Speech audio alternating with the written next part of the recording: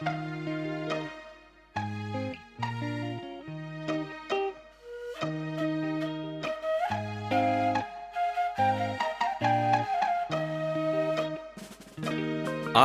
Конан Дойл. Пригоди Шерлока Холмса.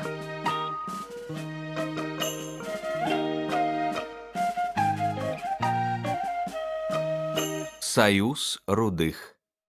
Пераклала Алена Козлова.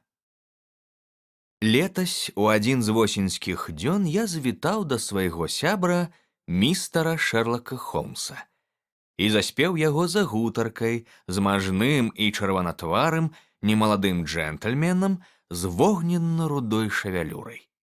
Я выбачыўся за тое, што з'явіўся без папярэджання і хацеў пайсці, але Холмс рашуча ўцягнуў мяне ў пакой і прычыніў дзверы. «Немагчыма ўявіць лепшага выпадку для вашага візіту, дарагі Вотсон», — сардэчна сказаў ён. «Мне падалося, вы заняты». «Так і ёсць, вельмі. Тады я пачакаю ў суседнім пакоі». «Ні ў якім разе. Містер Уилсон, гэты джентльмен шматкроць дапамагаў мне ў самых паспяховых справах, і я не сумняюся, што ў вашым выпадку ён будзе надзвычай карысным». Мажны джентльмен прыўзняўся з крэсла і адвесіў мне паклон. У яго маленькіх заплылых тлушчам вачах бліснула цікаўнасць. «Сядайце на казетку», — сказаў мне Холмс, заняўшы сваё месца ў фатэлі і злучыўшы пальцы рук лодачкай, як рабіў штораз, калі збіраўся паразважаць. «Я ведаю, дарагі Вотсон, што вы раздзяляеце маю прыхільнасць да ўсяго надзвычайнага, якое выбіваецца з тужлівай аднастайнасці шэрых будняў. Пра гэта сведчыць той імпэт, з якім вы ўзяліся апісваць, і калі даруеце мне такую заўвагу, часам падаваць мае сціплыя прыгоды занадта прыгожа». «Мяне напраўду вельмі зацікавілі вашы справы», — адказаў я. «Памятаеце, днямі перад тым, як узяцца за простую справу міс Мэры Сазерленд, я сказаў, што нават самае багатае ўяўленне няздольнае прапанаваць нам такіх дзіўных з'яў і нечаканасцяў, як жыццё». Сцверджанне, у якім я асмеліўся сумнявацца. «Так, доктар, але ўсё ж вам давядзецца раздзяліць маё меркаванне, бо я магу падмацаваць яго такой колькасцю прыкладаў, што пад ціскам фактаў вам не застанецца нічога іншага, як прызнаць маю рацыю. Вось, напрыклад, містер Явіс Уилсон завітаў да мяне сёння раніцай. Мяркуючы з таго, што ён паспеў расказаць, яго выпадак можа стацца адным з самых адметных за апошні час. Вам вядома, што, на маю думку, самыя дзіўныя і выключныя абставіны часцей датычаць дробных злачынстваў. А гэтым разам наогул незразумела, ці ўчыніў тут хто нешта ліхое. Пакуль я не магу зрабіць з пачутага выснову, ёсць тут злы намер ці не, але падзеі, несумненна, з самых незвычайных, якія толькі могуць быць. Містер Уилсон, ці не зробіце ласку паўтарыць тое, што ўжо мне расказалі? Я прашу не толькі таму, што мой сябар доктар Вотсон прапусціў пачатак гісторыі, але і таму, што асаблівы яе характар моцна мяне зацікавіў, і мне хочацца атрымаць як мага больш падрабязны аповед з вашых вуснаў. Зазвычай, калі я ў агульных рысах валодаю карцінай, гэтага хапае, каб параўнаць выпадак з тысячамі падобных здарэнняў, што прыходзяць мне ў галаву, але пакуль вымушаны прызнаць, што з такімі акалічнасцямі сутыкаюся ўпершыню. Мажны кліент самазадаволена выпнуў грудзі і выцягнуў з унутранай кішэні паліто брудную пакамечаную газету. Пакуль ён, падаўшыся наперад і расправіўшы газетную старонку на калене, шукаў патрэбнае месца ў калонцы аб'яў, я ўважліва разглядаў яго, спрабуючы па абліччы і вопратцы здагадацца, што за чалавек перада мной, як гэта рабіў Холмс. Але намаганні мае былі не дужа плённымі. Увесь выгляд наведніка казаў, што мы маем справу з нічым неадметным шараговым брытанскім гандляром, тлустым, пыхлівым і тугім на розум. На ім былі мехаватыя шэрыя нагавіцы з клятчастага цвіду, не сказаць, каб надта чысты чорны сурдут, гузікі якога ён расшпіліў, і шэра-карычневая камізэлька з цяжкім медным ланцужком, на якім вісела металічнае ўпрыгожанне з квадратнай адтулінай. Побач на фатэлі ляжалі яго паношаны цыліндр і выцвілае карычневае паліто з памятым аксамітным каўняром. Агляд не даў амаль нічога. Можна было адзначыць хіба што неверагодную рудзізну валасоў і выраз прыкрасці і незадаволенасці на твары. Мае спробы не засталіся таямніцай для пільнага вока Шэрлака Холмса. Заўважыўшы мае цікаўныя позіркі, ён з усмешкай паківаў галавой. Апроч відавочных прыкмет таго, што некалі містер Уілсон займаўся фізічнай працай, а цяпер нюхае тытунь, уваходзіць у масонскую ложу, пабываў у Кітаі і зусім нядаўна спісаў процьму папераў, я і сам не патраплю сказаць болей. Явіс Уілсон падскочыў на крэсле. Ён усё яшчэ прыціскаў да газеты ўказальны палец, але яго позірк скіраваўся на майго сябра. Але як, на прамілы бог, вы пра ўсё гэта даведаліся, містер Холмс? Выгукнуў ён. Як вы, напрыклад, здагадаліся, што я займаўся фізічнай працай? Бо гэта чысцюткая праўда? Я пачынаў як карабельны цясляр. Па вашых руках, мой дружа. Ваша правая рука заўважна большая за левую. Вы шмат працавалі, таму цягліцы на правай больш развітыя. Ну, а пра тытун тады і пра тое, што я масон? Мне не хочацца крыўдзіць вашу кемлівасць тлумачэннем, асабліва з улікам таго, што насуперак строгім правілам вашага ордэна вы носіце брошку з выявай цыркуля і навугольніка. Ваша праўда, зусім забыўся на гэта. А што наконт пісаніны?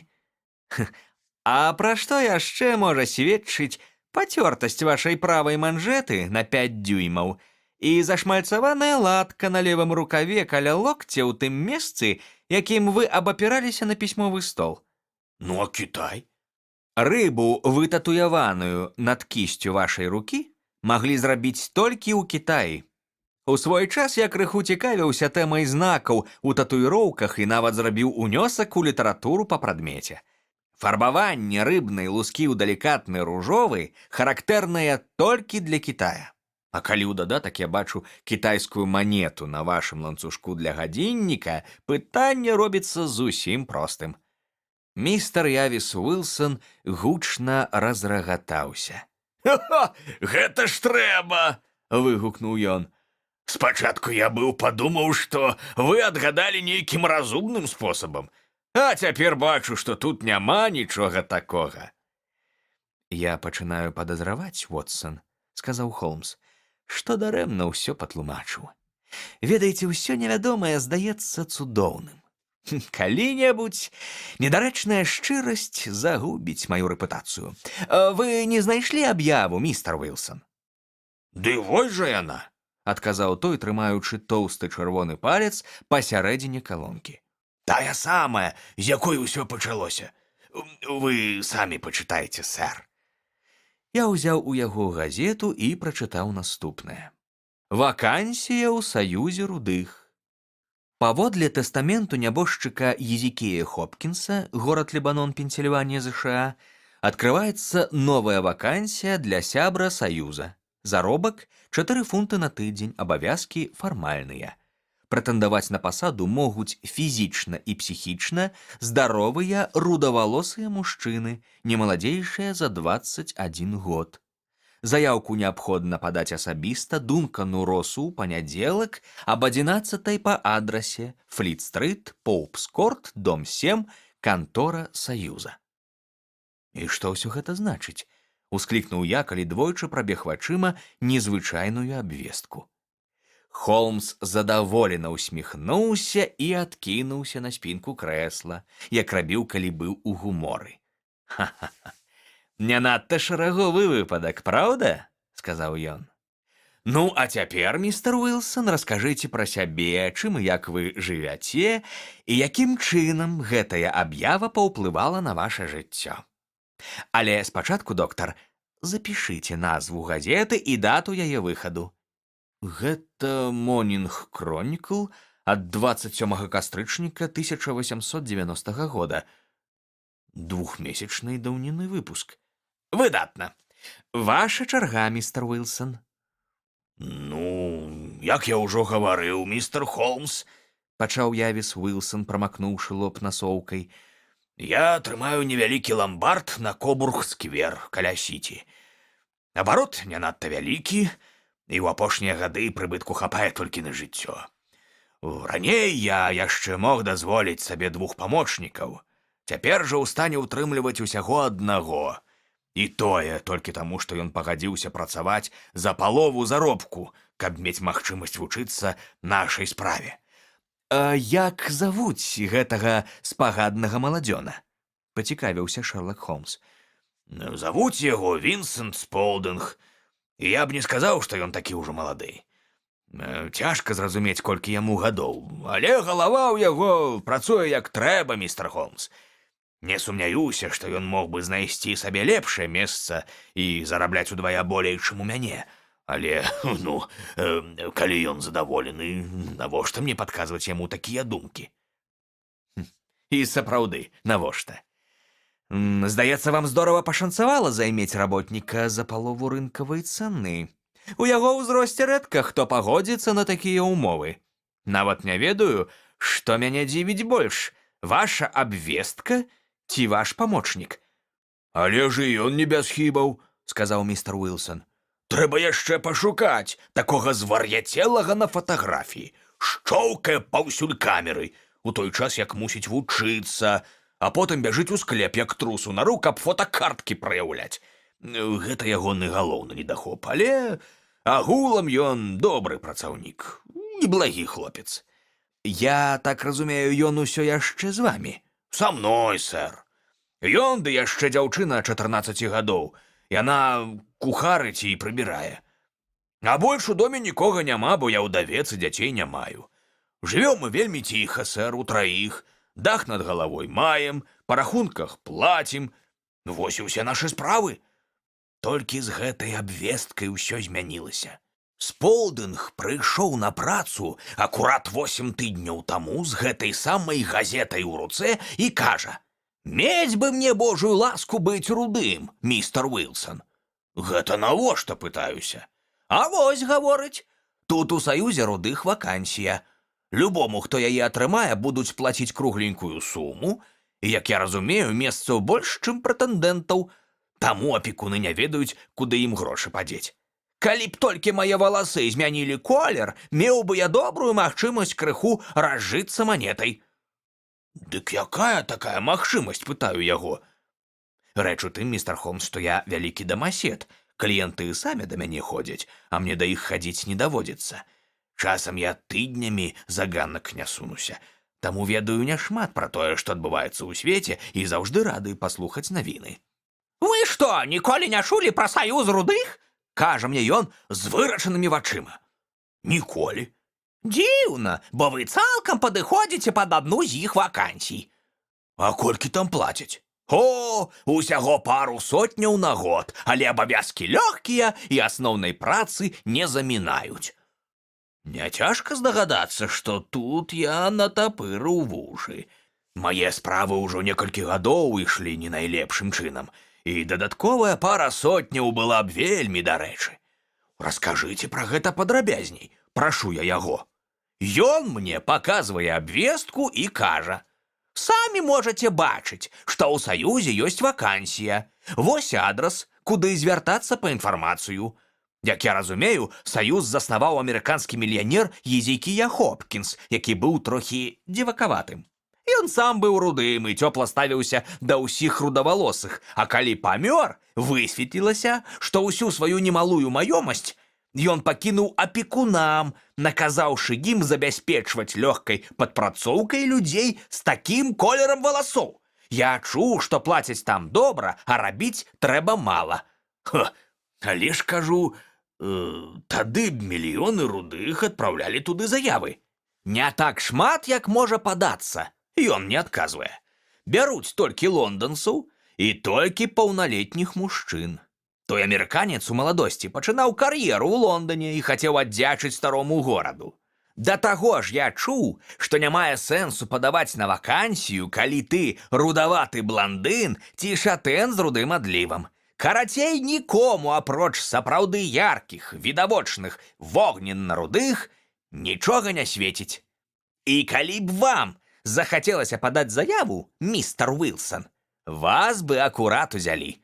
Але, мабыць, вам не захочацца асабліва варушыцца дзеля нейкай пары сотняў фунтаў на год. Валасы ў мяне, джентльмены, як вы самі можаце пераканацца, вельмі насычанага і багатага колеру. Таму мне падалося, што калі рэч менавіта ў гэтым, то я каму хочаш магу скласці канкурэнцыю. Вінсент Сполдинг выказаў вялікую абазнанасць у тэме. Таму я падумаў, што ён можа быць мне карысны, загадаў яму зачыніць жалюзі і ўзяў з сабой. Ён вельмі ўзрадаваўся выходнаму, мы замкнулі ламбард і выправіліся па адрасе, пазначаным у абвестцы. Наўрад ці мне давядзецца яшчэ калі-небудзь убачыць такое відовішча, містер Холмс. З поўначы, поўдня, усходу і захаду цягнуліся ў сіці ўсе, хто прачытаў абвестку і меў хаця б якую рудзізну. Фліт-стрыт была забітая рудымі, а Поупс-корт нагадваў вулічны латок з апельсінамі. Я і не думаў, што ў краіне набярэцца столькі рудых, колькі прыйшло па адной адзінай аб'яве. Там былі ўсе адценні: саламянае, лімоннае, апельсінавае, адценні цэглы, ірландскага сетара, пячонкі, гліны. Але, як Сполдинг і казаў, сапраўднага вогненна-рудога колеру было не так і шмат. Калі я ўбачыў, як шмат ахвочых, то хацеў бы ўкінуць дурное і пайсці. Але Сполдинг не жадаў і чуць пра гэта. Не знаю, як яму гэта ўдалося, але ён уплішчыўся між людзей, пацягнуў мяне за сабой, прасоўваў наперад і неўзабаве правёў скрозь натоўп да сходаў. Там было дзве плыні. Адны з надзеяй рухаліся ўверх, а іншыя з сумнымі тварамі спускаліся. Але мы, як і раней, праслізнулі міма і хутка зайшлі ў кантору. Ай, ваш расказ здаецца мне ў найвышэйшай ступені займальным, зазначыў Холмс, калі кліент спыніўся, каб асвяжыць успаміны ладнай панюшкай тытуню. Майце ж ласку, працягвайце свой надзвычай цікавы аповед. У канторы не было нічога, апроч пары драўляных крэслаў і простага стала, за якім сядзеў невысокі чалавек, яшчэ рудзейшы за мяне. Ён казаў некалькі слоў кожнаму кандыдату, які да яго падыходзіў, і штораз патрапляў знайсці нейкую хібу, якая рабіла таго непрыдатным. У такім святле атрымаць пасаду здавалася справай зусім нялёгкай. Тым не менш, калі падышла наша чарга, той карантыш паставіўся да мяне з нашмат большай прыхільнасцю, чым да ўсіх астатніх, і прычыніў дзверы, каб пагаварыць з намі прыватна. «Гэта містер Явіс Уилсон», — сказаў мой памочнік. «Ён жадае заняць вакансію ў Саюзе». «І ён найлепшым чынам нам пасуе», — адказаў той. «Адпавядае ўсім патрабаванням. Не прыгадаю, каб я бачыў штосьці настолькі цудоўнае». Ён адышоў на крок, задзёр галаву, нахіліўшы яе на бок, і пачаў так захоплена разглядаць мае валасы, што я ажно засаромеўся. Потым нечакана рвануўся наперад, сціснуў мне руку і цёпла павіншаваў з поспехам. «Сумнявацца тут не даводзіцца», — сказаў ён. «І ўсё ж я спадзяюся, што вы прабачыце мне неабходныя меры перасцярогі». З гэтымі словамі ён абедзвюма рукамі ухапіў мяне за валоссе і цягнуў, пакуль я не ўскрыкнуў ад болю. «Вашы вочы ўвільгатніліся», — сказаў ён, калі адпусціў мяне. «Мяркую, ўсё так, як і мусіць быць. Але мы вымушаныя быць асцярожнымі, бо двойчы нас падманвалі з дапамогай парыкоў і аднойчы з дапамогай фарбы. Я мог бы расказаць вам гісторыі пра шавецкі воск, якія пазбавілі б вас веры ў чалавечую дабрадзейнасць. Ён адышоў да акна і на ўсю моц крыкнуў, што вакансія занятая. Знізу пачуўся стогн расчаравання, і народ пачаў разыходзіцца ў розныя бакі, пакуль у ваколіцах не засталося ніводнага рудога, апроч мяне і майго наймальніка. «Мяне завуць Дункан Рос», – сказаў ён. «Я і сам адзін са стыпендыятаў фонду, які пакінуў наш высакародны дабрачынец. Вы жанатыя, містер Уилсон? У вас ёсць дзеці?» Я адказаў, што не. Ягоны твар адразу ж спахмурнеў. «Як недарэчы», – сказаў ён з прыкрасцю. «Гэта сапраўды вельмі важна. Мне шкада гэта чуць. Фонд, вядома ж, створаны для таго, каб рудыя множыліся і распаўсюджваліся і маглі ўтрымліваць свае сем'і. Так няўдала, што сродкі пойдуць на падтрымку галасцяка». У мяне выцягнуўся твар, містер Холмс, бо я падумаў, што не лёс мне атрымаць гэтую працу. Але па нядоўгім роздуме Рос запэўніў мяне, што ўсё мусіць быць добра. «Калі б вялося пра каго іншага, – сказаў ён, – гэтая перашкода аказалася б неадольнай. Але дзеля чалавека з такім выдатным колерам валасоў мы зробім выключэнне. Калі вы можаце прыступіць да выканання новых абавязкаў?» «Тут ёсць невялікая нязручнасць. Я ўжо маю бізнес», – заікнуўся я. «О, пра гэта не хвалюйцеся, містер Уилсон», – сказаў Вінсент Сполдинг. «Я прасачу за ім, замест вас». «А якія гадзіны працоўныя?» – запытаўся я. «З 10 до 2. У ламбард людзі збольшага ходзяць вечарамі, містер Холмс, галоўным чынам у чацвяргі і пятніцы, перад заробкам. Таму мне была б вельмі зручнай падпрацоўка ў ранішні час. Апроч таго, я ведаў, што памочнік мой чалавек надзейны і дасць рады ў любой справе». «Мне гэта вельмі пасуе», – сказаў я. «Аплата якая?» 4 фунты на тыдзень». «А абавязкі?» «Чыста намінальныя». «Што вы маеце на ўвазе пад намінальнымі абавязкамі?» «Ну, вам давядзецца прысутнічаць у канторы ці, прынамсі, у гэтым будынку ўвесь працоўны час. Калі сыдзеце, то назаўжды пазбавіцеся пасады. У тэстаменце гэты пункт вельмі ясна прапісаны. Калі пакідаеце кантору ў гэтыя гадзіны, то парушаеце ўмовы». «Гэта ўсяго 4 гадзіны ў дзень. Наўрад ці мне захочацца кудысьці пайсці», – сказаў я. «Тут нішто не можа лічыцца выбачэннем», – сказаў Дункан Рос. «Ні хвароба, ні справа, ні нешта іншае. Вы мусіце заставацца на месцы або страчваеце пасаду. Дык, а рабіць што трэба?» «Перапісваць энцыклапедыю Брытаніка. Вось тут у шафе стаіць першы том. Вы мусіце мець сваё чарніла, асадкі і прамакальную паперу. Мы вас забяспечваем вось гэтым сталом і крэслам. Заўтра зможаце пачаць?» «Вядома», – адказаў я. «Ну, то да сустрэчы, містер Явіс Уилсон. І дазвольце яшчэ раз павіншаваць вас з важнай пасадай, якую вам пашчасціла атрымаць». Потым мы раскланяліся, і я са сваім памочнікам пайшоў да хаты, не ведаючы, што пасля ўсяго казаць ці рабіць. Так я быў задаволены сваім шанцаваннем. І вось я разважаў пра гэтую справу ўвесь дзень і ўжо ўвечары зноў быў не ў гуморы, бо пераканаў сябе, што ўся гэтая заварушка, мабыць, вялікая афера, нейкае махлярства, хоць для чаго яно патрэбнае, не мог узяць нацям.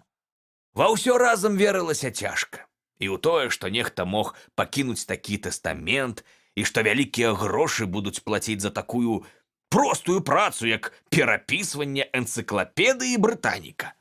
Вінсент Сполдинг як мог падбадзёрваў мяне, але перад сном я быў пэўны, што выходжу з гэтай справы. Тым не менш, Зранку я вырашыў усё ж схадзіць, зірнуць на тую працу. Купіў шклянку чарніла на пені, прыхапіў пер'явую асадку, 7 вялікіх аркушаў і выправіўся на паўбскорт. Я быў прыемна здзіўлены, што ўсё аказалася так, як мы дамаўляліся. Для мяне стаяў падрыхтаваны стол, і містер Дункан Рос быў на месцы, каб праверыць, ці выйшаў я на працу. Ён разгарнуў перада мной энцыклапедыю на літары А і неўзабаве пайшоў, але час ад часу вяртаўся, каб паглядзець, ці ўсё добра. А другой ён пажадаў мне добрага дня, пахваліў за колькасць перапісанага і замкнуў кантору. Так паўтаралася з дня ў дзень, містер Холмс, а ў суботу мой кіраўнік паклаў мне на стол 4 залатыя саверыны за тыднёвую працу. Гэтак жа было на наступным тыдні. І яшчэ праз тыдзень. Штораніцы я прыходзіў о 10 і сыходзіў у дзень а другой. Праз нейкі час містер Дункан Рос прыходзіў ужо толькі 1 раз уранку, а потым і зусім перастаў. І ўсё ж, вядома, я не адважваўся пакідаць кабінет ні на імгненне, бо не ведаў, калі той можа завітаць. Да таго ж, пасада была такая добрая і так мне падыходзіла, што я ніколі не рызыкнуў бы страціць яе. Гэтак мінула 8 тыдняў. І я ўжо перапісаў пра абатаў, і абісінію, і абмундзіраванне, і археалогію, і архітэктуру, і спадзяваўся пры належнай руплівасці неўзабаве дайсці да артыкулаў на Б. На перапіску пайшло даволі шмат паперы, спісаныя аркушы займалі амаль усю паліцу. І тут раптам прыйшоў канец усёй справе. Канец? Менавіта, сэр. Гэтай во самай раніцай. Як звычайна, я з'явіўся на працу о 10, але дзверы былі зачыненыя і замкнёныя, а пасярэдзіне прыбітая квадратная кардонка. Вось яна, можаце самі паглядзець. Ён паказаў нам кавалак белага кардону памерам з аркуш для нататак. Надпіс быў наступны: «Саюз рудых распушчаны. 9 кастрычніка 1890 года». Мы з Шэрлакам Холмсам сузіралі гэтую абвестку і маркотны твар госця, пакуль камізм сітуацыі не перамог усё астатняе і мы не разрагаталіся. «Не бачу тут нічога смешнага!» — выгукнуў наш кліент, пачырванеўшы да самых кончыкаў свайго вогненнага валосся. «Калі не можаце прыдумаць нічога лепшага, як пасмяяцца, дык я магу пайсці да каго іншага. Ха-ха! Не-не!» — паспяшаўся супакоіць кліента Холмс, вяртаючы яго на крэсла, з якога той ужо амаль ускочыў.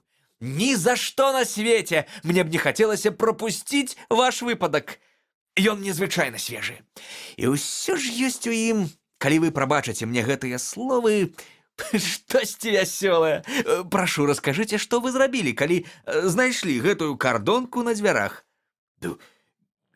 Я быў агаломшаны, сэр. Не ведаў, што і рабіць. Прайшоўся па канторах па суседстве, але, відаць, ніхто нічога не ведаў пра гэта. Нарэшце я зайшоў да дома ўладальніка, гэта бухгалтар, які жыве на 1-м паверсе, і спытаў у яго, што здарылася з саюзам рудых. Той адказаў, што ніколі не чуў пра такую арганізацыю. Тады я спытаў, хто такі Дункан Рос, і ён сказаў, што упершыню чуе гэтае імя. «Гэта ж джентльмен з канторы нумар 4, — сказаў я. «Такі рудавалосы?» «Так! О, — сказаў ён, — яго завуць Уильям Моррис.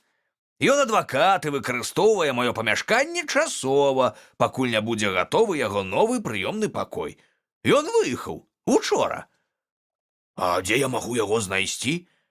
Ён даў мне новы адрас: Кінг-Эдвард-стрыт, 17, каля сабора святога Паўла. Я паехаў туды, містер Холмс, але там толькі мануфактура па вырабе штучных каленных чашачак, дзе ніхто ніколі не чуў ні пра містера Уильяма Морриса, ні пра Дункана Роса. «І што вы зрабілі потым?» — запытаўся Холмс. «Паехаў да хаты на Сакс-Кобрух-сквер, каб параіцца са сваім памочнікам.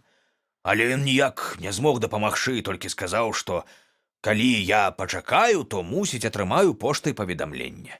Але мяне гэта не задаволіла, містер Холмс. Мне не хацелася страчваць такое месца без барацьбы.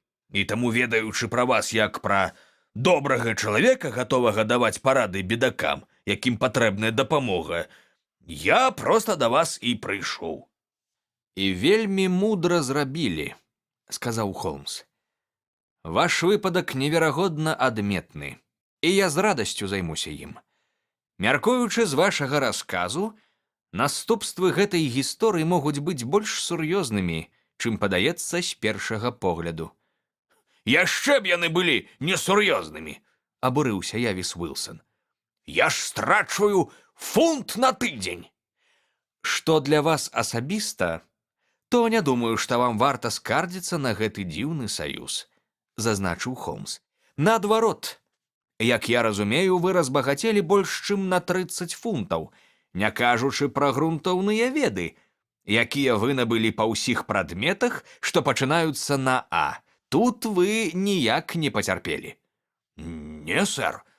Але я хачу даведацца пра той саюз, хто яны такія і чаго хацелі дамагчыся сваімі хітрыкамі, калі ўсё ж тут ёсць нейкія хітрыкі. Дарагаваты выйшаў іх жарт, каштаваў ім 32 фунты. Мы паспрабуем разабрацца з гэтым для вас. Для пачатку адкажыце на некалькі пытанняў, містер Уилсон. Гэты ваш памочнік, які звярнуў вашу ўвагу на абвестку, на той момант даўно ў вас працаваў? 10 месяц. А як вы яго знайшлі? Па аб'яве. Ён быў адзіны, хто прыйшоў? Не, прэтэндэнтаў быў цэлы тузін. А чаму вы абралі менавіта яго? Бо ён меў досвед і прасіў мала. Паўзаробку вы казалі. Так. Як выглядае гэты Вінсент Сполдынг? Нізкага росту, таўставаты, увішны такі. Вусы ў яго не растуць, хоць яму ўжо пад 30. А, на ілбе белы шнар ад кіслотнага апёку. Холмс сядзеў на крэсле заўважна ўзрушаны. Я так і думаў, сказаў ён. А вы не заўважылі, ці праколатыя ў яго вушы? Праколатыя, сэр. Ён мне сказаў, што ў дзяцінстве іх пракалола цыганка. Холмс задумаўся, адкінуўшыся на спінку крэсла. Ён усё яшчэ з вамі? Вядома, сэр. Я толькі што яго пакінуў. А кліенты да вас хадзілі ў вашу адсутнасць? Тут можна не хвалявацца, сэр. Уранку працы збольшага не бывае. Што ж, фактаў дастаткова, містер Уилсон. Праз дзень-два я з задавальненнем паведамлю вам, да якіх высноў прыйшоў. Сёння субота, і, спадзяюся, да панядзелка ў нас ужо будзе разгадка. Ну, што думаеце, Вотсон? Спытаўся Холмс, калі госць нас пакінуў. Ніводнай думкі, шчыра адказаў я. Вельмі дзіўны выпадак. Звычайна, сказаў Холмс, чым дзіўнейшай падаецца справа, тым менш дзівосаў яна ўтрымлівае. Найцяжэй разабрацца з тыповымі, нічым не адметнымі злачынствамі. Гэтак жа, як пазнаць чалавека з тыповым тварам. А тут, мяркую, я спраўлюся ў імгненне вока. З чаго ж вы пачняце? Запытаўся я. З курэння, адказаў мне ён. Гэта праблема на 3 люлькі, і я папрашу вас не размаўляць са мной 50 хвілін.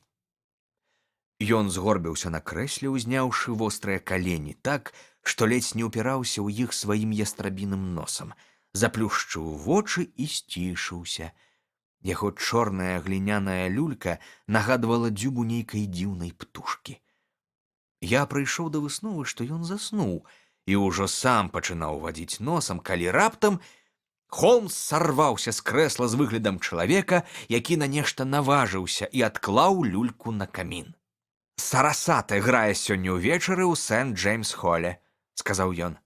«Вотсон, як думаеце, вашы пацыенты абыдуцца без вас некалькі гадзін?» «Я не заняты. Мая практыка не адбірае шмат часу». «Тады надзявайце капялюш і складзіце мне кампанію. Спачатку мне трэба ў сіці, а па дарозе можам дзе-небудзь паабедаць. Бачу, што ў праграме даволі шмат нямецкай музыкі, якая падабаецца мне больш за італьянскую ці французскую. У ёй больш рэфлексіі, а мне хочацца рэфлексаваць. Хадземце! Мы дабраліся на метро да Олдэрсгейта, адтуль крыху прайшліся да Сакс-Кобург-сквер, дзе разыграліся падзеі, пра якія мы чулі ранкам. Раён выявіўся заняпалым і цесным. 4 шэрагі старых будынкаў глядзелі на маленькі сквер, дзе за агароджай удзірванелы газон з некалькімі бляклымі кустамі лаўравішань змагаўся за жыццё ў неспрыяльных умовах атручанага чадам паветра. 3 пазалочаныя шары і карычневая шыльда з надпісам белай фарбай «Явіс Уилсон» на вуглавым доме паказвалі на тое, што менавіта тут вядзе справу наш рудавалосы кліент.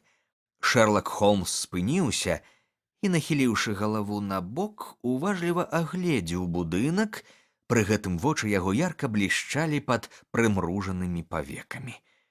Потым ён нетаропка прайшоўся далей па вуліцы, а затым назад дарога, усё гэтак жа дапытліва паглядаючы на дамы. Нарэшце ён вярнуўся да ламбарда і папярэдне двойчы ці тройчы моцна стукнуўшы па ходніку кіем, падышоў да дзвярэй і пагрукаў. Іх імгненна адчыніў прыемны з твару чыста паголены хлопец, які запрасіў Холмса ўвайсці. «Дзякуй, я проста хацеў спытацца, як прайсці адсюль да Стрэнда», — сказаў Холмс. «3 паварот направа, 4 налева», — хутка адказаў памочнік, зачыняючы дзверы. «Кемлівы хлопец», — заўважыў Холмс, калі мы пайшлі адтуль. «Мяркую, 4 па кемлівасці ў Лондане, а па дзёрзкасці можа прэтэндаваць і на 3 месца. Я ведаю пра яго тое-сёе». Відавочна, што памочнік містера Уилсона сыграў не апошнюю ролю ў таямнічай гісторыі з саюзам рудых. Я ўпэўнены, што вы спыталіся пра дарогу толькі каб разгледзець яго. Не яго. А што тады? Яго штаны на каленях. І што вы ўбачылі? Тое, што і чакаў убачыць. А чаму вы стукалі па ходніку? Дарагі доктар, цяпер час для назіранняў, а не для гутарак. Мы выведнікі ў тыле ворага і ўжо штосьці ведаем пра Сакс-Кобург-сквер. А зараз давайце паглядзім, што месціцца па суседстве. Вуліцу, на якую мы выйшлі, павярнуўшы за рог закінутага раёна Сакс-Кобург-сквер, уяўляла сабой поўную яму супрацьлегласць. Гэтак жа карціна адрозніваецца ад свайго адваротнага боку. Гэта была адна з галоўных магістраляў сіці, па якой транспарт рухаўся на поўнач і захад. Па дарозе шчыльнымі шэрагамі ў процілеглых кірунках ішлі 2 плыні экіпажаў. На ходніку было не прапхнуцца ад працоўнага люду, які спяшаўся па сваіх справах. Калі мы глядзелі на шэраг дарагіх крам і велічных будынкаў, было нават цяжка ўявіць, што адваротным бокам яны выходзяць на непрыкметны і занядбаны сквер, які мы толькі што пакінулі. «Дазвольце, я зраблю агляд», — сказаў Холмс, спыніўшыся на рагу і акідаючы вокам вуліцу. «Хачу запомніць парадак дамоў. Збіраць дакладныя веды пра Лондан маё хобі. Вось тытунёвая крама Мортымера, газетны кіёск, кобургскае аддзяленне гарадскога і прыгараднага банка, вегетарыянская рэстарацыя, карэтнае дэпо Макфарлена. Далей пачынаецца наступны квартал. А зараз, доктар, паколькі мы з вамі зрабілі справу, час адпачыць. Спачатку сэндвіч і філіжанка кавы, а потым у свет чароўнай скрыпкі, дзе ўсё слодыч, далікатнасць і гармонія, і няма ніякіх рудых кліентаў, якія б назалялі нам сваімі загадкамі. Мой сябра быў заўзятым музыкам, і прытым не толькі здольным выканаўцам, але і кампазітарам немалога таленту. Рэшту дня ён прабавіў у партэры з выразам найвышэйшага шчасця на твары, аддаючыся мелодыі і злёгку водзячы ў паветры доўгімі тонкімі пальцамі. У далікатнай усмешцы на твары, адсутным і летуценным позірку Не было нічога ад учэпістага Холмса, нястомнага Холмса, кемлівага шпега, дапытлівага вышукальніка. Так выяўлялася дваістасць яго цэльнай натуры. Я часта думаў пра тое, што яго надзвычайныя дакладнасці востры розум сілкуюцца момантамі, калі паэтычна-сузіральны настрой цалкам валодае ім. Ён увесь час вагаўся паміж двума полюсамі, ад скрайняй млявасці да неўтаймаванай энергічнасці, і я добра ведаў, якая бура наспявае, калі ён днямі на вылёт сядзеў у фатэлі, заглыблены ў музычныя імправізацыі ці старадрукі з гатычнымі літарамі. На змену гэтаму стану на яго раптам находзіла апантанасць пагоняй, і яго бліскучая логіка ўзрастала да ўзроўню інтуіцыі, калі людзі, незнаёмыя з метадамі Холмса, пачыналі глядзець на яго з недаверам, як на чалавека, чые веды пераўзыходзяць магчымасці простых смяротных. Калі я ўбачыў яго тым вечарам, так аддадзенага музыцы ў Сент-Джеймс-холе, я зразумеў, што для тых, каго ён вырашыў упаляваць, надыходзяць змрочныя часіны. «Вы, вядома, хочаце пайсці да хаты, доктар», — сказаў ён мне, калі мы выйшлі. «Так, было б някепска. А ў мяне ёсць справа на некалькі гадзін. Гісторыя на Кобург-сквер сур'ёзная». «Чаму сур'ёзная?» «Тут плануецца буйное злачынства. Я маю падставы думаць, што мы паспеем яго спыніць. Але тое, што сёння субота, ўсё ускладняе. Увечары мне спатрэбіцца ваша дапамога». «А якой гадзіне?» «А 10:00 будзе ў самы раз». «Буду о 10:00 на Бейкер-стрыт». «Выдатна. І паслухайце, доктар, можа стацца, што там будзе небяспечна. Зрабіце ласку. Пакладзіце ў кішэню рэвальвер, які застаўся ў вас са службы». Ён махнуў мне рукой, павярнуўся і імкліва знік у натоўпе. Даю слова, што я не дурнейшы за іншых, але маючы справу з Шэрлакам Холмсам, я часта пачуваўся прыгнечаным праз пачуццё ўласнай тупасці. Вось жа я чуў тое самае, што і ён, назіраў тое самае. Але з яго слоў вынікала, што ён ясна бачыў не толькі ўжо здзейсненае, але і тое, што яшчэ мае здзейсніцца. У той час, як для мяне ўсё заставалася гэткім жа заблытаным і абсурдным. Едучы да хаты ў Кенсінгтон, я спрабаваў прыгадаць усе дэталі гэтай гісторыі, ад дзіўнага расказу рудавалосага капіявальніка энцыклапедыі да нашага візіту на Сакс-Кобург-сквер і злавесных слоў, якія сказаў мне Холмс на развітанне. Што за начная вылазка нас чакала, і чаму мне трэба браць рэвальвер? Куды мы збіраліся ісці, што рабіць? Холмс даў зразумець, што той гладкашчокі памочнік у ламбардзе грозны супернік, чалавек, які, магчыма, вядзе гульню з высокімі стаўкамі.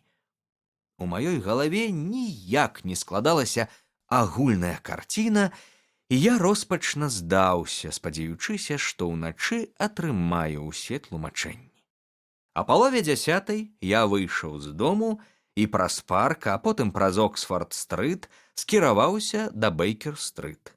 Ля дзвярэй майго сябра стаялі 2 экіпажы, а калі я зайшоў у вітальню, то пачуў галасы зверху. Па лесвіцы я ўзняўся ў пакой Холмса і ўбачыў, што той ажыўлена гутарыць з 2 наведнікамі, агентам паліцыі Пітарам Джонсам і незнаёмым мне цыбатым і сумным чалавекам у бліскучым цыліндры і гнятліва бездакорным сурдуце. «Ха! Уся кампанія ў зборы!» — сказаў Холмс, зашпільваючы верхні гузік марской курткі і здымаючы з паліцы цяжкае дзяржальна ад паляўнічай пугі. «Вотсон, вы, мусіць, памятаеце містера Джонса са Скотланд-ярда.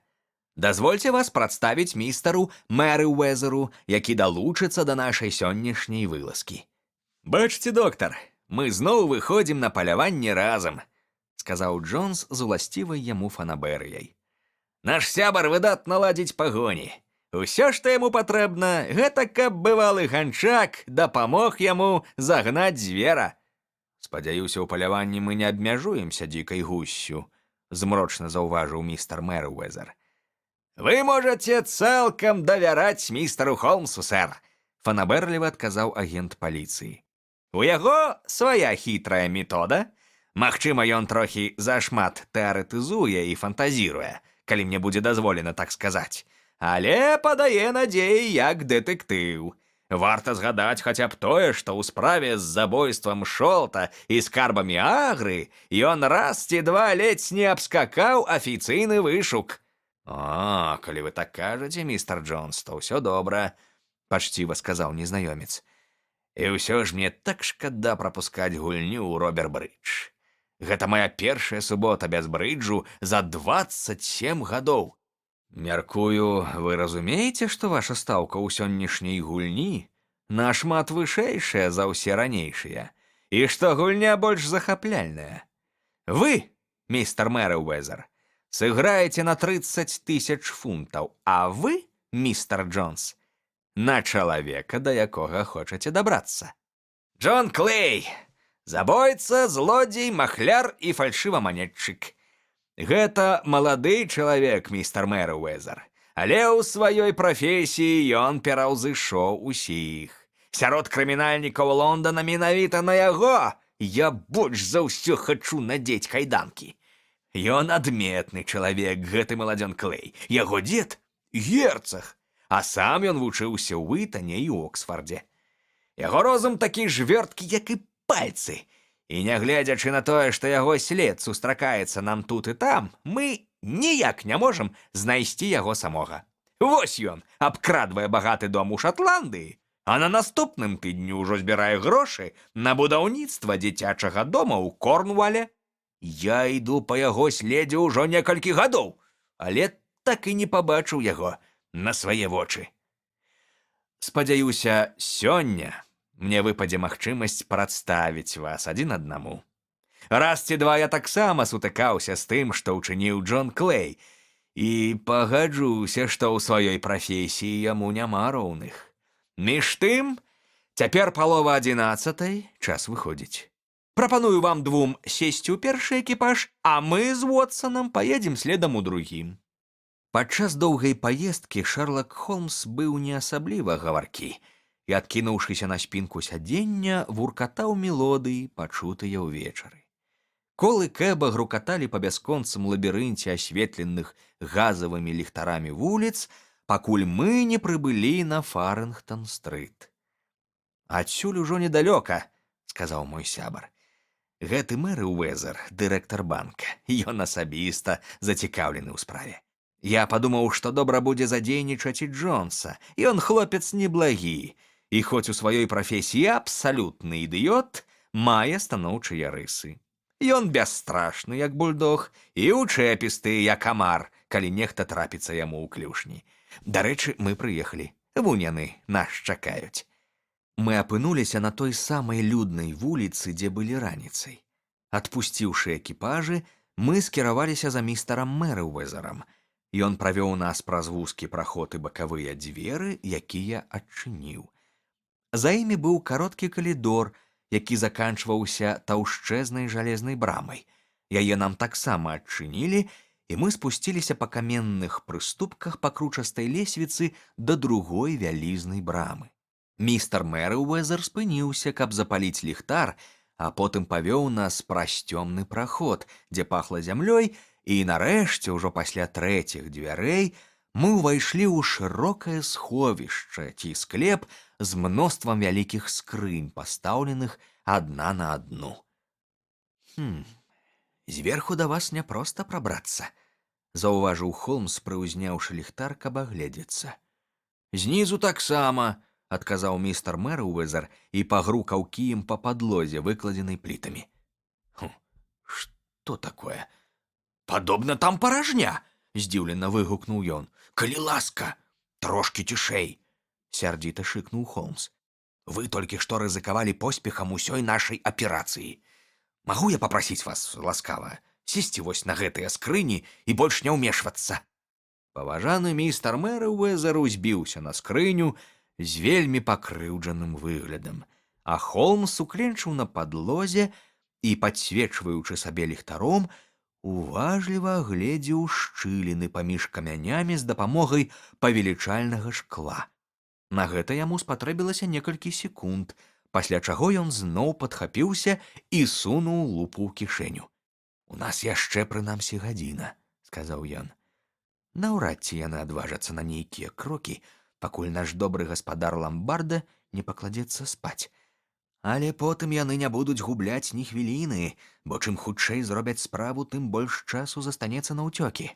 Доктар, як вы, безумоўна, ўжо здагадаліся, мы знаходзімся ў сховішчы гарадскога аддзялення аднаго з галоўных лонданскіх банкаў. Містер Мерыуэзер — старшыня рады дырэктараў, і ён патлумачыць вам, чаму самыя дзёрзкія крымінальнікі Лондана сёння маюць асаблівую цікавасць менавіта да гэтага сховішча». «Усё праз наша французскае золата», — шапнуў дырэктар. «Нас неаднакроць папярэджвалі, што на яго могуць паквапіцца». «Французскае золата? Менавіта. Некалькі месяцаў таму нам выпала магчымасць падмацаваць свае рэсурсы, і з гэтай мэтай мы пазычылі 30 000 напалеандораў у банка Францыі. Нейкім чынам вонкі прасачылася інфармацыя, што мы не распакавалі грошы, яны ўсё яшчэ ляжаць у сховішчы. У скрыні, на якой я сяджу, 2000 напалеандораў, перакладзеных свінцовай фольгай. Наш залаты запас нашмат больш за той, што звычайна захоўваецца ў асобным банкаўскім аддзяленні. Гэтая акалічнасць вельмі непакоіла раду дырэктараў». «І далёка не беспадстаўна», — заўважыў Холмс. «А зараз самы час падрыхтавацца. Мяркую, што праз гадзіну справа ўжо будзе зробленая, але пакуль што, містер Мерыуэзер, трэба прыкрыць ліхтар шторкай». «І сядзець у цемры?» «На жаль. Я паклаў у кішэню калоду карт са спадзевам, што паколькі нас чацвёра, вы ўсё ж атрымаеце сваю партыю ў Робер-брыдж. Але бачу, вораг ужо блізка, таму мы не можам рызыкаваць, пакідаючы святло. Перш за ўсё трэба заняць пазіцыі. Гэта дзёрзкія людзі, і хоць мы будзем для іх нечаканай нязручнасцю, яны могуць быць небяспечнымі, калі не засцерагчыся. Я стану за гэтай скрыняй, а вас папрашу схавацца за вунь тымі. Калі я запалю святло, неадкладна хапайце злодзеяў. Вотсон, калі яны стрэляць, не вагайцеся і страляйце ў іх таксама». Я ўзвёў курок і паклаў рэвальвер на драўляную скрыню, за якой мне давялося скурчыцца. Холмс спусціў шторку ў лямпы, і нас агарнула абсалютная цемра, з якой я ніколі раней не сутыкаўся. Толькі пах гарачага металу сведчыў, што святло ўсё яшчэ з намі, гатовае разліцца ў імгненне вока. Праз напружанае чаканне мае нервы былі напятыя як струны, таму раптоўны змрок і халоднае сырое паветра сутарэнняў прыгняталі. «Шлях да адступлення ў іх толькі адзін», — шапнуў Холмс. «Назад праз дом на Сакс-Кобург-сквер. Спадзяюся, вы зрабілі тое, аб чым я вас прасіў, Джонс? Ля галоўнага ўвахода чакаюць інспектар і 2 афіцэры. Значыць, мы перакрылі ўсе выхады. Цяпер нам трэба стаіцца і чакаць». Як мы ператрывалі гэты час? Пазней, пераглядаючы запісы, я падлічыў, што прайшла ўсяго гадзіна з чвэрцю. Але тады мне падалося, што прамінула амаль цэлая ноч, і наверсе ўжо разгараўся світанак. Я стаміўся і здранцвеў, бо баяўся варушыцца, але ўсё ж быў напагатове. Мой слых так абвастрыўся, што я не толькі чуў сцішанае дыханне кампаньёнаў, але і мог адрозніць глыбейшае і цяжкае дыханне мажнога Джонса ад тонкіх гукаў, якія выдаваў дырэктар банка. Са свайго месца я меў магчымасць паглядаць паўзверх скрыні на падлогу. Раптоўна мой позірк ухапіў пробліск святла. Спярша гэта быў слабы бляск паміж каменнымі плітамі, які разросся ў жоўтую лінію. А потым знянацку бязгучна адкрылася нейкая адтуліна, адкуль паказалася рука, белая, падобная да жаночай, якая абмацала асветлены лапік падлогі. Хвіліну ці больш гэтая рука з рухавымі пальцамі вытыркалася з падлогі. Потым яна знікла гэтак жа нечакана, як і з'явілася. Усё зноў ахутала цемра, і толькі тонкая палоска святла пазначала расколіну паміж камянямі. Але цягнулася гэта нядоўга. Адзін з шырокіх белых камянёў цяжка пасунуўся ўгару і адваліўся ў бок. На яго месцы цяпер зеўрала квадратная дзіра, з якой струменілася святло ліхтара. Адтуль паказаўся гладкашчокі хлапечы твар і цікаўна агледзеўся. Потым дзве рукі ўхапіліся за берагі праёма, паказаліся плечы і тулава, і нарэшце чалавек, абапёршыся на калена, вылез цалкам. У наступны момант ён ужо стаяў побач з праёмам і выцягваў свайго супольніка, такога ж спрытнага і невысокага, як і ён сам, з вельмі светлай скурай і кучмай надзвычай рудога валосся. «Усё чыста!» — шапнуў ён. «Давай сюды стамеску і торбы! Твой жа чорт! Назад, Арчі, назад! Я сам разбяруся!» Тут Шэрлак Холмс схапіў нязванага госця за каўнер.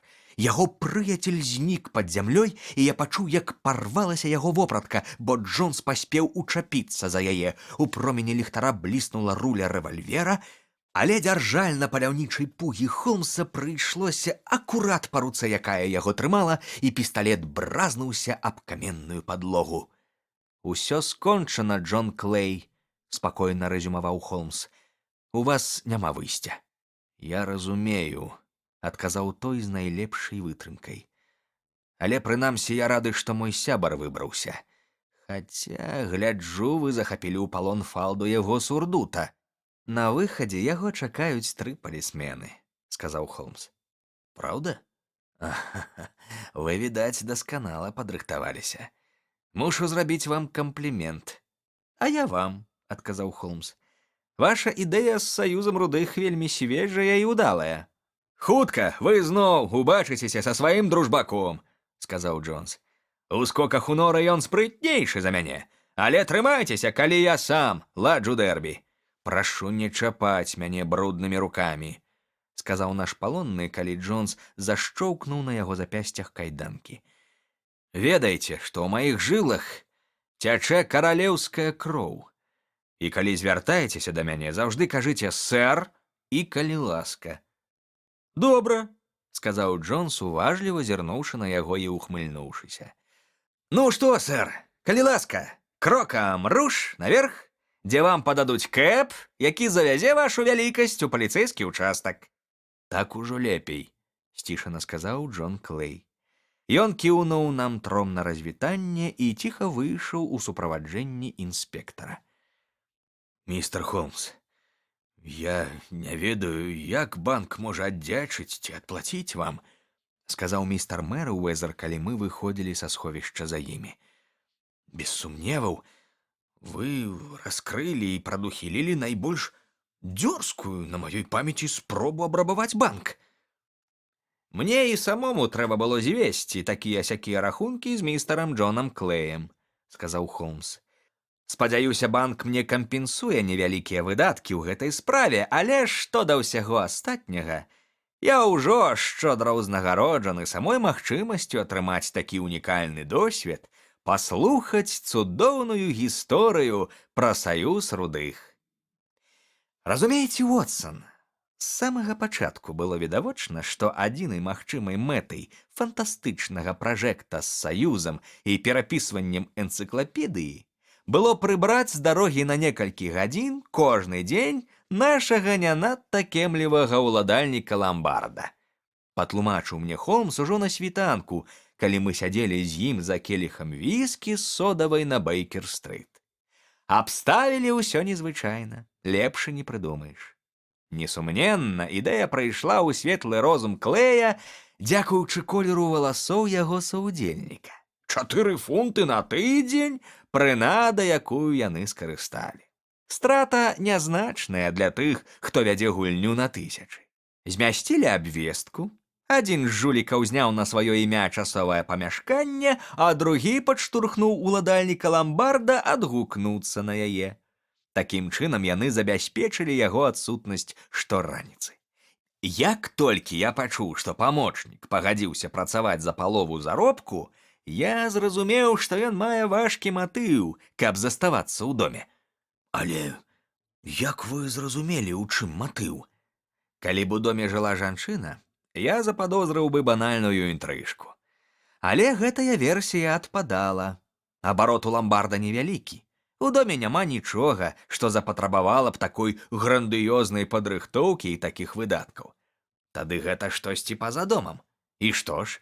Я падумаў пра захапленне памочніка фатаграфіяй і тое, што ён часта наведваў склеп. Склеп! Вось і канец заблытанай вяровачкі. Я правёў маленькае расследаванне што да асобы загадкавага памочніка і вось што высветліў. Мы маем справу з адным з самых разумных і дзёрзкіх крымінальнікаў Лондана. Ён чымсьці займаўся ў склепе, чымсьці, што забірала ў яго шмат гадзін на дзень да канца месяца.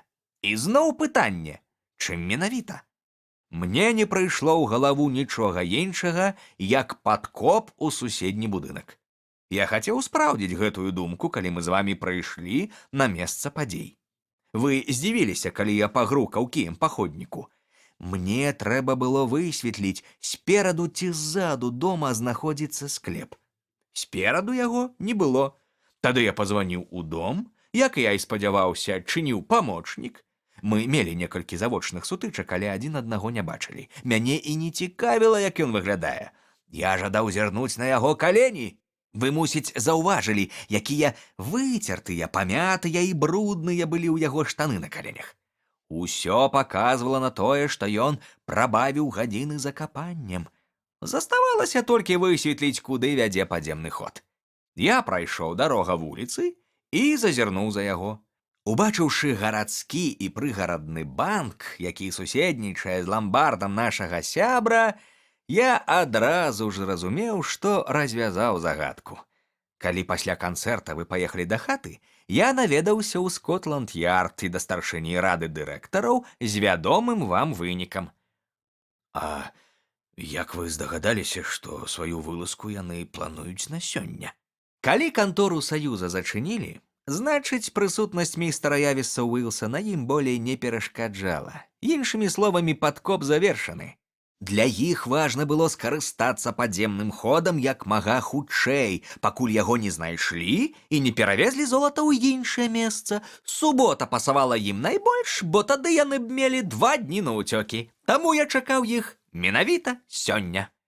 Ваша логіка проста бліскучая, усклікнуў я са шчырым захапленнем.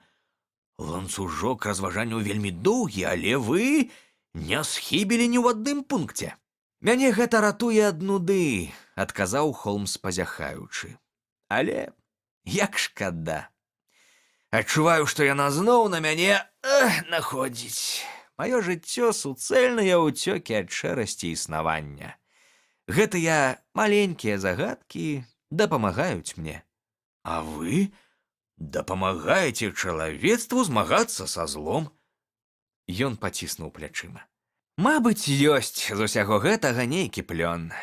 Чалавек нішто, справа ўсё, як напісаў у лісце да Жорж Санд Гюстаў Флабер.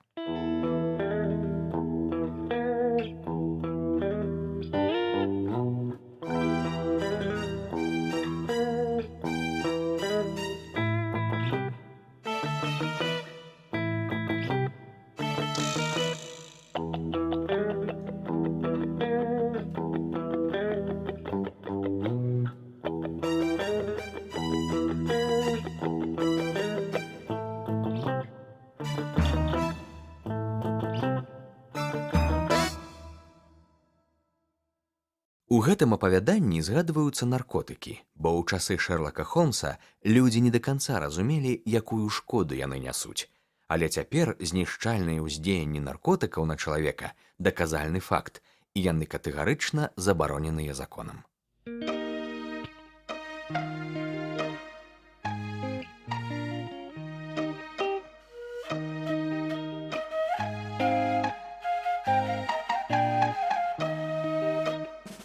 Скандал у Багеміі.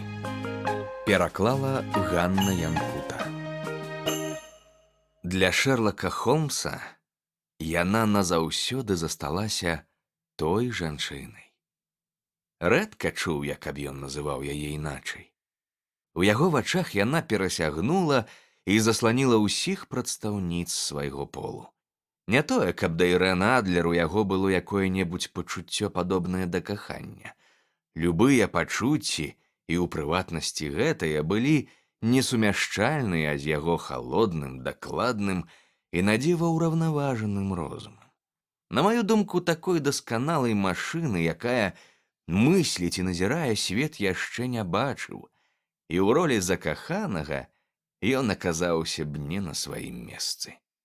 Пра пяшчотныя пачуцці ён заўсёды згадваў толькі са з'едлівасцю і насмешкай. Пяшчотныя пачуцці былі для яго цудоўным аб'ектам для назірання, выключным сродкам сарваць покрыва з чалавечых пабуджэнняў і ўчынкаў. Калі трэніраваны мысляр дазволіць такім пачуццям уварвацца ў свой дакладна і бліскуча ўпарадкаваны ўнутраны свет, яны прынясуць туды бязладнасць, якая паставіць пад сумнеў усе дасягненні яго думкі. Пясчынка, якая трапіла ў тонкі механізм, ці трэшчынка на адным з яго моцных лінзаў, не зрабілася б такім бедствам, як вялікае пачуццё для такога чалавека, як ён. І ўсё ж адна жанчына для яго існавала. І жанчынай гэтай была памерлая ўжо Ірэн Адлер, асоба з цьмяным і вельмі сумнеўным мінулым. Апошнім часам я рэдка бачыўся з Холмсам. Маё вяселле раскінула нас у розныя бакі. Усю маю увагу забрала бясхмарнае шчасце і прыемныя хатнія клопаты, якія з'яўляюцца ў чалавека, які першы раз у жыцці робіцца гаспадаром сямейнага агменю. Холмс жа, чыя бадзяжная душа пазбягала таварыства, заставаўся ў нашых пакоях на Бейкер-стрыт, занураны ў старыя кнігі, і з тыдня ў тыдзень кідаўся ад какаіну да бурнай дзейнасці, чаргуючы наркатычную дрымоту і ўласцівую яго натуры шалёную актыўнасць. Як і раней, ён быў глыбока захоплены расследаваннем злачынстваў і скіроўваў свае цудоўныя здольнасці і неверагодную назіральнасць на раскрыццё спраў і разгадку таямніц, ад якіх афіцыйная паліцыя адмаўлялася як ад безнадзейных. Час ад часу да мяне даляталі цьмяныя чуткі пра яго здзяйсненні, пра паездку ў Адэсу з нагоды забойства Трэпава, расследаванне загадкавай смерці братоў Аткінсонаў у Трынкамалі і, ўрэшце, пра вельмі далікатныя і паспяховыя розшукі, праведзеныя на просьбу галандскай уладнай сям'і. Аднак, апроч гэтых урыўкавых сведчанняў пра яго дзейнасць, якія я атрымліваў разам з іншымі чытачамі з газет, пра былога сябра і кампаньёна я ведаў мала. Аднаго вечару, дзесьці ў трэцяй дэкадзе сакавіка 1888 году, я вяртаўся ад пацыента, бо цяпер зноў меў прыватную практыку, і дарога мая ляжала праз Бейкер-стрыт. Мінаючы незабыўныя дзверы, назаўсёды звязаныя ў маім сэрцы з перыядам жаніхоўства і са змрочнымі падзеямі, апісанымі ў эцюдзе ў Пунсовым, я адчуў вострае жаданне зноў убачыць Холмса і даведацца, чым цяпер заняты гэты выбітны розум. У пакоі гарэла яркае святло, і калі я зазірнуў у вакно, то ўбачыў яго высокую хударлявую фігуру, якая цёмным сілуэтам двойчы прамільгнула за гардзінамі. Апусціўшы галаву і склаўшы рукі за спінаю, ён узбуджана і імкліва мераў крокамі пакой. Я ведаў усе яго настроі і звычкі, а таму карціна гэтая шмат пра што мне сказала. Ён зноў узяўся за працу, ён строс наркатычныя мроі і ішоў свежымі слядамі новай загадкі.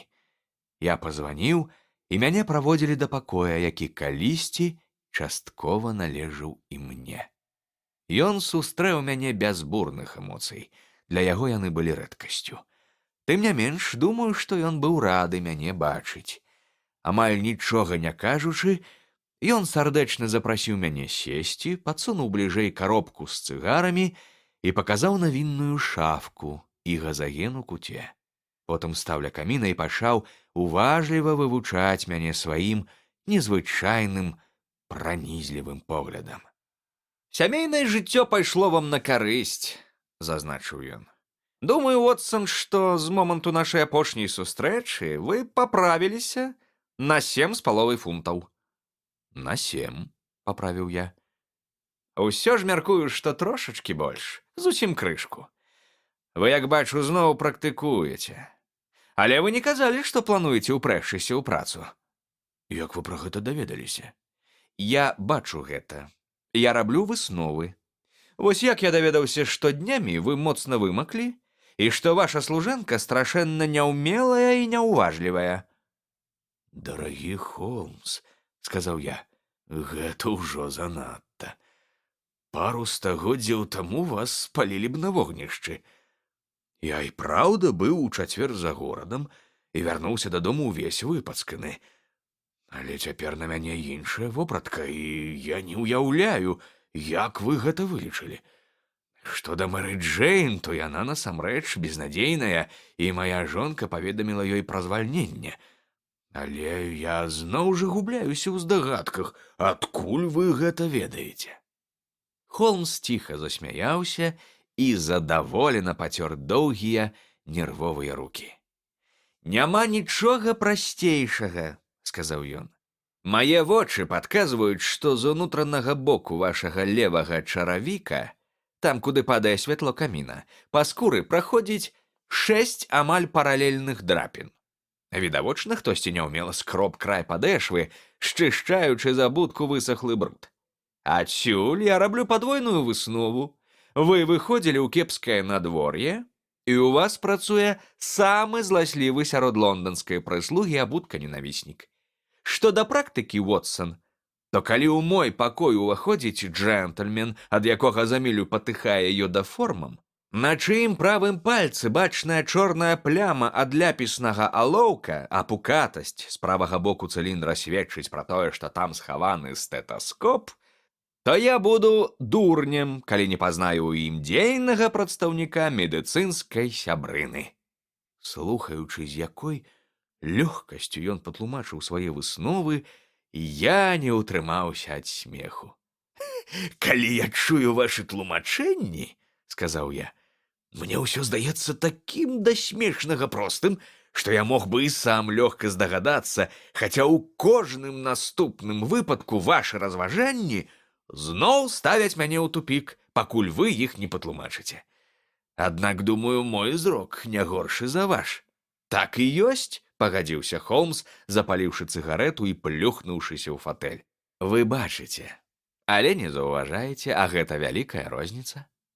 Вось, напрыклад, вы часта бачылі прыступкі, якія вядуць з вітальні ў гэты пакой?» «Часта». «Як часта?» «Ну, разоў 100, не менш». «І колькі іх там?» «Колькі? Адкуль мне ведаць?» «Вось!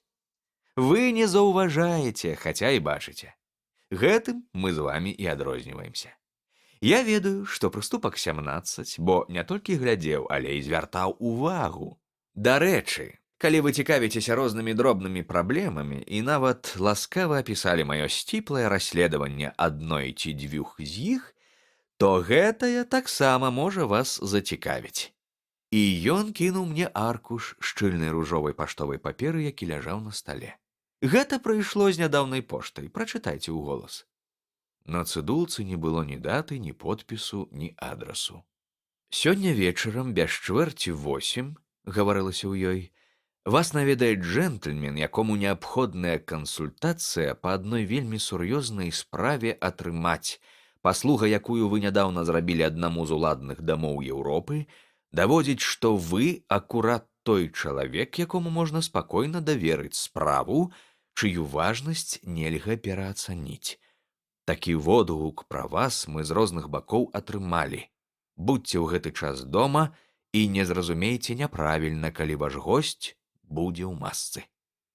«Гучыць і праўда загадкава», — заўважыў я. Як вы думаеце, што гэта значыць?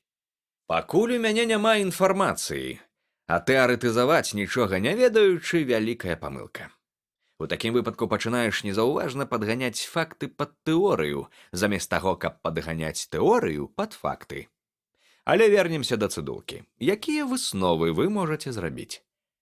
Я ўважліва агледзеў сам ліст і паперу, на якой ён быў напісаны. Аўтар паслання, імаверна, досыць заможны, адзначыў я, спрабуючы пераняць прыёмы сябра. Такая папера каштуе не танней, чым паўкроны за пачак. Яна надзвычай шчыльная і моцная. Надзвычай, гэта вы правільна сказалі, пагадзіўся Холмс. Гэта ўвогуле не англійская папера. Паглядзіце на яе супраць святла.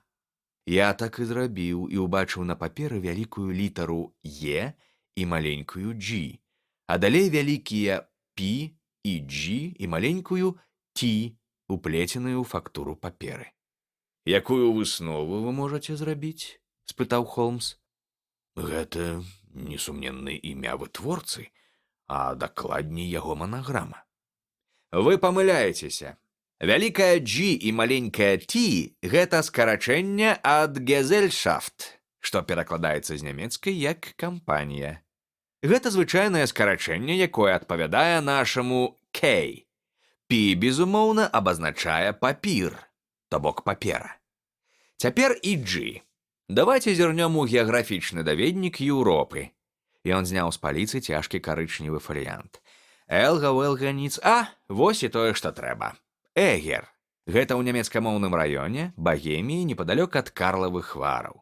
Вядомы як месца смерці генералісімуса Валенштайна, а таксама дзякуючы шматлікім гутам і папяровым фабрыкам. Хлопча, якія высновы можаце вы зрабіць? Яго вочы заблішчэлі, і ён пераможна выпусціў з цыгарэты вялікае блакітнае воблака. «Папера зробленая ў Багеміі», — сказаў я. «Менавіта. Аўтар цыдулкі — немец. Вы звярнулі ўвагу на незвычайную будову сказа. Такі водгук пра вас мы з розных бакоў атрымалі. Француз ці рускі такога б не напісаў. Толькі немцы абыходзяцца з дзеясловамі так непачціва. І нам засталося толькі даведацца, чаго гэты немец, які піша на багемскай паперы і лічыць за лепшае хаваць твар пад маскай, ад нас хоча. А вось, калі я не памыляюся, і ён сам. Ён і адкажа на ўсе нашы пытанні. На гэтых словах мы пачулі рэзкі стук конскіх капытоў і грукат колаў, што зачапілі ходнік, а потым не менш рэзкі гук званка. Холмс прысвіснуў. «Парны экіпаж, мяркуючы па гуках», — сказаў ён і, выглянуўшы з акна, працягнуў. «Так і ёсць. Багатая карэта і пара прыгажуноў. 150 гіней за кожнага. На благі канец, Уотсон, справа будзе прыбытковая». «Думаю, Холмс, мне лепей сысці. Ні ў якім разе, доктар. Заставайцеся на месцы.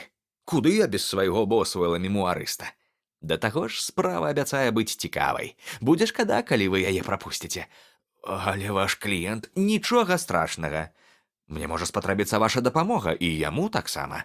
А вось і ён. Сядайце ў гэты фатэль, доктар, і аддайце нам усю сваю ўвагу». Цяжкія марудныя крокі, чутныя на лесвіцы і ў калідоры, спыніліся перад нашымі дзвярыма. Потым пачуўся гучны і ўладны грук. «Заходзьце», — сказаў Холмс. Увайшоў чалавек геркулесаўскага целаскладу, ростам наўрад ці ніжэйшы за 6 футаў і 6 дюймаў. Апрануты ён быў так багата, што ў Англіі гэтае багацце прыпісалі б кепскаму густу. Закаўрашы і адвароты яго двухбортнага паліто былі аблямаваныя цяжкім каракулем, а накінуты на плечы цёмна-сіні плашч гарэў ярка-чырвонай аксамітнай падкладкай і мацаваўся на шыі з прашкай з прыгожага берылу. Халявы ботаў, што даходзілі да сярэдзіны лытак, былі аздобленыя шыкоўным карычневым футрам, дапаўняючы ўражанне варварскае раскошы, якое стварала яго аблічча.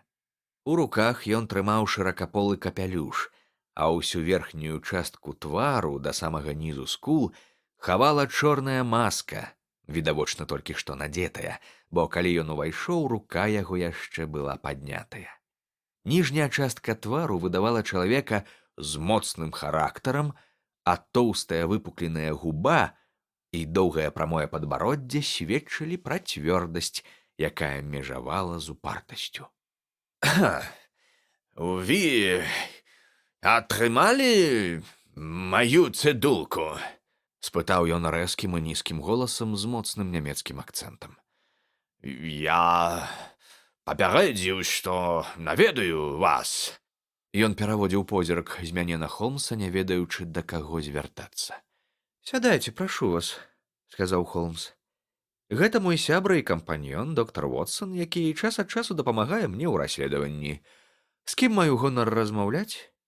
«Можаце называць мяне графам фон Крамам, багемскім арыстакратам. Я правільна разумею, што гэты джентльмен, ваш сябар, чалавек гонару і разважнасці, і я магу давяраць яму гэтай надзвычай сур'ёзнай справе.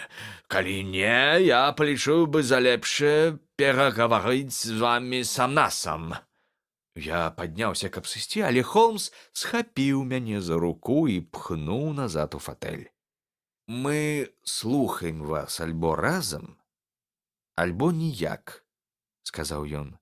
«У прысутнасці гэтага джентльмена вы можаце расказваць усё, што сказалі б мне сам-насам». Граф паціснуў шырокімі плячыма.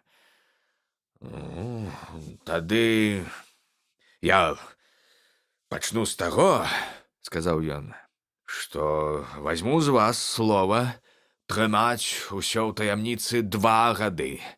Пасля справа страціць значэнне.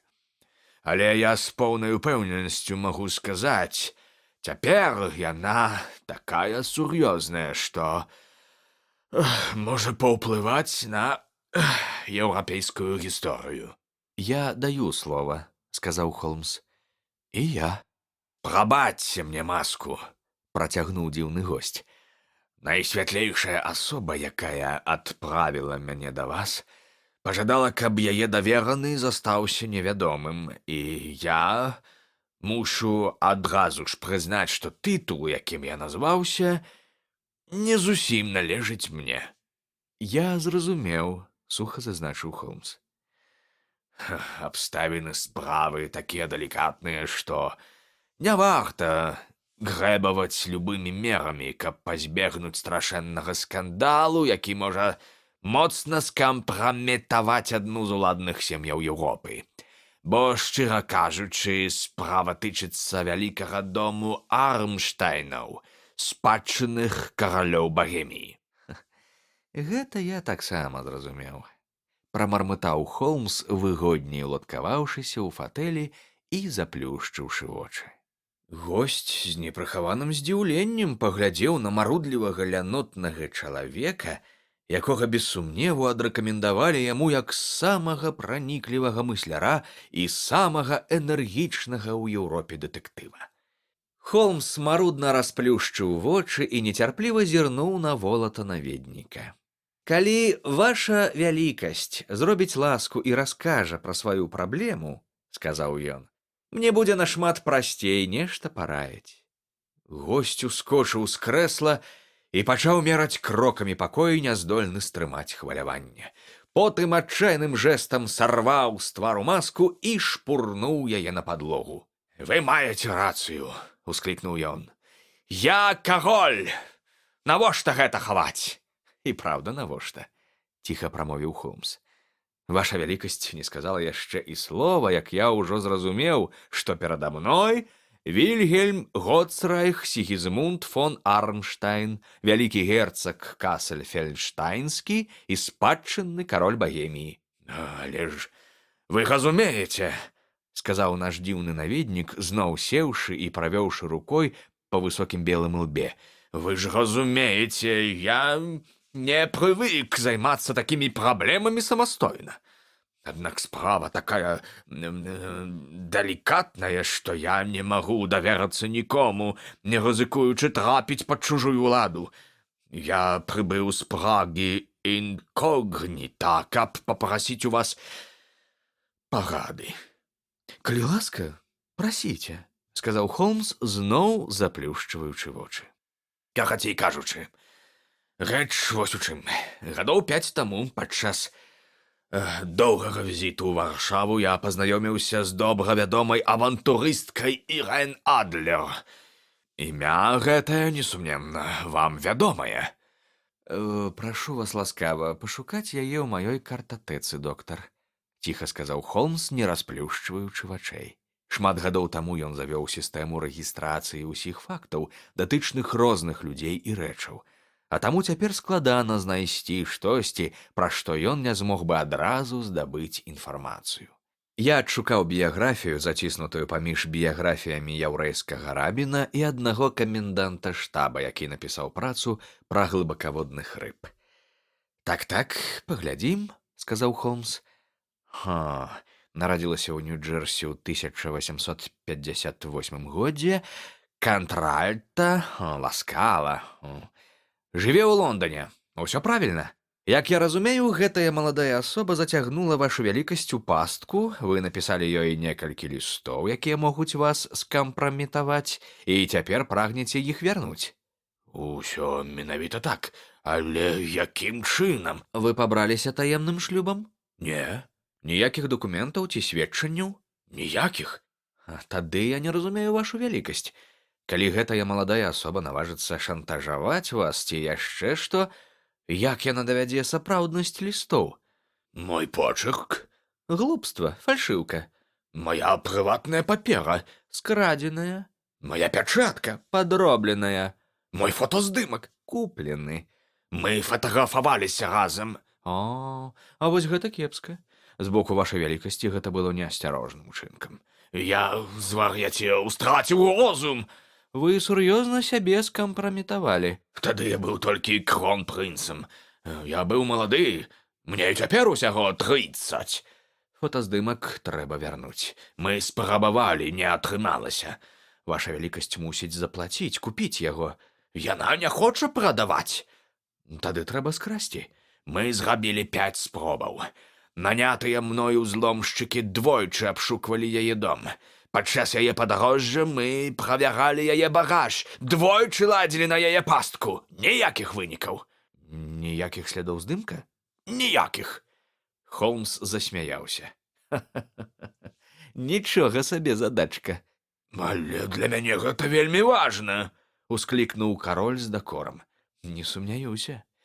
Што яна плануе рабіць са здымкам? Знішчыць мяне. Якім жа чынам? Я збіраюся жаніцца. Я чуў пра гэта. З Клатыльдай Лотман фон Саксен-Менінгем, другой дачкой скандынаўскага караля. Магчыма, вы чулі пра строгія прынцыпы яе сям'і, ды і Клатыльда сама чысціня. Нават цень сумневу адносна майго мінулага можа прывесці да разрыву. А што Ірэн Адлер? Пагражае адправіць ім фотаздымак. Яна гэта зробіць, я ўпэўнены. О, вы не ведаеце яе, у яе сталёвыя нервы. Самы прыгожы жаночы твар і самы разважлівы мужчынскі розум. Яна не спыніцца ні перад чым, каб не даць мне ажаніцца з іншай жанчынай. Ні перад чым. І вы ўпэўнены, што здымак яшчэ не дасланы? Упэўнены? Чаму? Бо яна сказала, што вышле яго ў дзень афіцыйнага абвяшчэння заручынаў у наступны панядзелак. Ага. Ой, значыць, у нас засталося 3 дні, сказаў Холмс, пазяхаючы. Гэта радуе, бо пакуль у мяне засталіся 1-2 важныя справы, якія патрабуюць тэрміновага развязання. Ваша вялікасць, безумоўна, яшчэ застаецца ў Лондоне? Вядома. Вы знойдзеце мяне ў гатэлі Лэнгхэм пад імем графа фон Крама. Тады я перадам вам цыдулку, раскажу, як ідзе справа. Вельмі вас папрашу. Я буду нецярпліва чакаць. А што наконт грошай? Даю вам карт-бланш. Абсалютна?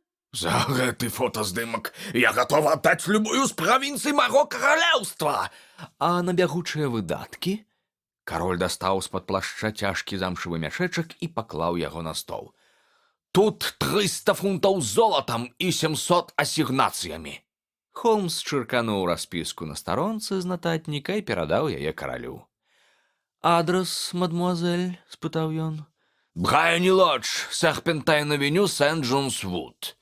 Холмс запісаў адрес. І яшчэ адно пытанне. Фотаздымак кабінетнага фармату? Так.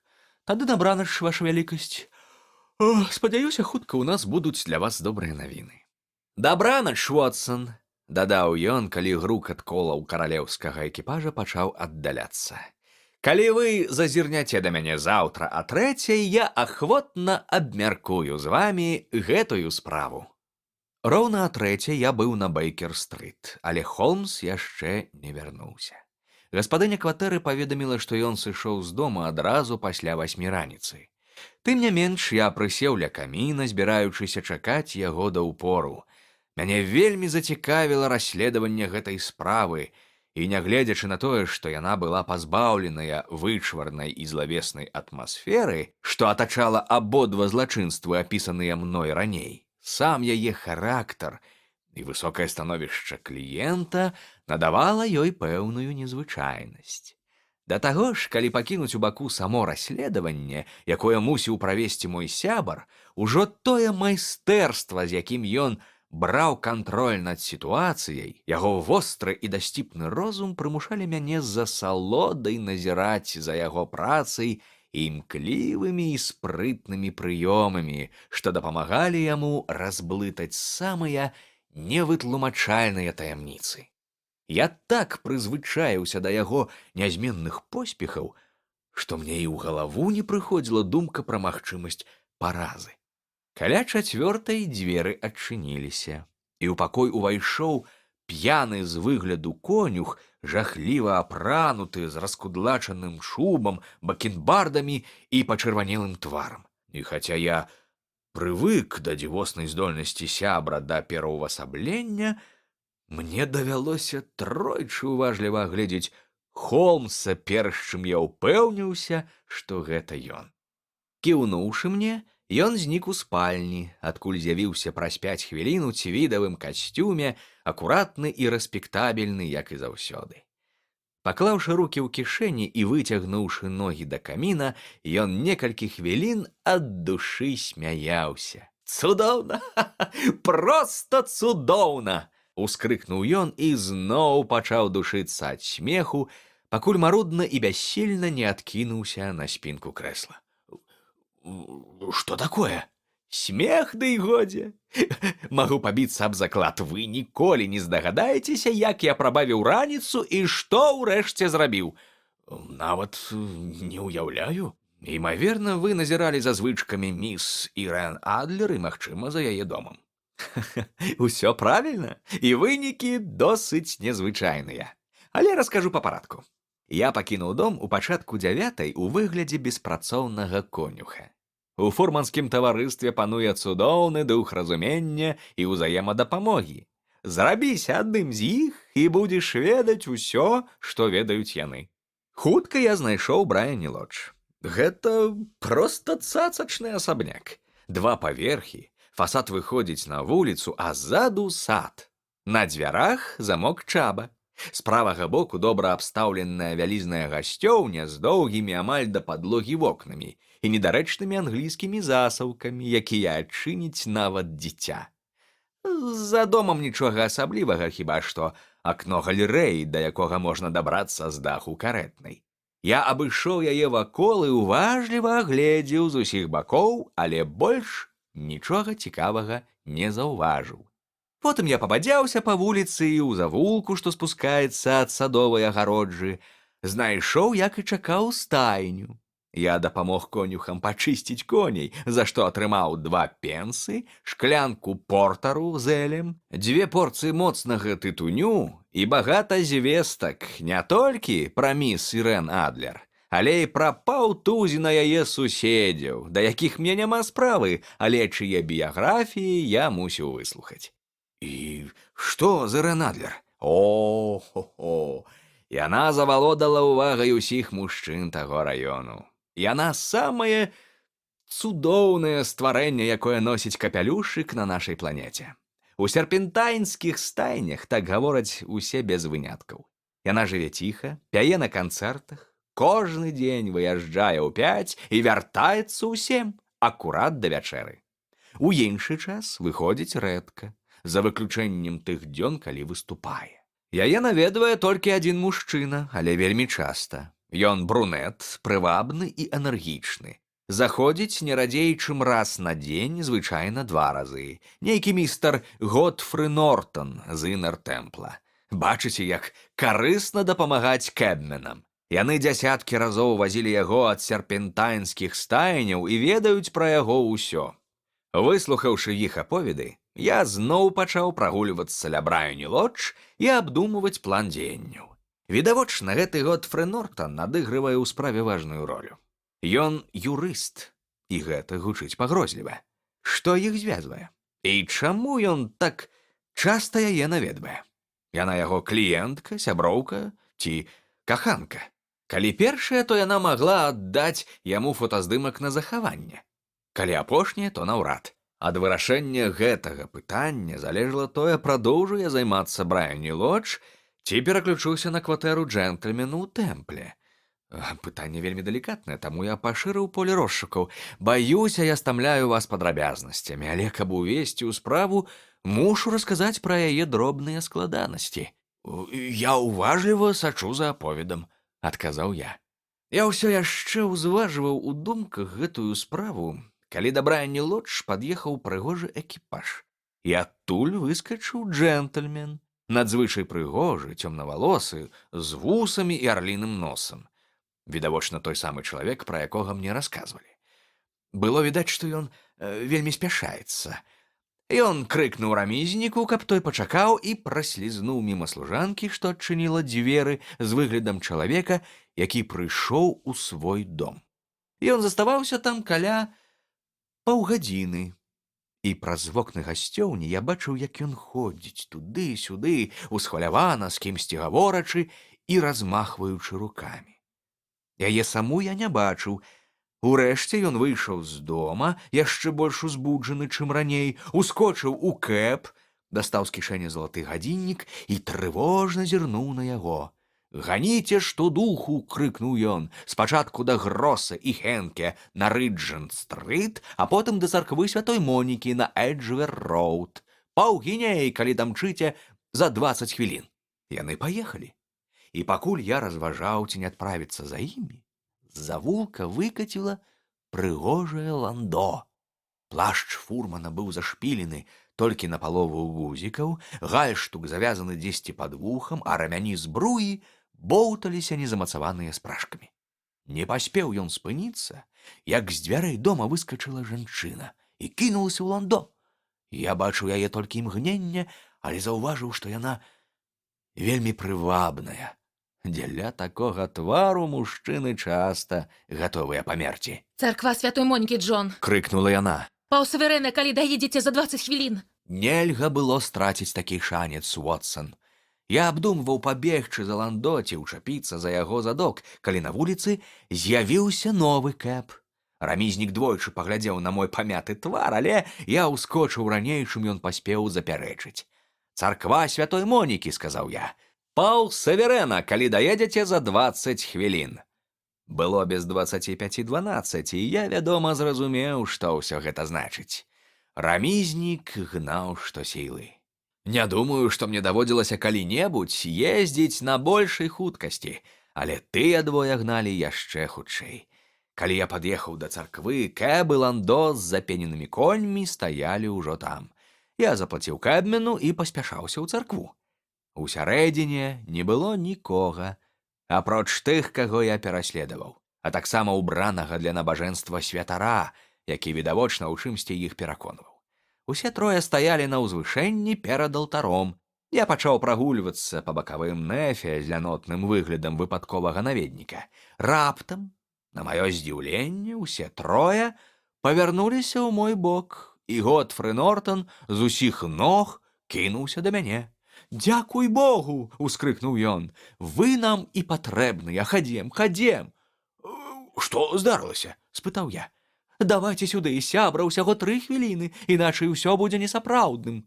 Мяне амаль пацягнулі да алтара, і не паспеўшы ачомацца, я зразумеў, што мармычу адказы, якія мне падказваюць на вуха, даю паруку ў тым, пра што не маю ўяўлення.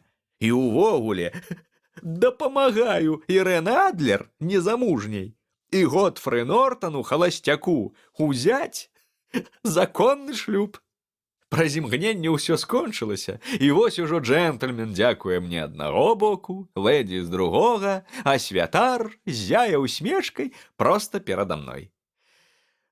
Ніколі раней я не аказваўся ў такой недарэчнай сітуацыі, і цяпер не магу ўспамінаць яе без смеху. Мабыць, у іх былі праблемы з ліцэнзіяй, калі святар катэгарычна адмовіўся вянчаць іх без сведкі, і толькі маё шчаслівае з'яўленне ўратавала жаніха ад неабходнасці запрашаць з вуліцы прахожага.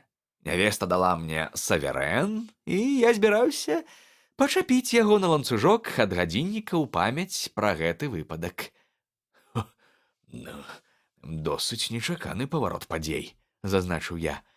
«Што было далей?» Я зразумеў, што мае планы пад пагрозай зрыву. Мне падалося, што маладыя збіраюцца адразу ж з'язджаць, таму я мусіў прыняць неадкладныя і дзейсныя меры. Аднак, пакінуўшы царкву, яны разышліся. Ён адправіўся ў тэмпл, яна вярнулася дадому. «Я выйду ў парк о 5, як і заўсёды», — сказала яна на развітанне. Больш я нічога не пачуў. Яны раз'ехаліся ў розныя бакі, а я вярнуўся сюды, каб заняцца чымсьці важным. «Чым жа?» «Халоднай ялавічынай і шклянкай піва», — адказаў ён, пазваніўшы. «Я быў надта заняты, каб думаць пра ежу, і буду яшчэ больш заняты сёння вечарам. Дарэчы, доктар, мне спатрэбіцца ваша дапамога». Буду рады дапамагчы. Вы не супраць таго, каб парушыць закон? Ні ў якім разе. Але нас могуць арыштаваць. На што не пойдзеш дзеля добрай справы? О, справа і праўда цудоўная. Тады я да вашых паслуг. Упэўнены, на вас можна спадзявацца. Але што я мушу рабіць? Калі місіс Тэрнер прынясе нам перакусіць, я ўсё патлумачу, сказаў ён, прагна накідваючыся на сціплую ежу, прыгатаваную гаспадыняй. Трэба абмеркаваць справу, пакуль я ем. Больш часу ў мяне няма. Цяпер каля 5. Праз 2 гадзіны мы мусім быць на месцы. Міс Ірэн, а дакладней міссіс, вяртаецца дадому ў 7. Мы павінны сустрэць яе ля Брайані Лодж. І што далей? Пакіньце гэта мне. Я падрыхтаваў тое, што мусіць адбыцца, і настойваю толькі на адным. Не ўмешвайцеся, хай усё ідзе сваім ходам. Разумееце? Мне трэба заставацца ў баку. Так, ні ў якім разе нічога не рабіце. Верагодна, чакаецца невялікая непрыемнасць, але не ўмешвайцеся. Скончыцца тым, што мяне аднясуць у дом. Праз 4 ці 5 хвілін пасля гэтага акно гасцёўні адчыніцца. Вам трэба стаяць як мага бліжэй да гэтага акна. Добра. Назірайце за мной, я буду на відавоку. Добра. І калі я падыму руку, вось так, вы ўкінеце ў пакой тое, што я вам дам. І ў той жа момант закрычыце «Пажар!» Разумееце? Цалкам. Тут няма нічога небяспечнага, сказаў ён, выцягваючы з кішэні скрутак у форме цыгары. Гэта звычайная водаправодная дымавая шашка, з абодвух бакоў якой ёсць капсулі самазапальвання. Вось і ўся ваша задача. Калі вы закрычыце «Пажар», ваш крык падхопяць многія людзі. Пасля гэтага адбяжыце на канец вуліцы, і хвілін праз 10 я да вас далучуся. Спадзяюся, вы ўсё зразумелі? Я мушу ні ў што не ўмешвацца, стаяць ля акна, сачыць за вамі і, калі ўбачу сігнал, закінуць у пакой скрутак, потым падняць трывогу і чакаць вас на рагу. Усё правільна. Можаце мне даверыцца. Ну і цудоўна. Думаю, самы час узяцца за падрыхтоўку да новай ролі. Ён знік у спальні. і праз некалькі хвілін з'явіўся ў вобразе прыязнага і прастадушнага святара нонканфармісцкай царквы. Яго шыракаполы чорны капялюш, мехаватыя нагавіцы, белы гальштук, зычлівая ўсмешка і агульны выраз шчырай і дабрадушнай цікаўнасці былі такія цудоўныя, што зраўняцца з ім мог хіба знакаміты артыст Джон Хейр. Але Холмс не проста перапрануўся. Здавалася, выраз яго твару, манера трымацца, сама душа майго сябра з кожнай новай роляй змянялася. Калі ён вырашыў зрабіцца дэтэктывам, сцэна страціла ў ім вялікага актора, а навука праніклівага мысляра. Мы пакінулі Бейкер-стрыт у 6:15, і калі апынуліся на Серпентайн-авеню, да 7 заставалася 10 хвілін. Вечарэла, і пакуль мы прагульваліся перад Брайані-лодж, чакаючы яго жыхарку, запаліліся ліхтары. Дом аказаўся такім, якім я ўявіў яго з кароткага апісання Холмса, аднак раён быў не такім зацішным, як я чакаў, наадварот. Для маленькай зацішнай вулкі тут тоўпілася занадта шмат народу. Група пашарпанага выгляду мужчын смяялася і курыла на рагу.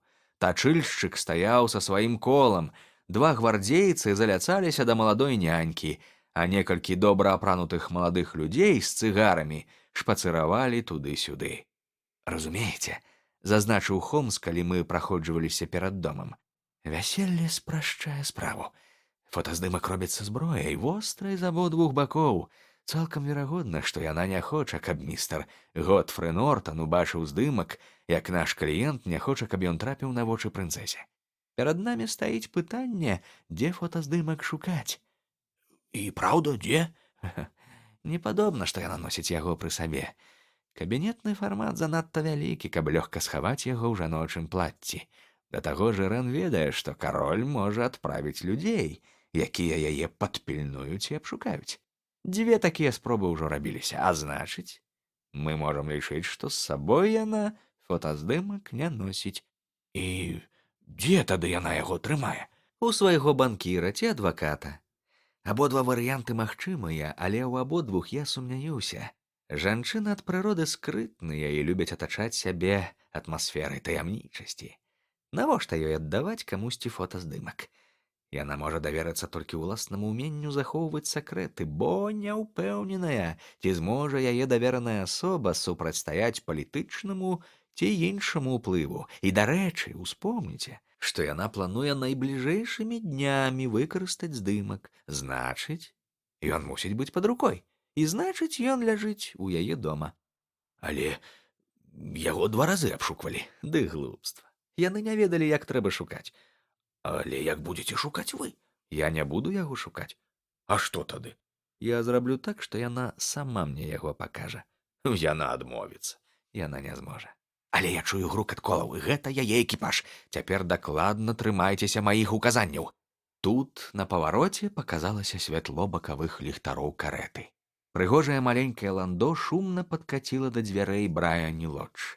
Як толькі яно спынілася, адзін з абадранцаў, што гультаявалі на рагу, падскочыў да дзверцаў, спадзеючыся адчыніць іх і атрымаць за гэта мядзяк, але яго адапхнуў другі абадранец, што акурат падаспеў з тым самым намерам. Успыхнула жорсткая сварка, да якой хутка далучыліся абодва гвардзейцы, што ўзялі бок аднаго з бадзягаў, і тачыльшчык, які з не меншым запалам заступіўся за другога. Потым хтосьці кагосьці ударыў, і праз імгненне лэдзі, якая выйшла з экіпажа, апынулася ў цэнтры бойкі, аточаная распаленымі задзірамі, што люта малацілі адзін аднаго кулакамі і палкамі. Холмс кінуўся ў бойку, каб абараніць лэдзі, але, дабраўшыся да яе, закрычаў і паваліўся на зямлю з залітым крывёй тварам. Калі ён зваліўся, гвардзейцы кінуліся ў адзін бок, абадранцы ў другі.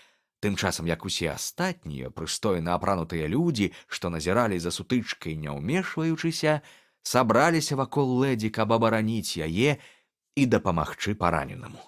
Ірэн Адлер, як я буду па-ранейшаму называць яе, узбегла па прыступках і цяпер стаяла перад дзвярыма, азіраючы вуліцу. Яе раскошны сілуэт вымалёўваўся на фоне асветленай вітальні. Бедны джентльмен моцна пацярпеў. «Ён мёртвы», — адказала некалькі галасоў.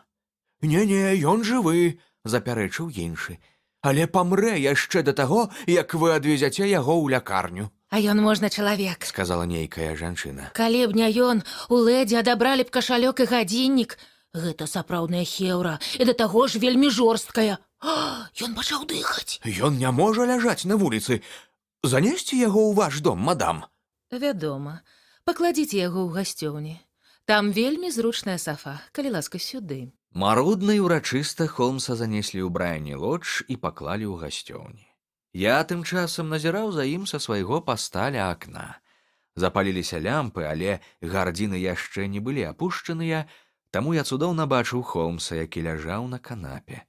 Не ведаю, ці мучыла яго ў той момант сумленне за адыграную ролю, але мне ніколі ў жыцці не было так сорамна, як у хвіліны, калі я назіраў за чароўным стварэннем, якому мы ладзілі пастку, і якое з такой далікатнасцю і дабрынёй даглядала параненага. Але кінуць справу, давераную мне Холмсам, было б найчарнейшай здрадай. Таму я загартаваў сэрца і дастаў з-пад Ольстера дымавую ракету. Самае важнае, думаў я, гэта тое, што ёй самой нічога не пагражае. Мы проста перашкодзім ёй пагражаць іншаму чалавеку. Холмс сеў на канапе, і я ўбачыў, што ён пачаў рабіць сутаргавыя рухі, як чалавек, якому не хапае паветра. Служанка кінулася да акна і расчыніла яго. У тое ж імгненне я заўважыў, што ён падняў руку і з крыкам «Пажар!» закінуў ракету ў пакой. Ледзь паспела гэтае слова вылецець з майго рота, як натоўп гледачоў, добра і дрэнна апранутых джентльменаў, конюхаў і служанак падхапіў мой крык. Густы дым клубіўся ў пакоі і вырываўся праз адчыненае акно. Мімаходзь я заўважыў фігуры, што насіліся ў пакоі, і праз імгненне пачуў голас Холмса, які ўпэўніваў, што трывога беспадстаўная. Праслізнуўшы праз натоўп, які ніяк не супакойваўся, я скіраваўся да рага. Праз 10 хвілін радасна адчуў поціск рукі сябра і з палёгкай пакінуў разам з ім месца бурных падзей. Некалькі хвілін Холмс ішоў паспешліва і маўкліва, пакуль мы не павярнулі на адну са спакойных вулак, што вяла на Энджвер-роуд. «Вы цудоўна справіліся, доктар», — зазначыў Холмс. «Лепшага нельга і жадаць. Усё прайшло проста цудоўна. Фотаздымак у вас? Я ведаю, дзе ён. Як вы пра гэта даведаліся? Як я і чакаў, яна сама мне паказала. Я ўсё яшчэ нічога не разумею. Я не збіраюся рабіць з гэтага таямніцы», — сказаў Холмс, смеючыся. «Усё вельмі проста. Вы, безумоўна, здагадваецеся, што ўсе людзі на вуліцы былі маімі хаўруснікамі. Усіх іх я наняў на гэты вечар. Так я і думаў. Калі завязалася бойка, я трымаў у далоні напагатове трошкі вільготнай чырвонай фарбы. Кінуўшыся ў натоўп і зваліўшыся на зямлю, я выпацкаў фарбай твар, каб выглядаць пацярпелым. Такі вось стары хітрык. Я здагадаўся. Мяне занеслі ў дом.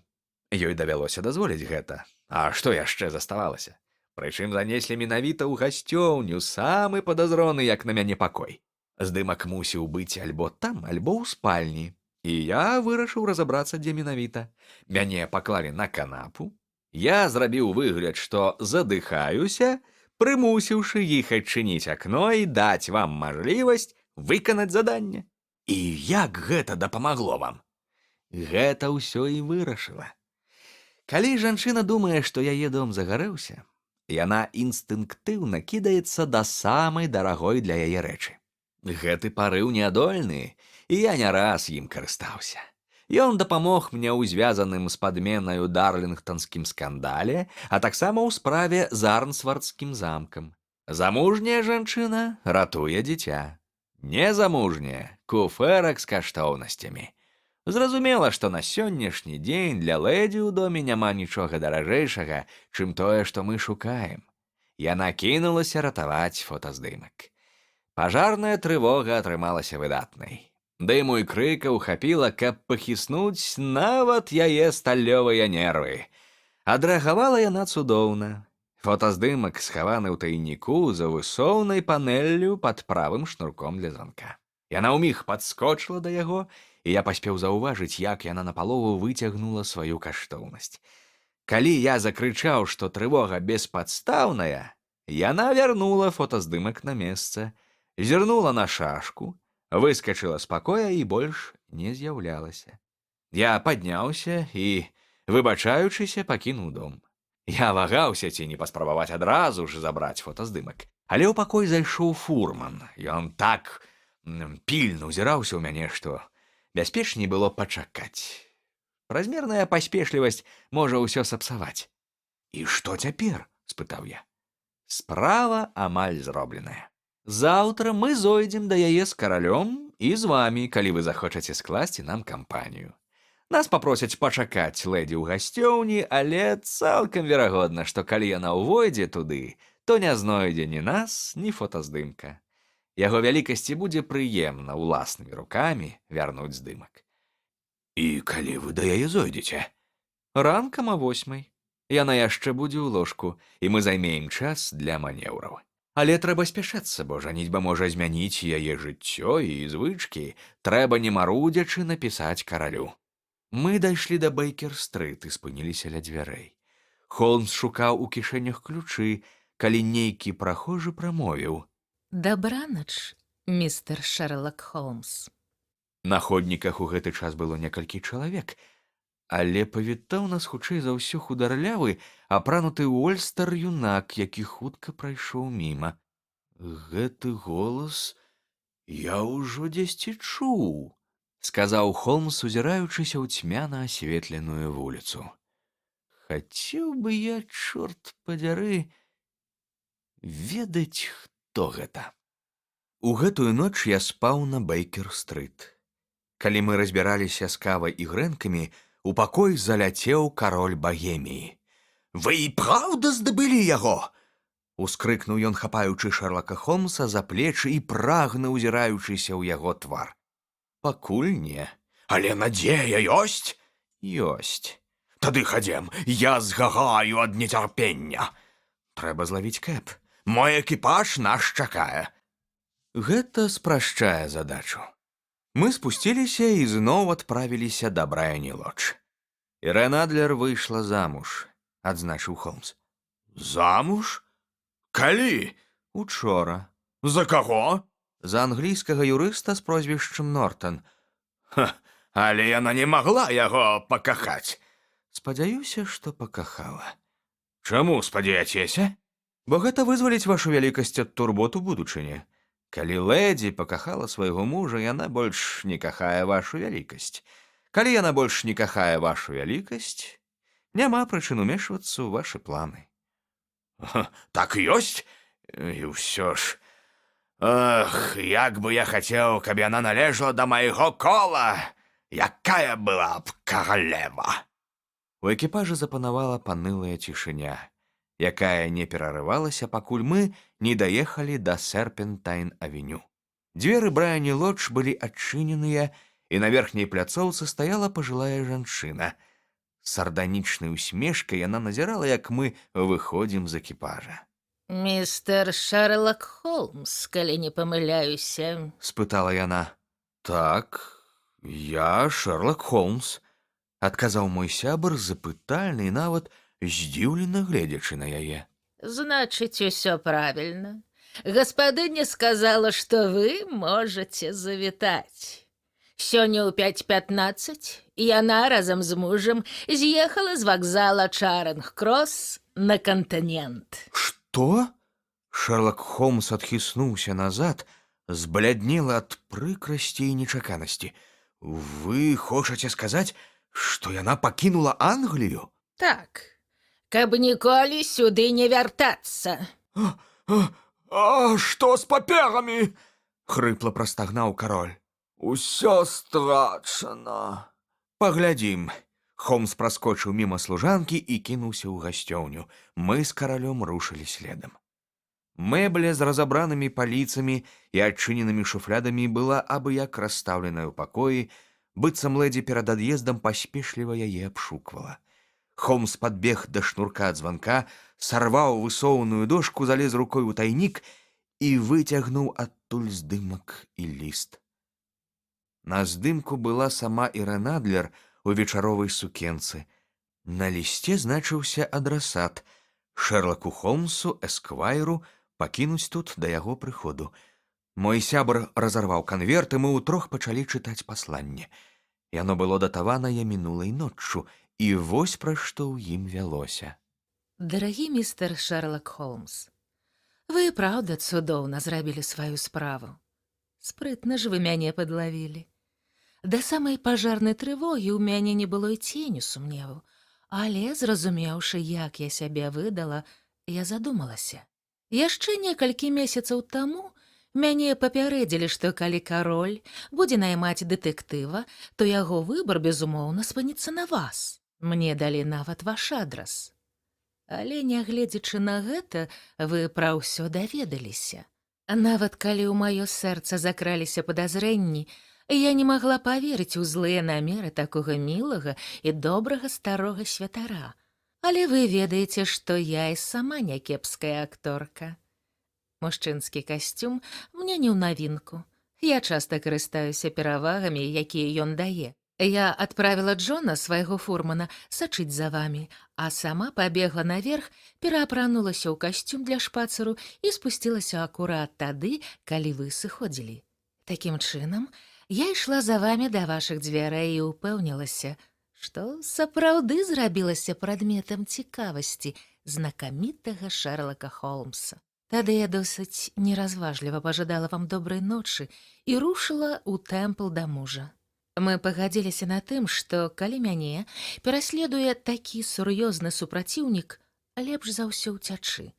А таму, калі вы завітаеце да мяне заўтра, то знойдзеце гняздэчка пустым. Што да фотаздымка, то ваш кліент можа спаць спакойна. Я кахаю чалавека нашмат лепшага за яго, і маё каханне ўзаемнае. Кароль можа рабіць, што яму заманецца, не боючыся перашкодаў з боку той, з кім ён так жорстка абышоўся. Я пакідаю фотаздымак толькі дзеля ўласнай бяспекі. Ён будзе добрай зброяй, якая абароніць мяне ад магчымых захадаў супраць мяне ў будучыні. І я пакідаю іншы здымак, які яму, мабыць, будзе прыемна атрымаць, і на тым, дарагі Шэрлак Холмс, застаюся шчыра вашай Ірэн Нортан, народжанай Адлер.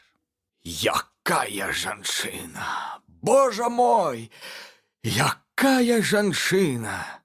Ускрыкнуў кароль Багеміі, калі мы скончылі чытаць. Хіба я не расказваў, якая яна здагадлівая і гашучая? Хіба не зрабілася б яна цудоўнай каралевай? Як шкада, што яна мне не роўня. З таго, што я пабачыў, я і праўда зразумеў, што яна вашай вялікасці зусім не роўня, холадна сказаў Холмс. Шкада, што я не змог давесці справу да больш паспяховага заканчэння. Наадварот, дарагі сэр, усклікнуў кароль. Большага поспеху і жадаць немагчыма. Я ведаю, што яе слова непарушнае. Цяпер фотаздымак у такой жа бяспецы, як калі б яна яго спаліла. Я рады чуць гэта, ваша вялікасць. Я бясконца вам абавязаны. Прашу, скажыце, чым я магу вам аддзячыць. Гэты пярсцёнак. Ён зняў з пальца пярсцёнак у выглядзе змяі са смарагдам і на далоні працягнуў майму сябру. У вашай вялікасці ёсць рэч, якая мае для мяне большую каштоўнасць, сказаў Холмс. Толькі скажыце, што гэта? Фотаздымак. Кароль здзіўлена паглядзеў на яго. Фотаздымак Ірэн? Усклікнуў ён. Калі вы хочаце, ён ваш. Дзякую. Значыць, у гэтай справе больш нічога не зробіш. І таму я маю гонар пажадаць вам усяго добрага. Холмс пакланіўся, павярнуўся і, не заўважаючы пададзенай яму рукі, разам са мной рушыў у сваю кватэру. Вось і ўся гісторыя пра скандал, які пагражаў запляміць гонар караля Багеміі, а таксама пра тое, як цудоўныя планы Шэрлака Холмса парушыла здагадлівая жанчына. Раней мой сябар часта дасціпнічаў на тэму жаночага розуму. Апошнім жа часам я не чую ад яго такіх жартаў. І калі ён гаворыць пра Ірэн Адлер ці згадвае яе фотаздымак, то заўсёды ушаноўвае яе тытулам «Тая жанчына».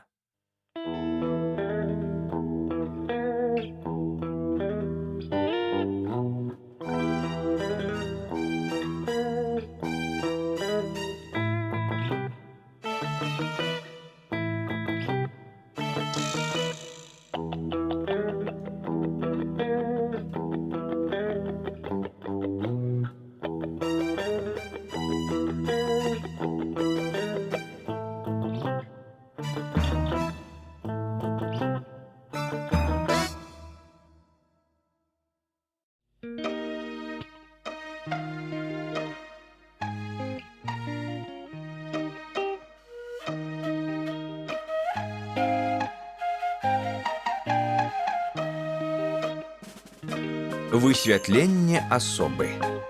Пераклала Кацярына Маціеўская. «Ведаеце, дарагі сябра», — сказаў аднойчы Шэрлак Холмс, калі мы сядзелі ля каміна ў яго кватэры на Бэйкер-стрыт. «У жыцці непараўнальна больш дзівосаў, чым здольны вымысліць чалавечы розум. Мы не можам уявіць нават банальных для светабудовы з'яў. Калі б мы, узяўшыся за рукі, маглі вылецець з акна і лунаць над гэтым вялікім горадам, асцярожна ссоўваючы дахі і зазіраючы ўсярэдзіну, нам адкрыліся б дзівоты, што там адбываюцца, неверагодныя супадзенні, сутыкненні намераў і супярэчнасці, надзвычайная чарада падзей, што працінае жыцці пакаленняў і прыводзіць да экстраардынарных вынікаў. І тады ўсе гэтыя раманы з іх умоўнасцямі і прадказальнай інтрыгай падаліся б зусім звычайнымі, няздольнымі выклікаць хоць якую цікавасць». «Не магу пагадзіцца», — адказаў я. «Справы, пра якія мы чытаем у газетах, як правілы, досыць грубыя і трывіяльныя. У паліцэйскіх справаздачах рэалізм даведзены да крайнасці, але варта прызнаць, што гэта не надае ім ні прывабнасці, ні мастацкасці. Для рэалістычнага эфекту, зазначыў Холмс, патрэбны асцярожны і старанны адбор, якога бракуе паліцэйскім справаздачам, дзе больш увагі надаецца пошламу маралізатарству, чым дэталям, якія для ўважлівага назіральніка складаюць саму сутнасць справы. Менавіта таму няма нічога больш незвычайнага за банальнасць». Усміхнуўшыся, я пакачаў галавой. «Ну, зразумела, чаму вы так думаеце. Безумоўна, вы неафіцыйны кансультант і памочнік любога чалавека па заблытаных справах на 3 кантынентах, у сваёй працы сутыкаліся з усімі магчымымі незвычайнасцямі і дзіўнотамі.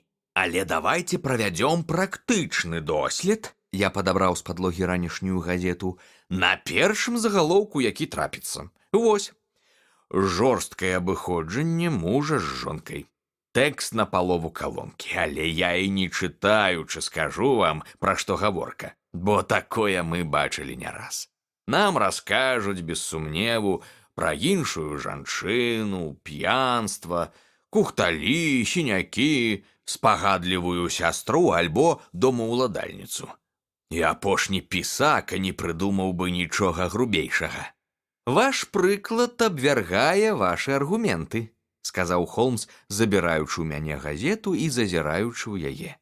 «Гэта справа пра развод Дандэса, а мне давялося высвятляць пэўныя падрабязнасці з ім звязаныя. Дык вось, муж алкаголю ў рот не браў, у яго не было іншай жанчыны, а ўсе яго дзеянні, якія выклікалі скаргі, палягалі на тым, што кожны раз пасля ежы ён даставаў сваю ўстаўную сківіцу і кідаў яе ў жонку. Пагадзіцеся, гэта выходзіць за межы таго, што можа прыйсці ў галаву пасрэднаму пісьменніку. Возьмите табакі, доктар, і прызнайце, што лік на маю карысць. Ён падаў мне табакерку колеру старога золата з вялікім аметыстам пасярэдзіне вечка. Гэтая раскоша так не адпавядала яго простым і сціплым звычкам, што я не змог утрымацца ад заўвагі пра гэта. Я забыў, што мы з вамі некалькі тыдняў не бачыліся, сказаў Холмс. Гэта невялічкі падарунак караля Багеміі на знак падзякі за маю дапамогу з лістамі Ірэн Адлер. А пярсцёнак? Спытаў я, паказваючы на неймаверны дыямент, што зяў на яго пальцы. Ад галандскай каралеўскай сям'і за тое, што я змог быць ім карысным у адной справе, але яна такая далікатная, што я не магу адкрыць яе дэталяў нават вам, нягледзячы на тое, што вы былі так ласкавыя апісаць некалькі маіх невялічкіх спраў. А цяпер у вас ёсць якая-небудзь справа? Прагна спытаў я. 10 ці 12, але ніводнай хоць крышку займальнай. Яны важныя, зразумела, але цікавасці не выклікаюць. Зрэшты, я даўно заўважыў, што толькі нязначныя справы даюць матэрыял для назірання і аналізу, што і складае чароўнасць расследавання. Буйнейшыя злачынствы звычайна прасцейшыя, бо ў іх, як правіла, больш відавочны матыў. У маіх цяперашніх справах, за выняткам аднаго даволі заблытанага выпадку, у сувязі з якім мне напісалі з Марселя, няма нічога, што давала пажытак уяўленню. Але, магчыма, літаральна праз некалькі хвілін у мяне будзе цікавая справа, бо сюды, калі не памыляюся, ідзе мая будучая кліентка. Ён падняўся з фатэля і праз шчыліну ў шторах паглядзеў уніз на цьмяную і пахмурную лонданскую вуліцу. Праз яго плячо я ўбачыў, што на супрацьлеглым ходніку крочыць мажная жанчына з пышнай гаржэткай вакол шыі і чырвонымі пёрамі, што буйнымі завіткамі клаліся на шырокія палі капялюшыка, насунутага на адно вуха ў какетлівай манеры герцагіні дэваншырскай.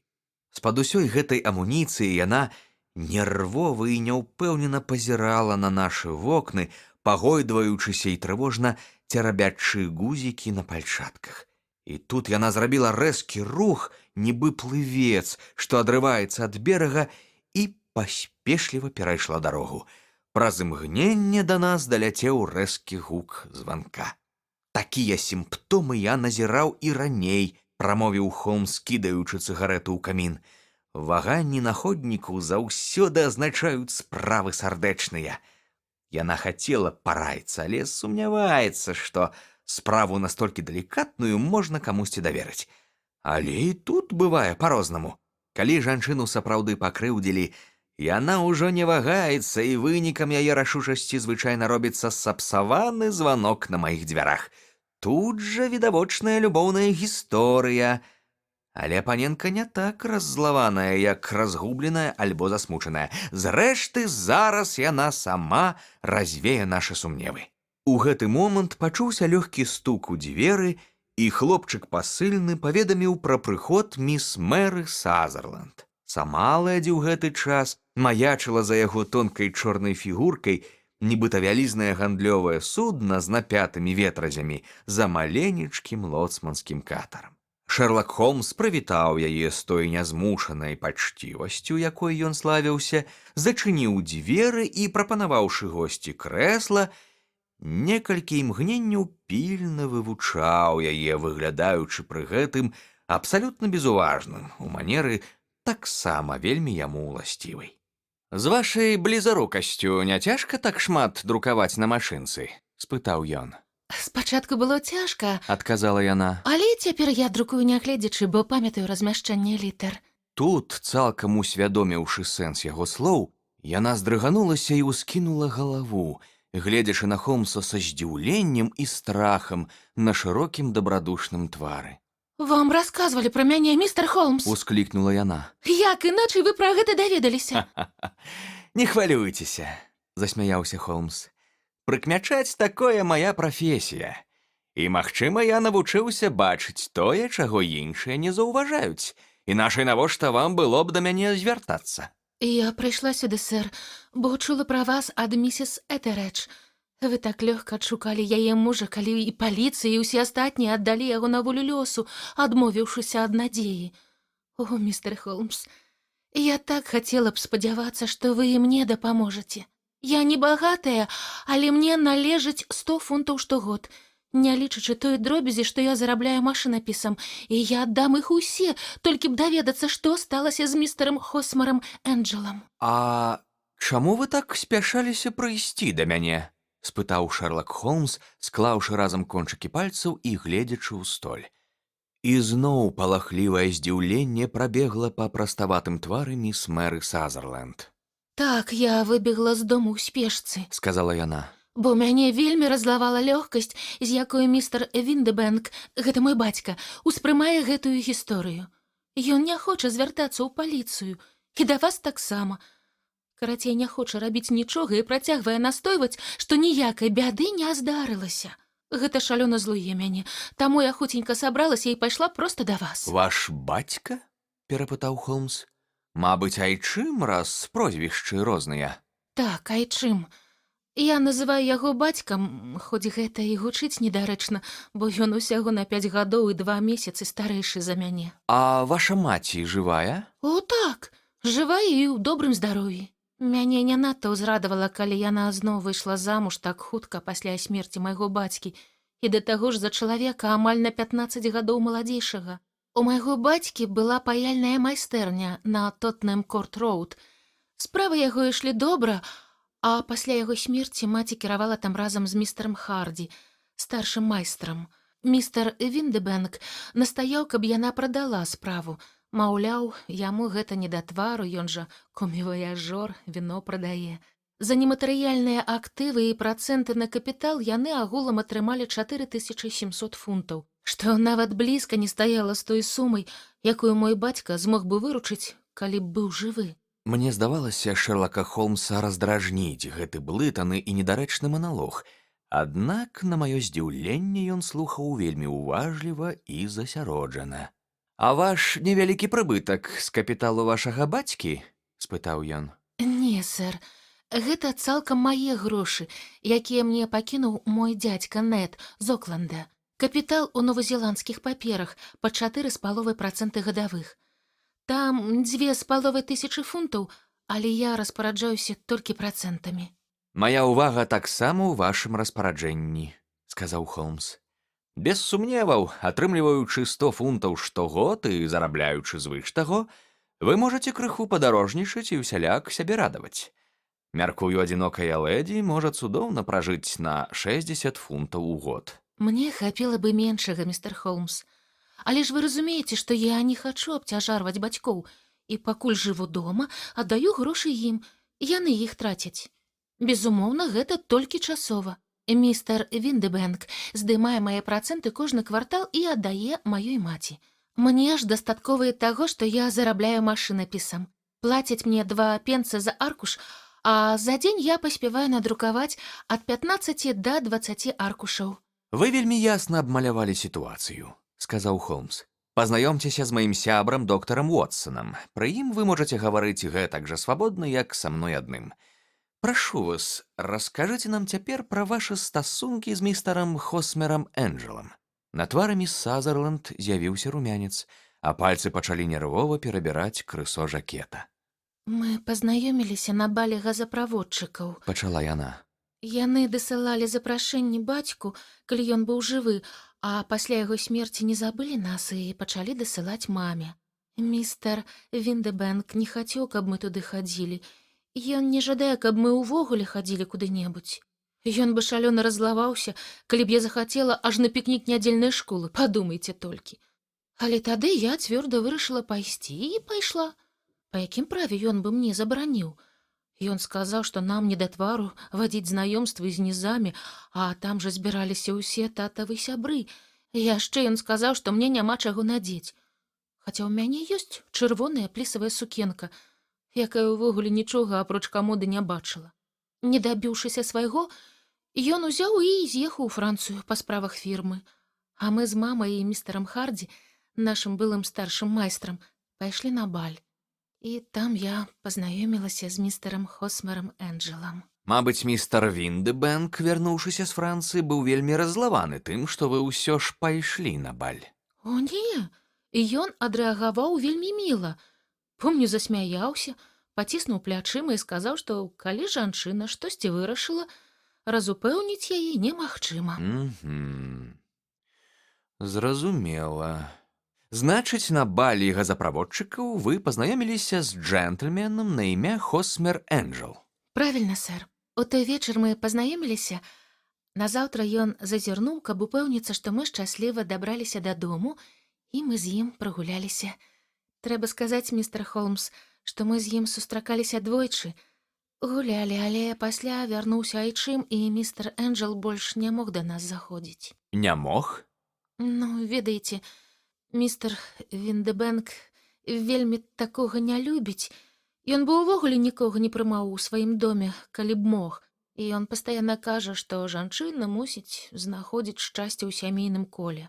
Але ж потым, як я кажу маме, жанчына хоча і ўласнае кола завесці, а ў мяне свайго пакуль няма. Дык а што з містарам Энджелам? Ён больш не спрабаваў убачыцца з вамі? Ну, праз тыдзень айчым зноў збіраўся ў Францыю. І Хосмер напісаў мне, што нам бяспечней не бачыцца, пакуль ён не з'едзе, і што ў гэты час мы можам ліставацца. І ён мне пісаў штодня, містер Холмс. Лісты, што раніцы забіраю я, таму айчыму можна было нічога не казаць. Вы заручыліся з гэтым джентльменам? Так, містер Холмс. Мы заручыліся яшчэ падчас нашай першай прагулкі. Хосмер, то бок містер Энджел, ён працаваў касірам у нейкай канторы на Ліденхал-стрыт і... У якой канторы? Гэта самае кепскае, містер Холмс. Я не ведаю. А дзе ён жыве? У яго пакойчык пры канторы. Значыць, і адрас у яго вы не ведаеце? Не. Апроч таго, што гэта Ліденхал-стрыт. А куды вы тады дасылалі свае лісты? На пошту, на Ліденхал-стрыт, да запатрабавання. Ён казаў, што калі я буду дасылаць іх у кантору, усе клеркі будуць кпіць з яго, маўляў, лістамі, спаненка абменьваецца. Я прапанавала пісаць яму на друкарцы, як ён мне, але ён не пагадзіўся і сказаў, што калі я пішу яму, ён адчувае мяне ў гэтых лістах, а калі пачну друкаваць, яму будзе здавацца, што друкарка нас раздзяляе.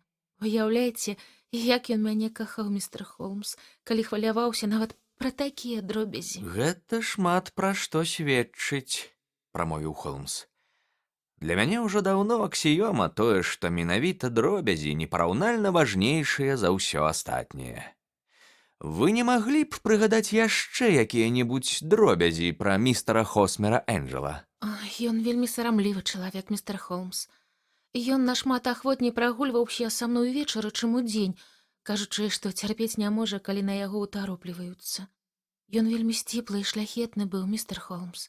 У яго нават голас быў мяккі, ціхі. Ён мне расказваў, што праз востры танзеліт у яго ў дзяцінстве апухалі гланды, і з таго часу ў яго слабае горла. Таму, гаворыць ён, перарывіста, амаль шэптам. Ён заўсёды добра апрануты. І вельмі ахайны, і проста, але ў яго, як у мяне, кепскі зрок. І ён носіць зацемненыя акуляры ад яркага святла. Добра. І што адбылося, калі ваш айчым містер Віндебэнк зноў паехаў у Францыю? Тады містер Энджел зноў зазірнуў да нас і прапанаваў мне ажаніцца, пакуль айчым не вярнуўся. Ён так горача прасіў мяне, нават прымусіў паклясціся на Бібліі, што я заўжды буду яму вернай, што б не здарылася. Мама сказала, што ён правільна зрабіў, прымусіўшы мяне паклясціся. Маўляў, гэта яскрава сведчыць пра яго жарсць. А мама ад пачатку была да яго надзвычай прыхільная і захаплялася ім нават больш, чым я. Калі яны ўжо планавалі наша вяселле, проста на гэты тыдзень я спыталася, як быць з бацькам. Але яны абое загадалі мне не пераймацца, а проста расказаць яму пасля, а мама паабяцала самастойна ўсё залагодзіць. Мне гэта не вельмі спадабалася, містер Холмс. Вядома, смешна, што я пытаюся яго дазволу, каб адлучыцца з дому. Ён жа ўсяго на некалькі гадоў за мяне старэйшы, але я не хачу хлусіць, пра што б там ні было. Таму я напісала яму ў Бардо, дзе ў іх кампаніі французскае аддзяленне, але ліст вярнуўся назад акурат у раніцу майго вяселля. Угу. Ліст не заспеў яго, так? Правільна, сэр. Ён выехаў у Англію перад самым прыходам ліста. Вось дык не пашанцавала. Значыць, ваша вяселле было прызначанае на пятніцу. Вянчанне ў царкве планавалася? Так, сэр, але даволі сціплае. У царкве Хрыста Збаўцы побач з Кінгс-Крос. А пасля мы мелі паснедаць у гатэлі Сент-Панкрас. Хосмер прыехаў па нас у кэбе, у якій селі мы з мамай, а мой жаніх паехаў следам у рамізніцкім экіпажы, хадзіным, які быў тады на вуліцы. А спачатку нам трэба было ў царкву, і калі рамізнік пад'ехаў, мы пачакалі Хосмера, каб ён падаў нам руку, але з экіпажа ніхто не выйшаў. Кэбман спусціўся і зазірнуў у сярэдзіну, але там было пуста. Кэбман сказаў, што не можа ўявіць, куды падзеўся Хосмер, бо на ўласныя вочы бачыў, як той сядаў у экіпаж. Гэта адбылося ў мінулую пятніцу, містер Холмс. І з таго часу я не пачула і не даведалася нічога, што магло б праліць святло на яго знікненне. Вас, відавочна, абурыў такі скандал, заўважыў Холмс. О, не, сэр. Гэта было з яго боку так па-добраму і так прыстойна пакінуць мяне такім чынам. Ён жа ўсю раніцу перад гэтым паўтараў, што б ні здарылася, будзь верная мне.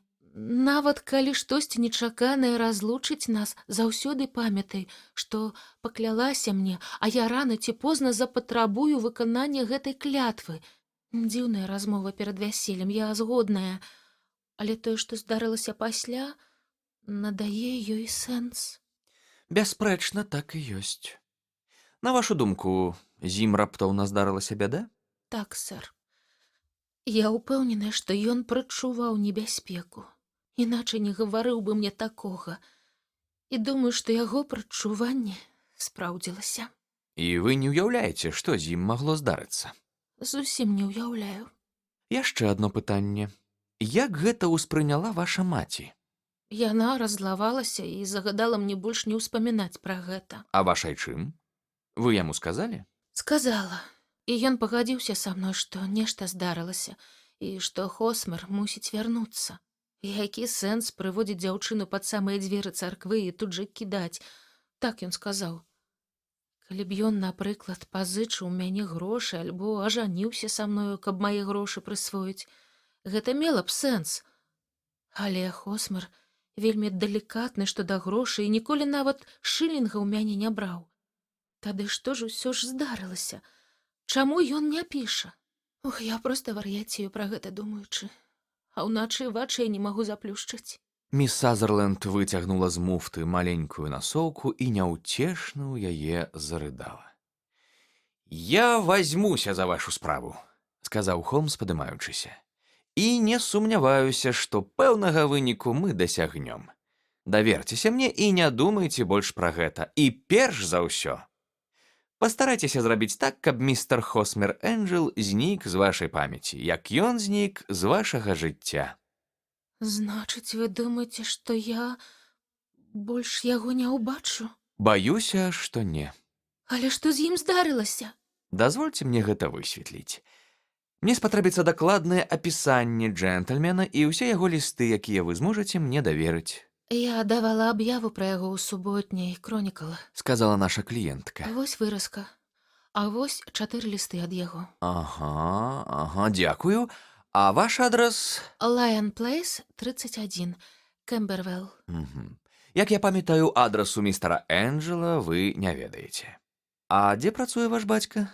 Ён прадае віно фірмы Вестхаус і Мербэнк, буйнога імпарцёра вінаў з Фенчарч-стрыт. Дзякуй. Вы выклалі ўсё вельмі ясна. Пакіньце паперы тут і паслухайцеся маёй парады. Няхай усё, што адбылося, так і застанецца для вас таямніцай. Не давайце гэтаму паўплываць на ваша жыццё. Вельмі міла з вашага боку, містер Холмс. Але я так не змагу. Я буду верна Энджелу. Ён не расчаруецца ўва мне па вяртанні. Нягледзячы на недарэчны капялюшык і пуставаты твар, прастадушная вера нашай візіцёркі надавала ёй высакароднасці, якая міжволі выклікала павагу. Яна пакінула невялікі пачак лістоў на стале і сышла, паабяцаўшы вярнуцца, калі б яе не паклікалі.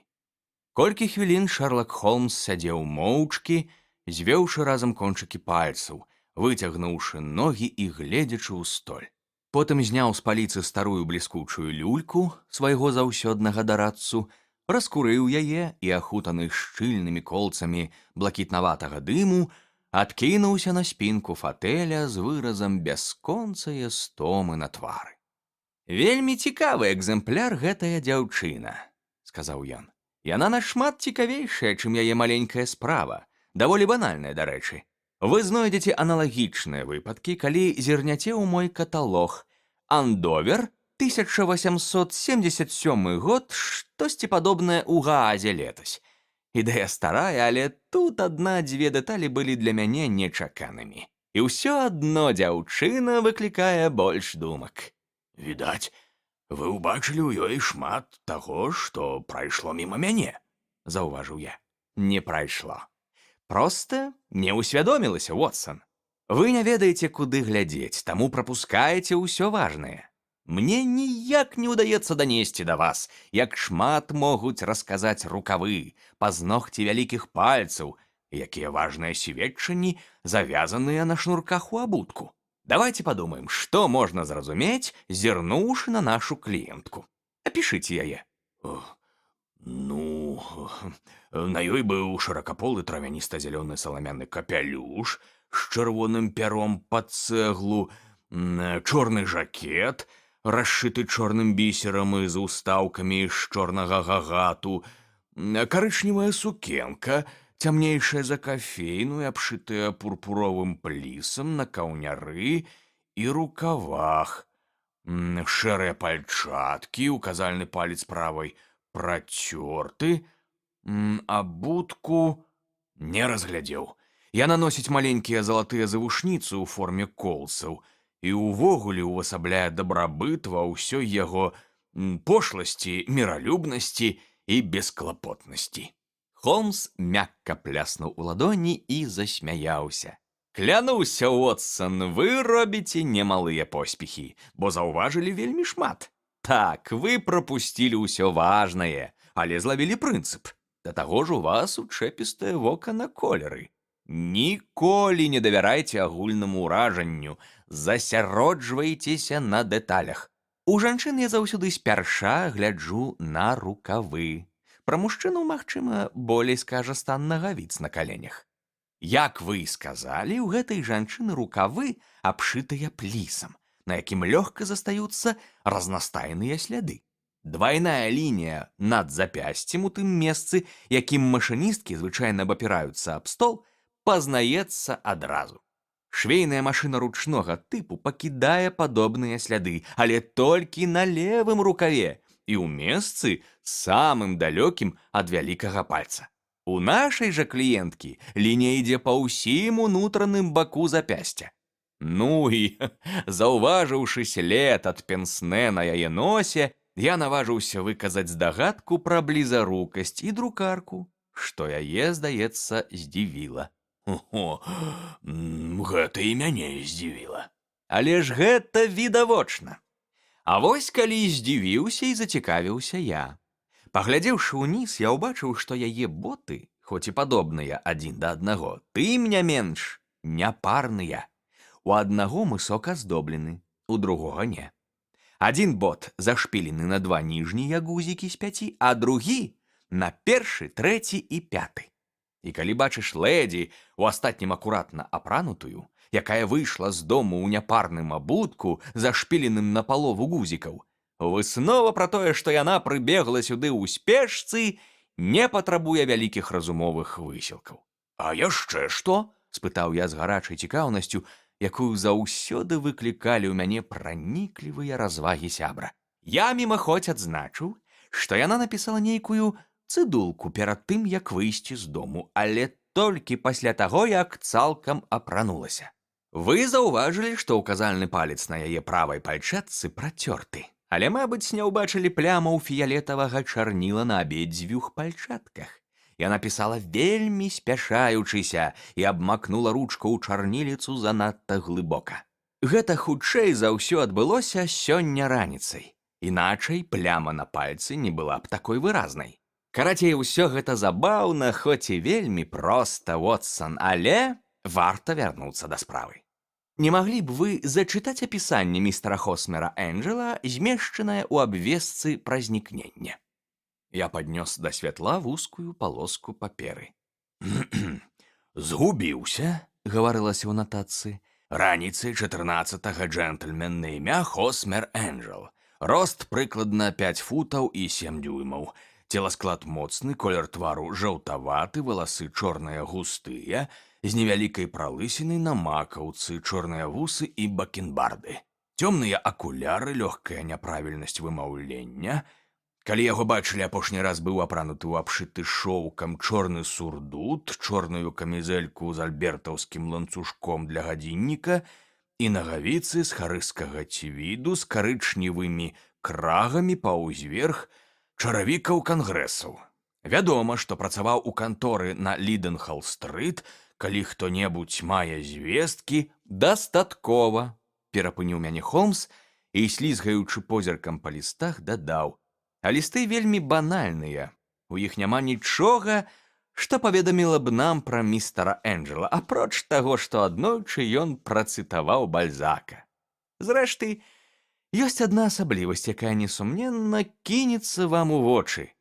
«Яны напісаныя на друкарцы», — адзначыў я. Не толькі самі лісты, нават подпіс надрукаваны. Паглядзіце на гэтае акуратнае Хосмер Энджел унізе. Яшчэ тут дата, але ніякага адрасу апроч Ліденхал-стрыт, а гэта даволі цьмяна. І вось гэтая дэталь выклікае вельмі пэўныя здагадкі, я б нават назваў яе вырашальнай. «У чым, дружа? Толькі не кажыце мне, што вы не бачыце, як цесна гэта звязана з разгадкаю». «Не ўпэўнены. Хіба што ён хацеў, каб у яго была магчымасць не прызнаць свой подпіс, калі будзе распачатая справа пра нявыкананыя абавязанні». Не, рэч не ў тым. Ай, карацей, зараз я напішу 2 лісты, якія ўсё вырашаць. Першы ў адну кантору ў Сіці, а другі айчыму маладой лэдзі містару Віндэбэнку з просьбай прыйсці да нас заўтра о 6:00. Нам жа варта паразмаўляць са сваякамі-мужчынамі юнай лэдзі. А пакуль адказы не прыйдуць, нам з вамі, доктар, рабіць няма чаго, таму на пэўны час мы можам адкласці нашу маленькую справу ў шуфляду. Я так часта назіраў тонкую праніклівасць майго сябра, калі трэба было разважаць, і яго надзвычайную энергію, калі надыходзіў час дзейнічаць, што вырашыў. У Холмса сур'ёзныя падставы для такой легкаважнай упэўненасці, што да дзіўнай таямніцы, якую яго папрасілі раскрыць. Толькі аднойчы ён пацярпеў паразу у скандале з каралём Багеміі і фатаграфіяй Ірэн Адлер. Але, успамінаючы таямнічыя падзеі, знаку 4 і дзіўныя абставіны эцюду ў Пунсовым, я разумею, што клубок таямніц мусіць быць сапраўды надзвычайным, каб яго не змог разблытаць Холмс. Ён усё яшчэ пыхкаў сваёй люлькай з чорнай гліны, калі я сыходзіў ад яго, упэўнены, што наступнага вечара прыйду зноў, а ў яго руках ужо будуць усе ніткі, якія прывядуць нас да асобы зніклага жаніха міс Мэры Сазерленд. Уласныя справы на час адцягнулі маю ўвагу, таму цэлы наступны дзень я прабавіў ля ложка цяжкахворага пацыента. Было ўжо амаль 6, калі я ўрэшце вызваліўся, ускочыў у двухколку і паехаў на Бейкер-стрыт, крыху пабойваючыся, што спазніўся і не папрысутнічаю пры развязцы гэтай маленькай таямніцы. Але я заспеў Шэрлака Холмса ў адзіноце і напаўсоннага. Яго доўгае худое цела скурчылася ў глыбокім фатэлі. Грозны шыхт колбаў і шклянак і яскравы востры пах салянай кіслаты сведчыў пра тое, што ён цэлы дзень займаўся хімічнымі доследамі, якія так любіў. Ну што, атрымалася? Спытаў я, ледзь увайшоўшы. Так, гэта быў бісульфат едкага барыту. Ды не, я пра загадку, усклікнуў я. А, гэта. А я думаў пра соль, з якой я цяпер працую. Ой, ды не было ніякай загадкі ў гэтай справе. Проста, як я вам учора казаў, пэўныя моманты мяне зацікавілі. Вось толькі няма, на жаль, такога закона, які мог бы пакараць нягодніка. Дык хто ён такі? І навошта збег ад міс Сазерленд? Не паспеў Холмс адказаць, як з-перад пакоя пачуліся цяжкія крокі і ў дзверы пастукалі. «Гэта айчым маладой лэдзі містер Джеймс Віндебэнк», — сказаў Холмс. «Ён напісаў мне, што будзе 6:00. Прашу!» У пакой зайшоў моцна складзены сярэдняга росту мужчына гадоў 30 з чыста паголеным жаўтаватым тварам. Манеры яго былі мяккія і прыемныя, а шэрыя вочы глядзелі востра і пранікліва. Ён па чарзе запытальна паглядзеў на нас з Холмсам, паклаў свой бліскучы цыліндр на буфет і, злёгку пакланіўшыся, падышоў да найбліжэйшага крэсла. «Добры вечар, містер Віндебэнк», — прамовіў Холмс. «Думаю, гэты друкаваны ліст з прызначэннем сустрэчы на 6:00 прыйшоў мне ад вас». «Так, сэр. Баюся, я трохі спазніўся, але ж вы разумееце, я не заўсёды належу сабе. Мне вельмі шкада, што міс Сазерленд патурбавала вас гэтай недарэчнай справай. Я ўпэўнены, што не варта сваё смецце на чужы сметнік выносіць.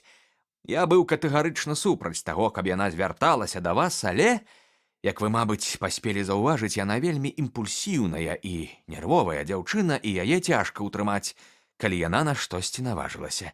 Безумоўна, супраць вас я не моцна пярэчу, бо вы не звязаныя з афіцыйнай паліцыяй. Але не вельмі прыемна, калі такое сямейнае гора робіцца вядомым усім. Да таго ж гэта марнаванне грошай, бо, думаю, вы не зможаце адшукаць гэтага Хосмера Энджела». «Наадварот», — спакойна адказаў Холмс. «У мяне ёсць усе падставы думаць, што ў гэтым я дасягну поспеху». Містер Віндебэнк моцна здрыгануўся і выпусціў пальчаткі з рук. «Рады гэта чуць», — сказаў ён. «Цікавая штука», — заўважыў Холмс. «Шрыфт друкаркі такі ж індывідуальны, як чалавечы почерк. Калі выключыць выпадак, што машынкі цалкам новыя, вы не знойдзеце дзвюх, якія друкавалі б аднолькава. Адны літары зношваюцца болей за астатнія, іншыя толькі з аднаго боку. У вашым лісце, містер Віндебэнк, усе літары «Е» расплываюцца, а ў літар «Р» кепска фарбуецца ніжняя частка. Ёсць яшчэ 14 іншых прыкмет, але гэтыя дзве найбольш відавочныя. У нашай канторы на гэтай друкарцы пішуцца ўсе лісты.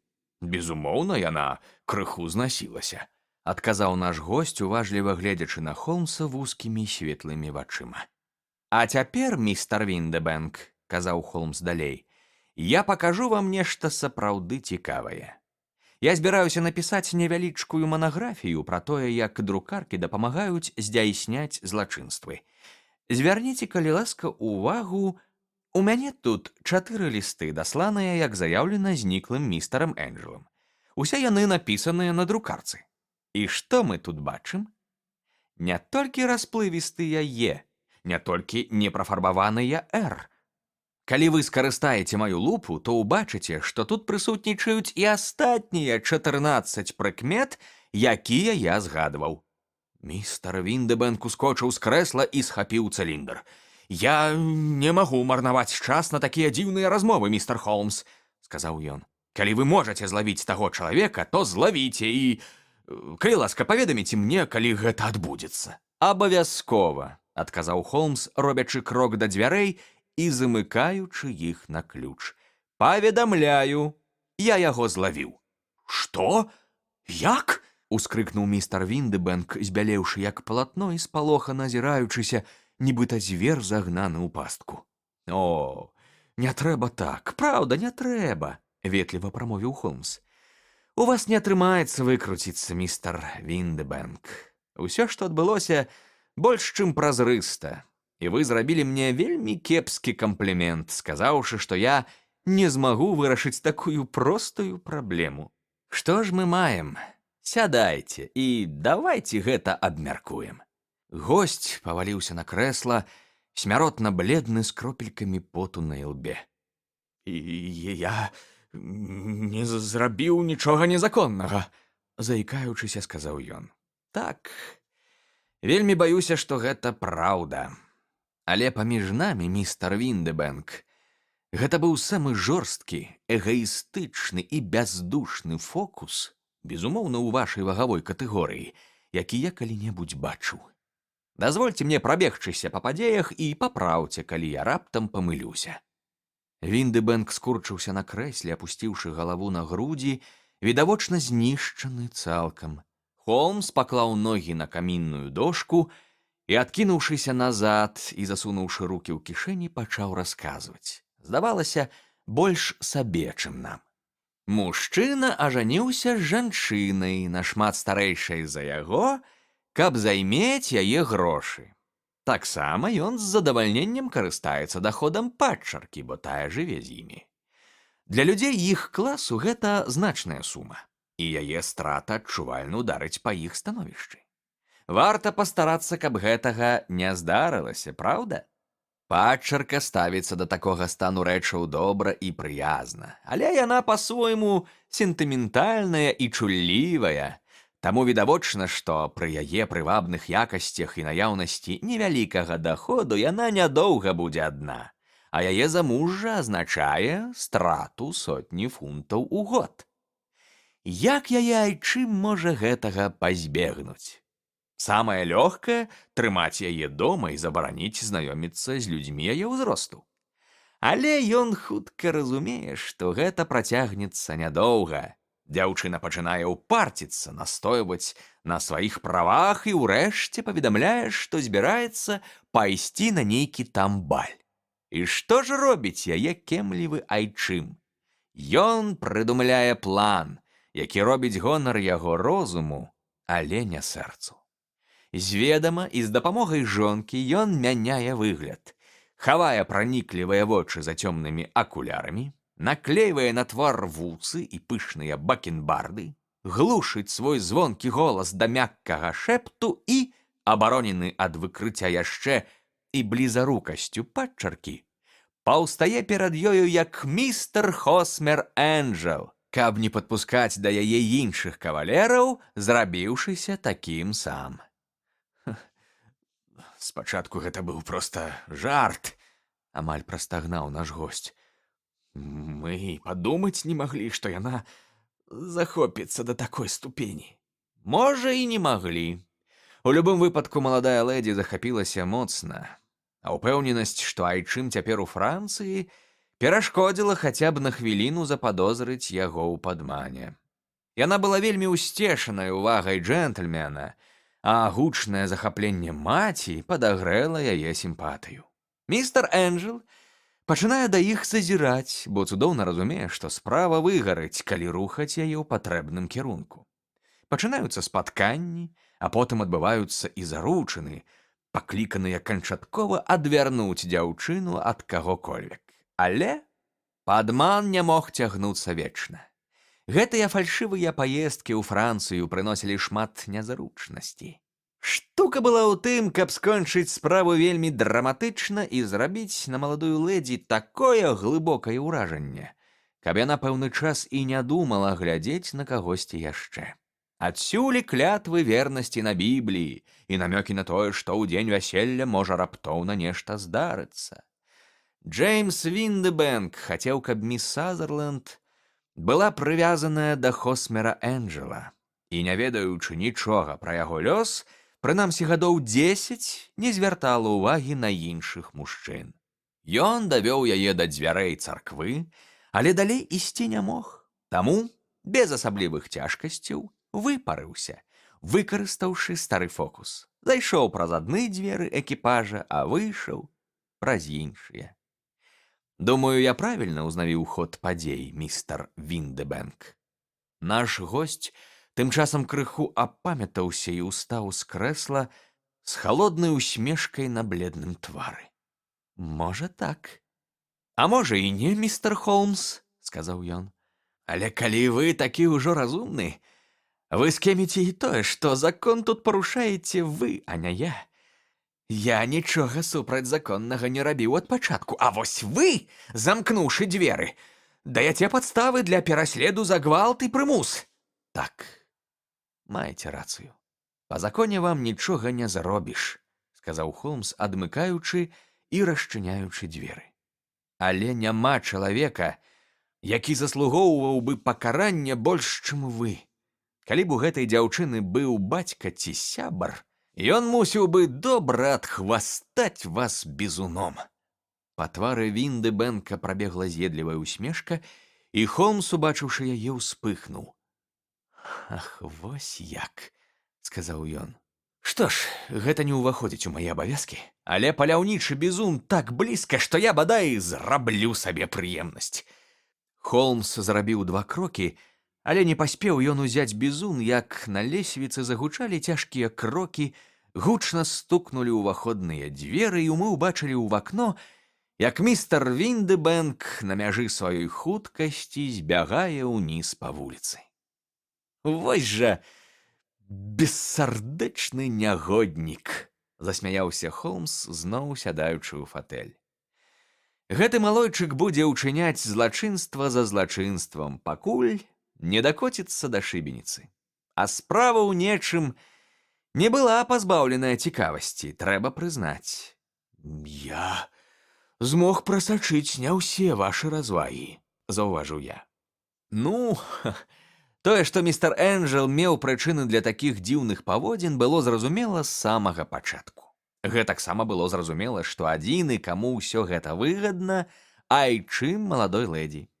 А тое, што гэтыя двое мужчын ніколі не сустракаліся, і адзін з'яўляўся толькі тады, калі другі адсутнічаў, кідалася ў вочы. Потым акуляры, дзіўны голас, кусцістыя бакенбарды, усё гэта падказвала думку пра пераапрананне. Падазрэнне пацвярджала яго дзіўная звычка друкаваць свой подпіс. Гэта дазволіла зрабіць выснову, што почерк яго так добра знаёмы міс Сазерленд, што яна пазнае яго з першай літары. Як бачыце, усе гэтыя факты разам з безліччу драбнейшых вялі ў адным кірунку. А як вы іх праверылі? Калі ўжо заўважыў, дарагі сябра, пацверджанні знайсці няцяжка. Мне знаёмая кантора, дзе працуе гэты джентльмен. Запісанне зніклага, змешчанага ў газеце, я прыбраў усё, што магло быць вынікам пераапранання. Бакенбарды, акуляры, ціхі голас і даслаў яго ў кантору, папрасіўшы паведаміць, ці адпавядае гэтаму апісанню хто-небудзь з іх супрацоўнікаў. Таксама я заўважыў асаблівасці друкаркі і даслаў ліст у кантору самому Віндыбэнку з просьбай прыйсці сюды. Як я і разлічваў, адказ ён надрукаваў, што дазволіла пабачыць усе гэтыя дробныя, але характэрныя дэфекты. Той самай поштай я атрымаў ліст з Вестхаус і Мербэнк на Фенчерч-стрыт аб тым, што маё апісанне да драбніц падыходзіць іх супрацоўніку Джеймсу Віндыбэнку. Вось і ўсё. А міс Сазерленд? Калі б я ёй расказаў, яна б не паверыла. Можа, вы памятаеце старое персідскае выслоўе?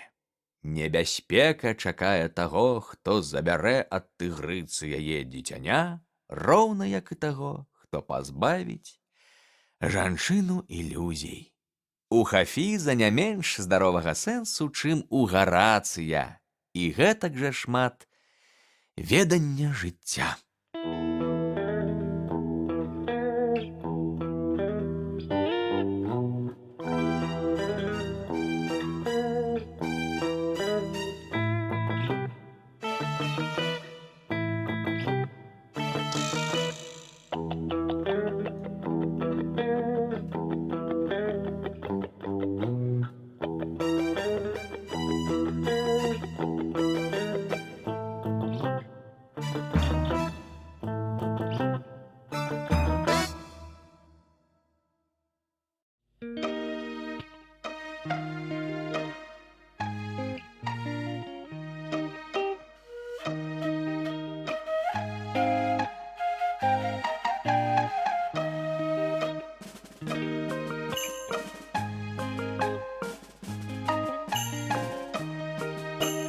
Таямніца боскамскай даліны.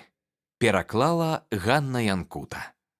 Аднаго ранку, калі мы з жонкай снедалі, служанка прынесла тэлеграму ад Шэрлака Холмса. Вось што ў ёй было. Можаце вызваліцца на 2 дні. Мяне толькі што выклікалі на захад Англіі ў сувязі з трагедыяй у боскамскай даліне. Буду рады, калі далучыцеся. Паветра і пейзаж цудоўныя. Ад'езд з Падынгтона ў 11:15.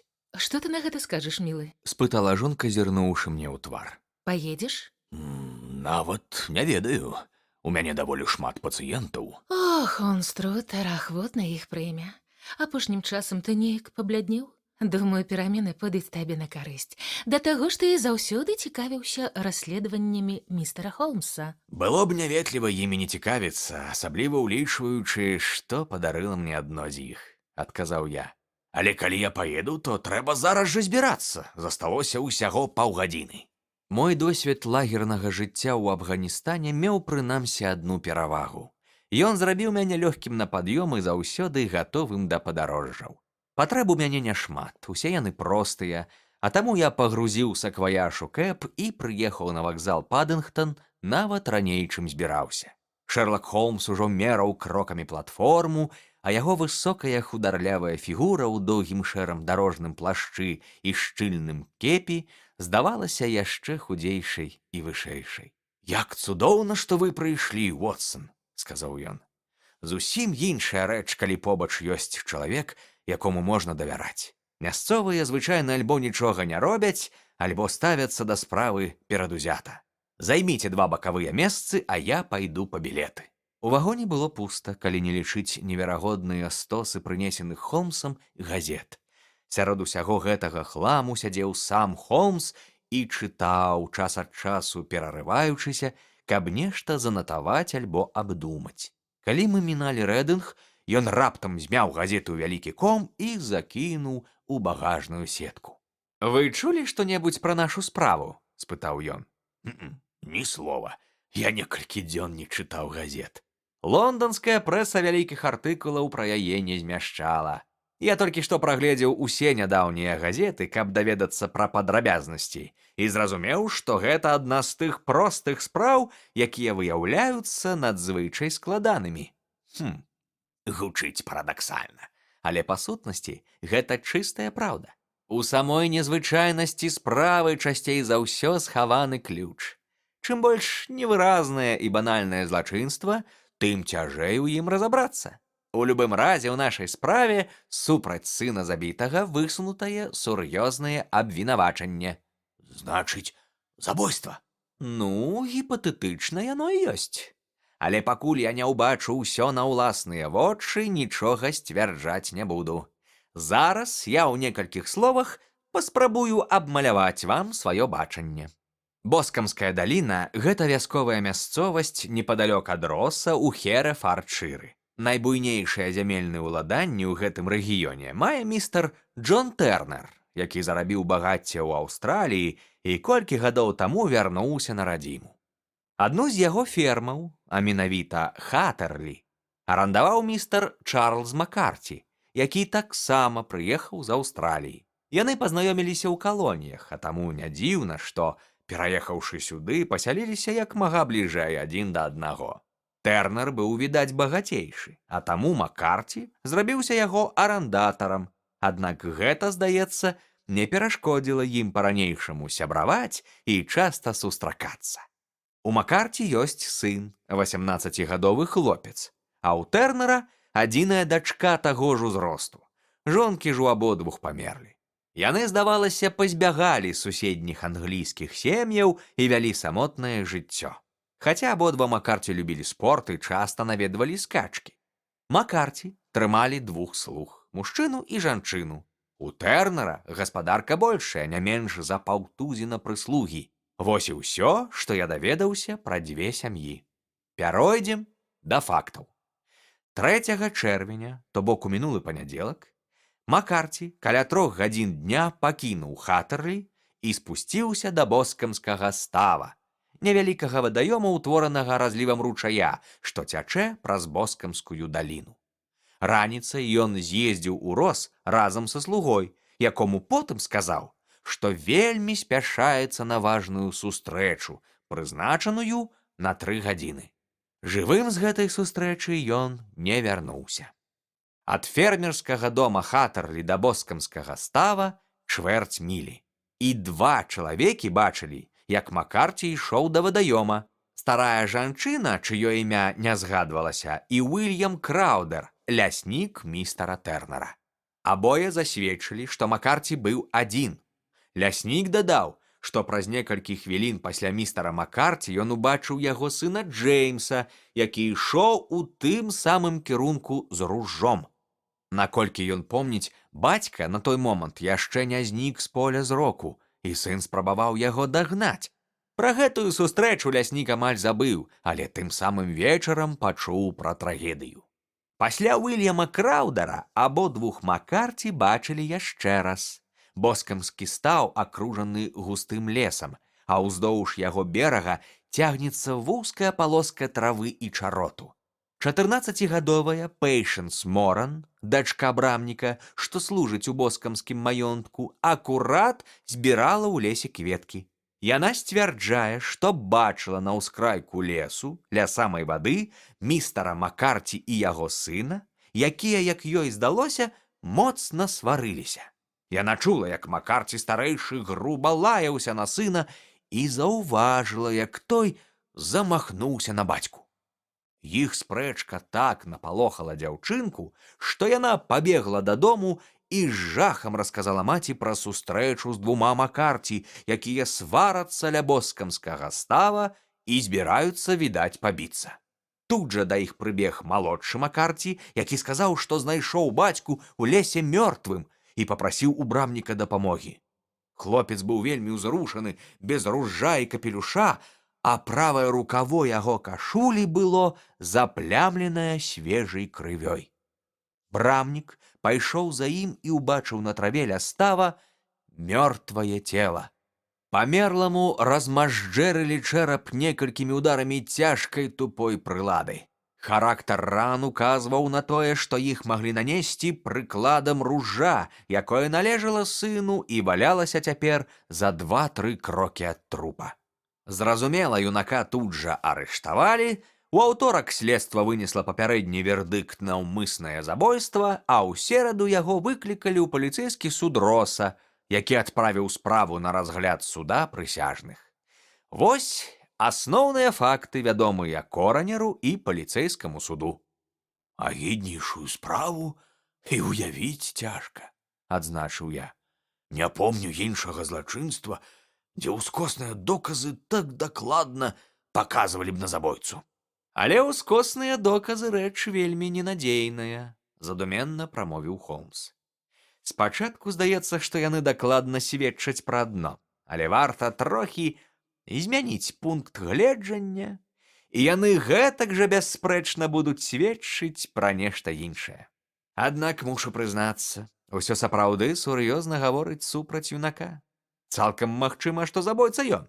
Тым не менш, многія суседзі, у тым ліку міс Тэрнер, дачка мясцовага землеўласніка, вераць у яго невінаватасці, нават запрасілі расследаваць злачынства Лестрада. Помніце, мы сустракаліся з ім у справе, якую вы апісалі як эцюд у Пунсовым. Лестрад, зусім заблытаўшыся, перадаў расследаванне мне. І вось 2 джентльмены сярэдніх гадоў імчаць на захад з хуткасцю 50 міляў у гадзіну, замест таго, каб мірна спажываць дома сняданак. Але баюся, сказаў я, што факты такія відавочныя, што вы наўрад ці чаго даб'яцеся. Няма нічога больш падманлівага за відавочныя факты, са смехам адказаў Холмс.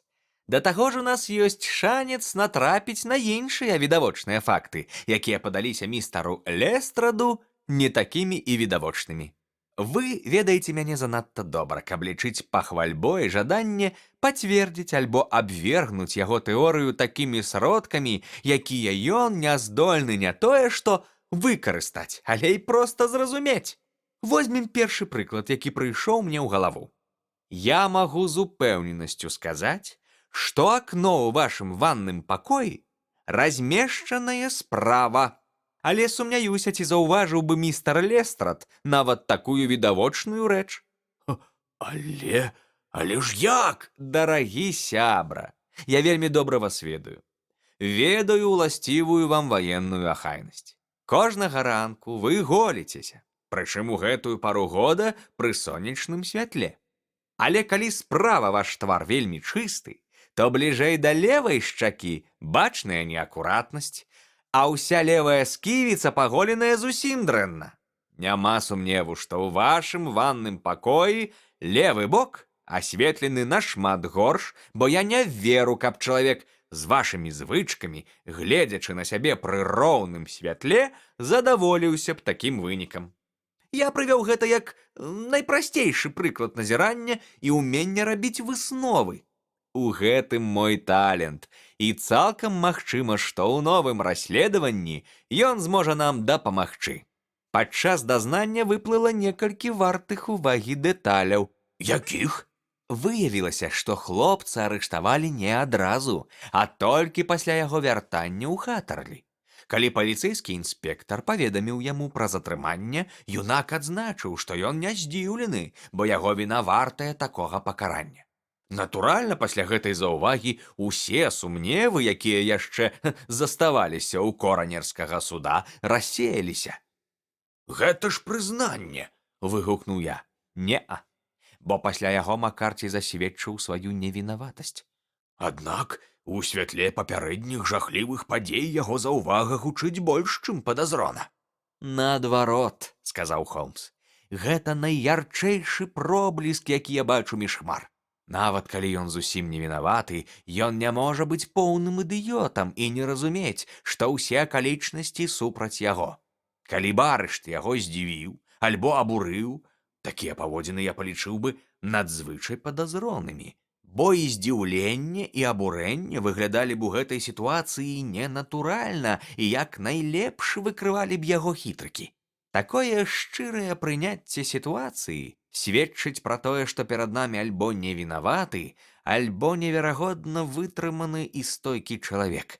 Што да заўвагі пра віну, то яна падаецца мне натуральнай.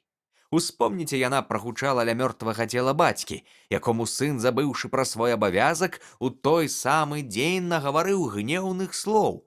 І нават, калі верыць дзяўчынцы, чые сведчанні для нас вельмі важныя, падняў на яго руку. У словах юнака мне чуецца раскаянне і самакатаванне, прыкметы хутчэй здаровага, чым абцяжаранага віной розуму. Я пакачаў галавой. Многіх вешалі на падставе менш пераканаўчых доказаў. Не спрачаюся. Больш за тое, многіх вешалі памылкова. А што расказвае сам юнак? Баюся, яго словы абаронцам надта не дапамогуць, хаця некалькі момантаў аповеду прымушаюць задумацца. Зрэшты, вось вам гэты аповед. Прачытайце самі. Ён выцягнуў са стоса нейкую мясцовую херыфардшырскую газету і, разгарнуўшы, паказаў на абзац, у якім няшчасны юнак расказвае пра сваё бачанне падзей. Я ўладкаваўся ў куце вагона і уважліва прачытаў тэкст. Вось пра што там вялося. Быў выкліканы містер Джеймс Маккарці, адзіны сын памерлага, які засведчыў наступнае. 3 апошнія дні я быў у Брысталі і вярнуўся толькі ранкам мінулага панядзелка 3 чэрвеня. Бацькі ў момант майго вяртання дома не было. Служанка сказала, што ён разам з конюхам Джонам Кобам адправіўся ў роз. Хутка пасля гэтага я пачуў рыпенне двухколкі і, зірнуўшы ў вакно, убачыў, як бацька з яе выйшаў і спешна рушыў з двара, аднак у якім кірунку я не ведаў. Тады я ўзяў ружжо і пайшоў у бок боскамскага става, збіраючыся наведаць трусіную паляну, што ляжыць побач. Па дарозе сустрэў Уільяма Краўдера, лесніка, пра што ён згадаў у сваіх паказаннях, але памыліўся, думаючы, што я кіруючыся услед за бацькам. Я і не здагадваўся, што ён ідзе наперадзе. Дзесьці за 100 ярдаў ад става я пачуў выгук «Ахой!».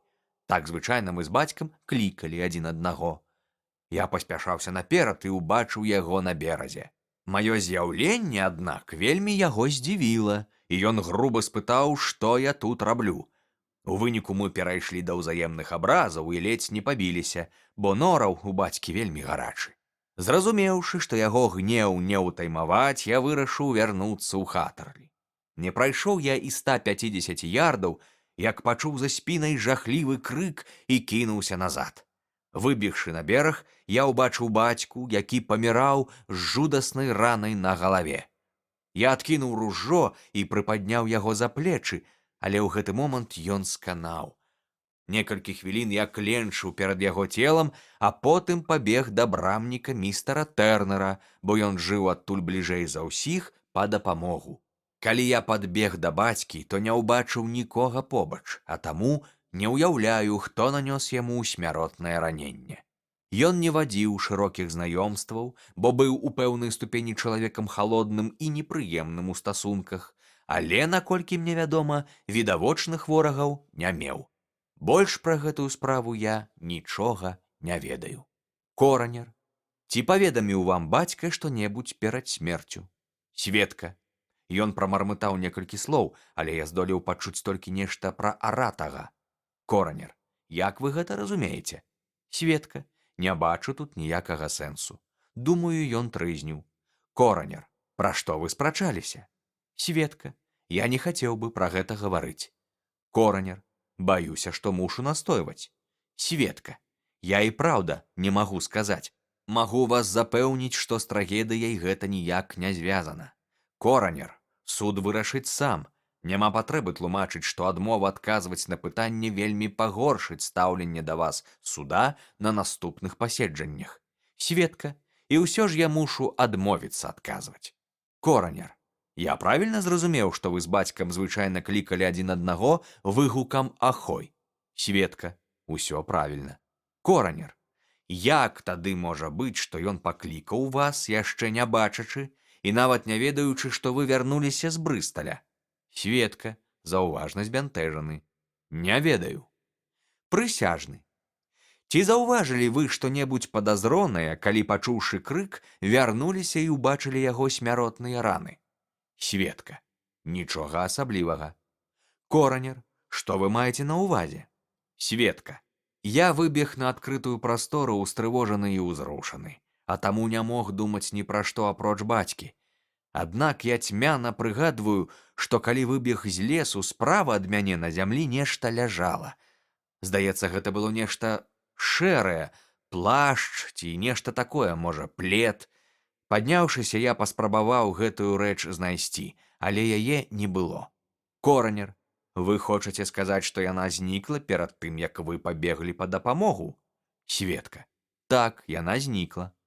Коранер, вы не ведаеце, што гэта было? Сведка. Не, проста адчуваў, што нешта ляжыць. Коранер, як далёка ад цела? Сведка. Ярдаў за 12. Коранер, а ад краю лесу? Сведка. Прыкладна гэтак жа.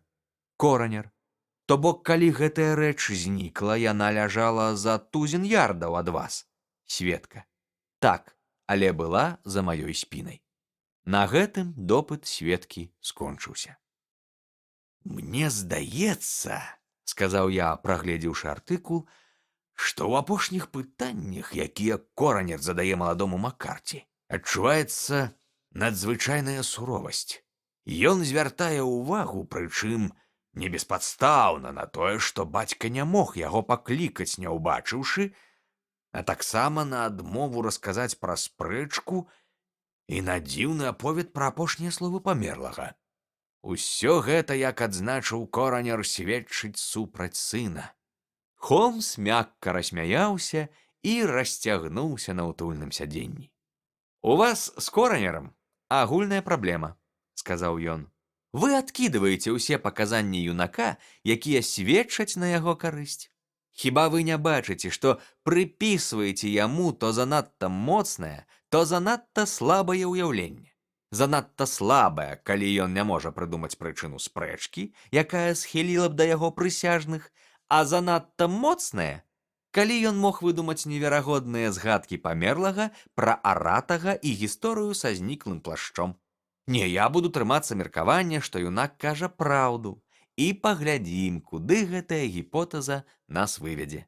А цяпер я займуся сваім кішэнным петраркам і не скажу пра нашу справу ні слова, пакуль не ўбачу месца дзеяння. У Свіндане паабедаем, думаю, хвілін праз 20 мы туды прыбудзем.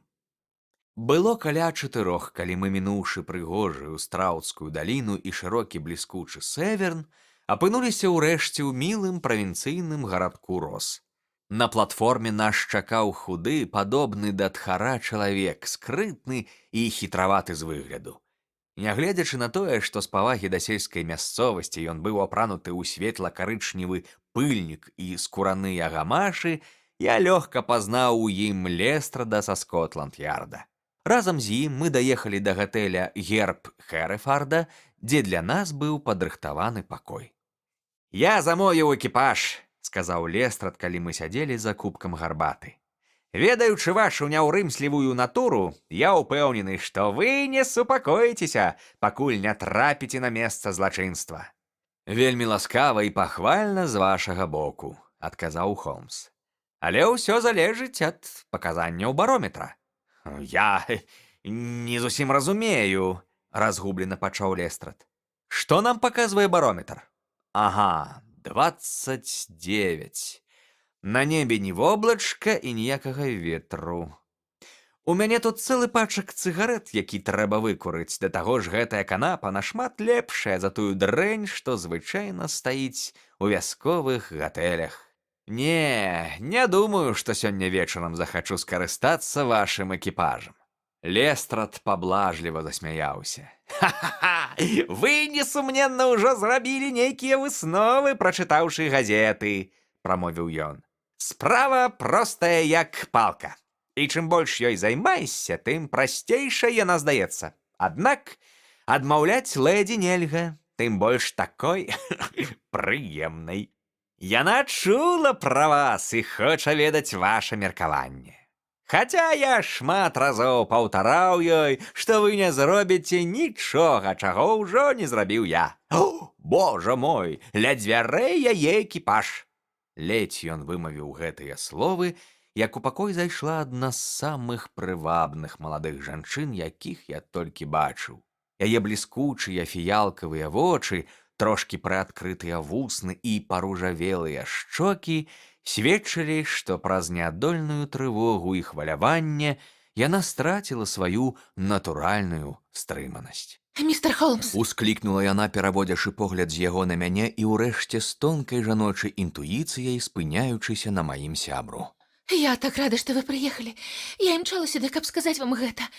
Я ўпэўнены, што Джеймс нікога не забіваў, і хачу, каб вы ўзяліся за мою справу таксама гэта ведаючы. Не дазваляйце сабе сумнявацца ў ім. Мы знаёмыя з ранняга дзяцінства, і я ведаю ўсе яго недахопы, як ніхто іншы. Ён такі мяккасардэчны, што не пакрыўдзіць і мухі. Усе яго добрыя знаёмыя лічаць абвінавачанне бязглуздым». «Спадзяюся, міс Тэрнер, мы дапаможам яго апраўдаць», — сказаў Шэрлак Холмс. «Не сумнявайцеся, я зраблю ўсё, што змагу». «Але справаздачы вы ўжо прачыталі? У вас ёсць меркаванне пра падзеі? Можа, гэта памылка, непаразуменне? Няўжо вы не верыце, што ён не вінаваты?» «Я думаю, гэта цалкам магчыма», «А вы бачыце?» — усклікнула яна, ускідваючы галаву і з выклікам гледзячы на Лестрада. «Чуеце? Надзея ёсць!» Лестрад паціснуў плячыма.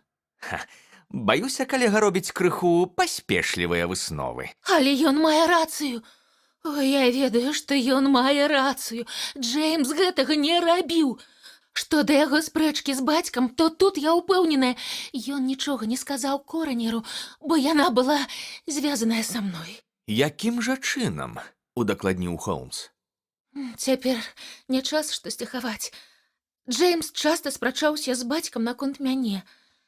Містер Маккарці прагнуў, каб мы ажаніліся. Мы з Джеймсам заўсёды любілі адно аднаго, як брат і сястра, але ён, безумоўна, яшчэ занадта малады, не бачыў жыцця і... нічога такога, натуральна, не планаваў. Пра гэта ён з бацькам і спрачаўся. Думаю, перад смерцю містера Маккарці таксама». «А што ваш бацька?» — спытаў Холмс. «Ён ухваліў бы ваш саюз?» «Не, Ён таксама быў супраць. Ніхто, апроч бацькі Джеймса, гэтага не хацеў. Тут Холмс кінуў на яе адзін са сваіх праніклівых запытальных позіркаў, і дзяўчына пачырванела. «Дзякуй за звесткі», — сказаў ён. «Ці магу я ўбачыцца з вашым бацькам, калі зазірну да вас заўтра?» Баюся, доктар гэтага не дазволіць. «Доктар?» Хіба вы не чулі? У апошнія гады бацька не мог пахваліцца здароўем, а нядаўняя трагедыя зусім яго зламала. Ён злёг, і доктар Уілсон кажа, што яго нервовая сістэма ў катастрафічным стане. Містер Маккарці быў адзіным чалавекам, які ведаў бацьку яшчэ з часоў яго жыцця ў Вікторыі. «Ага, у Вікторыі. Гэта важна». Так, на залатых капальнях. «Несумненна. Там ваш бацька і зарабіў сваё багацце?» Ну, вядома. «Угу. Дзякуй, міс Тарнер. Вы вельмі мне дапамаглі».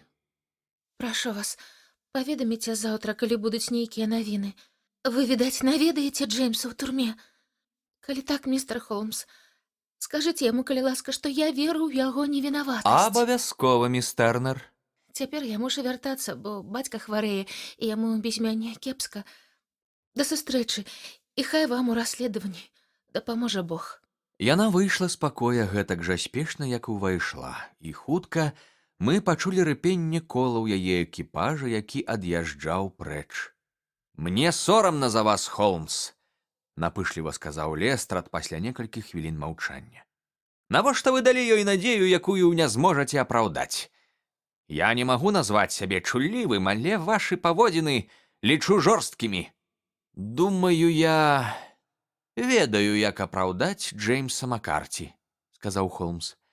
«У вас ёсць ордар на наведванне турмы?» «Безумоўна, але толькі для нас з вамі. Я перагледзеў сваё рашэнне не выходзіць з дому.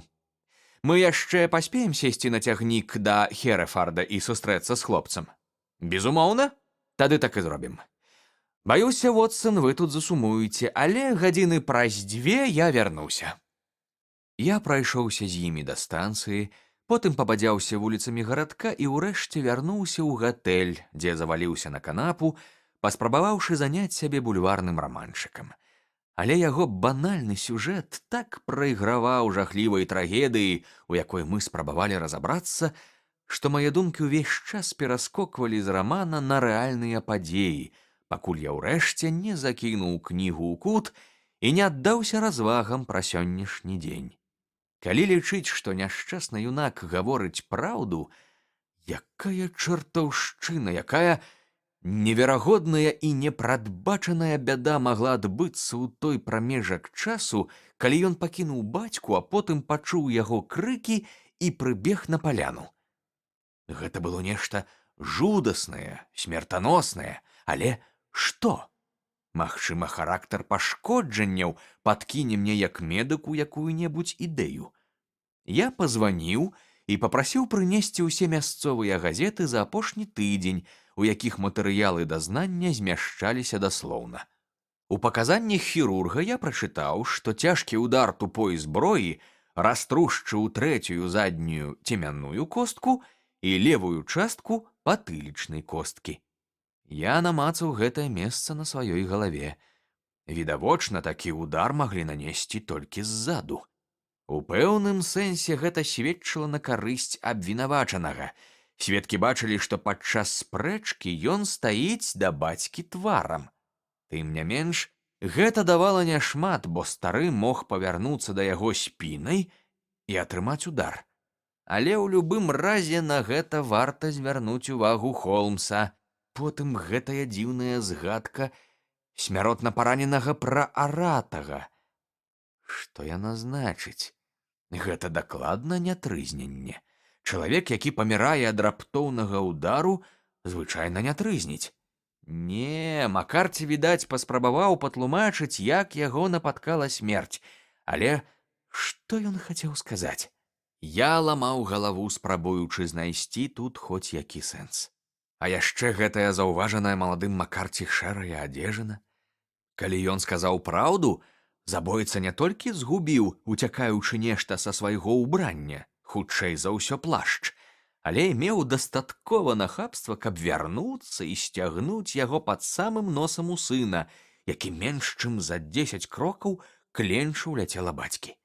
Як спляліся ў гэтай гісторыі таямніцы і неверагоднасці. Мяне не дзівіла меркаванне Лестрада, аднак я верыў у праніклівасць Шэрлака Холмса і не траціў надзеі, тым больш, што новыя факты ўзмацнялі, здавалася, яго ўпэўненасць у невінаватасці маладога Маккарці. Калі Холмс вярнуўся, ўжо звечарэла. Ён быў адзін, бо Лестрад спыніўся ў горадзе. «Паказанні барометра ўсё яшчэ высокія», – зазначыў ён і прысеў. «Важна, каб не было дажджу, пакуль мы не трапім на месца. З іншага боку, злачынца вельмі добра і хітра зрабіў сваю справу, і я не хачу пачынаць расследаванне, не адпачыўшы пасля доўгай дарогі. Я бачыў маладога Маккарці». І што вы ад яго даведаліся? Нічога. Праліў ён нейкае святло на справу? Ніякага. Я схіляўся да думкі, што ён ведае забойцу, але хавае яго ці яе імя. Але цяпер мушу прызнаць, што ён здзіўлены не менш за астатніх. Юнак не вельмі кемлівы, хаця з выгляду прыстойны і, думаецца, не сапсаваны. Але я не магу ухваліць яго густ, адзначыў я. Калі ён сапраўды не хоча ажаніцца з такой чароўнай лэдзі, як міс Тэрнер. За ўсім гэтым хаваецца досыць непрыемная гісторыя. Хлопец шалёна, апантана яе кахае. Але гады 2 таму, калі ён быў яшчэ зусім дзіцем і кепска ведаў міс Тэрнер, якая 5 гадоў правяла ў пансіянаце, гэты ідыёт не прыдумаў нічога лепшага, як трапіць у лапы адной брыстальскай барменкі і зарэгістраваць з ёй шлюб. Пра гэта ніхто не ведае, але уявіце, якая гэта шалёная пакута – чуць папрокі за адмову зрабіць тое, чаго ён усім сэрцам прагне, але разумее, што гэта немагчыма. Менавіта гэтая пакута, гэтае вар'яцтва прымусіла яго падняць руку і ледзь не ўдарыць бацьку падчас іх апошняй размовы, калі той падштурхоўваў яго зрабіць міс Тэрнер прапанову. З іншага боку, у яго не было магчымасці абараніцца, і калі бацька, пра якога ўсе гавораць як пра чалавека з цяжкім характарам, даведаўся праўду, то тут жа выкінуў бы яго з дому. Апошнія 3 дні ён правёў са сваёй жонкай у Брысталі. І бацька не ведаў, дзе сын. Добра запомніце гэты момант, ён вельмі важны. Але ліха без дабра не бывае. Бо барменка, дазнаўшыся з газет пра сур'ёзныя праблемы хлопца і нават магчымае смяротнае пакаранне, тут жа яго кінула, напісаўшы, што на Бермудскай верфі ў яе ўжо ёсць муж, а таму іх з Маккарці нічога не звязвае. Думаю, гэта навіна ўзнагародзіла юнака за ўсе яго пакуты.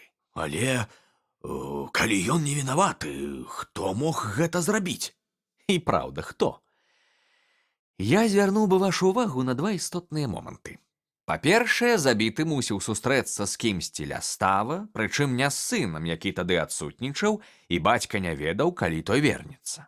Па-другое, чулі, што забіты крычаў «Ахой», яшчэ не ведаючы, што сын вярнуўся.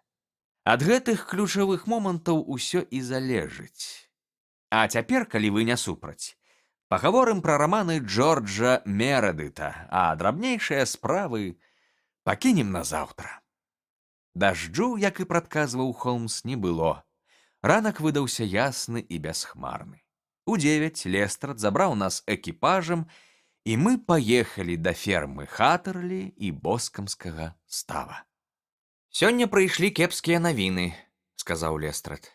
«Кажуць, містер Тэрнер расхварэўся так, што надзей амаль не засталося. Ён, відаць, ужо ва ўзросце», – удакладніў Холмс. «Каля 60, але ён падарваў здароўе за мяжой і хварэе досыць даўно. Нядаўні выпадак пагоршыў сітуацыю. Ён даўні сябар Маккарці і магу дадаць яго вялікі дабрадзей, бо я даведаўся, што ферма Хаттерлі здавалася бясплатна». «Праўда? Цікава», – сказаў Холмс. «Вядома, праўда. І дапамагаў яму сотня іншых спосабаў. Усе тут гавораць пра дабрыню містера Тэрнера да яго сябра». «Вось як. І вас зусім не дзівіць, што гэты Макарці, у якога, як выявілася, за душой амаль нічога не было і які ўсім абавязаны Тэрнеру, казаў нешта пра жаніцьбу свайго сына з яго дачкой, несумненна адзінай спадчыніцай маёнтка, прычым казаў так упэўнена, нібы варта толькі зрабіць прапанову і ўсё адразу ж вырашыцца. А яшчэ цікавейшае тое, што Тэрнер, як мы ведаем, гэтага шлюбу не хацеў. Так сказала яго дачка. Якія тут можна зрабіць высновы? Ах, мы захраслі ў высновах і разборах, сказаў Лестрад, падміргваючы мне. Думаю, Холмс, такое паглыбленне ў факты немагчымае без прыцягнення пустых тэорый і фантазій. Маеце рацыю, стрымана сказаў Холмс. Такое паглыбленне ў факты для вас і праўда немагчымае. У любым разе я разумею адну рэч, якую вам зразумець складана, трохі запальчыва сказаў Лестрад. Якую гэта? А тую, што старэйшы Макарці загінуў ад рукі Макарці малодшага, і што ўсе іншыя тэорыі не больш як падманнае месячнае святло. Ну, месячнае святло ярчэйшае за туман, засмяяўся Холмс. Але магу паспрачацца, што злева ад нас ферма Хаттерлі. Яна самая. Гэта быў шырока разлеглы двухпавярховы з выгляду утульны будынак, пакрыты шыферам, з 2 вялікімі плямамі жоўтага лішайніку на сценах. Аднак апушчаныя шторы і коміны, з якіх не ішоў дым, надавалі дому нешта хваравітае, нібыта на ім дагэтуль ляжаў цяжар нядаўняга жаху. Мы пазванілі, і на просьбу Холмса служанка паказала нам боты, у якіх памёр гаспадар, а таксама чаравікі сына, хаця і не тую пару, якая тады была на ім. Памераўшы абутак у 7 ці 8 розных месцах, Холмс папрасіў правесці яго ва ўнутраны двор, адкуль мы звілістай сцяжынкай рушылі да боскамскага става. Калі Холмс браў гарачы след, ён увесь змяняўся. Яго наўрад ці пазнаў бы той, хто ведаў яго толькі як ціхага логіка і мысляра з Бейкер-стрыт. Твар яго пакрываўся румянцам і цямнеў. Бровы выпростваліся ў 2 жорсткія лініі, а ў вачах з'яўляўся стальны бляск. Галава апускалася, плечы сутуліліся, вусны шчыльна сціскаліся, а на доўгай жылістай шыі рубцамі выступалі вены. Здавалася, што ад чыста жывёльнай прагі пераследу яго ноздры расшыраліся, а розум так засяроджваўся на пастаўленай перад ім задачы, што Холмс альбо прапускаў усе пытанні міма вушэй, альбо адказваў на іх толькі хуткім нецярплівым рыкам. Холмс маўкліва і хутка рухаўся ўздоўж сцяжыны, што праз лугі і лясы бегла да боскамскага става. Вільготную балоцістую, як і ва ўсёй акрузе зямлю, усейвалі адбіткі многіх ног. Мы бачылі іх і на сцежцы, і сярод нізкай травы, што з абодвух бакоў падступала да дарогі. Часам Холмс прыспешваў крок, часам застываў як слуп, а аднойчы нават зрабіў невялікае кола ў лугах. Мы з абыякавым і пагардлівым Лестрадам ішлі ззаду, і я з цікавасцю сачыў за сябрам, упэўнены, што кожнае яго дзеянне мае дакладную мэту. Боскамскі стаў, невялікі парослы чаротам вадаём каля 50 ярдаў у дыяметры, ляжаў на самай мяжы паміж фермай Хаттерлі і паркам багатага містера Тэрнера. Над лясамі, якія падыходзілі да яго дальняга берага, добра праглядаліся высокія чырвоныя вежы, што сведчылі пра блізкасць жытла заможнага землеўласніка. Збоку Хаттерлі лес быў вельмі густы, і ад чароту, які атачаў стаў, яго аддзяляў толькі вузкі пас вільготнай травы шырынёй крокаў на 20. Лестрад паказаў месца, дзе знайшлі цела. Зямля была такой вогкай, што я яскрава ўбачыў сляды падзення параненага чалавека. Прагны твар і напружаны позірк Холмса сведчылі пра тое, што ў змятай траве ён збіраецца прачытаць нашмат больш. Ён пашнырыў па беразе, як сабака, што ловіць след, а потым звярнуўся да нашага спадарожніка. Што вы рабілі з гэтым ставам? Прачэсваў яго граблямі. Думаў, там можа знайсціся зброя ці што іншае, але як дзеля ўсяго святога? Ну ўсё, няма часу. Тут паўсюль адбіткі вашай трохі вывернутай усярэдзіну левай падэшвы. Вас высачыць нават крот. А ў чароце след губляецца. О, як усё было б проста, калі б я трапіў сюды да нашэсця статка буйвалаў, якія ўсё вытапталі. Вось тут засталіся сляды тых, што прыйшлі з дому брамніка і пасля 6 ці нават 8 разоў абышлі вакол цела, ўсё вакол затаптаўшы. А вось 3 асобныя ланцужкі адных і тых жа адбіткаў. Ён дастаў лупу і лёг на свой воданепранікальны плашч, каб лепш іх разгледзець, размаўляючы пры гэтым хутчэй самім сабой, чым з кімсьці яшчэ. Гэта сляды маладога Макарці. Ён двойчы тут праходзіў і адзін раз бег так хутка, што мыскі яго чаравікаў адбіліся вельмі выразна, а абцасы ледзь заўважна. Гэта пацвярджае яго гісторыю. Ён пабег, калі ўбачыў, што бацька ляжыць на зямлі. Далей сляды бацькі, які прагульваўся туды-сюды. А што ў нас тут? След прыклада, калі сын стаяў і слухаў. А гэта? Ха-ха-ха-ха! Што гэта ў нас? Дыбачкі. Хтосьці ішоў на дыбачках. Зусім квадратныя, вельмі незвычайныя чаравікі. Хтосьці прыйшоў, сышоў, потым вярнуўся зноў, несумненна, каб забраць плашч. Так, адкуль яны вядуць? Холмс бегаў туды-сюды, часам губляючы, часам зноў знаходзячы след, пакуль мы не апынуліся ля ўскрайку лесу ў цені вялікага бука, самага высокага дрэва ў ваколіцы. Мой сябар знайшоў сляды за яго камлём і з пераможным крыкам зноў паваліўся на зямлю. Там ён праляжаў доўгі час, разграбаючы лісце і высахлыя галінкі, збіраючы ў канверт штосьці, на маю думку, вельмі падобнае да пылу, і вывучаючы праз лупу не толькі зямлю, але і кару дрэва, да якой ён змог дабрацца. Сярод імху валяўся вышчарблены камень, які Холмс таксама уважліва агледзеў і ўзяў з сабой. Потым сцяжынкай, што вяла праз лес, ён выйшаў на гасцініц, дзе ўсе сляды згубіліся. Неймаверна цікавы выпадак, зазначыў ён, вярнуўшыся да свайго звычайнага стану. Гэты шэры дом справа належыць, відаць, брамніку. Думаю, я зазірну туды, перагавару з гаспадаром і, можа, напішу маленькую цыдулку. Пасля гэтага мы паедзем у гатэль на абед. Ідзіце да кэба, а я хутка да вас далучуся. Калі праз 10 хвілін мы вярталіся кэбам у роз, Холмс усё яшчэ трымаў камень, падняты ў лесе. «Гэта можа зацікавіць вас, Лестрад», — сказаў ён, падаючы інспектару камень. «Ім учыненае забойства. Я не бачу ніякіх слядоў. Іх і няма. Адкуль тады вы ведаеце? Раней пад ім расла трава. Значыць, пад букам ён усяго некалькі дзён. Нідзе не было відаць месца, адкуль яго ўзялі.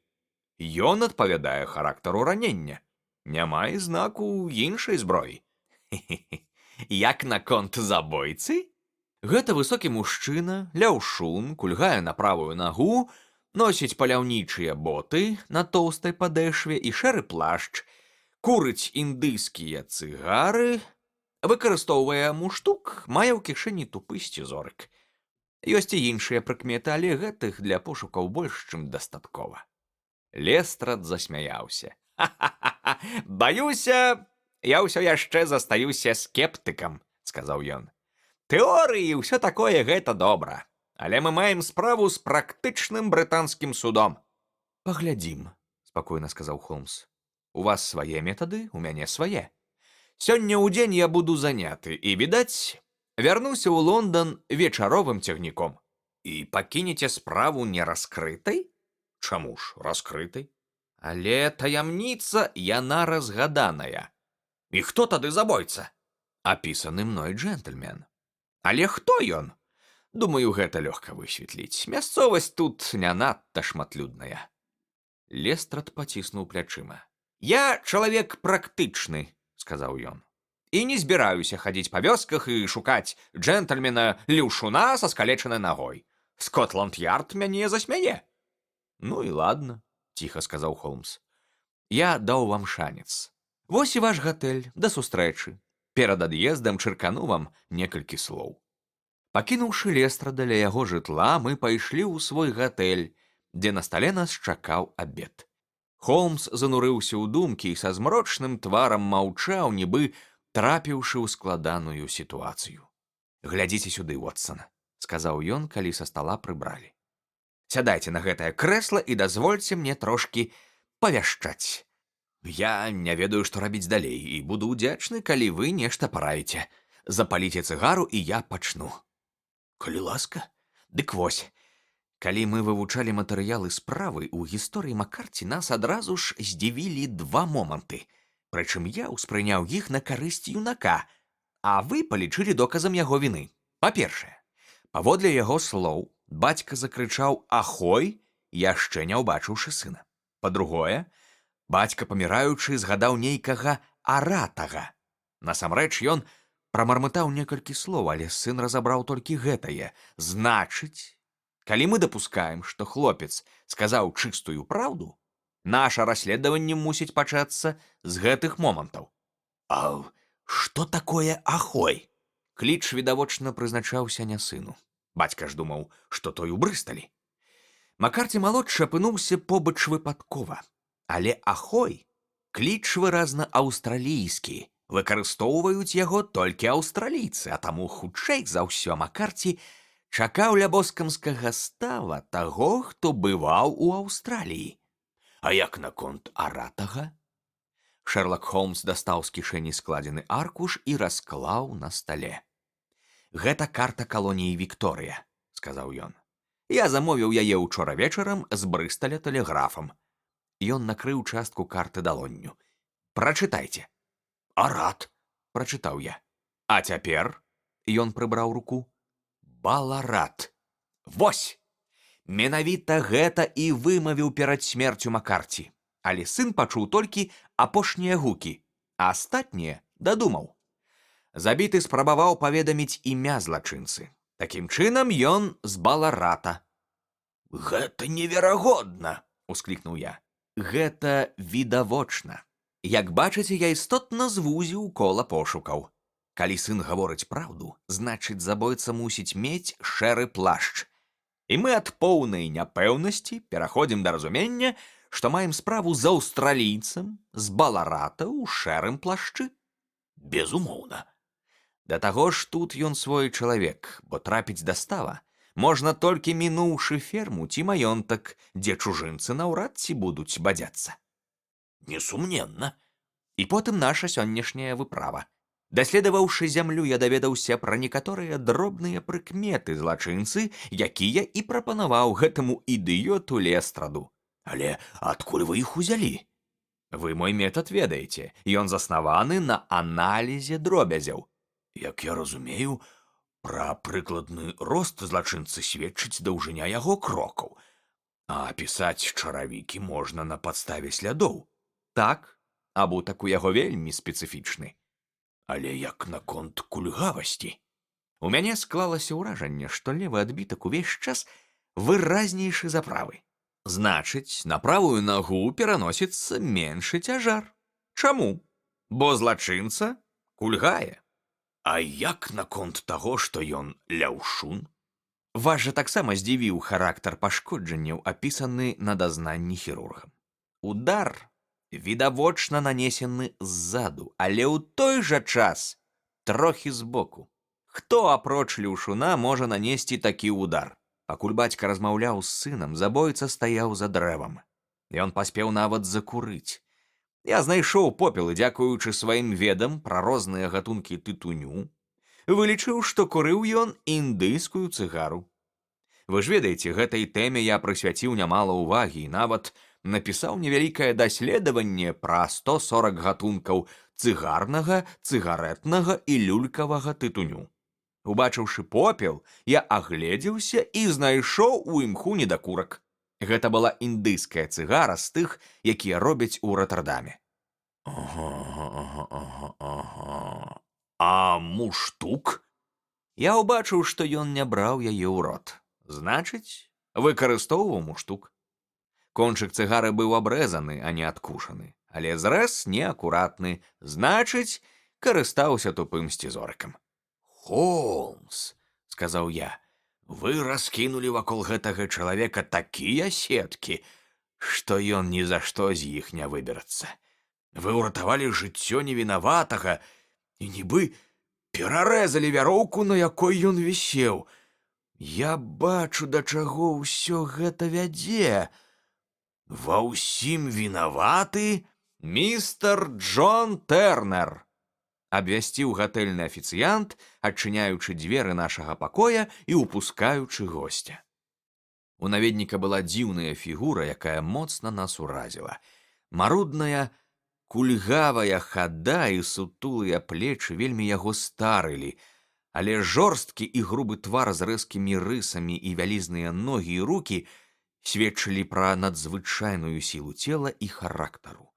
Яго зблытаная барада, пасівелыя валасы і нізкія насупленыя бровы надавалі абліччу годны і ўладны выгляд, аднак твар быў попельна-белы, а вусны і вугалкі ноздраў мелі лёгкае сіняватае адценне.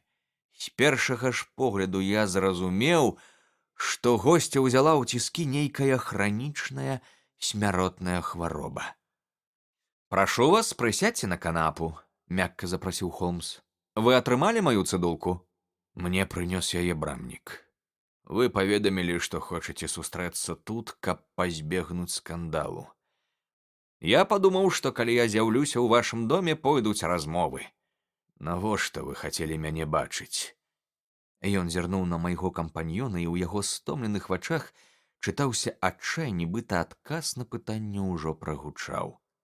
«Усё правільна», — адказаў Холмс не на пытанне, а на позірк. «Усё менавіта так. Я ведаю пра Маккарці». Стары закрыў далонямі твар. «Хай дапаможа мне Бог!» — ускрыкнуў ён. «Але я б не дазволіў юнаку загінуць. Даю вам слова, што калі б справа дайшла да выязной сесіі суда прысяжных, я расказаў бы праўду». «Рады гэта чуць», — сур'ёзна сказаў Холмс. «Я расказаў бы праўду ўжо цяпер, калі б не мая дарагая дзяўчынка. Гэта разаб'е ёй сэрца, абавязкова разаб'е, калі яна даведаецца пра мой арышт». «Да гэтага можа не дайсці», — сказаў Холмс. «Як?» «Я асоба неафіцыйная.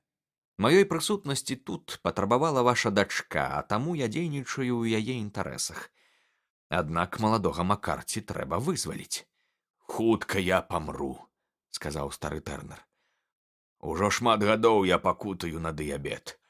Доктар кажа, што мне засталося не больш за месяц. І ўсё ж мне хацелася б памерці пад сваім дахам, а не ў турме». Холмс падняўся, перасеў за стол, узяў пяро і паклаў перад сабой паперу. «Проста раскажыце праўду», — сказаў ён. «Я занатую факты, вы падпішаце, а Уотсон засведчыць ваш подпіс. Я абнародую ваша прызнанне ў крайнім выпадку, калі давядзецца ратаваць маладога Маккарці. Абяцаю, без тэрміновай патрэбы не выкарыстоўваць вашы сведчанні». «Добра», — пагадзіўся стары. «Я наўрад ці дажыву да выязной сесіі. Таму мяне гэта не надта хвалюе, але я хацеў бы абараніць Эліс ад такога ўдару. А зараз я ўсё растлумачу. Справа цягнулася доўга, але расказ шмат часу не патрабуе. Вы не ведалі памерлага Маккарці. О, гэта быў сапраўдны д'ябал, вось што я вам скажу. Хай бароніць вас Бог трапіць такому чалавеку ў лапы. Все гэтыя 20 гадоў ён трымаў мяне ў цісках і зруйнаваў маё жыццё. Спачатку я раскажу, як трапіў пад яго ўладу. Гэта адбылося ў пачатку 60-х на залатых капальнях. Я быў тады маладым хлопцам, гарачым і безразважным, гатовым узяцца за любую справу, але трапіў у кепскую кампанію і прыахвоціўся да выпіўкі. З участкам мне не пашанцавала. Золата там не было, а таму я падаўся ў бадзягі і зрабіўся тым, каго цяпер называюць рабаўнікамі з вялікай дарогі. Нас было 6, і мы вялі дзікае вольнае жыццё, час ад часу рабуючы станцыі ці спыняючы на дарозе да капальні фургоны. Мне далі імя Чорны Джек з Баларата, і ў калоніі нас дагэтуль помняць як баларатскую хеўру. Аднаго дня з Баларата ў Мельбурн адправілі пад аховай золата. Мы зрабілі засаду і напалі на канвой. Сілы былі роўныя, 6 супраць 6, а таму бойка выдалася сур'ёзнай. 4 іх вершнікаў мы паклалі першым жа залпам. Аднак пакуль дабраліся да здабычы, 3 нашых хлопцаў забілі. Я прыставіў пісталет да галавы фурмана, гэта і быў стары Маккарці. Божа, чаму я тады яго не застрэліў? Але я злітаваўся, хаця і заўважыў, як маленькія злосныя вочы ўтаропіліся ў мой твар, нібыта запамінаючы кожную рысу. Мы забралі золата, разбагацелі і нікім не западозраныя адправіліся ў Еўропу.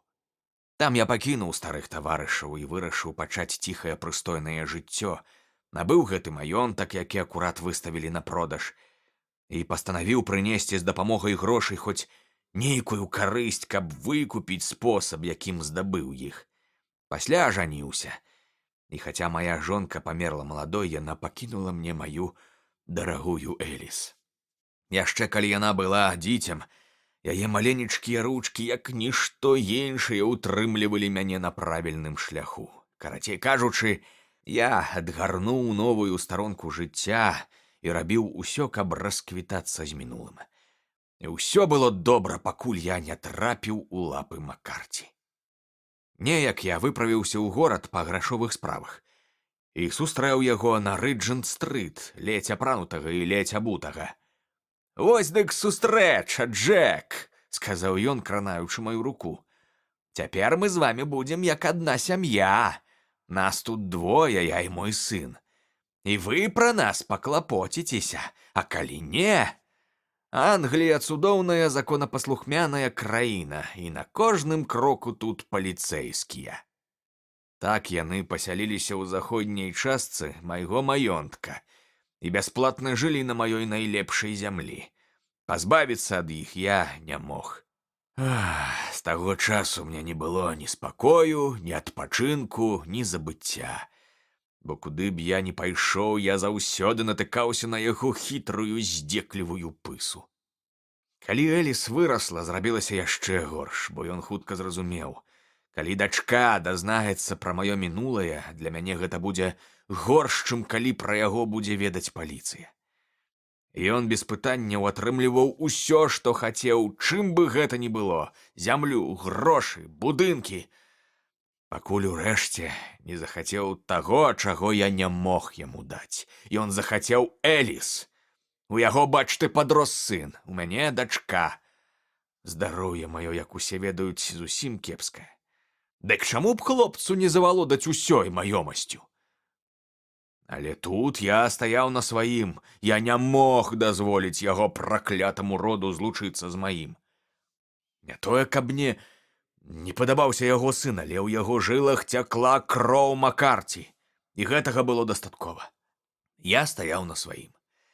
Маккарці пагражаў і праявіў сябе напоўніцу, але я не саступаў.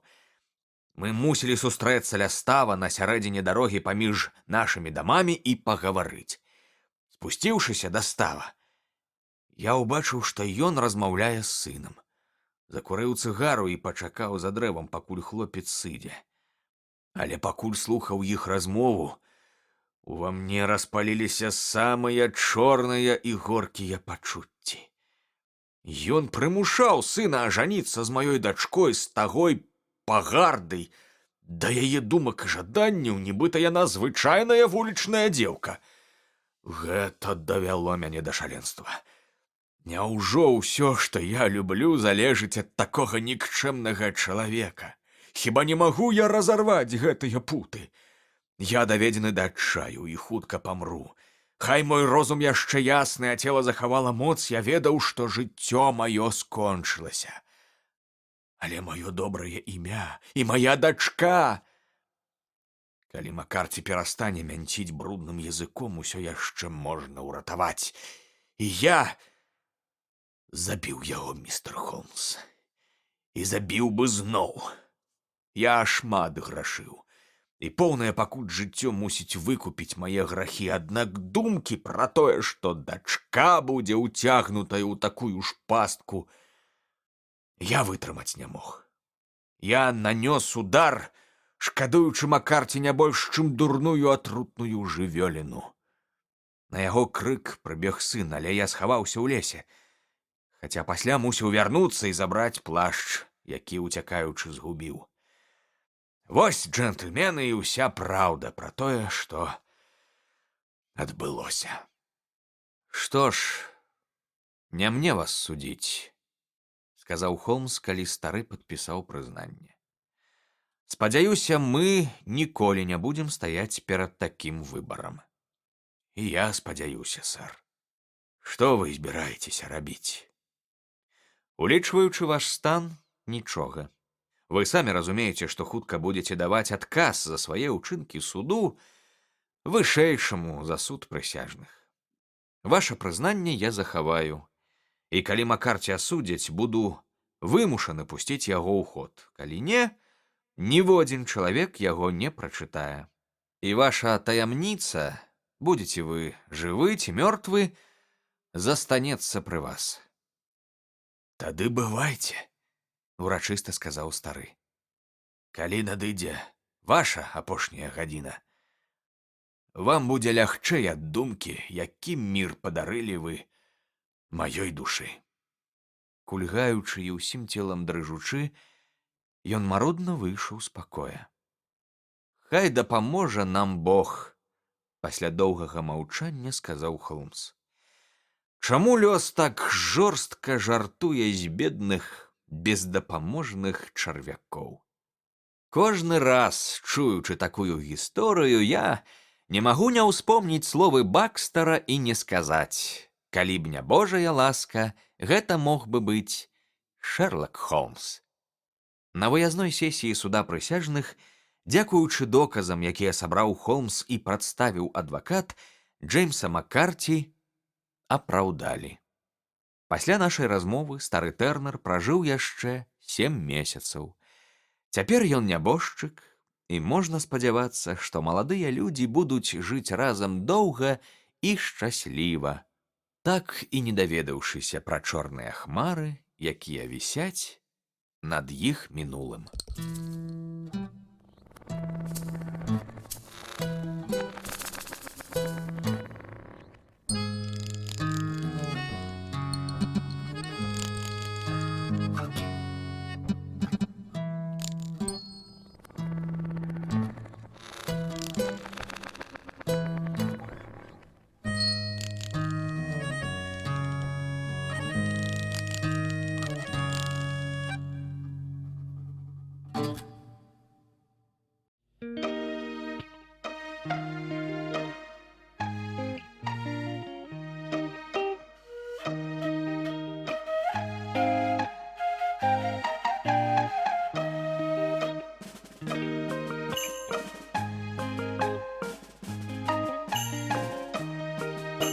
Пять апельсінавых зярнятак.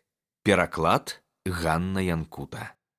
Калі я праглядаю свае нататкі пра расследаванні Шерлока Холмса паміж 1882 і 1890 гадамі, то знаходжу столькі ўсяго дзіўнага і цікавага, што пачынаю вагацца, якія з іх выбраць, на якіх спыніцца.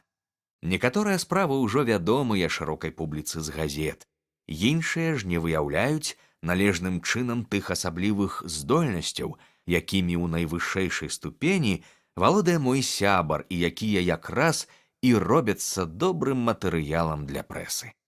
Некаторыя справы завялі ў тупік нават яго аналітычны розум. Яны маглі б зрабіцца апавяданнямі з пачаткам, але без канца. Іншыя былі расследаваныя толькі часткова, і іх разгадкі грунтуюцца хутчэй на гіпотэзах і падазрэннях, чым на такіх дарагіх яго сэрцу лагічных доказах. Гэтая справа адносіцца акурат да апошніх.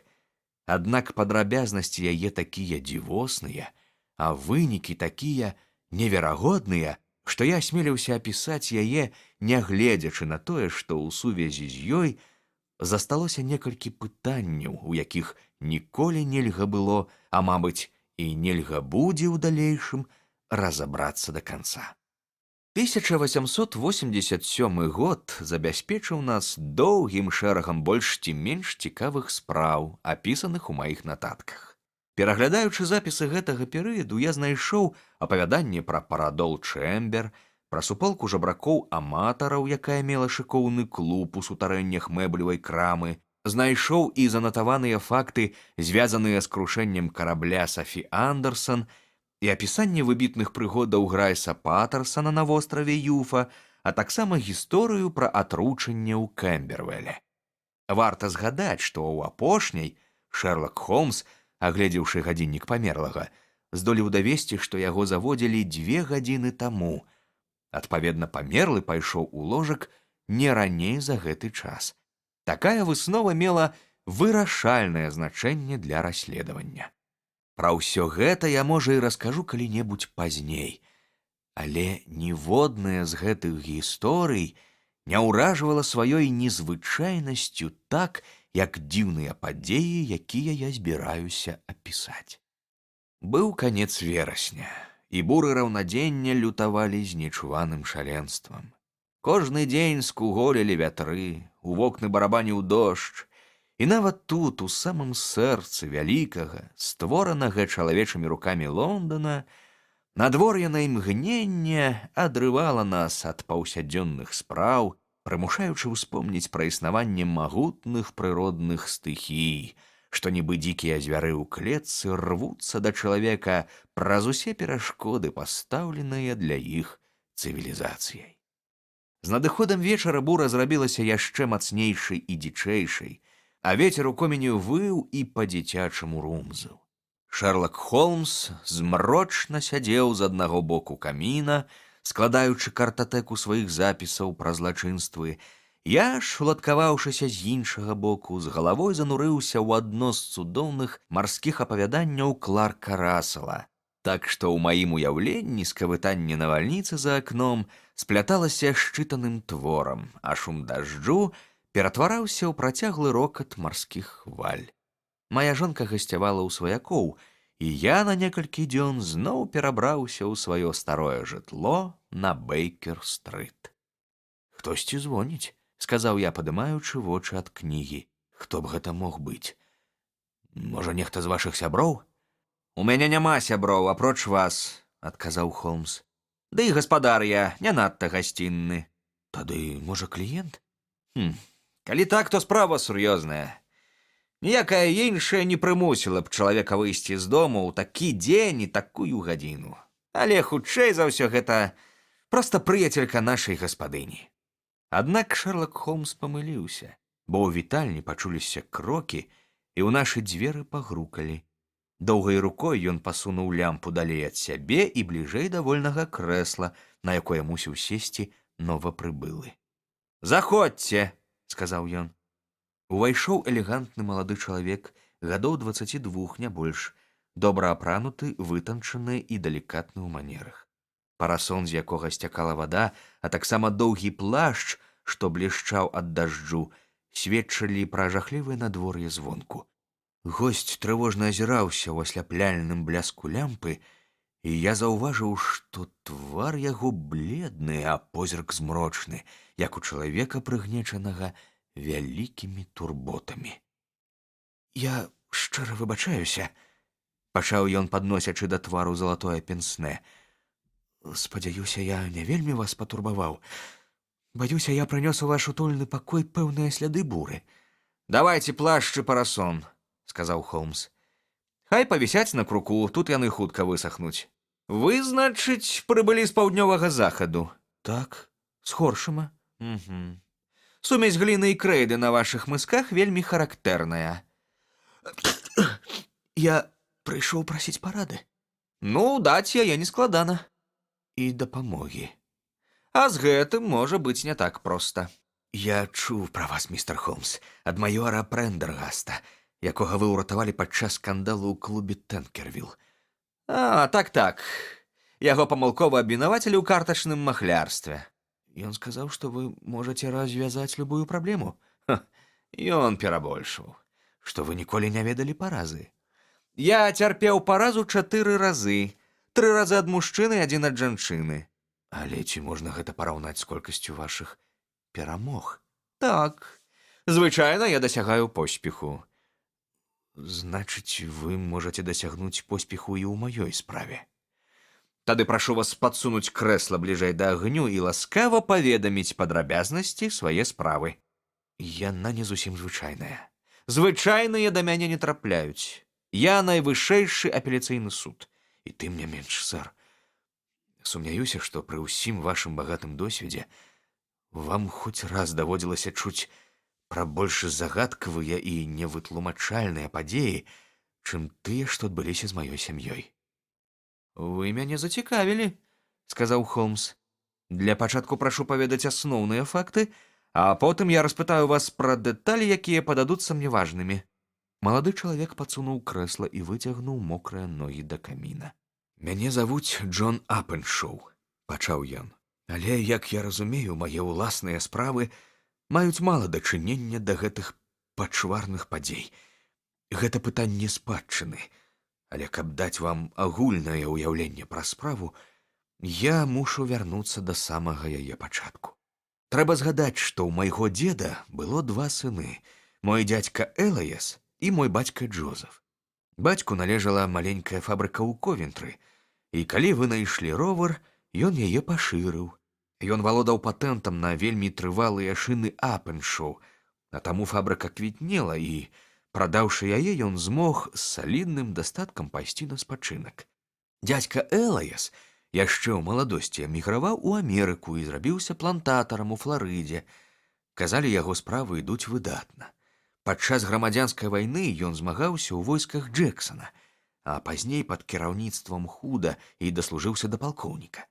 Калі генерал Лі склаў зброю, дзядзька вярнуўся на плантацыю, дзе пражыў яшчэ 3 ці 4 гады. У 1869 ці 1870 годзе ён вярнуўся ў Еўропу і набыў невялікі маёнтак пад Хоршамам у Сасаксе. У Штатах ён валодаў значнай маёмасцю і пакінуў яе, бо гідзіўся вызваленых рабоў і няўхвальна ставіўся да палітыкі рэспубліканцаў, якія далі ім права голасу. Ён быў дзіўным чалавекам, жорсткім і запальчывым, у гневе брыдка лаяўся і ўвогуле цураўся людзей. Сумняюся, што за пражытыя пад Хоршамам гады ён хоць раз выбраўся ў горад. Вакол яго дома ляжаў сад і 2 ці 3 лугі, дзе ён мог шпацыраваць, хаця часта цэлымі тыднямі і носа з дому не паказваў. Ён піў шмат брэндзі і без перастанку курыў, але пазбягаў людзей, нават уласнага брата, і не збіраўся заводзіць сяброў. Але супраць мяне ён нічога не меў і нават адчуваў да мяне прыхільнасць. Калі мы першы раз убачыліся, мне было ўсяго 12 ці каля таго. Гэта здарылася ў 1878 годзе, калі ён пражыў у Англіі гадоў 8 ці 9. Ён угаварыў майго бацьку дазволіць мне пасяліцца з ім і ставіўся да мяне па-свойму добра. Калі ён быў цвярозы, то любіў гуляць у нарды і шашкі, апроч гэтага даверыў мне весці справу са слугамі і гандлярамі. І таму, калі мне споўнілася 16, я зрабіўся поўным гаспадаром у яго доме. Я захоўваў усе ключы, мог пайсці куды захачу і рабіць усё, што захачу, калі гэта не парушала яго самоты. Было толькі адно дзіўнае выключэнне. Маленькі, нязменна замкнуты пакойчык, нават камора. Нікому, ні мне, ні камусьці іншаму не дазвалялася туды заходзіць. З хлапечай цікаўнасці я зазіраў у яго праз замочную шчылінку, аднак ніколі не мог разгледзець нічога апроч некалькіх старых куфраў і пакункаў, цалкам звычайных для такога памяшкання. Аднойчы ў сакавіку 1883 году на стале перад сняданкам палкоўніка аказаўся ліст з замежнай маркай. Лісты ў дзядзькавым доме былі рэдкасцю, бо рахункі ён заўсёды аплочваў гатоўкай і не меў сяброў ці прыяцеляў. «Гэта з Індыі», — сказаў ён, беручы ліст. «Марка горада Пандычэры. Што б гэта магло быць?» Ён паспешліва ўскрыў канверт, і адтуль вывалілася 5 высахлых апельсінавых зярнятак, якія рассыпаліся па талерцы. Я засмяяўся, але смех застыў на маіх вуснах, калі я ўбачыў выраз яго твару. Губа яго адвісла, вочы вырачыліся, скура набыла жаўтавата-шэрае адценне, а сам ён пільна ўзіраўся ў канверт, які ўсё яшчэ трымаў у дрыготкай руцэ. «Кэй, Кэй, Кэй!» — усклікнуў ён. «Божа мой! Божа мой! Прыйшла адплата за мае грахі!» «Дядька, што гэта?» — спытаў я. «Смерць!» — адказаў ён, падняўся з-за стала і пайшоў у свой пакой, пакінуўшы мяне ў трымценні і жаху.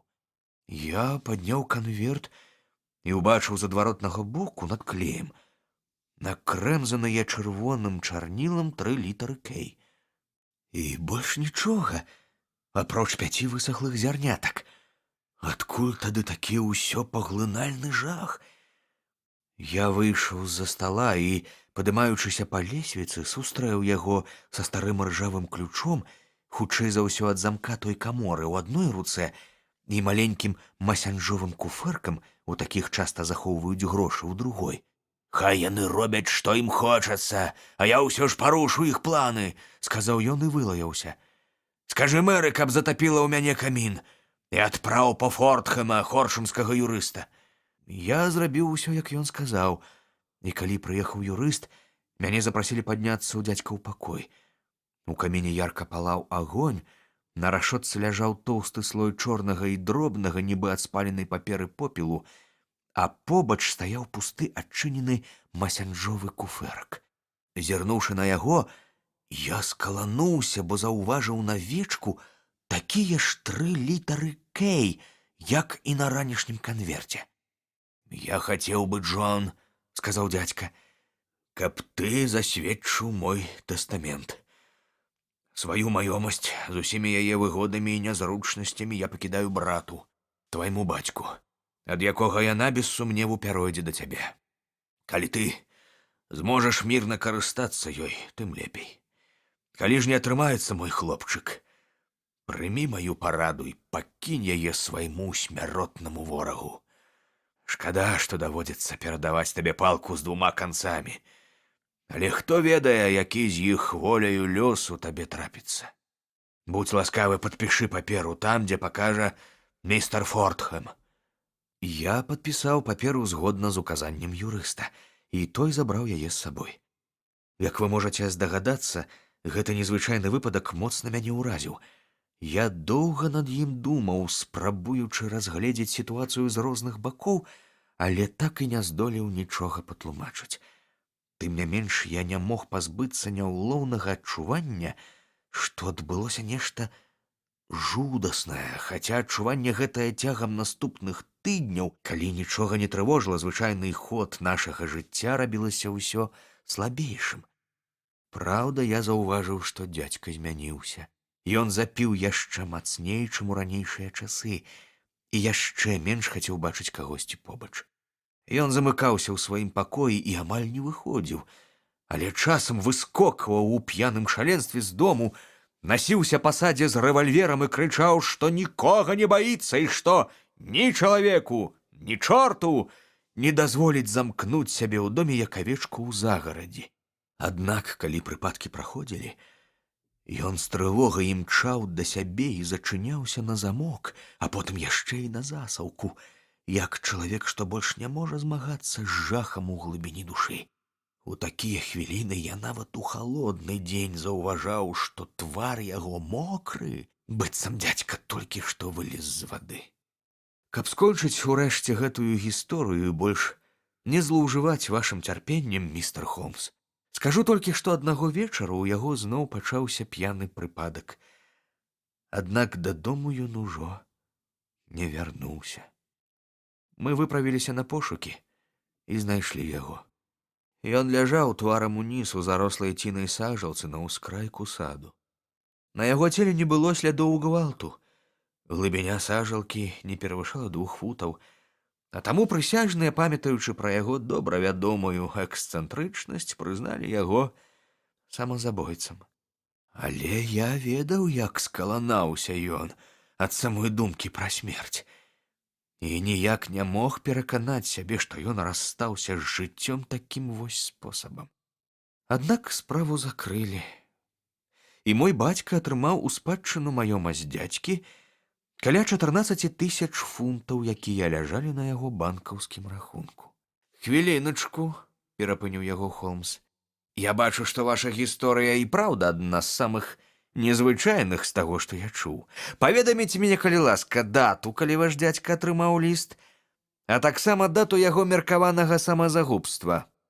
Ліст прыйшоў 10 сакавіка 1883 году, а памёр дзядзька праз 7 тыдняў у ноч на 2 траўня. «Дзякую. Прашу вас, працягвайце». Калі мой бацька ўступіў ва ўладанне хоршымскім маёнткам, ён на маю просьбу старанна агледзеў камору, якая заўсёды была зачыненая. Там мы знайшлі масянжовы куфэрак, аднак усё яго змесціва дзядзька знішчыў. На ўнутраным баку вечка мацаваўся папяровы цэтлік з 3 літарамі «ККК» і надпісам «Лісты, нататкі, распіскі і рэестр». Мы палічылі, што гэтыя словы ўказваюць на характар папер, які я знішчыў палкоўнік Апеншоу. Што да астатняга, то мы не знайшлі ў каморы больш нічога важнага, апроч мноства раскіданых аркушаў і нататнікаў, прывезеных дзядзькам з Амерыкі. Многія з іх былі з ваенных часоў, і запісы ў іх сведчылі, што ён годна выконваў свой абавязак і заслужыў рэпутацыю мужнага салдата. Іншыя тычыліся часоў аднаўлення паўднёвых штатаў і мелі ў асноўным палітычны характар. Дзядзька відавочна актыўна змагаўся супраць прысланых з поўначы сакваяжнікаў. У пачатку 1884 года мой бацька пераехаў у Хоршым, і ўсё ішло найлепшым чынам да студзеня 1885. Калі на 4-й дзень Новага года мы з бацькам сабраліся снедаць, я раптам пачуў яго здзіўлены ўскрык. У адной руцэ ён трымаў толькі што распячатаны канверт, а на выцягнутай далоні другой 5 высохлых апельсінавых зярнятак. Ён заўсёды смяяўся з мае бязглуздае, як ён казаў, гісторыі пра палкоўніка. Але калі гэта здарылася з ім, вельмі разгубіўся і спалохаўся.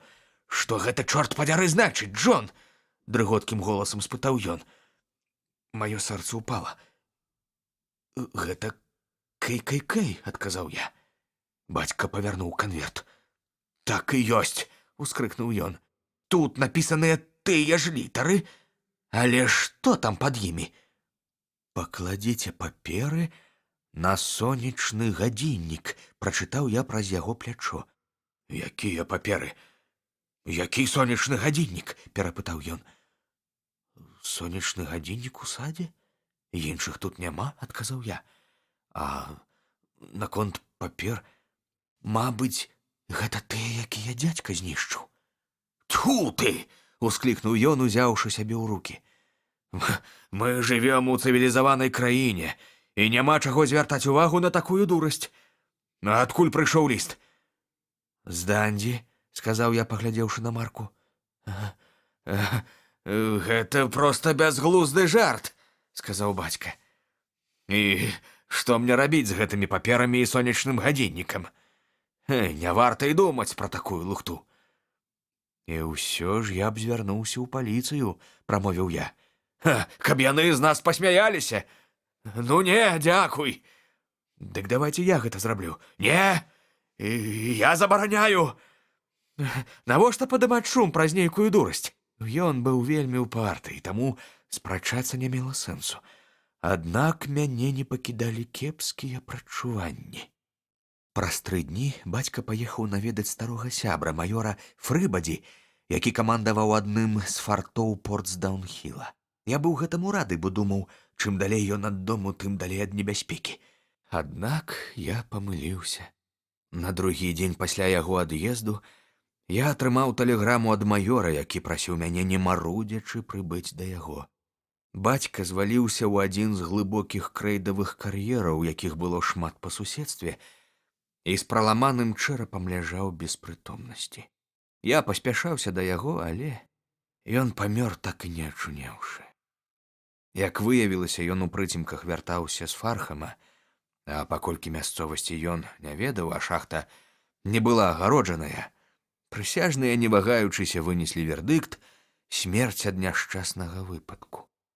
Нягледзячы на тое, што я ўважліва вывучыў усе звязаныя з яго смерцю абставіны, я так і не знайшоў аніводнага доказу, які пацвярджаў бы забойства.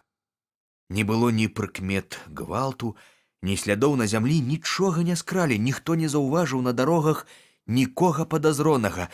І ўсё ж не варта і казаць, што я страціў спакой і быў амаль упэўнены, што ён трапіў у пастаўленую кімсьці пастку.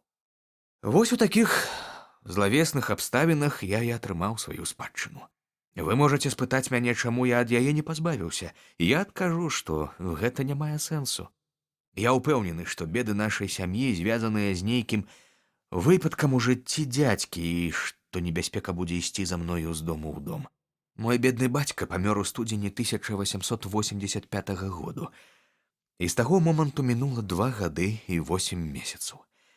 Увесь гэты час я спакойна пражыў у Хоршаме і пачаў ужо спадзявацца, што пракляцце пераследавала толькі старэйшае пакаленне і больш не будзе турбаваць нашу сям'ю. Але я зарана расслабіўся і пачаў радавацца жыццю. Учора ранкам на мяне абрынуўся той самы удар, што і на майго бацьку. Тут малады чалавек дастаў з кішэні плашча скамечаны канверт і, вярнуўшыся да стала, вытрас з яго 5 высохлых апельсінавых зярнятак. «Вось і канверт», — сказаў ён. «Паштовая марка лонданская, усходні раён. А ўсярэдзіне такое ж пасланне, якое атрымаў мой бацька перад смерцю.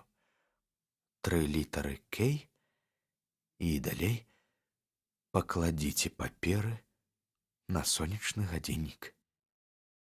«І што вы зрабілі?» — спытаў Холмс. «Нічога». «Нічога?» «Я, шчыра кажучы, адчуваю сябе бездапаможным», — сказаў ён, закрыўшы твар тонкімі бледнымі рукамі. «Я быццам трусік, якога ўсё мацней сціскаю у абдоймах змяя. Мне здаецца, што я трапіў у палон да непераадольнага і няўмольнага зла, якое нельга прадбачыць і ад якога нельга абараніцца». «Ну-ну», — усклікнуў Шерлок Холмс. «Трэба дзейнічаць, дружа, іначай вы прапалі. Вас уратуюць толькі рашучыя дзеянні. Няма часу адчайвацца». Я звяртаўся ў паліцыю. І што? Яны выслухалі маю гісторыю з усмешкай. Інспектар, я ўпэўнены, вырашыў, што ўсе гэтыя лісты не больш чым жарт, а смерці маіх блізкіх і праўда былі няшчаснымі выпадкамі, зусім не звязанымі з пагрозлівымі лістамі, як і пастанавілі прысяжныя. Холмс патрос у паветры сціснутымі кулакамі і ўскрыкнуў: «Нечуваная абмежаванасць!» Аднак яны камандзіравалі да мяне паліцэйскага, які будзе дзяжурыць у маім доме. «Ён прыехаў з вамі ў Лондон?» «Не, яму загадалі заставацца ў маёнтку». Холмс зноў замахаў кулакамі. «І навошта вы сюды прыйшлі?» — крычаў ён. «І галоўнае, чаму адразу да мяне не звярнуліся?» «Але я не ведаў. Я толькі сёння расказаў пра свае праблемы маёру Прэндэргасту, і ён параіў звярнуцца да вас». «Прайшло 2 дні, як вы атрымалі ліст. Брацца за справу трэба было раней. Мяркую, іншых фактаў, апроч толькі што прыведзеных, у вас няма. Можа, якія падрабязнасці, што маглі б нам дапамагчы?» «Ёсць яшчэ адно», — сказаў Джон Апеншоў. Ён пашнарыў па кішэнях, выцягнуў адтуль кавалак выцвілай сіняй паперы і паклаў на стол. «Мне прыгадваецца, што ў дзень, калі дзядзька паліў паперы, маленькія абрыўкі, якія засталіся ў попеле, былі менавіта такога колеру. Гэты аркуш ляжаў на падлозе ў дзядзькавым пакоі, і я схільны лічыць, што ён вываліўся з агульнага стосу і так пазбегнуў агню. Але, апроч таго, што ў ім згадваюцца зярняткі, я не бачу ад яго вялікае карысці. Думаю, гэта проста старонка з дзённіка. Почырк, несумненна, дзядзькаў. Холмс падсунуў лямпу, і мы схіліліся над аркушам, які, мяркуючы па няроўным краі, быў вырваны з кнігі. Зверху быў надпіс «Сакавік 1869», а пад ім наступныя загадкавыя нататкі. 4 з'явіўся Гудзон, платформа ранейшая. 7 зярняткі, дасланыя Маккоўлі, Парамору і Джону Свейну з Сент-Аўгустына. 9 Маккоўлі прыбраўся. 10 Джон Свейн прыбраўся. 12 наведалі Парамора. Усё ў парадку. «Дзякую», — сказаў Холмс, складваючы паперу і вяртаючы яе госцю. «Цяпер нельга губляць ні хвіліны. Мы не можам марнаваць час нават на абмеркаванне таго, што вы мне расказалі. Вы мусіце тут жа ехаць дадому і дзейнічаць. Што я павінен рабіць? Толькі адно, але неадкладна. Пакладзіце гэты аркуш у згаданы вамі масянжовы куфэрак. Далучыце да яго цыдулку, дзе пазнацце, што ваш дзядзька спаліў астатнія паперы і што больш нічога не захавалася. Напішыце гэта так, каб яны вам паверылі. Пасля адразу ж нясіце куфэрак да сонечнага гадзінніка, як патрабуецца ў лісце. Зразумелі? Усё зразумеў. Пакуль не думайце пра помсту ці нешта такое. Мяркую, мы зробім гэта законнымі сродкамі, бо яшчэ мусім сплесці сваю сетку, а іх сетка даўно гатовая. Найперш трэба вызваліць вас з сур'ёзнай небяспекі, якая вам пагражае. Наступная мэта — раскрыць таямніцу і пакараць вінаватых. Вялікі вам дзякуй, — сказаў малады чалавек, устаючы і апранаючы плашч. Вы вярнулі мне жыццё і надзею. Безумоўна, я зраблю так, як вы сказалі. Не губляйце ні хвіліны. І самае галоўнае — беражыце сябе. Бо я нават не сумняюся, што вам пагражае сапраўдная небяспека, якая насоўваецца ўсё бліжэй. Як вы паедзеце назад? Цягніком з вакзала Ватерлоо. Яшчэ няма 9, на вуліцах будзе тлумна, і вас гэта, спадзяюся, абароніць. Але ў любым выпадку асцярожнасць не будзе лішняй. Я ўзброены? Добра. Заўтра я вазьмуся за вашу справу. Мне чакаць вас у Хоршаме? Не. Разгадка вашай таямніцы хаваецца ў Лондане. Тут я і буду яе шукаць. Тады я зазірну да вас праз дзень ці два, раскажу пра куфэрак і паперы і буду дакладна трымацца вашай парады. Ён паціснуў нам рукі і выйшаў. На дварэ ўсё гэтак жа скавытаў вецер, а ў вокны барабаніў дождж.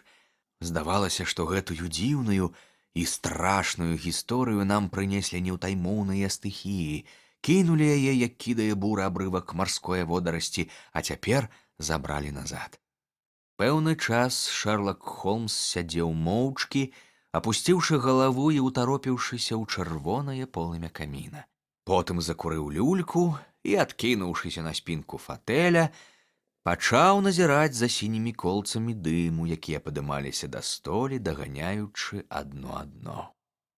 «Думаю, Вотсон, — урэшце заўважыў ён, — што сярод нашых спраў не было больш фантастычнай, чым гэтая. За выняткам гісторыі пра знак 4. Ну, хіба што. Так, маеце рацыю.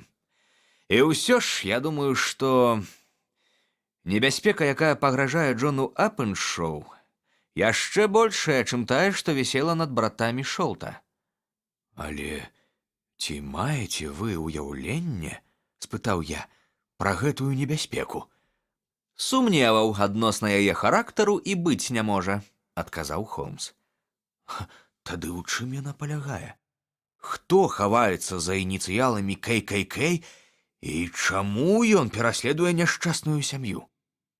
Шэрлак Холмс заплюшчыў вочы і, абапёршыся на падлакотнікі, звёў кончыкі пальцаў. Калі сапраўдны мысляр, — пачаў ён, — убачыць хаця б адзін факт ва ўсёй яго паўнаце, ён не толькі прасочыць ланцуг падзей, якія зрабіліся яго прычынай, але і прадкажа, да якіх вынікаў ён прывядзе. Як прыродазнаўца Кюе мог беспамылкова апісаць усю жывёлу, разгледзеўшы адну толькі яе костку, так і назіральнік, які дэтальна вывучыў адно звяно ў ланцугу падзей, здольны дакладна ўзнавіць усе астатнія, папярэднія і наступныя. Пакуль мы яшчэ не дайшлі да высноў, якія можа зрабіць толькі розум. Каб развязаць любую праблему, трэба яе даследаваць. На што не здольныя тыя, хто шукае рашэнне з дапамогай пачуццяў. Але каб у найвышэйшай ступені авалодаць гэтым майстэрствам, мысляру трэба ўмець выкарыстоўваць усе вядомыя яму факты. Значыць, ён мусіць ведаць усё. А гэта рэдкая з'ява нават у нашы дні даступнай адукацыі і энцыклапедый. Больш імаверна, што чалавек авалодае ўсімі ведамі, які могуць прыдацца яму ў працы, што я і паспрабаваў зрабіць. Калі я нічога не блытаю, аднойчы ў пачатку нашага сяброўства вы дакладна акрэслілі межы маіх ведаў. Усё правільна, адказаў я, смеючыся. Гэта быў дзівосны дакумент. Веды па філасофіі, астраноміі і палітыцы былі, помніцца, пазначаныя як нулявыя.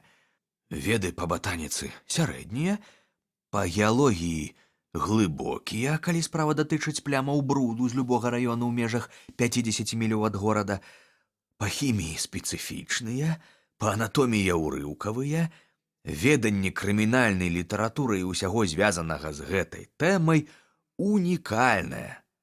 Скрыпач, баксёр, валодае рапірай, ведае законы, труціць сябе какаінам і тытунём. Гэта асноўныя пункты майго даследавання. На апошніх словах Холмс ухмыльнуўся. «Што ж», — сказаў ён, — «скажу цяпер тое самае, што і тады. На сціплым гарышчы свайго мозгу чалавеку варта трымаць толькі тое, чым ён плануе карыстацца. Астатняе хай захоўвае ў бібліятэцы, дзе ў любы момант можна ўсё знайсці. Але каб разабрацца са справай, прапанаванай нам сёння вечарам, мы мусім мабілізаваць усе свае рэсурсы. Таму прашу ласкава перадаць мне том на літару К з амерыканскай энцыклапедыі, якая стаіць на паліцы за вашай спінай. Дзякую.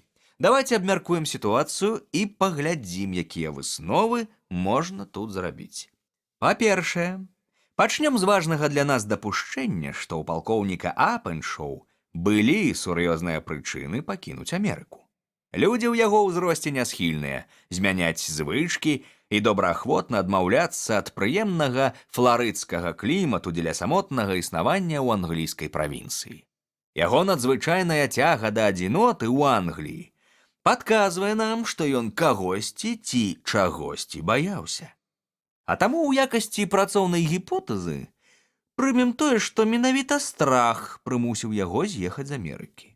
Што да прычын страху, то тут мы можам меркаваць, што ён неяк звязаны са злавеснымі літарамі, якія і ён сам і яго спадкаемцы атрымалі ў лістах. Вы заўважылі, якія там былі маркі? Першая з Пандычэры, другая з Дандзі, а трэцяя з Лондона. З усходняга Лондона. Якія высновы вы можаце з гэтага зрабіць? Гэта марскія парты. Значыць, лісты пісаліся на караблі. Цудоўна! Вось мы і маем адзін ключ. Імаверна, вельмі імаверна, што лісты пісаліся на борце карабля. Цяпер зірнём з іншага боку.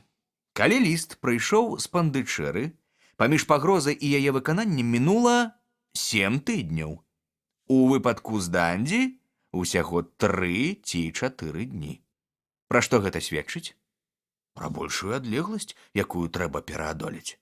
Але большую адлегласць мусіў пераадолець і ліст. Тады я не ведаю, як гэта растлумачыць.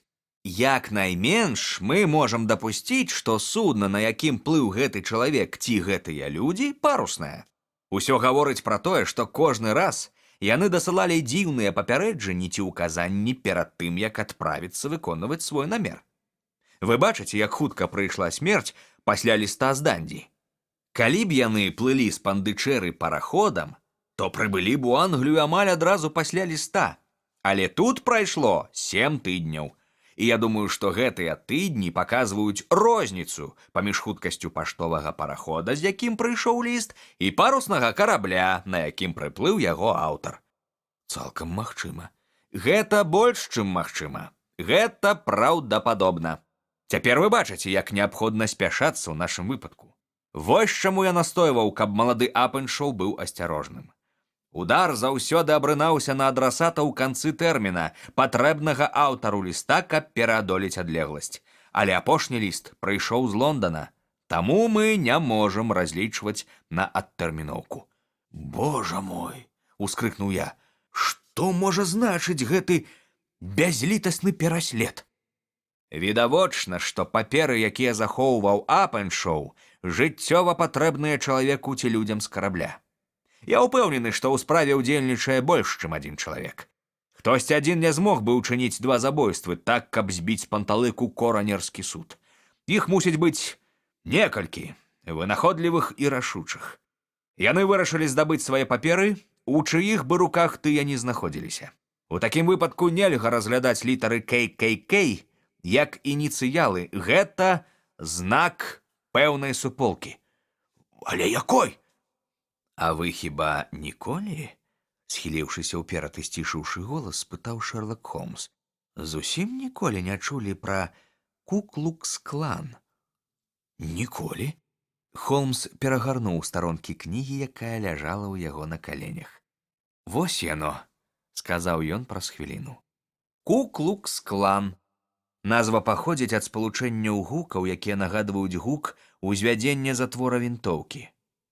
Гэтую жахлівую таемную суполку стварылі ў паўднёвых штатах былыя салдаты канфедэрацыі пасля грамадзянскай вайны. Неўзабаве суполка займела аддзяленні ў розных раёнах краіны. Перадусім у штатах Тэннесі, Луізіяна, абедзвюх Каралінах, Джорджыі і Фларыдзе.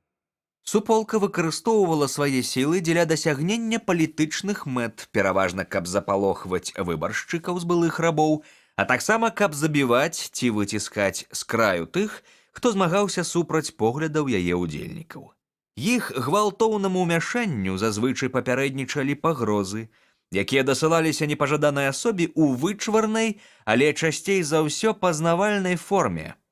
Дубовая галінка ў адных мясцовасцях, дынныя семечкі ці зярняткі апельсіна ў іншых.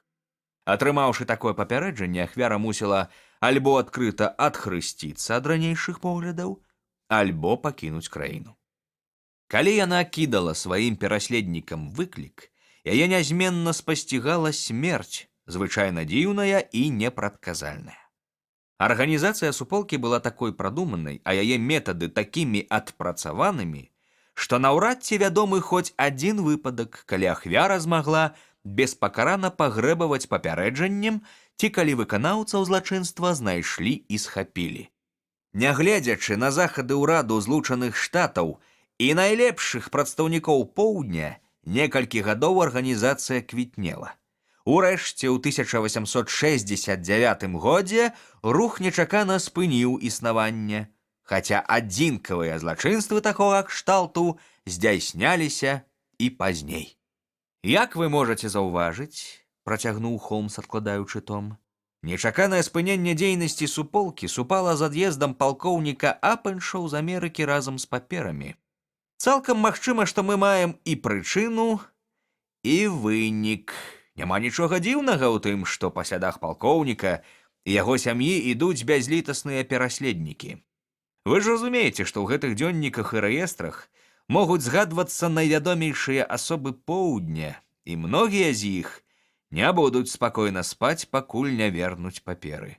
Значыць, старонка, якую мы бачылі, гэта акурат тое, чаго і варта было чакаць. Калі я правільна помню, там пісалася «Зярняткі дасланыя А, Б і В». Значыць, суполка даслала ім папярэджанні. Наступныя запісы паведамілі, што А і Б прыбраліся, то бок пакінулі краіну. А В наведалі, і гэта, баюся, не прынесла яму нічога добрага. Што ж, доктар, думаю, мы пральём святло на гэтую цёмную справу. А тым часам адзінае ратаванне для маладога Апеншоў выканаць тое, што я яму сказаў.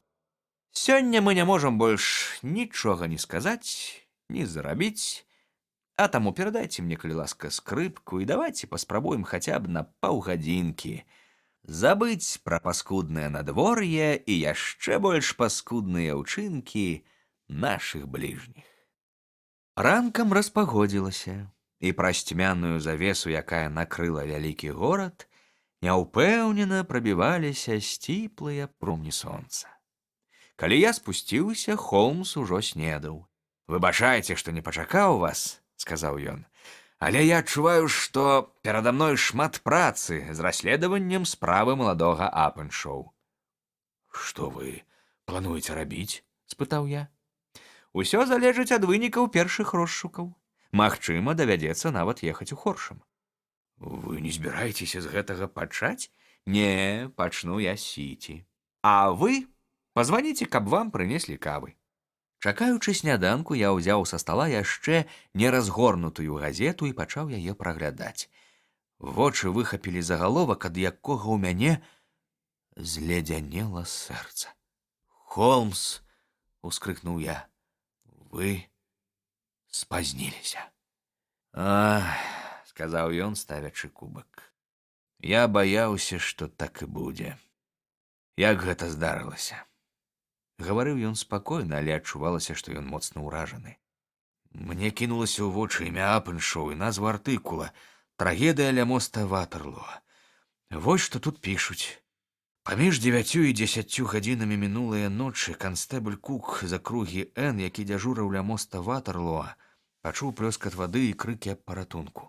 Аднак ноч была вельмі цёмная і непагодная, а таму, нягледзячы на дапамогу прахожых, уратаваць няшчаснага не ўдалося. Тым не менш, канстэбль падняў трывогу, і рачная паліцыя неўзабаве знайшла цела. Памерлым аказаўся малады джентльмен на імя Джон Апеншоу, які жыве пад Хоршамам, пра што сведчыць знойдзены ў яго кішэні канверт.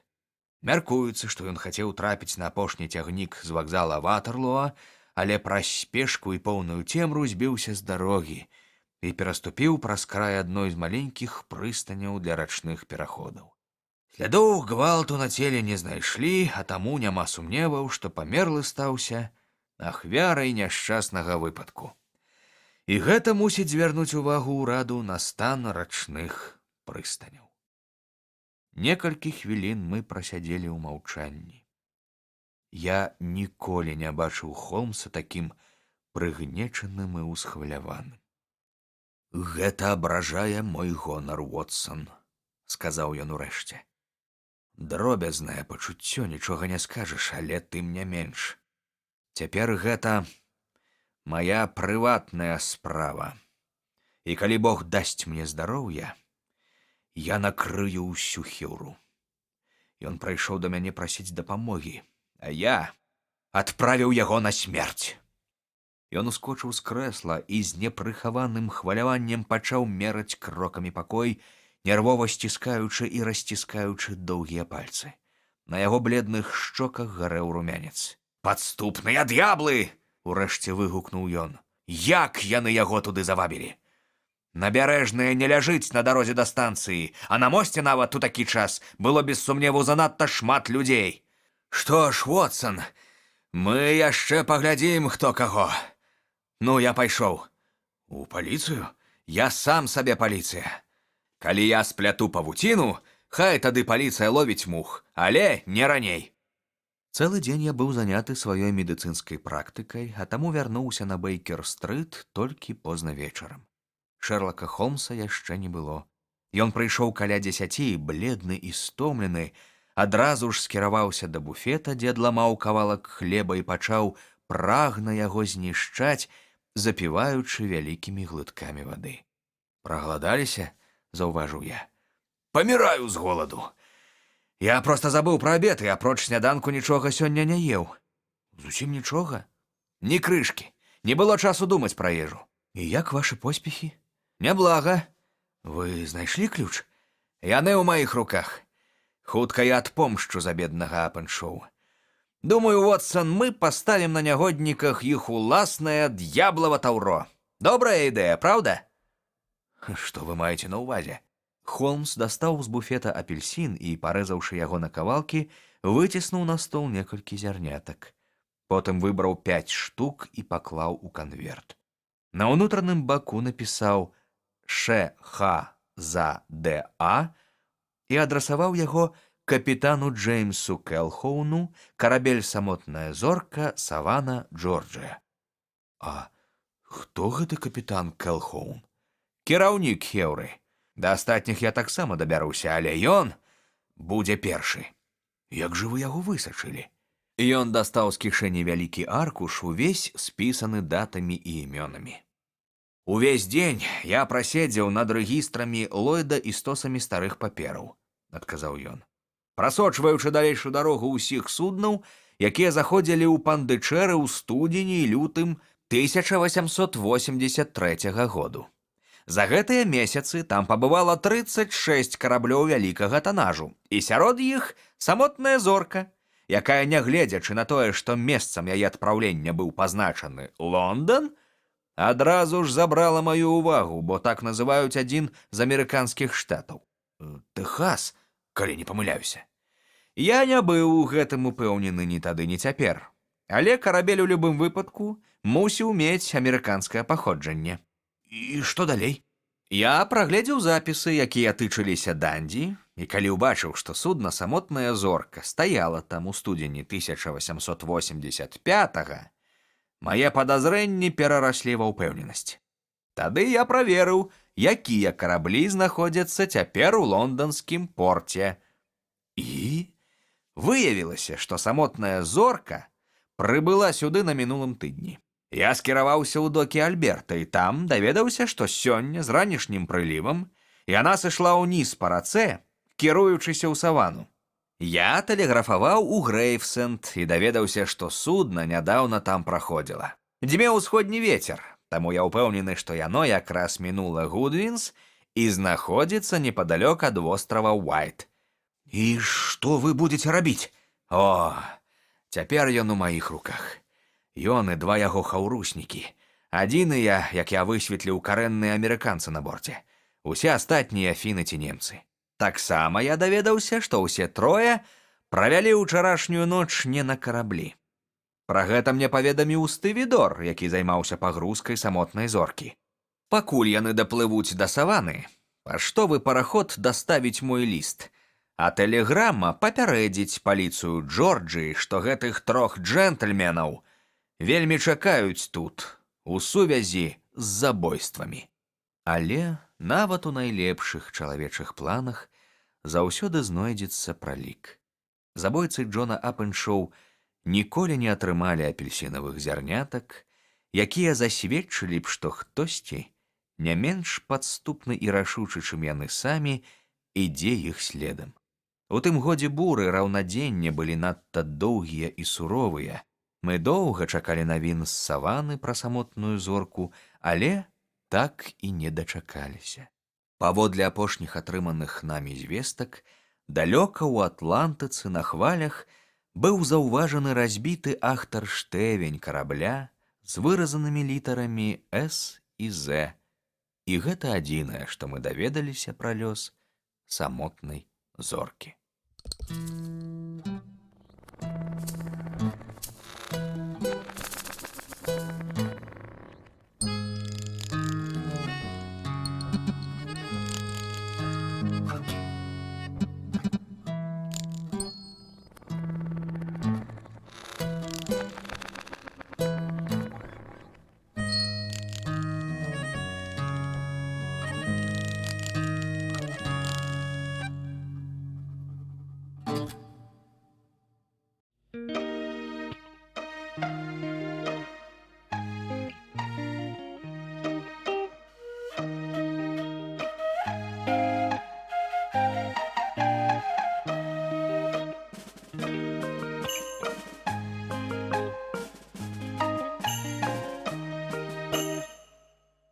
Чалавек з выкручанай губой. Пераклала Алена Казлова. Іса Уітні, брат спачылага Элаяса Уітні, доктара багаслоўя, рэктара духоўнай калегіі святога Георгія, быў скончаным апіяманам. Наркатычная залежнасць пачалася нібы з дураслівай прыхамаці, калі яшчэ студэнтам ён, начытаўшыся пра відзежы і адчуванні ў Дэ Куінсі, паспрабаваў курыць тытунь, насычаны настойкай опію, каб дамагчыся таго ж эфекту. Як і многія іншыя, ён высветліў, што займець гэтую звычку лягчэй, чым пазбавіцца яе, і доўгія гады пакутаваў на наркаманію. Сябры і сваякі адначасова жахаліся і шкадавалі яго.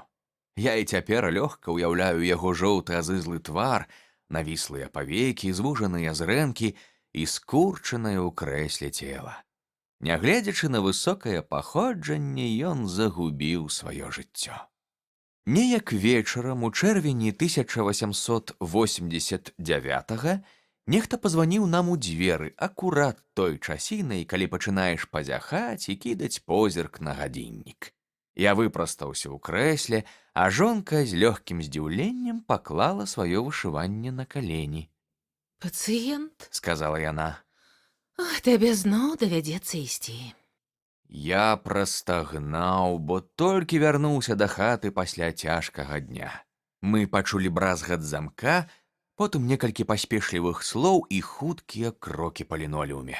Дзверы адчыніліся, і ў пакой зайшла лэдзі, убраная ў цёмнае і з чорным вэлюмам на твары.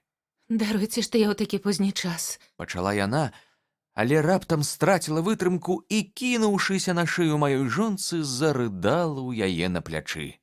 «О, здарылася бяда», — плакала яна. «Дапамажы мне, калі ласка». «Божа», — сказала моя жонка, прыўзняўшы вэлюм госці. «Гэта Кейт Уітні? Як жа ты напалохала мяне, Кейт? Я зусім цябе не пазнала. Я не ведала, што рабіць, таму прыйшла да цябе». Справа звычайная. Людзі, якія трапілі ў нягоду, цягнуліся да маёй жонкі, як птушкі да маяка. «Вельмі добра, што ты прыйшла, мілая. Выпі крыху віна з вадой, супакойся і раскажы нам усё па парадку. Ці мне адправіць Джеймса спаць?» «О, не-не! Парада і дапамога доктара мне таксама патрэбныя. Гэта наконт Ісы. Яго няма дома ўжо 2 дні. Я так хвалююся». Не ўпершыню яна прыходзіла да нас праз свайго недарэку мужа. Да мяне як да доктара і да маёй жонкі як да старой школьнай сяброўкі. І мы суцяшалі і супакойвалі яе як маглі. Ці ведае яна, дзе яе муж? Ці можам мы з'ездзіць туды і вярнуць яго дадому? Аказалася, гэта магчыма. Яна дакладна ведала, што апошнім часам ён цягаўся ў опіумны прытон у аддаленым усходнім канцы сіці. Дагэтуль яго оргіі абмяжоўваліся адным днём, і ён вяртаўся дамоў увечары зняможаны, ледзь жывы. Але гэтым разам насланнё доўжылася 48 гадзін. І ён, напэўна, ляжыць там сярод партовай навалачы, нюхаючы атруту альбо адсыпаючыся. Там ён, вядома, і знойдзецца, у злітку золата на Апер Свондем Лейн. Але што рабіць ёй? Як можа яна, маладая і нясмелая жанчына, выправіцца ў такое месца і вырваць мужа з лап шыбенікаў? Так выглядала сітуацыя, і выйсце з яе, натуральна, было толькі адно. Ці не магу я суправадзіць яе ў тое месца? А калі разважыць, навошта ёй наогул туды хадзіць? Я кансультаваў Ісу Уітні як доктар і меў на яго пэўны ўплыў. Адзін я справіўся б лепш. Я даў слова, што праз пару гадзін адпраўлю яго дадому ў кэбе, калі ён напраўду знаходзіцца па тым адрасе. Праз 10 хвілін я пакінуў фатэль і прыемную гасцёўню, узяў экіпаж і паспяшаўся па сваім дзіўнаватым, як мне ўжо тады здавалася, заданні. Хаця час пакажа, што насамрэч яно яшчэ дзіўнейшае. Спачатку складанасцяў не было. Апер Свондем — гэта завулак з сумнеўнай рэпутацыяй, схаваны за высокімі будынкамі карабельных майстэрняў, што цягнуцца ўздоўж паўночнага берага ракі да ўсходняй часткі лонданскага моста. Паміж піўной і крамай гатовай вопраткі я адшукаў прытон. Стромкая лесвіца вяла да яго ўвахода, што глядзеўся чорным правалам, падобным да лаза ў пячору. Папрасіўшы кэб пачакаць, я спусціўся да яміны, выцертай няцвёрдай хадой пастаянных наведнікаў, у мігценні каганца адшукаў дзвярную клямку і ўвайшоў у выцягнутае памяшканне з нізкай столлю, застаўленая ляжанкамі, як палуба эмігранцкага карабля. Праз карычневы опіумны дым тут амаль немагчыма было дыхаць. У цемрадзе ледзь адгадваліся абрысы цел у ненатуральных фантастычных позах. Скурчаныя плечы, сагнутыя калені, адкінутыя назад галовы падбароддзямі дагары. З усіх бакоў я лавіў на сабе нядобрыя, мутныя погляды. Пры чорных постацях разгараліся і бляклі колцы чырвонага святла ў рыльцах металічных люлек, дзе тлела атрута. Большасць курцоў ляжала моўчкі, але некаторыя штосьці мармыталі сабе пад нос ці перамаўляліся, дзіўна інтануючы нізкімі, манатоннымі галасамі. Яны то амаль захлыналіся словамі, то рэзка абрывалі гаворку, кожны засяроджаны на сваім бубненні і абыякавы да суразмоўцы. Ля дальняй сценкі стаяла жароўня з гарачым вуголлем, побач з якой на трохногай табурэтцы сядзеў высокі высахлы стары і глядзеў на жар, падпіраючы сківіцу кулакамі. Калі я зайшоў, служка-малаец з зямлістым тварам паспяшаўся набіць для мяне люльку порцыяй наркотыка і жэстам запрасіў заняць вольную ляжанку. «Дзякуй, але я прыйшоў не па гэта», — сказаў я. «Тут недзе мусіць быць мой сябар містер Іса Уітні. Я хачу пагаварыць з ім». Справа ад мяне нехта заварушыўся і падаў голас. У цемры я разгледзеў бледнага, зняможанага і ускудлачанага Уітні, які ўтаропіўся ў мяне. «О, Божа, гэта ж Вотсон», — вымавіў ён. Выгляд ён меў загнаны, нібы на мяжы нервовага зрыву. «Вотсон, якая цяпер гадзіна?» «Амаль 11. «А якога дня?» «Сёння пятніца, 19 чэрвеня». «Напрамілы Бог, а я думаў, што серада». «Ды не, дакладна серада. Нашто вы мяне палохаеце?» Ён закрыў твар далонямі і зарумзаў, высока, амаль дыскантам. «Кажу вам, прыяцелю, ужо пятніца, і вас 2 дні чакае жонка. Вам мусіць быць сорамна».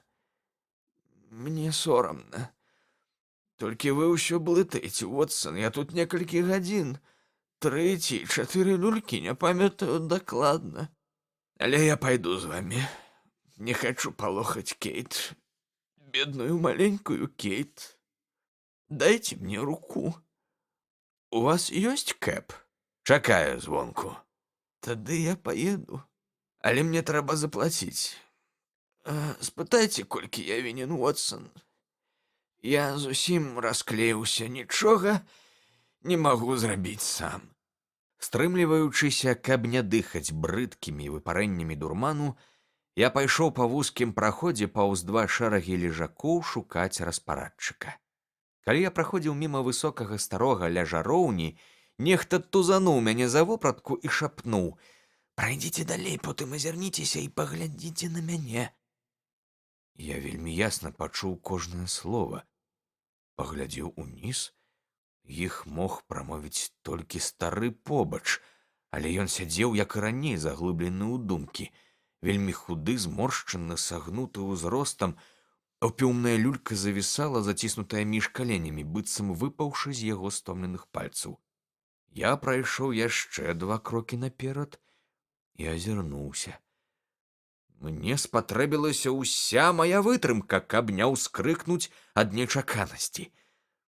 Стары павярнуўся спінай да астатніх так, што ніхто апроч мяне не мог яго разгледзець. Яго постаць выпрасталася, зморшчыны разгладзіліся, у абыякавых раней вачах затанцавалі агеньчыкі. І вось, калі ласка, ля агню бязмежна задаволены маім здзіўленнем сядзіць не хто іншы, як Шэрлак Холмс. Ён незаўважна падаў мне знак наблізіцца і, паўабярнуўшыся да наведнікаў прытона, імгненна зноў ператварыўся ў нямоглага старога з адвіслай губой. «Холмс!» — шапнуў я. «Што, чорт падзяры, вы робіце ў прытоне? Цішэй, пачуў я ў адказ. У мяне выдатны слых.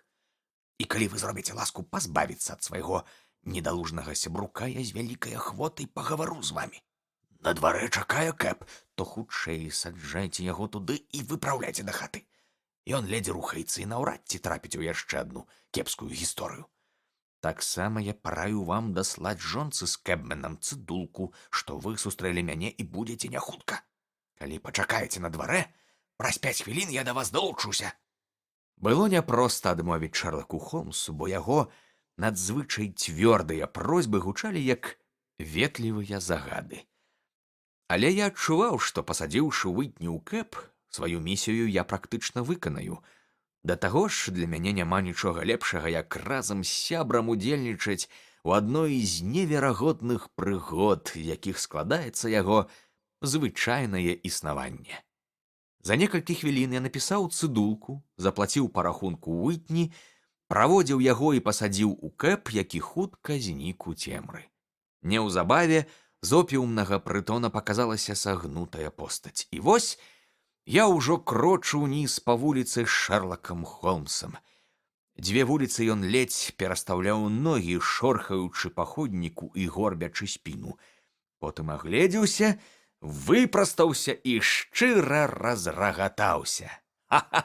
Мяркую, Уотсон, вам уявілася, што я дадаў курэнне опіуму да какаінавых ін'екцый і астатніх маленькіх слабасцяў, да якіх вы, як медык, не ўпускаеце мажлівасці мяне засцерагчы, сказаў ён. Натуральна, было дзіўна бачыць вас там. Але ж не болей, чым мне вас. Я шукаў сябра. А я ворага. Ворага? Аднаго з маіх прыродных ворагаў, здабычу ў жывой прыродзе. Калі коратка, Уотсон, я спрабую разабрацца з вельмі цікавым выпадкам і спадзяваўся знайсці ключык да яго у бязладнай балбатні гэтых няшчасных, як рабіў і раней. Калі б у прытоне мяне прызналі, маё жыццё не было б вартае і пені. Аднойчы я ўжо скарыстаў веды, здабытыя такім чынам, і індус, які раней служыў матросам, а цяпер валодае гэтым логавам, мае на мяне зуб. Ззаду будынка, на верфі святога Паўла побач з царквой, ёсць патаемныя дзверцы, якія маглі б расказаць не адну дзіўную гісторыю пра тое, што праз яе выносілі цёмнымі начамі. Вы што, сур'ёзна? Вы маеце на ўвазе целы? На жаль, так, Уотсон, целы. Калі б за кожнага бедака, якога даканалі ў гэтым прытоне, нам давалі 1000 фунтаў, мы былі б заможнікамі. Гэта найжахлівейшая смяротная пастка на ўсім узбярэжжы. Я баюся, што Невіл Сент-Клэр увайшоў сюды, каб болей не выйсці. Але мы зладзім тут засаду. Ён паклаў 2 пальцы ў рот і каротка свіснуў. У адказ здалёк пачуўся такі самы свіст, а потым грукатанне колаў і стук капытоў. Цемру рассеклі 2 жоўтыя слупы святла ад бакавых ліхтароў высокага экіпажа, які рэзка спыніўся каля нас. «Ну што, Уотсон, вы са мной?» – спытаў Холмс. «Калі змагу быць вам карысным». «Надзейны кампаньён заўжды карысны, а хранікёр тым больш. У маім пакоі ў кедрах 2 ложкі». «У кедрах?» «Гэта дом містара Сент-Клэра. Я пасяліўся там на час расследавання». «А дзе гэта?» «Каля Алі, у Кенце. Адсюль 7 міляў». «Але ж я нічога не ведаю пра гэтую справу». «Натуральна, не ведаеце. Але хутка даведаецеся. Хутчэй сядайце». Холмс падаў фурману паўкроны. «Дзякуй, Джон, вы нам больш не патрэбныя. Зазірніце да нас заўтра каля 11:00. Давайце мне лейцы, ну, бывайце». Ён сцебануў каня пугай, і мы ірванулі па бясконцых змрочных і пустых вуліцах, што паступова рабіліся шырэйшымі. Нарэшце мы вылецелі на вялікі мост з балюстрадай, пад якім плёскала каламутная вада панурай ракі. Потым зноў пайшлі нецікавыя цагляныя забудовы, бязлюдную цішыню якіх парушалі толькі крокі паліцэйскага патруля ды песні і выкрыкі позніх гуляк. Панылыя пасмы хмар марудна валачыліся па небе, дзе-нідзе ў прасветах цьмяна бліскала зорка другая. Холмс кіраваў экіпажам моўчкі, схіліўшы галаву, як чалавек, заглыблены ў думкі. Я ж сядзеў побач, і хоць мне не цярпелася даведацца пра падрабязнасці новай справы, якая так моцна захапіла яго, баяўся сваімі пытаннямі перашкодзіць яго роздумам. Так мы прамчалі 7 міляў і ўжо даехалі да кальца прыгарадных віл, калі ён схамянуўся, сцепануў плячыма і раскурыў люльку з выглядам чалавека, які пераканаў сябе ў тым, што робіць усё правільна. Вы маеце найкаштоўнейшае ўменне захоўваць цішыню, Вотсан. Гэта робіць вас бясцэнным кампаньёнам, сказаў ён. Мяне цешыць, што я магу пагаварыць з вамі, бо мае ўласныя думкі не надта прыемныя. Не ведаю, што буду казаць гэтай мілай маладой лэдзі сёння, калі яна сустрэне мяне ў дзвярах. Вы забываеце, што я нічога не ведаю. Пакуль мы даедзем далі, я акурат паспею расказаць пра справу. Усё выглядае да непрыстойнага простым. Тым не менш, я дагэтуль не маю зачэпак. Несумненна, нітачак хапае, але іх кончыкаў я не бачу.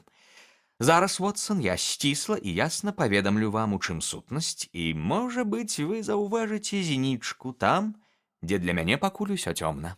Калі ласка. Некалькі гадоў таму, а дакладней у траўні 1884 у Лі прыехаў джентльмен на імя Невіл Сент-Клэр, у якога, як выявілася, вадзіліся немалыя грошы. Ён зняў вялікую вілу, добраўпарадкаваў маёнтак. Было відаць, што жыве ён прыстойна. З часам ён раззнаёміўся з суседзямі і ў 1887 ажаніўся з дачкой мясцовага броваршчыка. Цяпер у іх 2 дзяцей. Працы ў яго няма, але ён мае інтарэс у некалькіх кампаніях і таму ездзіць у горад, як правіла, раніцай. Штовечар вяртаецца назад цягніком у 5:14 з Кэнан-стрыт. Містару Сент-Клэру 37. Ён чалавек памяркоўны, добры муж, вельмі любіць дзяцей, усе, хто яго ведае, ставяцца да яго з прыязнасцю і ўхвалай. Магу яшчэ дадаць, што ўсе яго пазыкі на сённяшні дзень, як мы высветлілі, складаюць 88 фунтаў. Тым часам, як на рахунку ў банку Capital Counties ён мае ў крэдытным астатку 220 фунтаў. Такім чынам нельга падумаць, што яго турбуюць грашовыя пытанні. У мінулы панядзелак містер Невіл Сент-Клэр выправіўся ў горад значна раней, чым звычайна, сказаўшы перад ад'ездам, што яму трэба вырашыць некалькі важных спраў і што ён прывязе сыну скрынку з кубікамі. У той жа панядзелак, адразу пасля яго ад'езду, яго жонка атрымала тэлеграму, што ў канторы абердынскай параходнай кампаніі яе чакае каштоўная пасылка.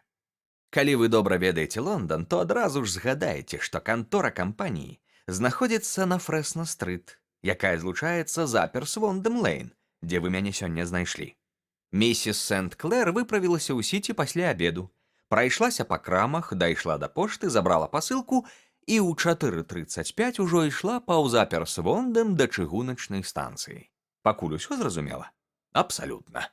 Як вы памятаеце, панядзелак выдаўся надзвычай спякотны, і місіс Сент-Клэр ішла марудна, разглядаючы і спадзяючыся злавіць кэб, бо ёй не падабаўся раён, у якім яна апынулася.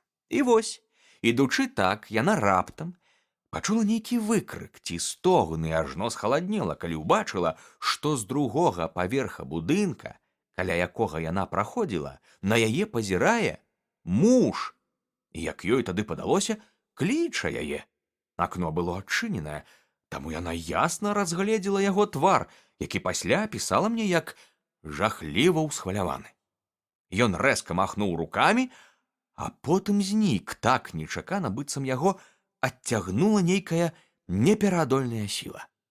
Але яна паспела заўважыць, што на ім было цёмнае паліто, у якім ён паехаў у горад, аднак і манішка, і гальштук зніклі. Перакананая, што муж у небяспецы, яна пабегла па прыступках уніз, бо дом быў акурат тым самым прытонам, дзе вы мяне сёння сустрэлі. Мінуўшы пакой на першым паверсе, яна хацела трапіць на другі, Але каля лесвіцы яе груба спыніў гаспадар прытона, пра якога я вам расказваў. Ён адштурхнуў яе і з дапамогай нейкага Дэйна, які там за памочніка, вывалак на двор. Пакутуючы ад найгоршых падазрэнняў і страху, яна пайшла па вуліцы і, рэдкая ўдача, на Фрэсна-стрыт сустрэла патруль з некалькіх канстэбляў і інспектара. Паліцэйскія прайшлі з ёй і, нягледзячы на ўпартыя пярэчанні трымальніка прытона, падняліся ў пакой, дзе яна бачыла містера Сент-Клэра, але таго там ужо не было. Ніякіх прыкмет яго прысутнасці ў пакоі не знайшлі. На тым паверсе не было зусім нікога, апроч няшчаснага калекі жахлівага выгляду, які, здаецца, там жыў. І ён, і гаспадар прытона горача кляліся, што ўдзень у пакоі нікога не было. Яны так упарта гэта адмаўлялі, што інспектар засумняваўся і пачаў нават думаць, што міссіс Сент-Клэр усё прымроілася. Калі, ускрыкнуўшы, тая схапіла са стала скрынку і сарвала яе верх. Адтуль выпалі дзіцячыя кубікі, такія, як яе муж абяцаў прывезці сыну. Гэтая знаходка і відавочная разгубленасць калекі пераканалі інспектара, што справа сур'ёзная. Пільны вобшук памяшканняў пацвердзіў, што тут здарылася жахлівае злачынства. Першы пакой быў абстаўлены як гасцёўня і вёў у цесную спальню, якая выходзіла вокнамі на заднюю сцяну адной з карабельных майстэрняў. Паміж ёй і вокнамі спальні невялікі праход. У адліў там суха, але падчас прыліву вада падымаецца да 4,5 футаў. Акно спальні шырокае і адчыняецца знізу. На ім знайшлі сляды крыві, яшчэ некалькі асобных кропель засталося на драўлянай падлозе спальні. За шторай у пярэднім пакоі знайшлі ўсю вопратку містера Сент-Клэра, апроч паліто. Таксама там былі яго туфлі, шкарпэткі, капялюш і гадзіннік. Рэчы не былі пашкоджаныя, ніякіх прыкмет барацьбы, але і іншых слядоў містера Невіла Сент-Клэра таксама не знайшлі. Знікнуць ён мог толькі праз акно, бо іншых выхадаў не было, і злавесныя плямы крыві на падаконні не пакідалі асаблівых спадзеваў на тое, што ён уратаваўся па вадзе, бо прыліў на момант трагедыі дасягнуў найвышэйшага пункту. Цяпер пра ліхадзеяў, якія, відаць, непасрэдна звязаныя са злачынствам. Гаспадар прытона вядомы як чалавек з найжахлівейшым мінулым. Але паводле слоў міссіс Сент-Клэр, ён праз вельмі кароткі час пасля з'яўлення яе мужа ў акне прыйшоў уніз да лесвіцы, а таму мог быць хіба што памагатым злачынца. Сам гаспадар сцвярджаў, што ён нічога не ведае і нават не ўяўляе, чым займаўся яго пастаялец Хью Бун, а таму не можа адказваць за тое, што вопратка зніклага джентльмена знайшлася ў таго ў пакоі. Вось і ўсё пра гаспадара прытона. Цяпер пра падазронага калеку, які жыве на другім паверсе опіумнага прытона і дакладна быў апошнім, хто бачыў містера Невіла Сент-Клэра. Яго завуць Хью Бун. Яго страшнае аблічча ведае кожны, хто часта бывае ў сіці. Ён прафесійны жабрак, але каб пазбегнуць праблем з паліцыяй, робіць выгляд, што гандлюе васковымі запалкамі. Калі крыху спусціцца па Трэднідл-стрыт, злева вы ўбачыце невялікі паварот. Вось там каля сцяны ён звычайна па-турэцку і сядзіць, расклаўшы пачкі запалак на каленях. Выглядае ён жаласна, а таму невялікі струмень ахвяраванняў няспынна цячэ ў яго зацухмолены скураны капялюх, што ляжыць перад ім на ходніку. Я неаднойчы звяртаў увагу на гэтага хлопца яшчэ да таго, як давялося з ім пазнаёміцца ў сувязі з гэтай справай, і дзівіўся таму ўраджаю, які ён збірае за кароткі час. Разумееце, аблічча ў яго такое адметнае, што мала хто праходзіць міма, не спыніўшыся, каб разгледзець яго. Купа рудога валосся, бледны твар, скалечаны выродлівым шнарам, які, зажыўшы, сцягнуў уверх і выкруціў яго верхнюю губу, бульдожае падбароддзе і пранізлівыя цёмныя вочы, якія рэзка кантрастуюць з колерам валасоў. Усё робіць яго заўважным сярод іншых жабракоў, да таго ж ён дасціпны і заўжды знаходзіць слоўца, каб адказаць на любыя кпіны. Вось такі чалавек аказаўся пастаяльцам опіумнага прытона і апошнім, хто бачыў джентльмена, якога мы шукаем. Але ж ён калека, Сказаў я. што ж ён мог зрабіць адзін супраць чалавека ў росквіце гадоў? Ха-ха, ён калека толькі ў тым сэнсе, што ходзіць кульгаючы. Агулам гэта моцны і добра складзены чалавек. Безумоўна, ваш медыцынскі досвед падкажа вам, Уотсон, што слабасць адной канцавіны кампенсуецца выключнай развітасцю іншых. Кажыце, што было далей? Калі місіс Сент-Клэр убачыла на акне кроў, ёй зрабілася кепска.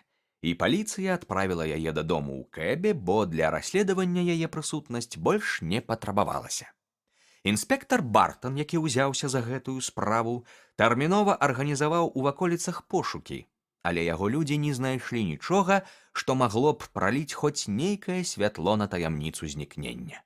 Яны зрабілі толькі адну памылку. Не арыштавалі Буна адразу, і ён меў час перамовіцца са сваім сябруком, гаспадаром прытона. Але гэты недагляд хутка выправілі. Жабрака схапілі і абшукалі, хаця доказаў яго віны не знайшлі. На правым рукаве яго кашулі, праўда, былі плямы крыві, але ён паказаў на свой безыменны палец з парэзам каля пазногця і патлумачыў, што кроў адтуль, дадаўшы, што ён падыходзіў да акна, і таму тыя плямы несумненна таго ж паходжання. Ён адмаўляў, што ведае містера Невіла Сент-Клэра, і бажыўся, што вопратка ў пакоі здзівіла яго не менш, чым паліцыю. Што да сцверджання місіс Сент-Клэр, якая нібыта бачыла ў акне мужа, то ён казаў, што яна трызніць, або ёй падалося. Калі яго забіралі ў паліцэйскі ўчастак, ён гучна пратэставаў. Інспектар тым часам застаўся паблізу будынка, спадзеючыся, што адліў падорыць які-небудзь свежы доказ. Так яно і здарылася. Хоць у глеі яны не знайшлі таго, чаго баяліся. Калі вада сышла, адшукалася паліто Невіла Сент-Клэра, але не сам Невіл Сент-Клэр. І што б вы думалі, яны знайшлі ў кішэнях? Не ўяўляю. Думаю, вы ніколі не здагадаецеся. Кішэні былі паўнюткія манет, пенсавікаў і паўпенсавікаў. 421 пенс і 270 паўпенсаў. Не дзіўна, што паліто не знесла адлівам, але з чалавечым целам усё інакш. Паміж карабельнай майстэрняй і домам утвараецца даволі моцны вір. Імаверна, паліто з грузам засталося на месцы, а распранутае цела знесла ракой. Як я зразумеў, астатнюю вопратку знайшлі ў пакоі. Хіба магло цела быць толькі ў паліто? Не, сэр. Але пэўная карціна вымалёўваецца. Уявіце, што Генры Бун без сведак выкідае Невіла Сент-Клэра з акна. Якія яго наступныя крокі? Вядома ж, ён неадкладна хоча пазбавіцца вопраткі, якая выкрывае яго датычнасць да злачынства. Ён хапае паліто і, несучы яго да акна, разумее, што тое паплыве, а не патоне. Часу мала. Ён чуе тузаніну на першым паверсе, бо жонка забітага спрабуе прарвацца наверх. А магчыма, яго памагаты, гаспадар прытона папярэджвае, што вуліцаю іх бок ідуць паліцэйскія. Нельга губляць ні імгнення. Ён кідаецца да сваёй схованкі з прыбыткам ад жабравання, рассоўвае манеты па кішэнях, каб паліто надзейна патанула, і выкідае яго. Астатнія рэчы ён таксама выкінуў бы, калі б не пачуў крокі на лесвіцы. Адзінае, што ён паспявае, гэта зачыніць акно да прыходу паліцыі. Гучыць абсалютна праўдападобна. Пакуль няма лепшай гіпотэзы, будзем трымацца гэтай.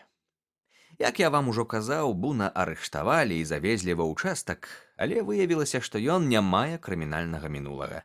Доўгі час ён прафесійна жабраваў, але жыў ціхмяна і благога не рабіў.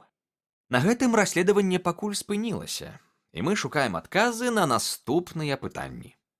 Што Невіл Сент-Клэр рабіў у опіумным прытоне? Што з ім там здарылася? дзе ён цяпер і як Х'юбун звязаны з гэтым знікненнем.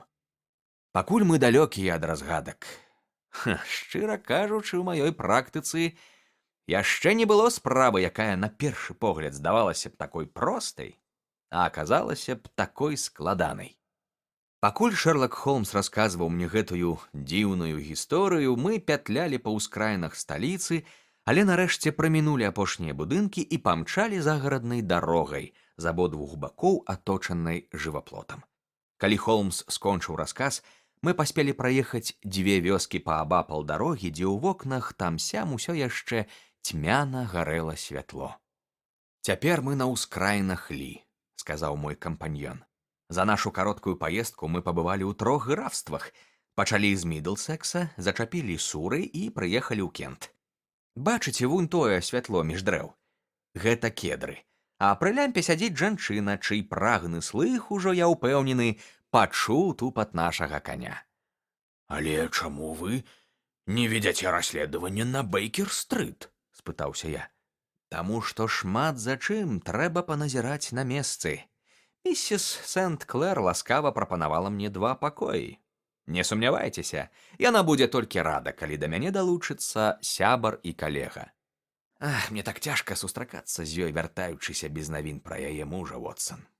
Вось мы, дарэчы, і на месцы». Мы спыніліся перад вялікай вілай, якая стаяла сярод сада.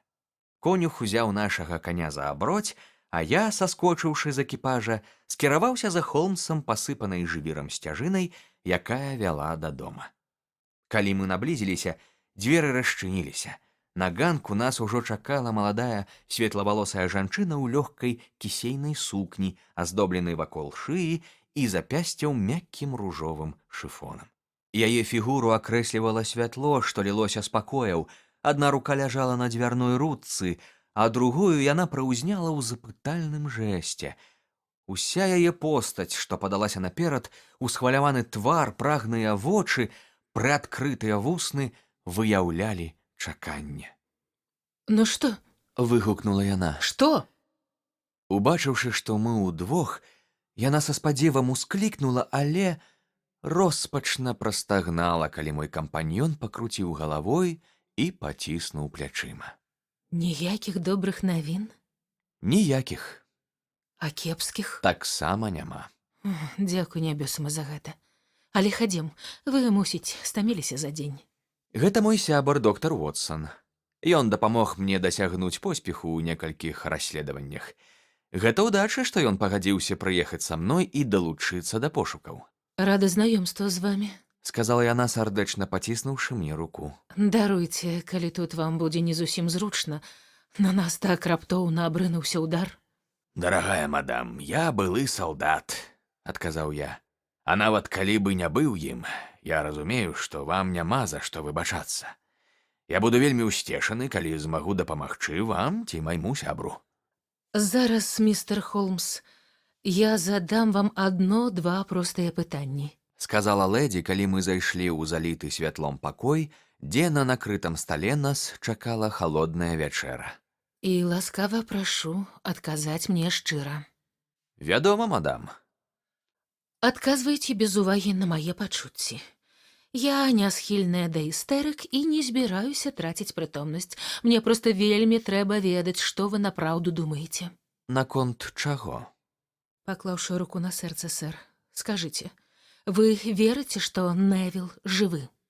Здаецца, Шэрлака Холмса збянтэжыла гэтае пытанне. «Кажыце, шчыра».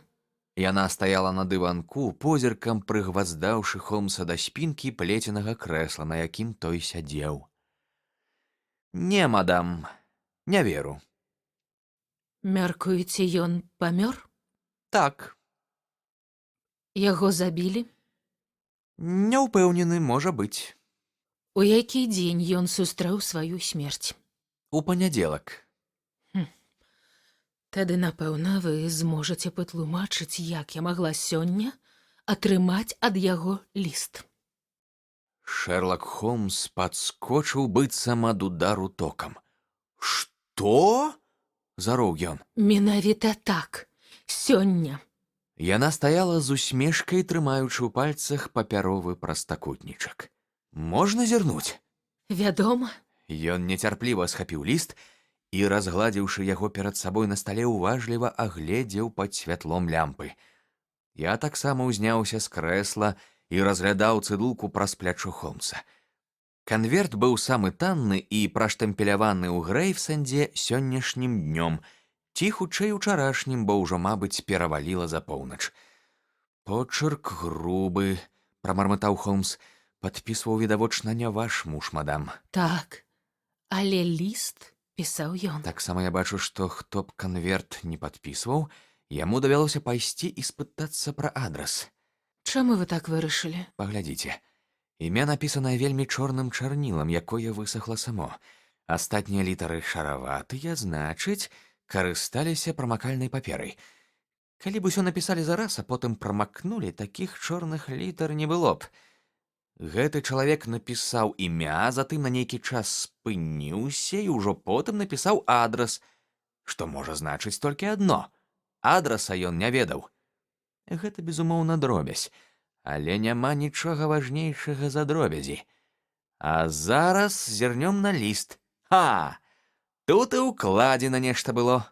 Там быў пярсцёнак. Пярсцёнак-пячатка. А почырк дакладна вашага мужа? Адзін з ягоных. Іх было некалькі? Так ён пісаў, калі спяшаўся. Зусім іншы, чым яго звычайны почырк, але я добра ведаю і гэты таксама. Дарагая, нічога не бойся, ўсё будзе добра. Здарылася вялікая памылка, і мне, напэўна, спатрэбіцца нейкі час, каб яе выправіць. Чакай і не турбуйся. Невіл. Пісалі алоўкам на кніжным форзацы. Фармат 1/8 аркуша, вадзяных знакаў няма.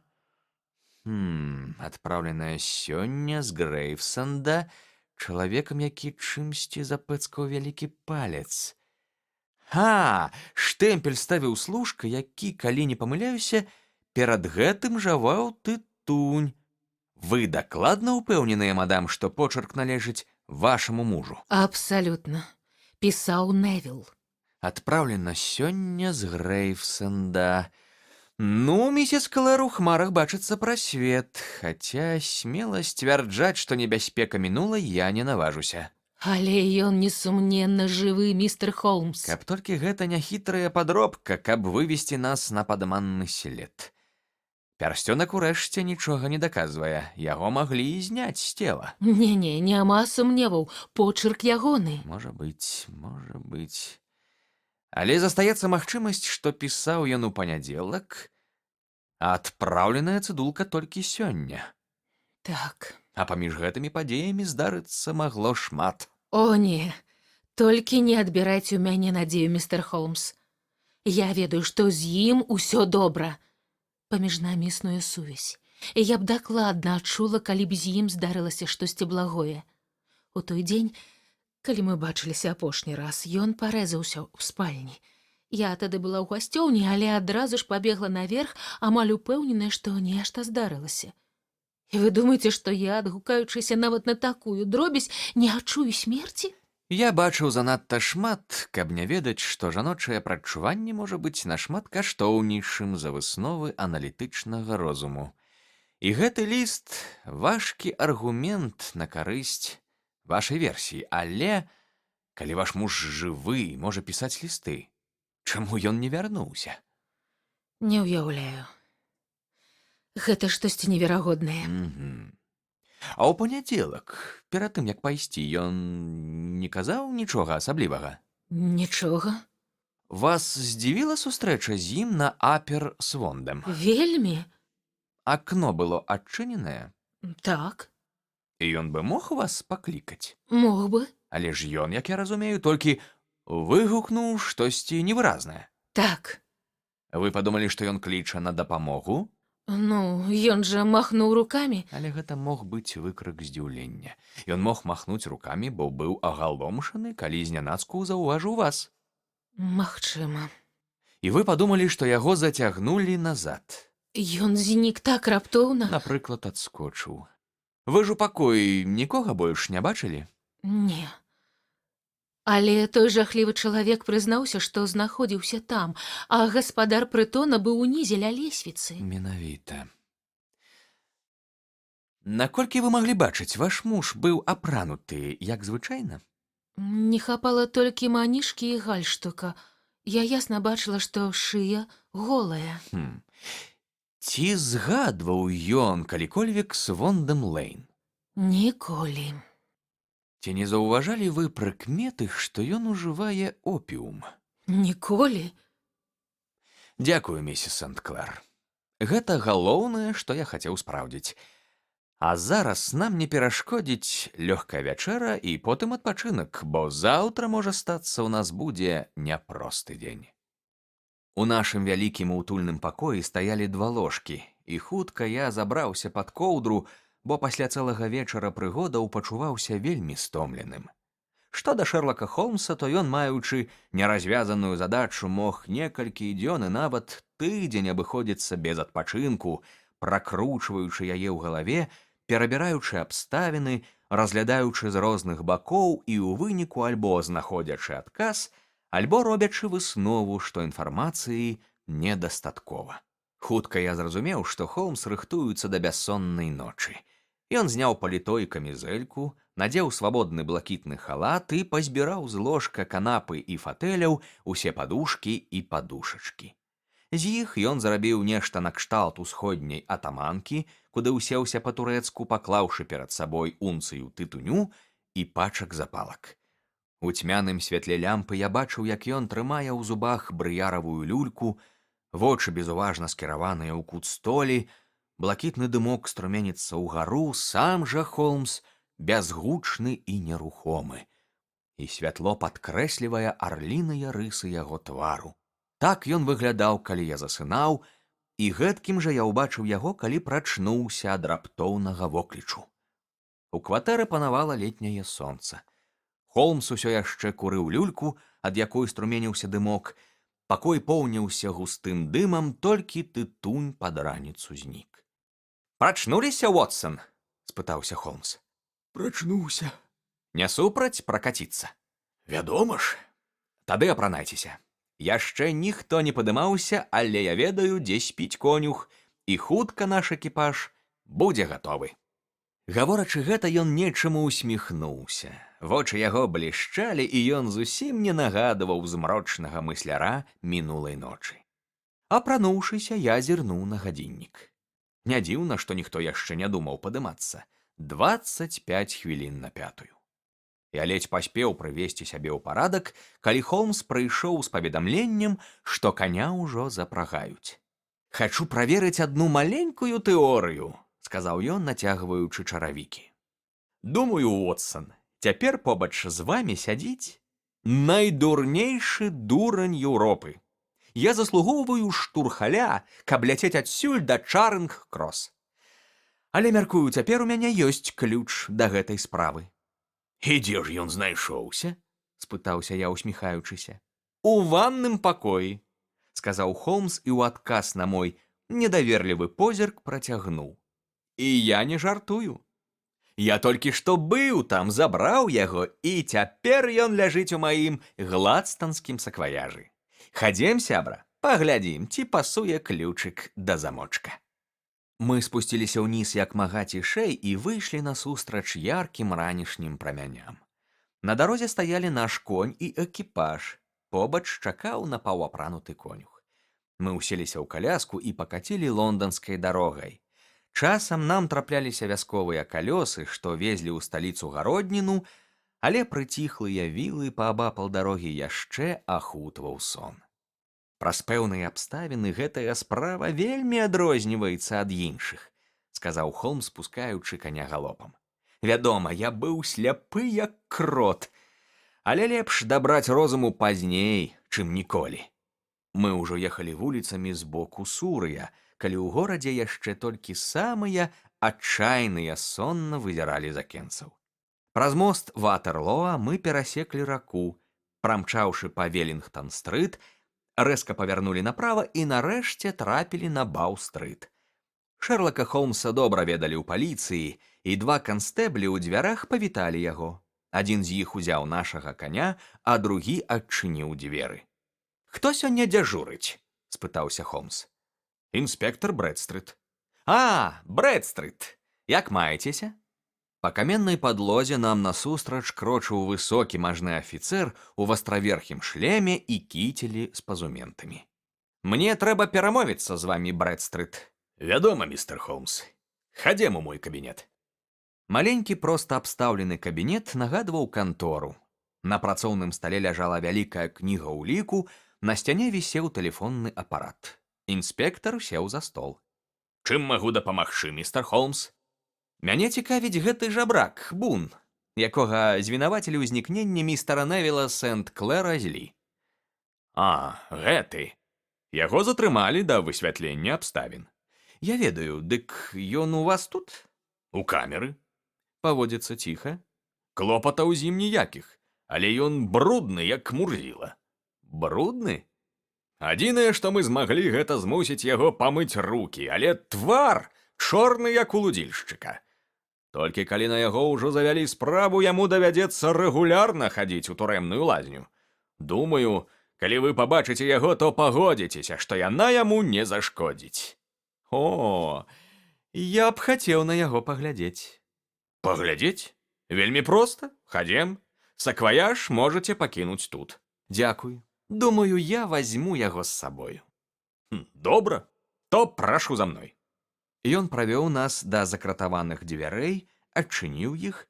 Мы спусціліся па кручастай лесвіцы і трапілі ў пабелены калідор, па абодва бакі якога цягнуліся шэрагі дзвярэй. «Ягоная трэцяя справа», — сказаў інспектар.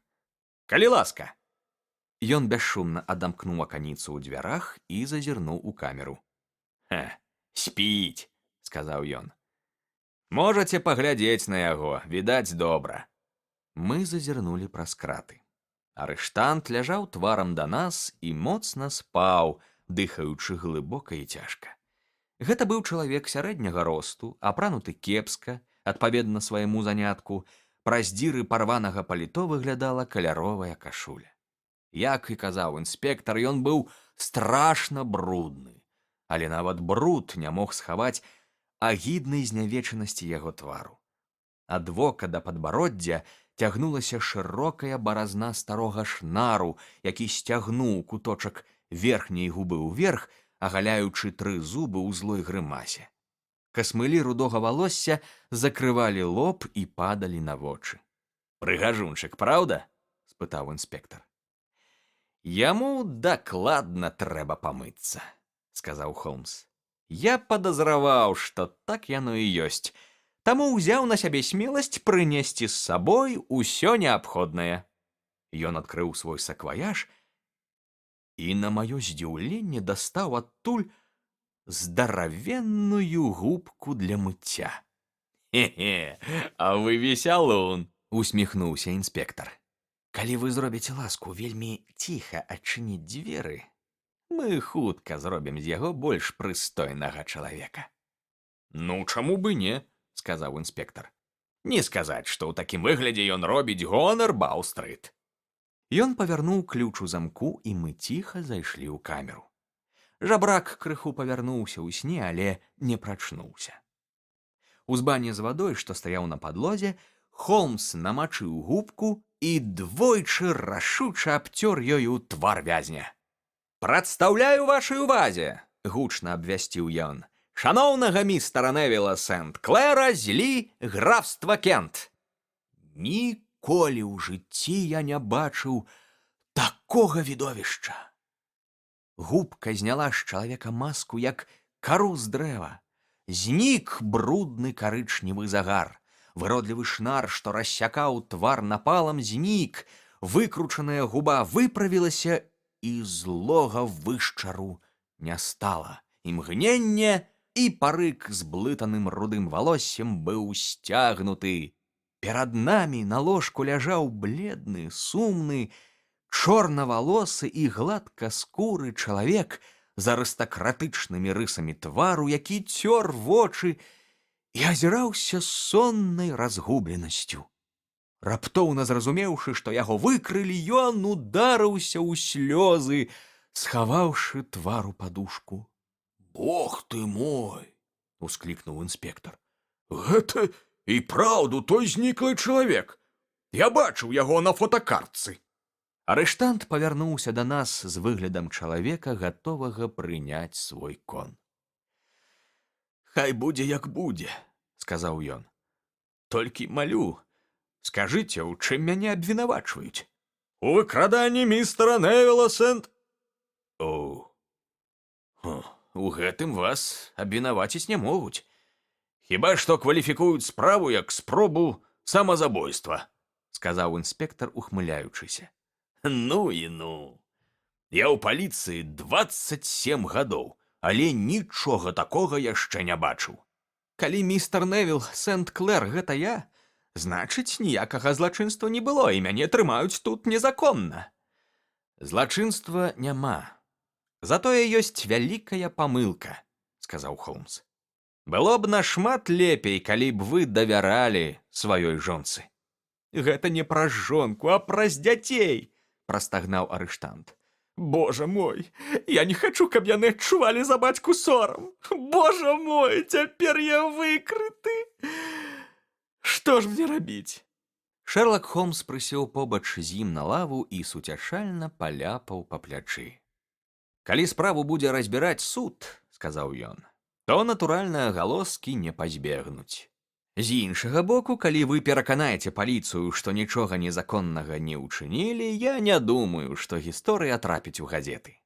Я ўпэўнены, што інспектор Брэдстрыт запіша ўсё, што вы захочаце расказаць, перадасць гэта куды след, і справа не дойдзе да суда». «Хай беражэ вас Бог!» — горача ўскрыкнуў арыштант. «Я б прыняў усё, зняволенне, нават смяротнае пакаранне, але хай толькі мой ганебны сакрэт не спляжыць сямейную рэпутацыю і будучыню маіх дзяцей. Вы першыя, хто пачуе маю гісторыю. Мой бацька працаваў дырэктарам школы ў Чэстарфілдзе, дзе я атрымаў выдатную адукацыю. У юнацтве я падарожнічаў і выступаў у тэатры і, нарэшце, уладкаваўся рэпарцёрам у лонданскую вечаровую газету. Аднойчы рэдактар вырашыў, што нам трэба надрукаваць шэраг нарысаў пра жыццё лонданскіх жабракоў, і я вызваўся напісаць іх. Ой, з таго моманту і пачалася мая авантура.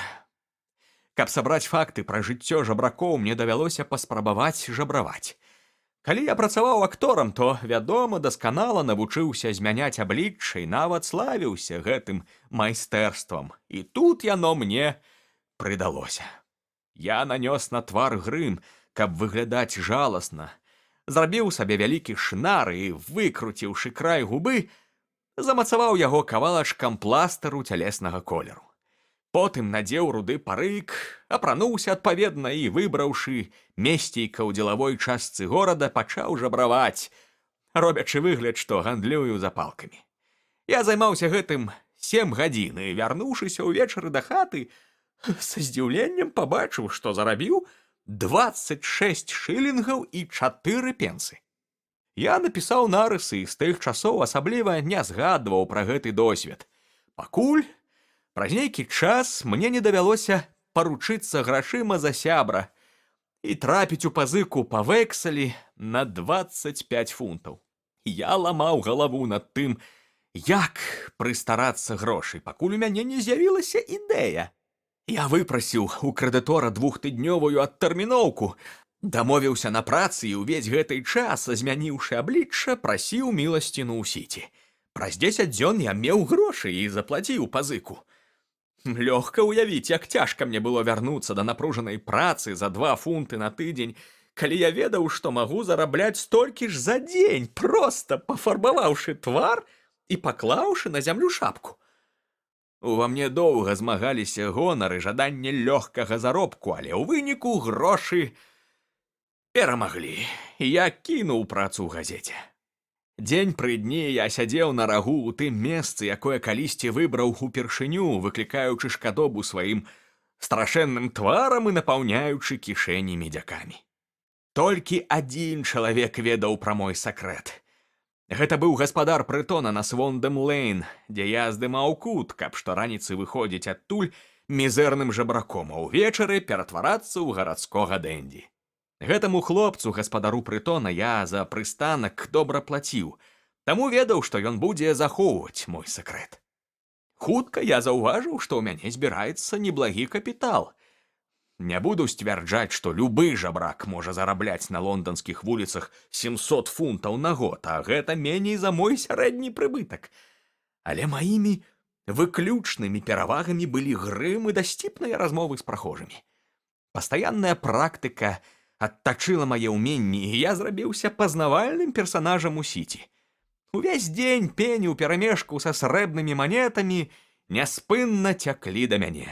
Толькі ў найгоршы дзень я не збіраў 2 фунтаў. Мае прыбыткі і патрэбы раслі. Я зняў дом за горадам і ўрэшце ажаніўся. Ніхто не здагадваўся пра тое, чым я займаюся насамрэч. Мая любая жонка ведала, што я вяду справы ў Лондане, але не ведала, якія менавіта. У мінулы панядзелак я пасля працоўнага дня пераапранаўся ў сваім пакоі над опіумным прытонам і вызірнуў у вакно. На свой жах і здзіўленне я ўбачыў, што на дварэ стаіць мая жонка і глядзіць проста на мяне. Я ўсклікнуў, закрыў рукамі твар і кінуўся да свайго прыяцеля, гаспадара прытона, заклінаючы яго нікога да мяне не пускаць. Я чуў унізе голас жонкі, але ведаў, што яна не зможа падняцца. Скінуўшы вопратку, я нацягнуў жабрацкае адзенне і парык і наклаў грым. Нават жончына вока не змагло б распазнаць маю маскіроўку.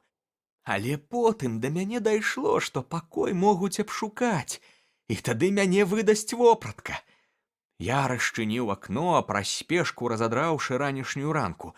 Затым схапіў паліто, цяжкое ад медзякоў у кішэнях, бо я толькі што пераклаў туды грошы са скураной торбы, у якой цягаў назбіраныя. Шпурнуў паліто з акна, і яно патанула ў тэмзе. Туды б адправілася і іншае адзенне, але ў гэты момант уварваліся канстэблі, і неўзабаве мяне, на шчасце не апазнаўшы, як містера Невіла Сент-Клэра, арыштавалі, як яго забойцу. Не ведаю, што яшчэ я магу дадаць. Я быў цвёрда настроены захоўваць сваю таямніцу як мага даўжэй, таму не хацеў мыць твар.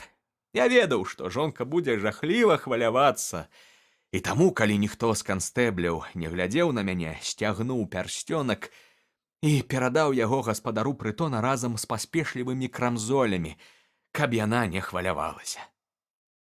Цыдулку яна атрымала толькі учора, сказаў Холмс. Які жах! Як жа яна трывала цэлы тыдзень? Паліцыя сачыла за гаспадаром прытона, сказаў інспектар Брэдстрыт. Магу здагадацца, што яму было нялёгка адправіць ліст незаўважна.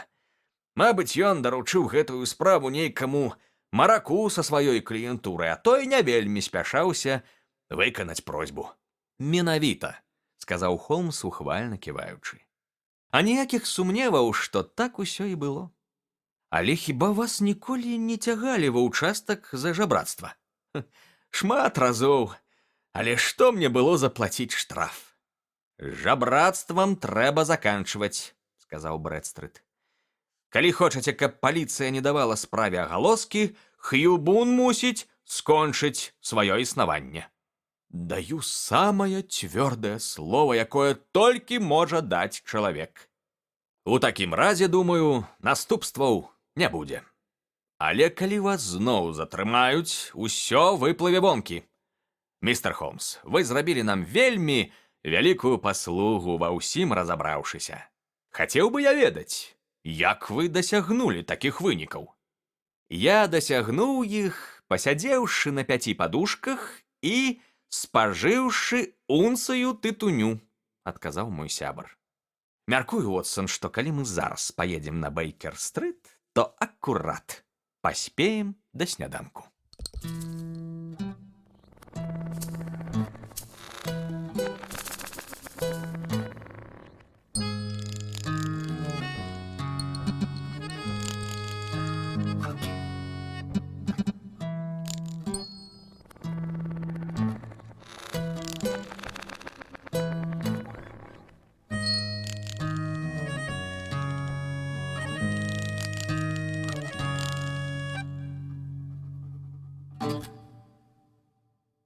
Блакітны карбункул.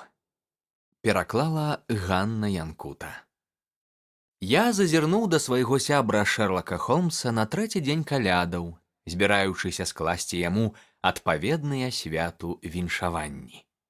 Апрануты ў пунцовы халат, ён утульна разваліўся на канапе, змясціўшы справа падстаўку для люлек і трымаючы пад рукой стос змятых ранішніх газет, якія ён, відаць, толькі што чытаў.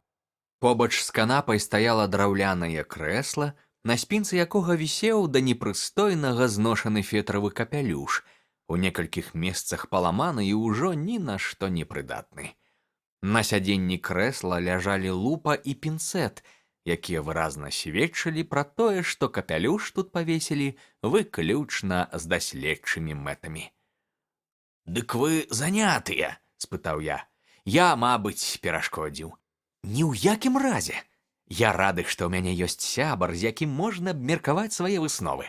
Справа зусім банальная, але некаторыя звязаныя з ёй моманты, ён паказаў вялікім пальцам у бок старога капелюша, маюць для мяне цікавасць і нават карысць». Я прысеў у фатэлі, выцягнуў рукі да каміна, у якім патрэскваў агонь.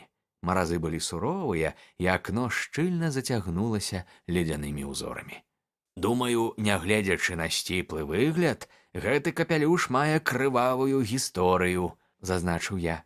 «Ён зробіцца ключом, які падкажа вам разгадку нейкай таямніцы і дапаможа пакараць злачынцу». «Ды не, ніякіх злачынстваў», – засмяяўся Холмс. «Усяго толькі адзін з дзіўных выпадкаў, якія нярэдка здараюцца там, дзе на плошчы ў некалькі квадратных міляў таўкуцца 4 мільёны чалавечых стварэнняў.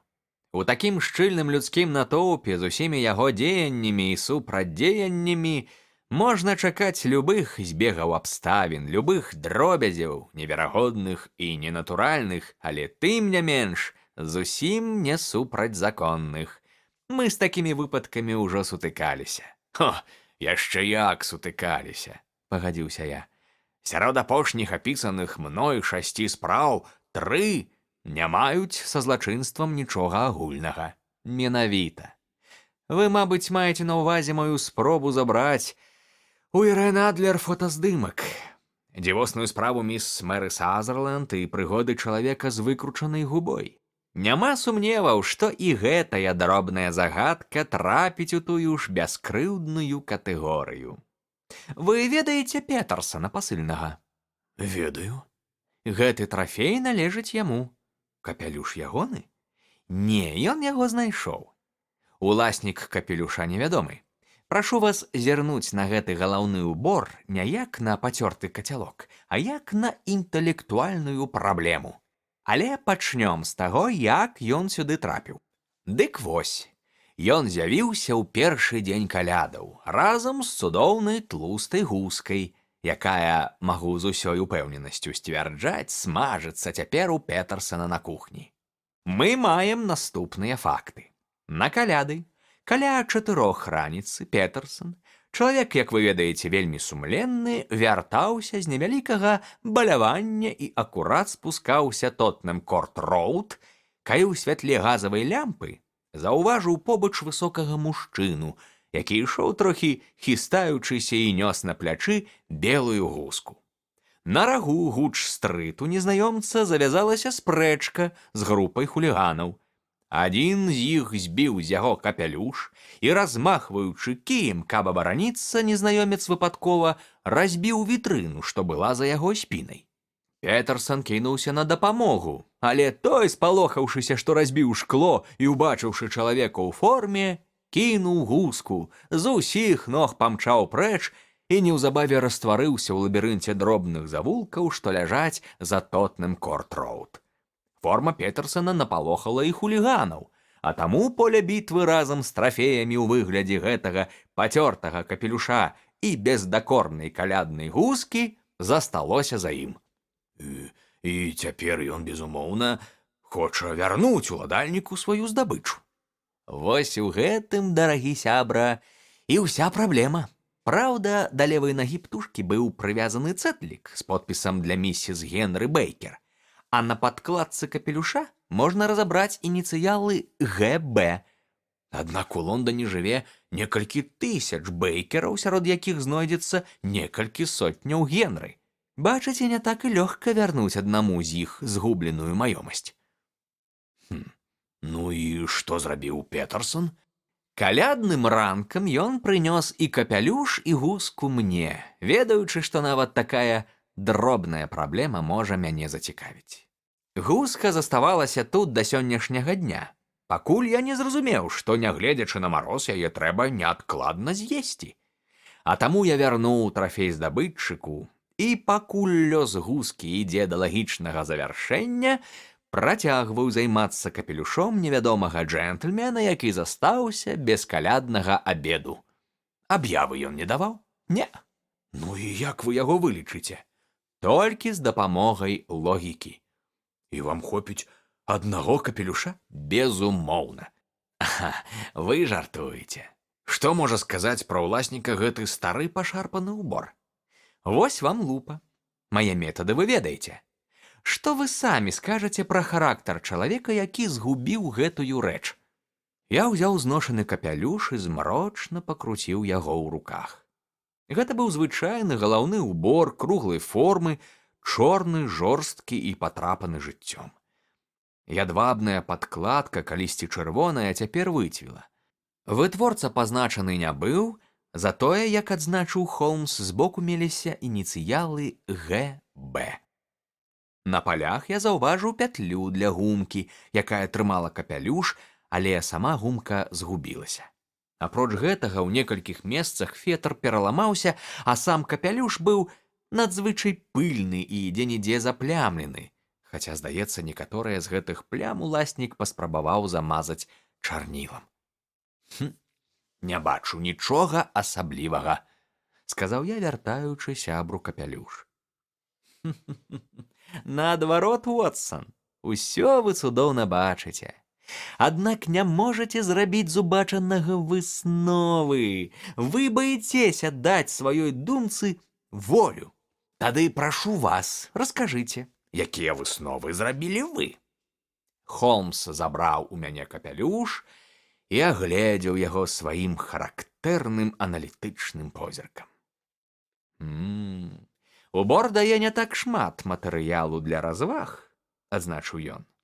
Аднак некалькі высноў я магу зрабіць дакладна, і яшчэ некалькі з высокай ступенню імавернасці. Вялікі розум яго гаспадара не выклікае сумневаў. Апроч таго, гады 3 таму гэты чалавек быў добра забяспечаны, хаця апошнім часам перажывае горшыя часы. Раней ён быў прадбачлівы, але цяпер, улічыўшы яго збяднення, мы можам сказаць, што ён дэградаваў. Магчыма, займеў кепскую звычку, хутчэй за ўсё, запіў. Жонка яго без сумневу разлюбіла, магчыма, акурат праз гэтую кепскую звычку. Але, дарагі Холмс, і ўсё ж рэшткі былой годнасці ён захаваў, працягваў Холмс, праігнараваўшы мой пратэст. Ён вядзе маларухомы лад жыцця, рэдка выходзіць з дому і зусім не займаецца спортам. Узрост яго сярэдні, валасы пасівелыя, звычайна ён мажа іх памадай, а некалькі дзён таму пастрыг. Вось самыя відавочныя факты, якія падказаў мне гэты капялюш. Дарэчы, малаверагодна, што ў доме яго гаспадара праведзены газ. Холмс, ды вы жартуеце? Зусім не. Няўжо вы нават цяпер, калі я падзяліўся з вамі высновамі, не можаце зразумець, як я іх атрымаў? Я, відаць, зусім дурань, бо мушу прызнацца, што ход вашых думак мне не зразумелы. Як вы, напрыклад, вылічылі, што ўласнік капелюша разумны? Замест адказу Холмс начапіў капялюш, які з'ехаў да самага пераносся, схаваўшы ўвесь лоб. «Пытанне выключна ў аб'ёме яго мозгу», — сказаў Холмс.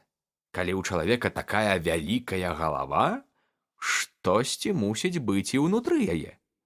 Ну, як тады наконт яго збяднення? Капелюшу 3 гады. Глядзіце, такія плоскія загнутыя з краю палі акурат тады ўвайшлі ў моду. Капелюш найвышэйшай якасці. Зірніце на стужку з паласатага ядвабу і на цудоўную падкладку. Калі 3 гады таму чалавек мог дазволіць сабе такі дарагі капелюш, які носіць з таго часу, не купляючы новага, значыць, справы яго пагоршыліся. Што ж, з гэтым усё зразумела. А як наконт прадбачлівасці і дэградацыі? Вось вам і прадбачлівасць, засмяяўся Шерлок Холмс, паказваючы на пятлю для гумкі. Капелюшы ніколі не прадаюцца разам з гумкамі, і калі чалавек замаўляе яе асобна, гэта сведчыць пра яго, прадбачлівасць. Ён зрабіў усё, каб абараніць сябе ад ветру. Аднак мы бачым, што гумка адарвалася, а пра новую ён не паклапаціўся. З чаго робім выснову, што прадбачлівасць яго засталася ў мінулым. І гэта, у сваю чаргу, гаворыць пра слабасць яго натуры. З іншага боку, ён паспрабаваў замазаць некаторыя плямы на фетры чарнілам. А гэта сведчыць пра тое, што колішнюю годнасць ён страціў не да канца. Вашы тлумачэнні гучаць пераканаўча. Далей. Тое, што ўласнік капелюша чалавек сярэдніх гадоў, што ў яго пасівелыя валасы, якія нядаўна стрыгліся, і што ён карыстаецца памадай, лёгка можна высветліць, уважліва агледзеўшы ніжнюю частку падкладкі. З дапамогай лупы мы ўбачым вялікую колькасць акуратна абрэзаных цырульнікам валаскоў. Усе яны досыць ліпкія і маюць характэрны пах. Таксама вы можаце заўважыць, што пыл на капелюшы не вулічны. Гэта не шараваты пясок, а карычневыя камякі, якія звычайна збіраюцца ў дамах. Значыць, убор пераважна вісеў дома. Сляды вільгаці на ўнутранай яго частцы сведчаць, што ўласнік капелюша хутка пацее. Наўрад ці ён падтрымлівае добрую фізічную форму. Але яго жонка? Вы сказалі, яна яго разлюбіла. Капелюш ужо шмат тыдняў не чысцілі. Калі б на вашым капелюшы, дарагі Вотсон, я ўбачыў тыднёвы слой пылу, і ваша жонка выпусціла б вас у такім выглядзе на двор, я пачаў бы хвалявацца, што мой гаротны сябар страціў жончыну прыхільнасць. А раптам ён халасцяк? Ды не. Гуску ён нёс дадому, каб памірыцца з жонкай. Успомніце цэтлік на лапе. У вас на ўсё знойдзецца адказ. Але як дзеля ўсяго святога вы вызначылі, што ў яго доме не праведзены газ? Адна ці 2 сальныя плямы могуць з'явіцца на капелюшы і выпадкова.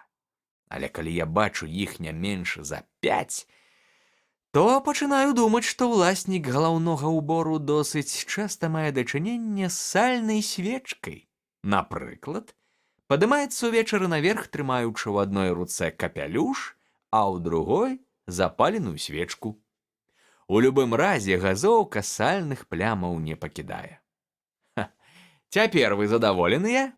Што ж, усё гэта вельмі дасціпна, рассмяяўся я.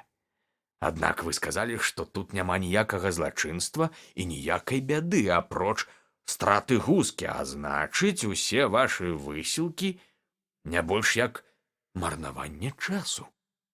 Шерлок Холмс ужо адкрыў рот, каб адказаць, як раптам дзверы адчыніліся, і ў пакой з пачырванелымі шчокамі і надзвычай усхваляваным тварам заляцеў пасыльны Петерсон. Гуска ж, містер Холмс! Гуска, сэр! Задыхаўся ён. Гуска? Што з ёй здарылася? Яна ажыла і выскачыла з акна вашай кухні? Холмс павярнуўся на канапе, каб лепш бачыць уражаны твар пасыльнага. Зірніце, сэр, зірніце, што мая жонка знайшла ў валяку! Ён выцягнуў руку і паказаў нам на далоне неверагодна зіхоткі блакітны камень, памерам менш за гарошыну, але такой прыгажосці і чысціні, што на цёмнай далоні Петерсона ён ззяў, як электрычная іскра. Шерлок Холмс прысвіснуў і прысеў. «Божа мой, Петерсон!» — усклікнуў ён. «Гэта ж сапраўдны скарб! Спадзяюся, вы разумееце, што трымаеце ў руках?» «Гэта дыямент, сэр! Каштоўны камень! Рэжа шкло, нібы масла! Гэта больш, чым каштоўны камень! Гэта той самы каштоўны камень!» Няўжо блакітны карбункул графіні Моркар? — выпаліў я. Ён самы. Я не мог не пазнаць яго форму і памер, бо апошнім часам ледзь не кожны дзень чытаю пра яго ў «Таймс». Гэта унікальная каштоўнасць, пра цану якой можна толькі здагадвацца. Абяцаная ўзнагарода ў 1000 фунтаў наўрад ці адпавядае хаця б 20-й долі яе рынкавай цаны. 1000 фунтаў? Боже ўсемагутны! Пасыльны плюхнуўся на крэсла і ўражаны пераводзіў позірк то на аднаго з нас, то на другога. Абяцаюць менавіта столькі, але ў мяне ёсць усе нагоды падазраваць, што з пэўных сентыментальных меркаванняў графіня гатовая расстацца з паловай маёнтка, калі гэта дапаможа ёй вярнуць камень. Ён знік, калі я не памыляюся, ў гатэлі «Касмаполітан», — прыгадаў я. Так, менавіта там, 22 снежня, то бок 5 дзён таму. У крадзяжы каменя са шкатулкі графіні абвінавацілі Джона Хорнера, паяльшчыка. Супраць яго сабраныя такія важкія сведчанні, што справу перадалі ў суд. Думаю, у мяне знойдзецца апісанне гэтай гісторыі. Ён доўга перабіраў газеты, спраўджваў даты і ўрэшце выцягнуў адну з іх, расправіў, склаў напапалам і прачытаў наступную нататку. Крадзеж каштоўнасці ў гатэлі «Касмаполітан». Джон Хорнер, 26 гадоў, абвінавачаны ў тым, што 22-го ён скраў са шкатулкі графіні Моркар каштоўны камень, вядомы як блакітны карбункул. Джеймс Райдер, старшы адміністратар гатэля, засведчыў, што ў дзень крадзяжу ён адвёў Хорнера ў гардэробную графіні, каб той прыпаяў расхістаную папярэчыну каміннай рашоткі. Пэўны час Райдер заставаўся ў пакоі з Хорнерам, аднак потым адміністратара выклікалі па справе. Вярнуўшыся, ён убачыў, што Хорнер знік, камода ўзламаная, а маленькі сафьянавы футарал, у якім, як высветлілася пазней, графіня звычайна захоўвала каштоўнасць, ляжыць на туалетным століку пусты. Райдер адразу падняў трывогу, і ў той жа вечар Хорнера арыштавалі. Аднак ні пры ім, ні ў яго пакоі каменя не было. Кэтрын Кьюсак, служанка графіні, засведчыла, што, пачуўшы крык напалоханага злачынствам Райдера і прыбегшы ў пакой, яна ўбачыла тое самае. Інспектар Брэдстрыт, акруга Б, паведаміў, што падчас арышту Хорнер люта супраціўляўся і ў самых моцных выразах даводзіў сваю невінаватасць. Падазраванага і раней асуджалі за рабаўніцтва, таму суддзя адразу ж адмовіўся разбіраць справу і перадаў яе ў суд прысяжных. Падчас дазнання Хорнер моцна хваляваўся, пакуль урэшце не страціў прытомнасць і яго не вынеслі з судовай залы. Большага ад паліцэйскага суда і чакаць не варта, задуменна прамовіў Холмс, адкідваючы газету ў бок. Цяпер наша задача прасачыць ланцуг падзей, у выніку якіх каштоўнасць з пакоя абрабаванай графіні трапіла ў гусіны валляк на Тотнем Корт-роуд.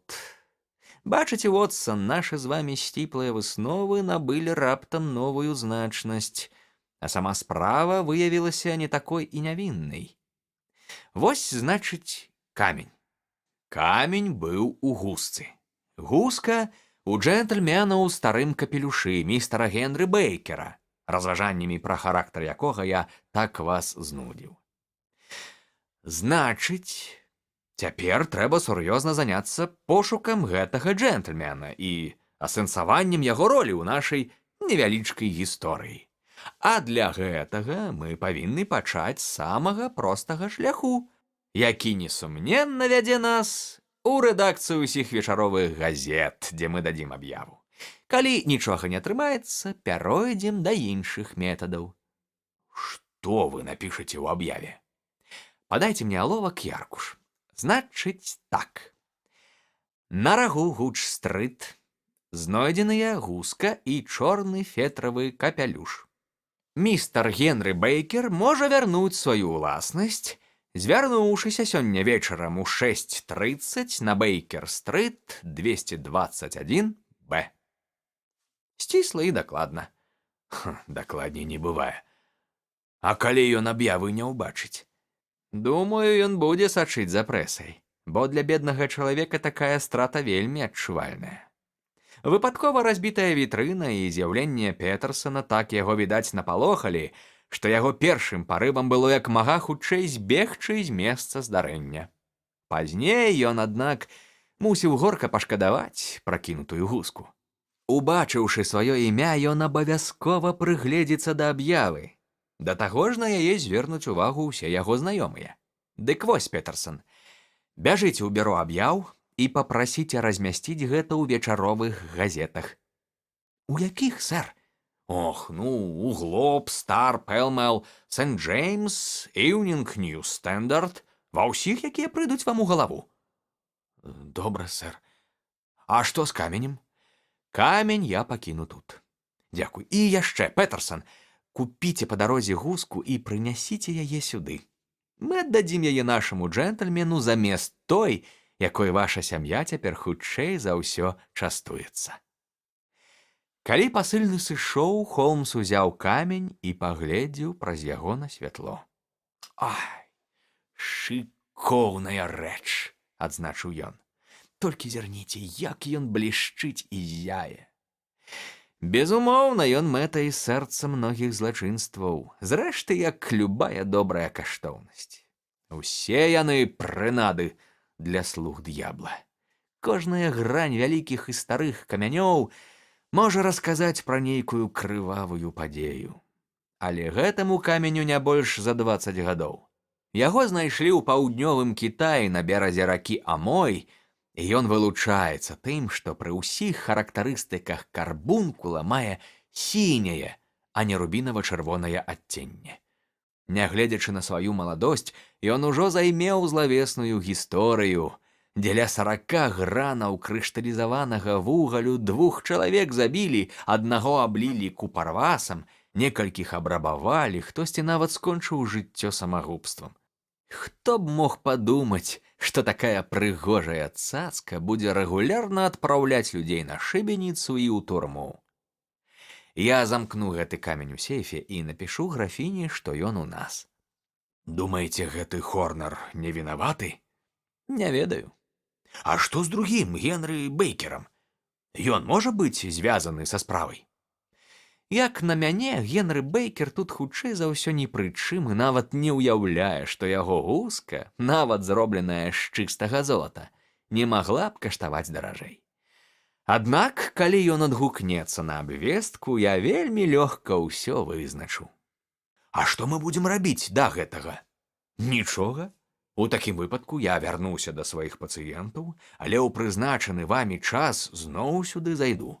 Вельмі хочацца пабачыць канец гэтай заблытанай гісторыі.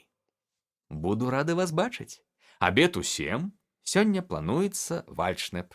Дарэчы, з нагоды сённяшніх падзей я, мабыць, папрашу місіс Хадсон уважліва праверыць яго валляк.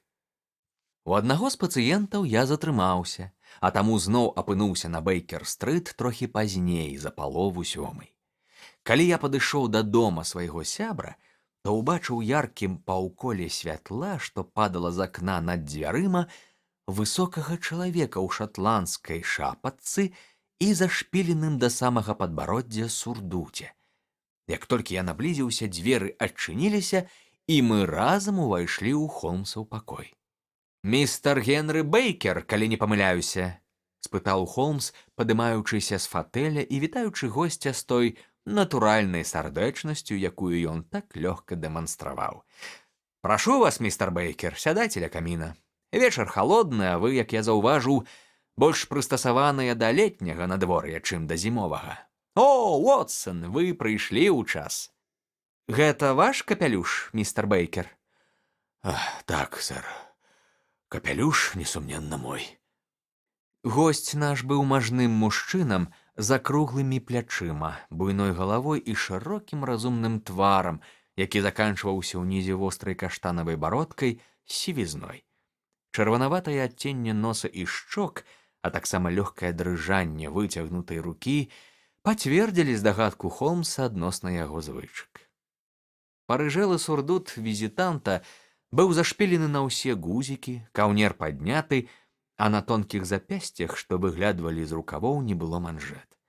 Гаварыў госць марудна і адрывіста, старанна падбіраючы словы, і ствараў уражанне чалавека адукаванага, але вельмі пашарпанага жыццём. «Вашы рэчы вось ужо некалькі дзён ляжаць у нас», — сказаў Холмс, «бо мы чакалі, што вы дасце абвестку і ўкажаце свой адрас. Не магу зразумець, чаму вы гэтага не зрабілі». Госць сарамліва ўсміхнуўся. «Цяпер у мяне не так шмат шылінгаў, як раней», — прызнаўся ён. «Да таго ж я быў упэўнены, што і капялюш, і гуску забралі хуліганы, якія напалі на мяне, а таму не збіраўся траціць грошы на бессэнсоўныя, як мне здавалася, пошукі». Разумею. Дарэчы, наконт гускі. Нам давялося яе з'есці. З'есці! Госць ад хвалявання ажно прыпадняўся з крэсла. Вядома, бо калі б мы гэтага не зрабілі, яна б усё адно сапсавалася. Але я спадзяюся, што вунь тая гуска на буфеце, зусім свежая і той самай вагі, дапаможа вам змірыцца з гэтай стратай. О, безумоўна, безумоўна! З відавочнай палёгкай адказаў містер Бейкер. Зрэшты, ад вашай страчанай гускі засталіся лапкі, пер'я і валяк. Таму, калі вы раптам захочаце... Містер Бейкер ад душы рассмяяўся. Ой, ну хіба што ў памяць пра прыгоды, сказаў ён. Іншай карысці ад діжджэкта мембра гэтых раскіданых частак майго нядаўняга знаёмца я не бачу. Не, сэр. З вашага дазволу я абмяжуюся цудоўнай птушкай, якую бачу на вашым буфеце. Шэрлак Холмс кінуў на мяне выразны позірк і злёгку паціснуў плячыма. «Што ж, тады вось ваш капялюш і ваша гуска», — сказаў ён. «Дазвольце, дарэчы, спытаць, дзе вы яе ўзялі? Я трохі разбіраюся ў хатняй птушцы і мушу прызнацца, што такі цудоўна выгадаваны экземпляр сустрэнеш нячаста».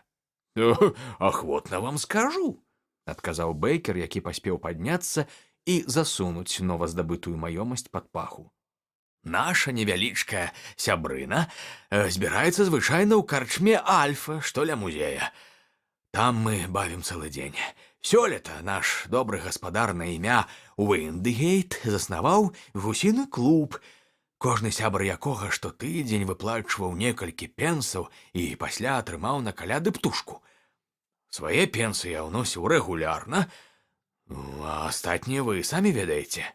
Я ваш даўжнік, сэр, бо сур'ёзнаму чалавеку майго ўзросту шатландская шапачка не пасуе». З камічнай напышлівасцю ён урачыста нам пакланіўся і пайшоў сваёй дарогай.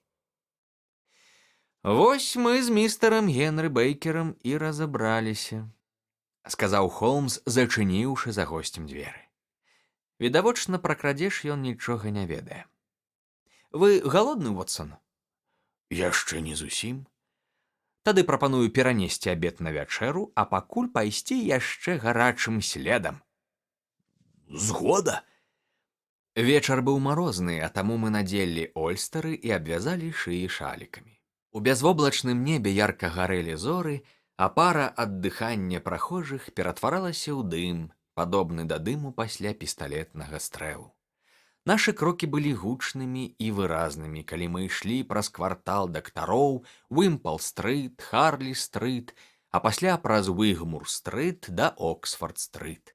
Праз чвэрць гадзіны мы дабраліся да Альфы ў Блумсберы, невялічкай карчмы на рагу адной з вуліц, што спускаецца да Холбарна. Холмс штурхануў дзверы прыватнага бара, увайшоў і замовіў чырванатвараму карчмару ў белым фартуху 2 куфлі піва. «У вас мусіць быць выдатнае піва, калі яно не горшае за вашых гусак», – сказаў мой сябар. Маіх гусак? – не зразумеў карчмар. «Ага.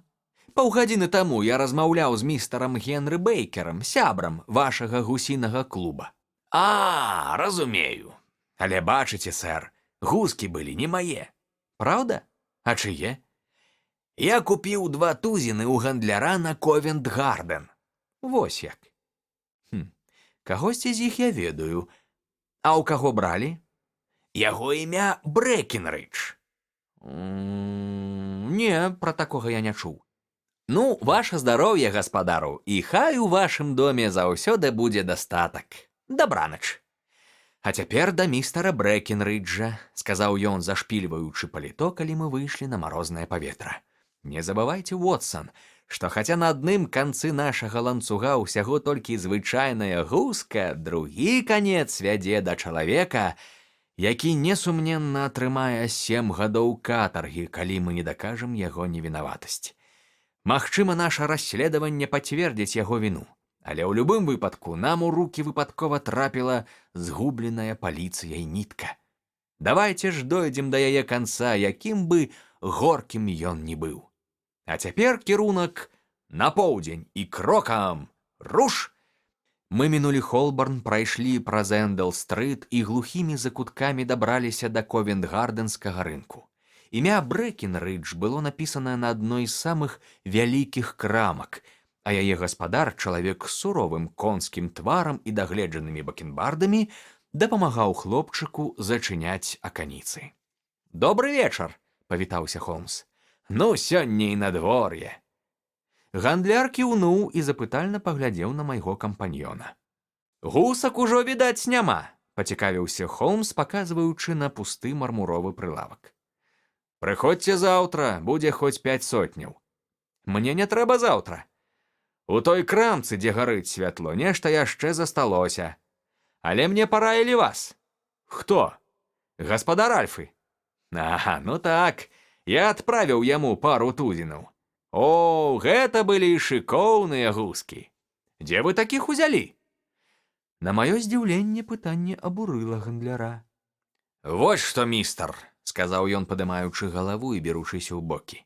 «Я не ведаю, да чаго вы хіліце, а таму гаварыце наўпрост. Я ж кажу, хачу ведаць, хто прадаў вам гусак, якіх вы адправілі ў Альфу». «Нічога я вам не скажу». «Ну і ладно з вамі. Не разумею толькі, чаму вы праз нейкую драбязу так распаліліся». «Я распаліўся? А хто не распаліцца, калі да яго ўсе лезуць? Я плачу за добры тавар добрыя грошы. І справа з канцом, але не. А дзе ў вас гускі? Каму вы прадалі гэтых гусак? Ці колькі вы за іх возьмеце? Можна падумаць, гэта адзіныя гускі ў свеце, калі паслухаеш, які вакол іх падняўся шум». «Ну, пра іншых зацікаўленых я нічога не ведаю», – бесклапотна сказаў Холмс. «Не хочаце казаць, і чорт з ім, з нашым закладам, але ў птушках я дока. І вось паспрачаўся на пяток, што тую з'едзеную мной гуску выкармілі ў вёсцы». «Ха! Плакала ваша пяцёрка, бо гуска гарадская», – выпаліў гандляр. «Не можа быць». «Я вам кажу». «Ды не веру». «Хочаце сказаць, што ведаеце пра птушку больш, чым я? А я сваёй справай займаюся з пялюшак. І кажу вам, што ўсе гускі, якія адправіліся ў Альфу, выкармленыя ў горадзе». «Ды ну, вы мяне не пераканаеце». «Што за клад?» «Не, адбіраць вашы грошы я не буду, бо ў сваёй рацыі не сумняюся. Але ў мяне тут ёсць адзін саверэн, таму я гатовы даць вам добры урок». Гандляр падступна усміхнуўся. «Нясі сюды кнігу, Біл», – скамандаваў ён. Хлопчык тут жа прыцягнуў невялічкую тонкую кніжку і важкі засалены фаліянт і паклаў іх пад лямпу. «Ну што, містар Задзірака, прамовіў гандляр. Я думаў, што гусі на сёння скончыліся. Але тут да мяне завітала яшчэ адна важная птушка. Бачыце гэтую кніжку? Ну і што? Гэта спіс людзей, з якімі я працую. Бачыце, так? Ага. На гэтай старонцы ў нас народы з вёскі. А нумары пад імёнамі – гэта іх старонкі ў грозбуху. Вось яно. Бачыце старонку чырвоным чарнілам? Гэта спіс маіх гарадскіх пастаўшчыкоў. А цяпер зірніце на трэцяе імя. Ну, чытайце ў голас. Місіс Оукшот, 117, Брыкстон-Роуд, 249, прачытаў Холмс. Так, а цяпер шукайце ў грозбуху нумар 249. Холмс адгарнуў патрэбную старонку. Вось і яна. Місіс Оукшот, 117, Брыкстон-Роуд, пастаўка яек і птушкі. Ну і калі было апошняе паступленне? 22 снежня, 24 гускі, 7 шылінгаў, 6 пенсаў за штуку. Менавіта! Ха-ха-ха! Што, атрымалі? А ніжэй? Прададзеныя містару Уиденгейту з Альфы, 12 шылінгаў за штуку. Ну і што вы цяпер скажаце? Шерлок Холмс, здавалася, вельмі расстроіўся.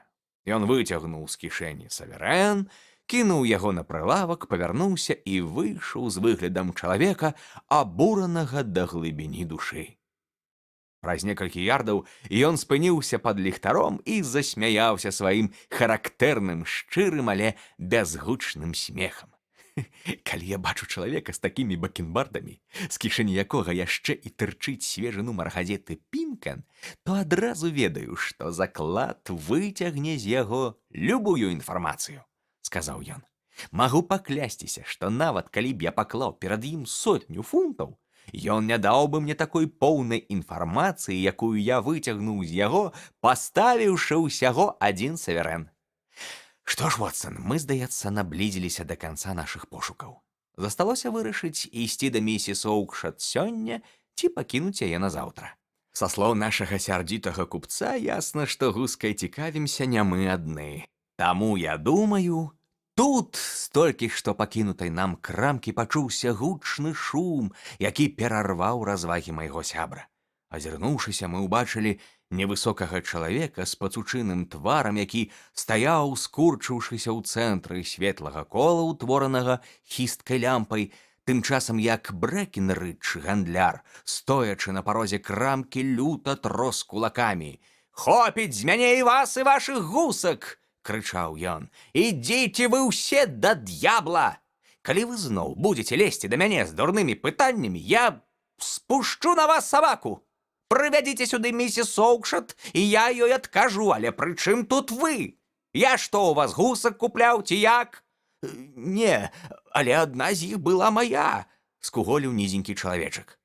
«Тады пытайцеся пра яе ў місіс Оукшот!» Яна сказала пытаць у вас.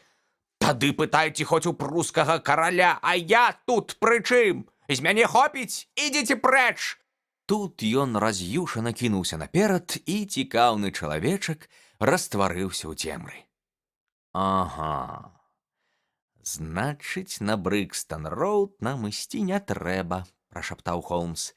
«Хадзем зірнём, што можна выцягнуць з гэтага джентльмена».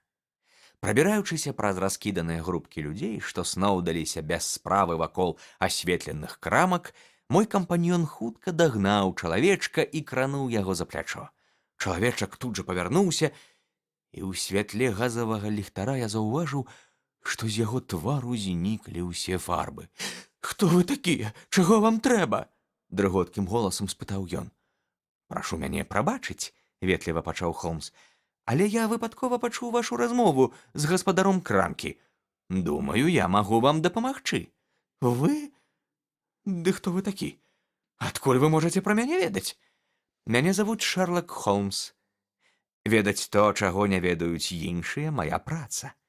Але пра маю справу вы ведаць не можаце. Выбачайце, але я ведаю пра яе ўсё. Вы спрабуеце знайсці гуску, якую місіс Оукшот з Брыкстон-Роуд прадала гандляру на імя Брэкенрыдж, той містару Уиденгейту з Альфы. Ён жа перадаў яе свайму клубу, у сябрах якога лічыцца містар Генры Бейкер». О, сэр, вы менавіта той чалавек, якога я так доўга шукаю, усклікнуў чалавечак, выцягваючы дрыготкія рукі. Немагчыма апісаць, як мяне цікавіць гэтае пытанне. Шерлок Холмс спыніў рамізніка, які акурат праязджаў міма. У такім выпадку лепш абмеркаваць нашу справу ва ўтульным месцы, а не на адкрытым усім ветрам рынку, сказаў мой сябар. Але перш чым мы адправімся далей, прашу вас, скажыце, каму я маю прыемнасць дапамагчы? Хвілінку чалавечак вагаўся, потым, адвёўшы вочы, сказаў: «Мяне завуць Джон Робінсон». «Не-не, ваша сапраўднае імя», — мякка сказаў Холмс. «Заўсёды няёмка мець справу з псеўданімам». На бляклых шчоках незнаёмца ўспыхнуў румянец. «Маё сапраўднае імя Джеймс Райдер. Цяпер лепей. Старшы адміністратар гатэля «Касмаполітан». Прашу, сядайце ў кэб, і хутка я змагу расказаць вам усё, што вы хочаце ведаць». Райдер не варухнуўся з месца, пераводзячы позірк, у якім чыталіся і страх, і надзея, з Холмса на мяне і назад, нібы чалавек няўпэўнены, стаіць ён на парозе вялікай удачы ці вялікай катастрофы. Урэшце ён сеў у кэб, і праз паўгадзіны мы былі ў гасцёўні на Бейкер-стрыт. Едучы дадому, мы маўчалі, аднак цяжкае няроўнае дыханне нашага спадарожніка і сутаргавыя рухі яго рук сведчылі пра вялікае нервовае напружанне. «Вось мы і дабраліся», — весела сказаў Холмс, калі мы адзін за адным зайшлі ў пакой. «Камін у такое надвор'е рэч вельмі своечасовая. Вы, містер Райдер, відаць, змерзлі. Прашу, сядайце на гэтае плеценае крэсла. Зараз я толькі надзену хатнія туфлі, і мы зоймемся вашай справай. Вось я і гатовы. Дык вы хочаце ведаць, што сталася з тымі гускамі?» «Хачу, сэр. Ці хутчэй, думаю, з той гускай. Не сумняюся, што вас цікавіць толькі адна птушка, белая з чорнай палоскай на хвасце». Райдер ад хвалявання задрыжаў. «О, сэр!» — усклікнуў ён. «Скажыце, куды яна ўрэшце трапіла?» «Сюды». «Сюды? Менавіта?» І выявілася птушка вельмі незвычайнай. Не дзіўлюся, што вы так ёй цікавіцеся. Пасля смерці яна знесла яйка, самае прыгожае, самае каштоўнае блакітнае яйка, якое толькі можна ўявіць. Цяпер яно тут, у маім музеі».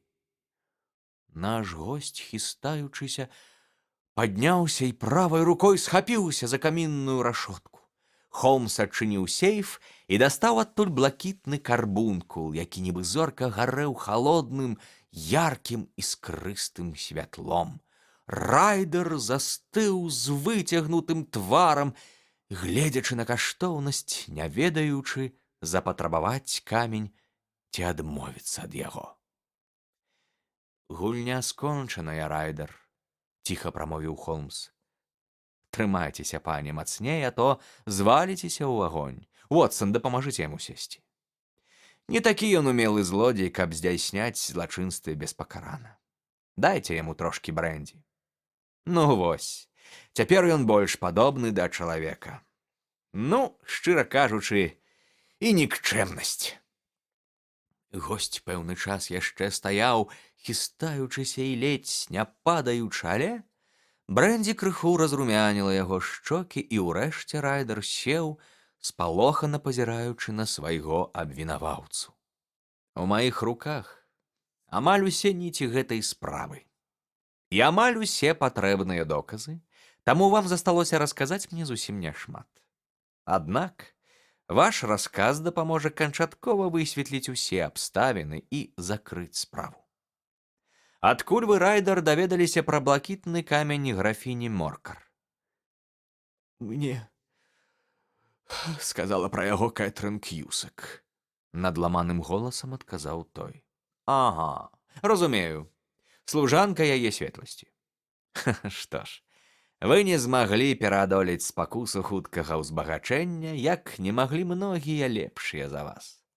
Але ў сродках вы былі не асабліва пераборлівыя. Мне здаецца, Райдер, што вы ператвараецеся ў сапраўднага нягодніка. Вы ведалі, што паяльшчыка Хорнера абвінавачвалі ў такіх злачынствах раней і не сумняваліся, што западозраць перадусім яго. І што вы зрабілі? Разам са сваёй саўдзельніцай Кьюсак забяспечылі яму ў пакоі графіні дробную падпрацоўку і пастараліся, каб у гэты час вас паклікалі ў іншае месца. А калі ён сышоў, дасталі камень, паднялі трывогу і няшчаснага арыштавалі. Тады вы раптам райдар паваліўся на дыван і абхапіў калені майго кампаньёна. «Богам вас малю, злітуйцеся!» — крычаў ён. «Падумайце пра майго бацьку, пра маю маці. Гэта разаб'е ім сэрца. Я ніколі раней нічога кепскага не рабіў і не зраблю, я гатовы паклясціся. Я магу паклясціся на Бібліі, толькі не вядзіце мяне ў суд. Богам прашу, не вядзіце!» «А ну, сядайце ў крэсла!» — сурова сказаў Холмс. «Цяпер вы кленчыце і поўзаеце, а як наконт беднага Хорнера? Вы падумалі пра тое, што адправілі на лаву падсудных чалавека, які ніякага дачынення да крадзяжу не мае?» «Я збягу, містер Холмс, я пакіну краіну, сэр. Тады абвінавачанне супраць яго рассыплецца». Пра гэта мы яшчэ пагаворым. А цяпер раскажыце, як камень трапіў у гуску, а гуска на рынак. Толькі кажыце праўду. Гэта адзіная ваша надзея ўратавацца. Райдар правёў языком па перасохлых вуснах. «Я раскажу ўсё так, як яно было, сэр», — сказаў ён. «Калі Хорнера арыштавалі, мне падалося, што самы час камень схаваць, бо ў любы момант паліцыі магла прыйсці ў галаву ідэя абшукаць мяне і мой пакой. У гатэлі камень нідзе не быў у бяспецы. Я выйшаў нібыта з нейкім даручэннем і адправіўся да сястры. Яна замужам за Окшатам і жыве на Брыкстон-роуд, дзе адкормлівае птушку на продаж. Калі я ішоў да яе, усе сустрэчныя здаваліся мне паліцэйскімі ці дэтэктывамі, а таму, нягледзячы на тое, што ноч была халодная, я дабраўся да Брыкстон-роуд зусім спацелы. Сястра спытала мяне, што здарылася і чаму я так пабляднеў, але я сказаў, што расстроены крадзяжом у гатэлі. Потым я выйшаў на задні дворык, закурыў люльку і пачаў думаць, што рабіць. Калісьці ў мяне быў сябар на імя Моцлі, які пакаціўся па крывой сцежцы і якраз нядаўна выйшаў з пентанвілскай турмы. Неяк мы сустрэліся, і ён расказаў мне пра крадзяжы і збыт нарабаванага. Я разумеў, што мяне ён не падмане, бо я ведаю пра яго адну-дзве дробязі, а таму адразу ж сабраўся ісці да яго ў Кілберн і ўсё расказаць. Ён патлумачыў бы, як ператварыць камень у грошы, але як да яго дабрацца? Я добра помніў свой пакутлівы шлях ад гатэля да дома сястры. У любы момант мяне маглі схапіць, абшукаць і знайсці ў кішэні камізэлькі каштоўнасць. Я стаяў, прыхіліўшыся да сцяны, і назіраў за гускамі, якія чыкільгалі ля маіх ног. Раптам мне ў галаву прыйшла ідэя, як перамагчы нават найлепшага ў свеце дэтэктыва. Некалькі тыдняў таму сястра сказала, што на каляды я атрымаю ад яе найвыдатнейшую гуску, а яе слова цвёрдае. Значыць, я магу ўзяць гуску цяпер і ў ёй аднесці камень у Кілберн. У двары стаяў невялічкі хлявок, куды я загнаў цудоўную вялізную белую гуску з палоскай на хвасце. Я злавіў яе, раскрыў ёй дзюбу і засунуў у горла камень так глыбока, як толькі мог. Птушка праглынула камень, і ён захрас у валлі. Аднак гуска ўвесь час супраціўлялася, ляпала крыламі, і сястра выйшла зірнуць, што адбываецца. Я сабраўся ёй нешта патлумачыць, але тут дурная жывёліна вырвалася і змяшалася з чарадой. «Што ты робіш з гускай, Джэм?» — здзівілася сястра. «Ты ж сказала, што падорыш мне адну на каляды», — адказаў я. «Гэтая падалася мне самай тлустай». «О, — сказала яна, — гуску табе мы ўжо выбралі. Мы клічам яе гускай Джэма. Вунь яна, вялікая белая таўстуха. Усяго іх тут 26. Адна для цябе, адна для нас і 2 тузіны на продаж». «Дзякуй, Мегі, — сказаў я, — але калі табе ўсё адно, я хацеў бы ўзяць тую, якую толькі што злавіў». Але мы выбралі на 3 фунты цяжэйшую, пакрыўдзілася яна. Да таго ж адкормлівалі спецыяльна для цябе. Нічога страшнага, мне патрэбная іншая, прычым цяпер, сказаў я. Ну, як пажадаеш, надзьмулася яна. Дык якую ты хочаш? Вось гэтую, з паласатым хвастом у цэнтры статка. Ну і цудоўна, рэш яе і забірай. Так я містер Холмс і зрабіў, а потым аднёс гуску ў Кілберн. Расказаў свайму прыяцелю пра крадзеж. Такому чалавеку, як ён, я мог у гэтай справе лёгка даверыцца. Ён смяяўся да ўпаду, а пасля мы ўзялі нож і разрэзалі гуску. Калі я ўбачыў, што ў валляку нічога няма, маё сэрца зледзянела ад жаху. Я зразумеў, што памыліўся. Кінуўшы гуску, я пабег да сястры, заляцеў на задні дворык, але ніводнае птушкі там не было. «Куды ты іх падзела, Мегі?» – закрычаў я. Адправіла гандляру, Джэм. Якому гандляру? Брэкенрыджу на Ковент-Гарден. А сярод іх была яшчэ адна з паласатым хвастом, спытаў я. Такая ж, як я выбраў. Была, Джэм. Гэтых дзвюх я ніколі не магла адрозніць. Тут я, вядома, ўсё зразумеў і пабег да гэтага Брэкенрыджа. Але ён усю партыю ўжо прадаў і ні за што не пагаджаўся сказаць каму. Зрэшты, сёння вечарам вы самі ўсё чулі. Ён увесь час мне так адказваў. Сястра думае, што я звар'яцеў. Часам я амаль гатовы з ёй пагадзіцца. І вось цяпер я нікчэмны злодзей, што ніколі не атрымае багацця, дзеля якога прадаў душу. Божа, ратуй мяне, Божа, ратуй! Схаваўшы далонямі твар, ён сутаргава зарыдаў. У пакоі павісла доўгая паўза, якую перарывалі толькі цяжкія ўздыхі госця і раўнамернае пастукванне пальцаў Холмса па стале. Потым мой сябар падняўся і адчыніў дзверы. «Ідзіце прэч», — сказаў ён. «Што? Сэр, хай блаславіць вас Бог! Ні слова больш! Ідзіце прэч!» Іншых слоў не спатрэбілася.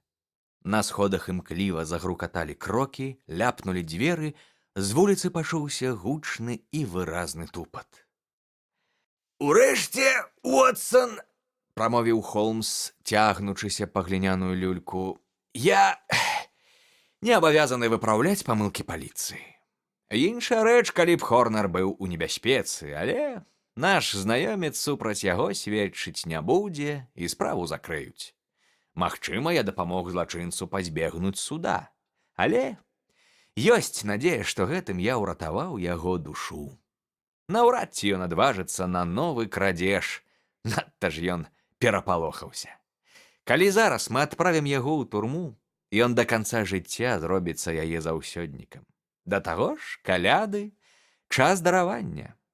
Выпадак паставіў перад намі незвычайную мудрагелістую задачу, і яе разгадка зрабілася для нас сапраўднай узнагародай. Калі вы, доктар, ласкава пазвоніце, каб нам прынеслі вячэру, то мы возьмемся за новае даследаванне, у якім галоўную ролю адыграе яшчэ адна выбітная птушка. Стракатая стужка. Пераклала Ганна Янкута. Праглядаючы свае нататкі пра больш як 70 спраў, дзякуючы якім я апошнія 8 гадоў назіраў за метадамі свайго сябра Шэрлака Холмса, я знаходжу сярод іх шмат спраў трагічных, некалькі камічных, нямала неверагодных, але ніводнай банальнай, бо працуючы хутчэй з любові да свайго майстэрства, чым дзеля ўзбагачэння, ён адмаўляўся брацца за расследаванне, калі справа не мела ў сабе нічога незвычайнага ці нават фантастычнага. Але сярод усіх гэтых выпадкаў я не магу згадаць нічога больш неверагоднага, чым справа, звязаная з добра вядомай у Сурэі сям'ёй Ройлатаў са Стокморана. Тыя падзеі адбыліся яшчэ ў пачатку нашага з Холмсам сяброўства, калі мы, халасцякі, разам арандавалі кватэру на Бейкер-стрыт. Мабыць, я мог бы надрукаваць гэтую гісторыю і раней, але тады я даў абяцанне трымаць яе ў сакрэце. Месяц таму заўчасная смерць лэдзі, якой было дадзенае слова, развязала мне рукі. Цалкам магчыма, што цяпер самы час абнародаваць факты, бо я маю падставы сцвярджаць, што чуткі пра смерць доктара Грымсбі-Ройлата робяць яе абставіны яшчэ жудаснейшымі, чым яны былі насамрэч. Прачнуўшыся аднаго ранку ў пачатку красавіка 1883 года, я ўбачыў ля ложка апранутага для выхаду Шэрлака Холмса.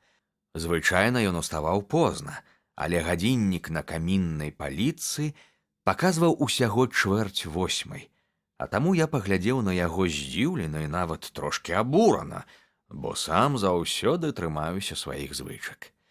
«Шкада, што даводзіцца вас падымаць, Уотсон», — сказаў ён, «але такая у вас сёння доля. Пабудзілі місіс Хадсон, яна мяне, я ж у сваю чаргу вас». І што здарылася? Пажар? «Не, кліентка. Здаецца, прыйшла нейкая страшэнна ўсхваляваная маладая лэдзі, якая настойвае на сустрэчы са мной.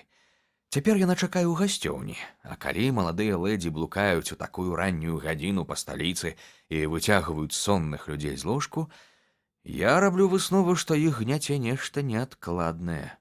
Калі справа акажацца цікавай, я ўпэўнены, што вы захочаце сачыць за ёй ад самага пачатку, а таму ў любым выпадку варта было вас паклікаць і даць гэты шанец. Дарагі сябра, я ні за што не ўпушчу яго. Большай радасці, чым сачыць за Холмсам падчас яго прафесійных даследаванняў і захапляцца яго высновамі, такімі імгненнымі, нібыта іх падказваў не розум, а інтуіцыя, і ў той жа час заўсёды заснаванымі выключна на логіцы, дзякуючы якой ён расследаваў справы, і быць не магло. Я хутка адзеўся і неўзабаве быў гатовы суправаджаць сябра ў гасцёўню. Калі мы ўвайшлі, апранутая ў чорнае і схаваная густым вэлюмам жанчына, якая сядзела ля акна, паднялася. «Добры дзень, мадам», — бадзёра сказаў Холмс. «Мяне завуць Шэрлак Холмс, а гэта мой блізкі сябар і памочнік доктар Уотсон, з якім вы можаце гаварыць гэтак жа свабодна, як і са мной». «Ага, як цудоўна, што місіс Хадсон здагадалася распаліць камін.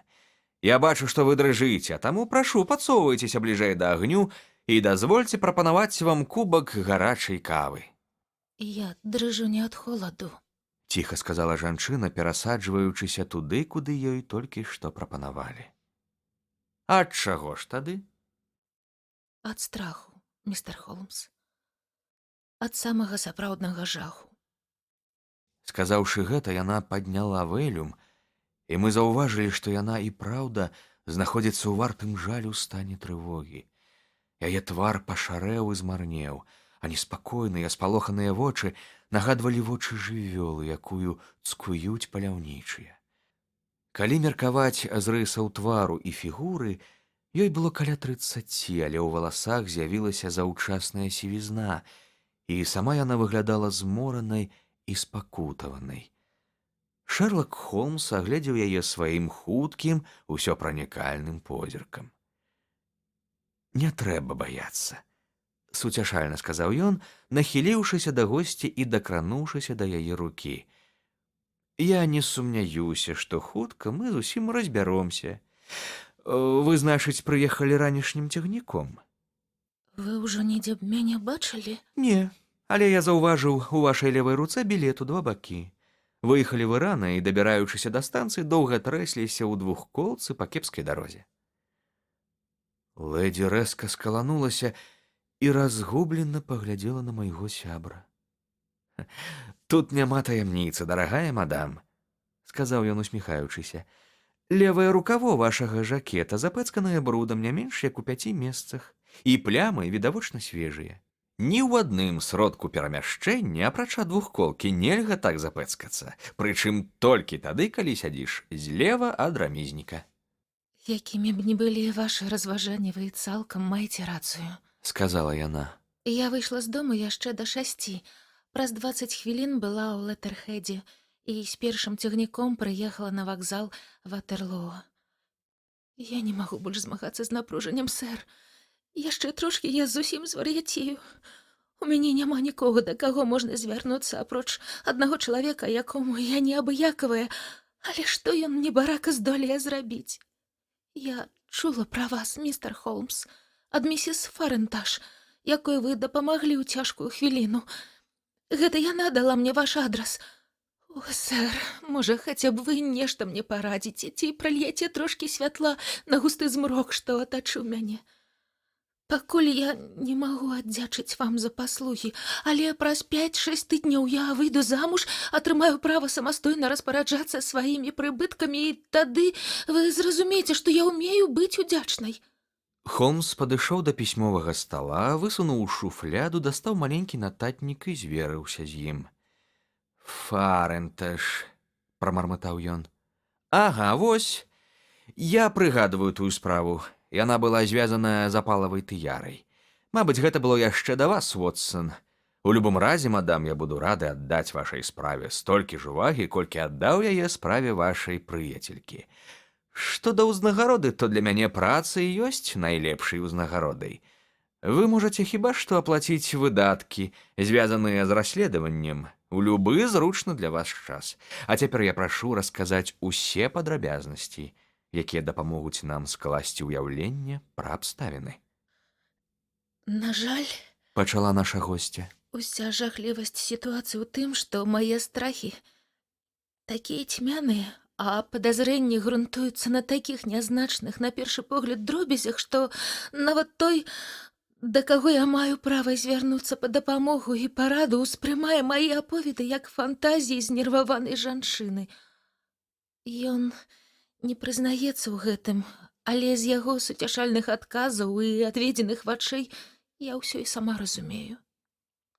Я чула, містер Холмс, што вы глыбока разбіраецеся ў розных заганах чалавечага сэрца. Вы зможаце параіць, як пазбегнуць небяспекі, што падступае да мяне з усіх бакоў. Я уважліва вас слухаю, мадам.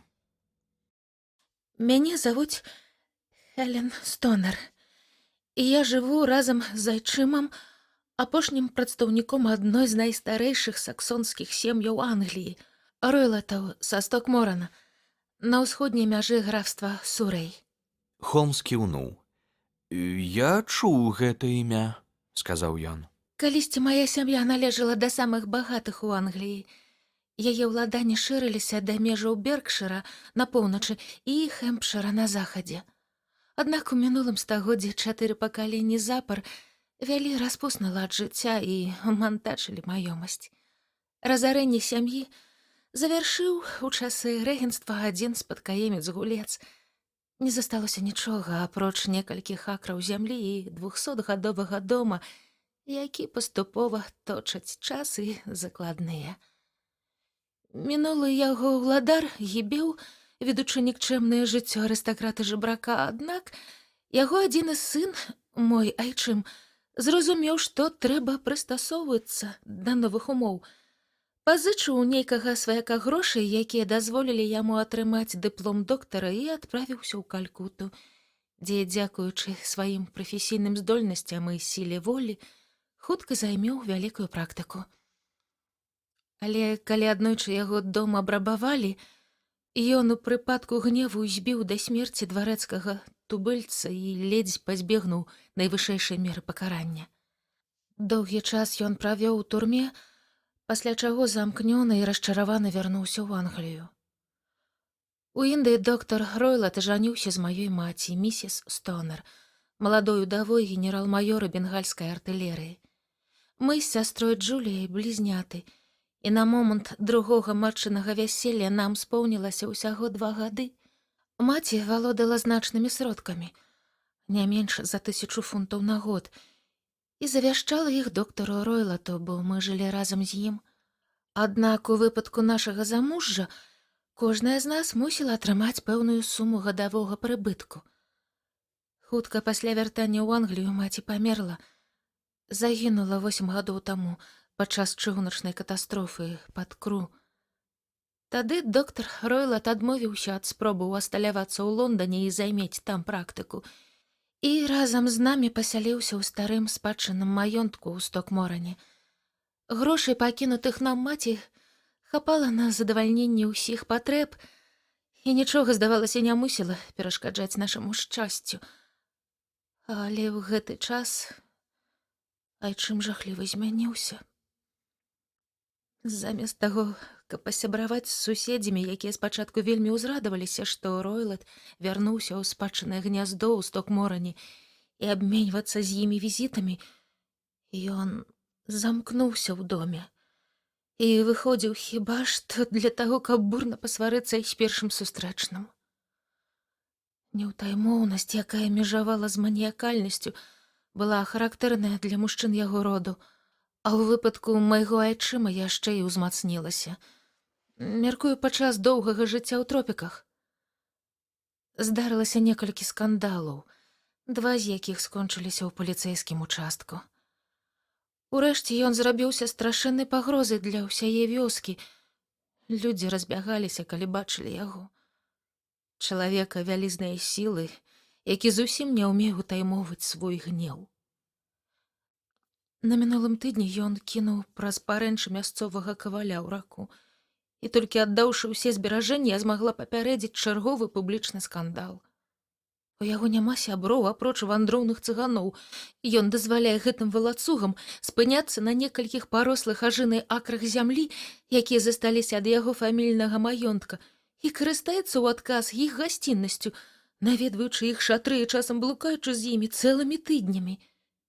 Ён вельмі любіць індыйскіх жывёл, якіх прыслаў адзін яго карэспандэнт. На сённяшні момант у нас жывуць гепард і павіян, што свабодна перамяшчаюцца ў яго ўладаннях і наганяюць на вяскоўцаў не менш жаху, чым іх гаспадар. З усяго гэтага вы можаце зрабіць выснову, што мы з маёй беднай сястрой Джуліяй жылі не надта весела. У нас не затрымліваўся ніводны слуга, а таму доўгі час мы самі працавалі ў доме.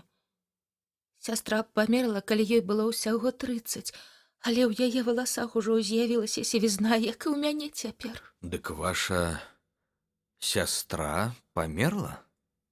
Так, 2 гады таму. І менавіта пра яе смерць я хачу зараз расказаць. Вы можаце зразумець, што, жывучы тым жыццём, якое я толькі што апісала, мы мелі няшмат шансаў сустракацца з людзьмі нашага ўзросту і кола, але ў нас ёсць незамужняя цётка, сястра нашай маці, міс Ганорыя Уэстфейл, якая жыве ля Хараў, і час ад часу айчым дазваляў нам наведацца да яе ў госці. 2 гады таму Джулія адправілася да цёткі на каляды, пазнаёмілася там з адстаўным маёрам флоту, і яны заручыліся. Калі па яе вяртанні айчым даведаўся пра заручыны, то нічога не запярэчыў. Але жудасны выпадак за 2 тыдні да вяселля пазбавіў мяне адзінай сяброўкі. Увесь час Шерлок Холмс сядзеў, адкінуўшыся на спінку крэсла, заплюшчыўшы вочы і паклаўшы галаву на канапавую падушку. Але ў гэты момант ён напалову прыпадняў павекі і паглядзеў на госцю. «Прашу вас быць уважлівай да дэталяў», — сказаў ён. Няма нічога прасцейшага, бо ў маёй памяці захаваліся ўсе падзеі тае жахлівыя ночы.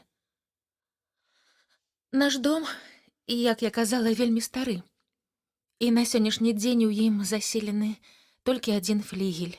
Спальні там размешчаныя на першым паверсе, а гасцёўні ў цэнтральнай частцы будынка.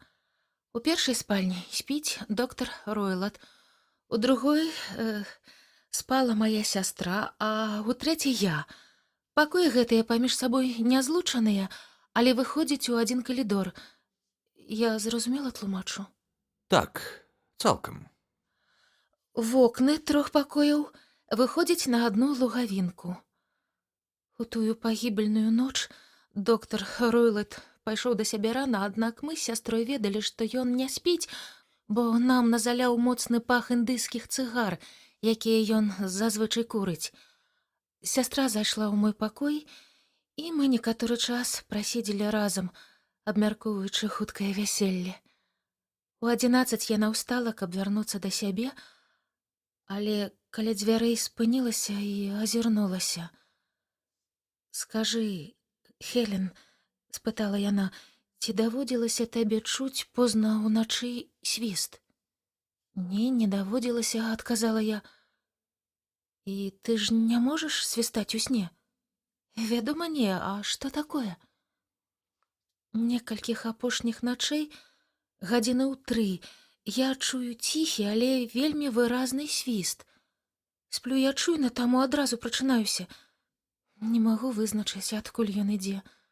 Можа, з суседняга пакоя, а можа, з лугавіны. Я падумала, што трэба спытаць у цябе, раптам ты таксама чула? Не, я нічога не чула. Мабыць, дзесьці побач свішчуць гэтыя жахлівыя цыганы. Цалкам магчыма. І ўсё ж, калі свіст ідзе з лугавіны, дзіўна, што ты яго не чуеш. Але я сплю нашмат мацней, чым ты. Зрэшты, гэта не мае вялікага значэння. Яна ўсміхнулася, зачыніла дзверы, і праз некалькі імгненняў я пачула, як яна паварочвае ключ у сваім замку. Праўда? Перапыніў яе Холмс. І вы заўсёды замыкаецеся на ноч? Заўсёды. Чаму? Здаецца, я ўжо згадвала, што доктар трымае гепарда і павіяна. Не замкнуўшы дзвярэй, нельга адчуваць сябе ў бяспецы. Зразумела. Прашу вас працягваць. У тую ноч я не магла заснуць. Мяне мучыла цьмянае адчуванне навіслае небяспекі. Як вы помніце, мы з сястрой блізняты, і, магчыма, ведаеце, што такія блізкія душы звязаныя няўлоўнымі ніцямі. Ноч была непагодная. На дварэ скаватаў вецер, а ў вокны барабаніў і ламаўся дождж. Нечакана сярод шуму навальніцы я пачула шалёны крык спалоханай да смерці жанчыны. Гэта крычала мая сястра. Я ўскочыла з ложка, накінула на плечы шаль і кінулася ў калідор. Адчыняючы дзверы, я пачула штосьці падобнае да ціхага свісту, такога, як апісвала Джулія, а праз некалькі секунд бразгат, нібыта зваліўся вялікі металічны прадмет. Калі я падбегла да пакоя сястры, дзверы былі адчыненыя і лёгка пагойдваліся туды-сюды. Здранцвелая ад жаху, я аглядзела на гэтыя дзверы і не магла зразумець, што здарылася. У святле калідорнай лямпы я ўбачыла збялелую ад страху Джулію, якая з'явілася на парозе, хістаючыся, як п'яная, і цягнучы рукі, нібы просячы дапамагчы. Я кінулася да яе і абняла, але ў гэты момант яе калені падагнуліся, і сястра ўпала на падлогу. Яна скорчылася, нібыта ад нясцерпнага болю, а рукі і ногі яе звяло смяротнымі сутаргамі. Спачатку я падумала, што Джулія не пазнае мяне, але калі схілілася над няшчаснай, яна раптам закрычала: «О, мой Боже, Хелен, там стужка, стракатая стужка!» Гэтага голасу я ніколі не забуду. Здавалася, яна хоча сказаць яшчэ нешта, паказваючы пальцам у бок пакоя доктара, але новая сутарга схапіла яе і заглушыла словы. Я кінулася ў калідор, гучна клічучы айчыма. Ён ужо спяшаўся да нас, накінуўшы халат. Калі ён дабег да сястры, тая ўжо была непрытомная. Ён уліў ёй у рот брэндзі і адправіў у вёску па доктара, але ўсе нашы высілкі былі марныя. Бо неўзабаве яна перастала дыхаць і памерла, так і не прыйшоўшы ў сябе. Такім быў жудасны скон маёй любай сястры. Хвіліначку, перапыніў яе Холмс.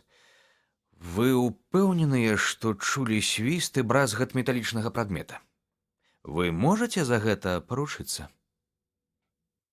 Такое самае пытанне задаў мне падчас расследавання мясцовы коранер. Я амаль упэўненая, што чула гэтыя гукі. Аднак, магчыма, мяне збілі з панталыку, і выццё навальніцы, і рыпенне старога дома.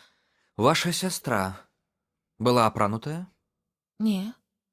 Яна выбегла ў адной начной кашулі.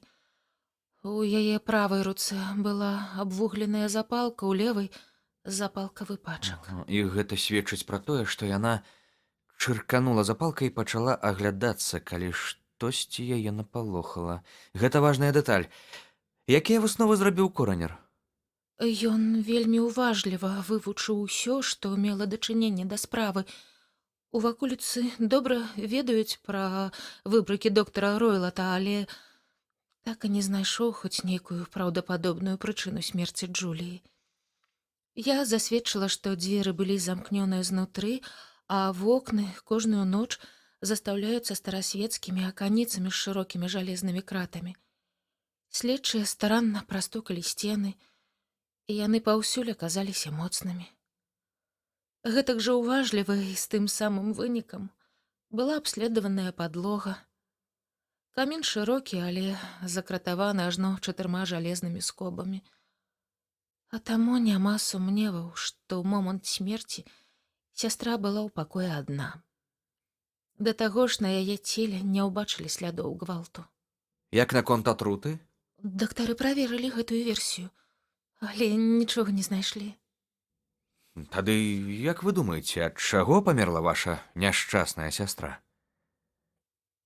Мне здаецца, яна памерла ад жаху і нервовага ўзрушэння, але я не ўяўляю, што магло так яе напалохаць. Ці былі тады ў маёнтку цыганы? Так, яны амаль заўсёды жывуць непадалёк. І што вы думаеце пра яе словы наконт стужкі, стракатай стужкі? Часам мне здаецца, што гэта не больш, чым перадсмяротнае трызненне. Часам, што словы адносяцца да нейкай рэальнай стужкі, напрыклад, убачанай у цыганоў ля маёнтка. Не ведаю, можа, гэта дзіўныя словы, неяк звязаныя з рознакаляровымі хусцінкамі, якія носяць многія цыганкі. Холмс пакачаў галавой. Прапанаванае тлумачэнне нават блізка яго не задаволіла.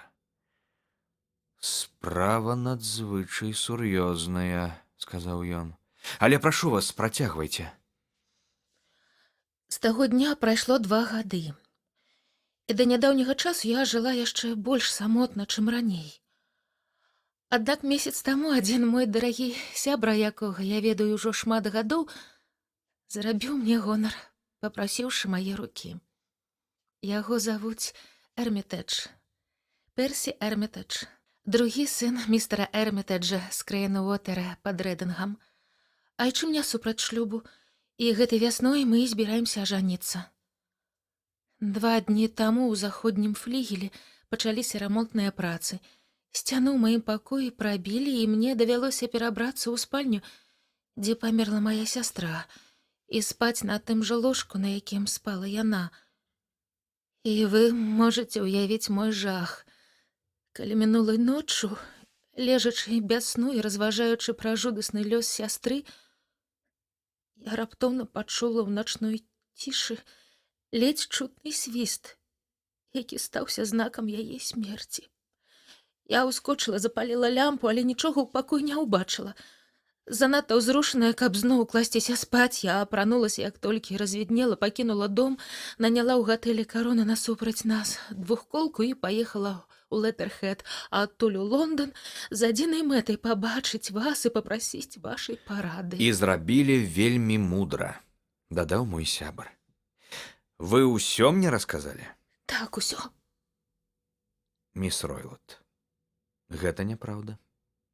Вы спрабуеце абараніць айчыма. Што вы маеце на ўвазе? Замест адказу Холмс адкінуў адну з чорных карункавых манжетак, што хавалі складзеныя на каленях рукі госці. На белым запясці выразна бачыліся 5 слядоў ад пальцаў, сінявата-барвовых плямак. «Ён вельмі жорстка абыходзіцца з вамі», — сказаў Холмс. Лэдзі густа пачырванела і схавала пашкоджаную руку. «Ён цяжкі чалавек», — сказала яна. «І наўрад ці ўсведамляе сваю сілу». Запанавала доўгая цішыня. Холмс, падпёршы рукамі падбароддзе, глядзеў у агонь, што патрэскаваў у каміне. «Справа вельмі складаная», — сказаў ён урэшце. «Мне хацелася б ведаць яшчэ 1000 падрабязнасцяў, перш чым я вырашыў, што рабіць. Але нельга губляць ні хвіліны. Калі мы прыедзем сёння ў Стокморан, у нас будзе магчымасць агледзець пакоі, каб пра гэта не даведаўся ваш айчым. Айчым казаў, што збіраецца сёння ў горад па нейкіх пільных справах. Цалкам магчыма, што ён будзе адсутнічаць увесь дзень, і вас нічога не патурбуе. У нас ёсць ахмістрыня, але яна старая дурная, я лёгка змагу пазбавіцца ад яе на вечар. Цудоўна. Вы не супраць паездкі, Вотсон? О, зусім не.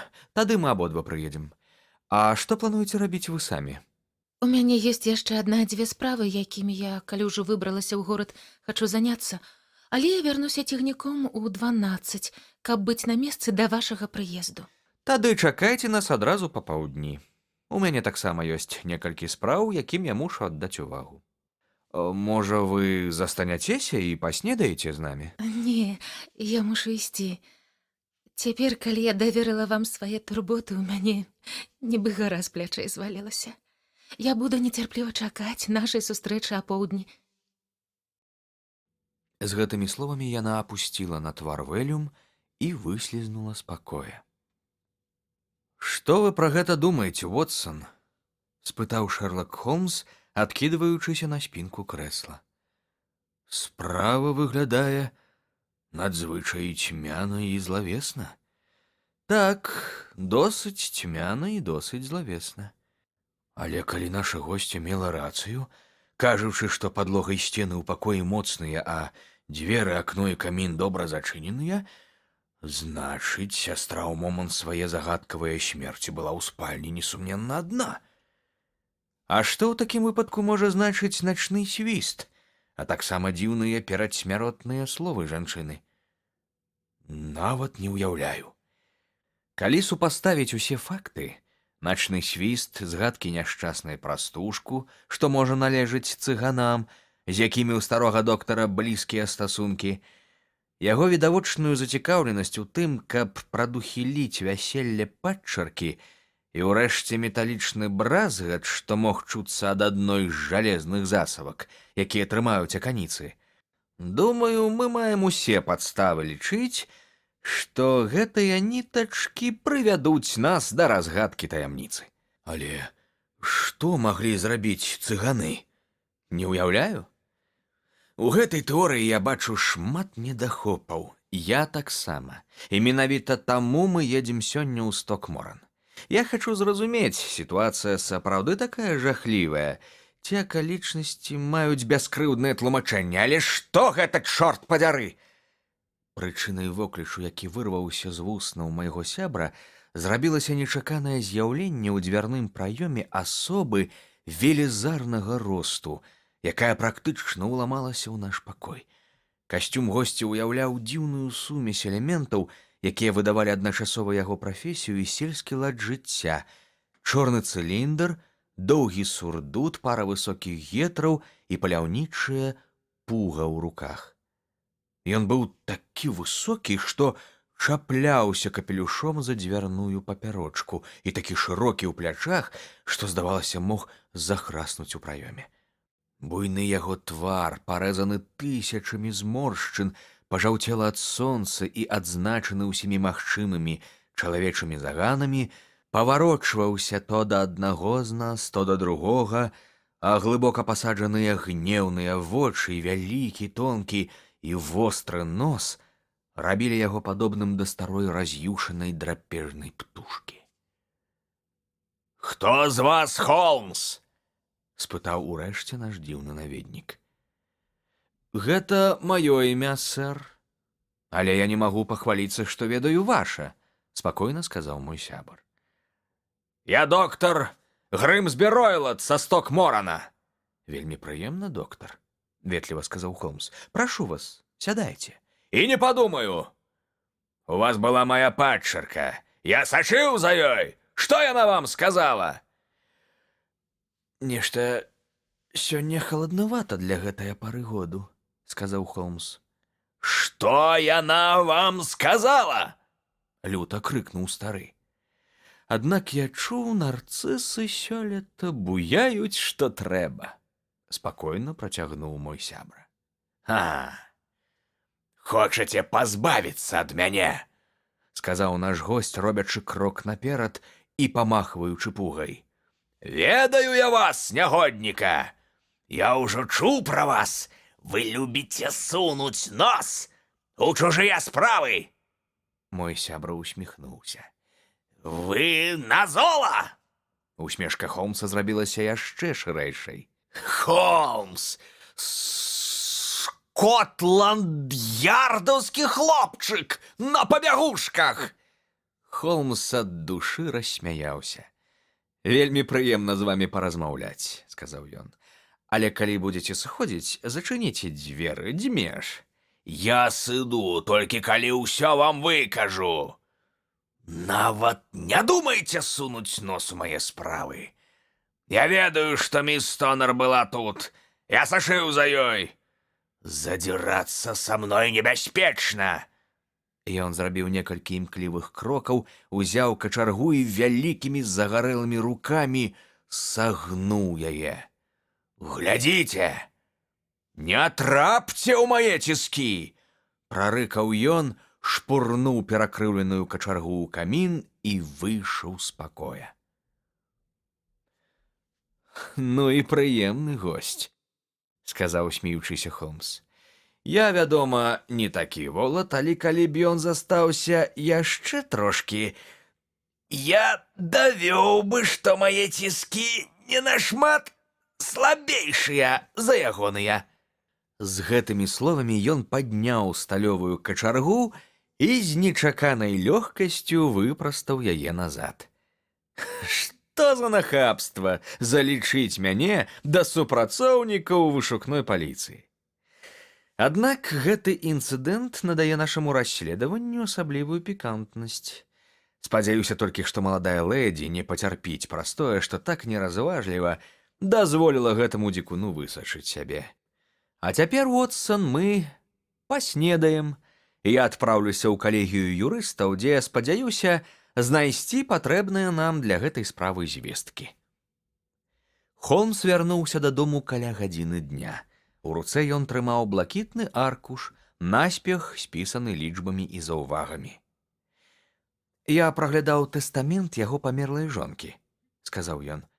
Давялося пералічваць кошт згаданых там каштоўных папераў, каб як мага дакладней разабрацца ў справе.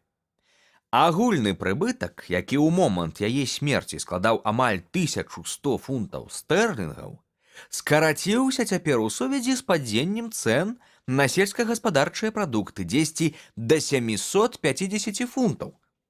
У выпадку шлюбу кожная дачка мае права на прыбытак у 250 фунтаў, а значыць, калі б яны абедзве выйшлі замуж, нашаму прыгажуну засталіся б няшчасныя грашы. Нават адно вяселле пацягне за сабой досыць сур'ёзныя страты. У такім выпадку сённяшні ранак прайшоў недарэмна. Я даказаў, што айчым мае ў найвышэйшай ступені важкія прычыны не дапусціць шлюбу хаця б адной з іх. І зацягваць справу вельмі небяспечна, Уотсон, асабліва калі ўлічыць, што стары ведае пра нашу цікавасць да яго планаў. Таму, калі вы гатовы, самы час браць кэб і ехаць на вакзал Ватерлоо.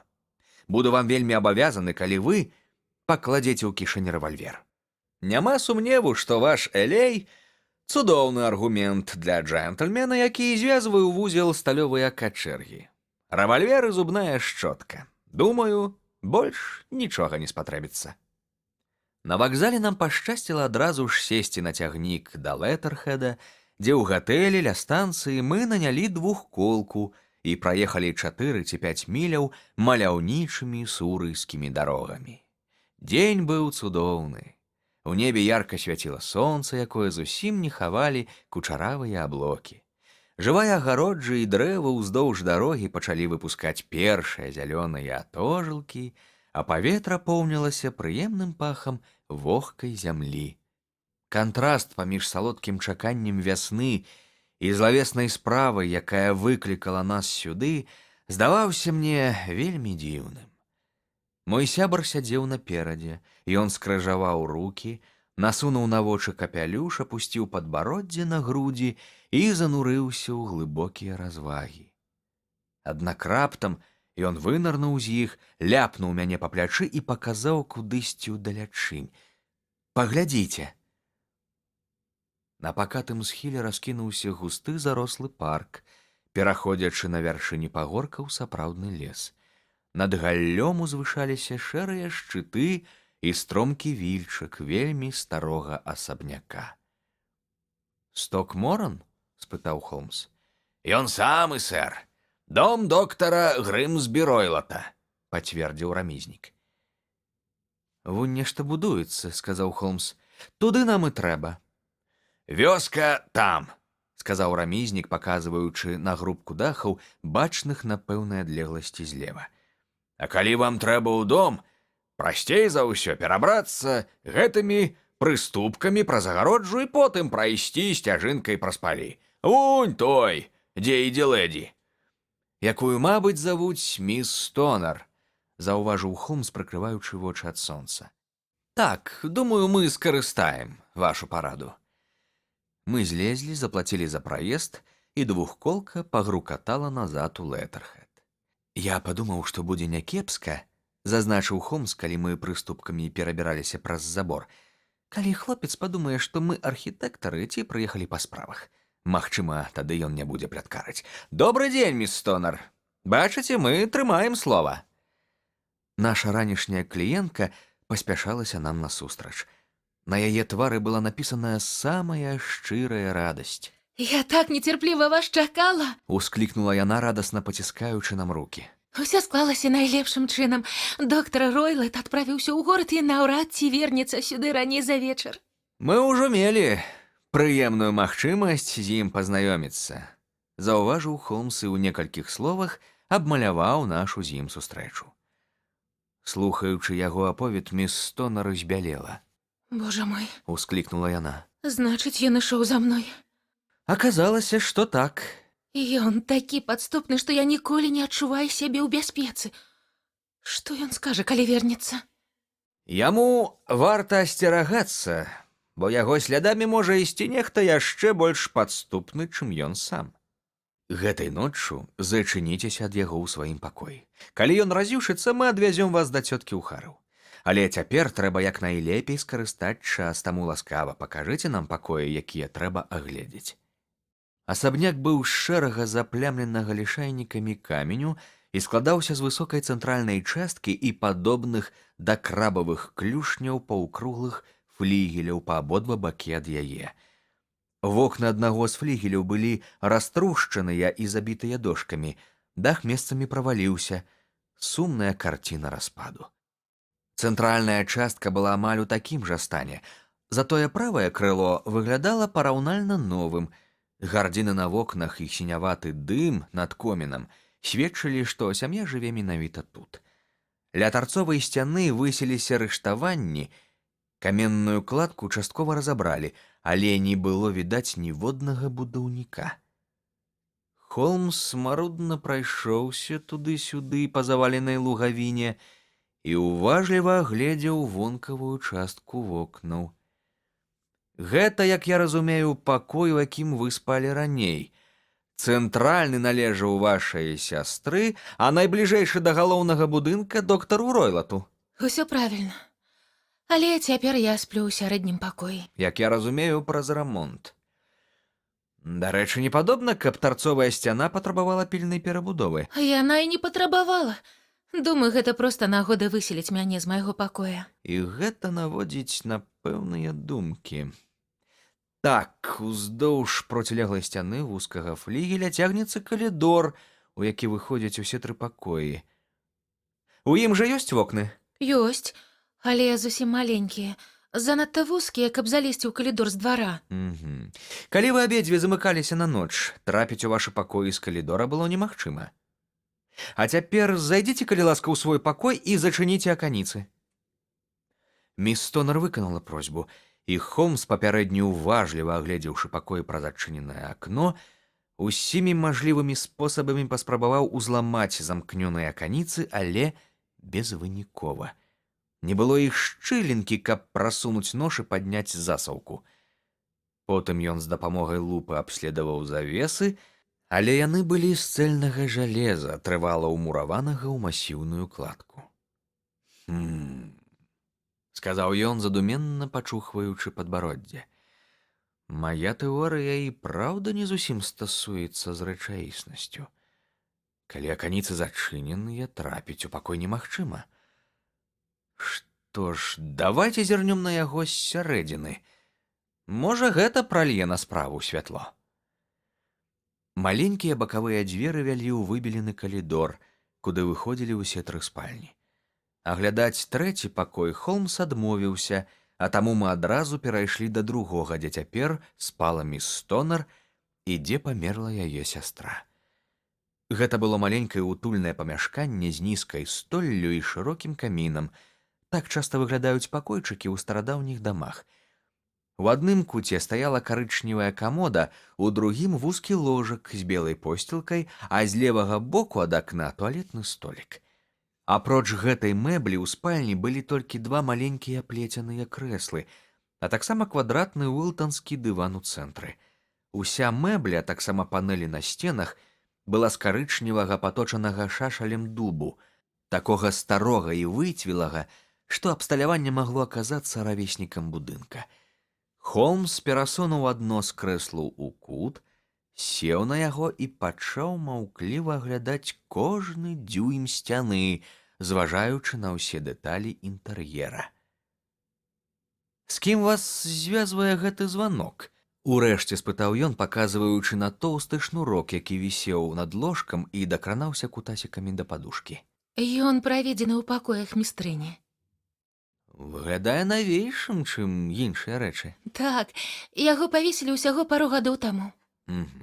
Мяркую на просьбу вашай сястры. Не, я ніколі не чула, каб яна ім карысталася. Звычайна мы самі рабілі тое, што патрэбна. І праўда, такі прыгожы шнурок для званка тут нібы не да месца.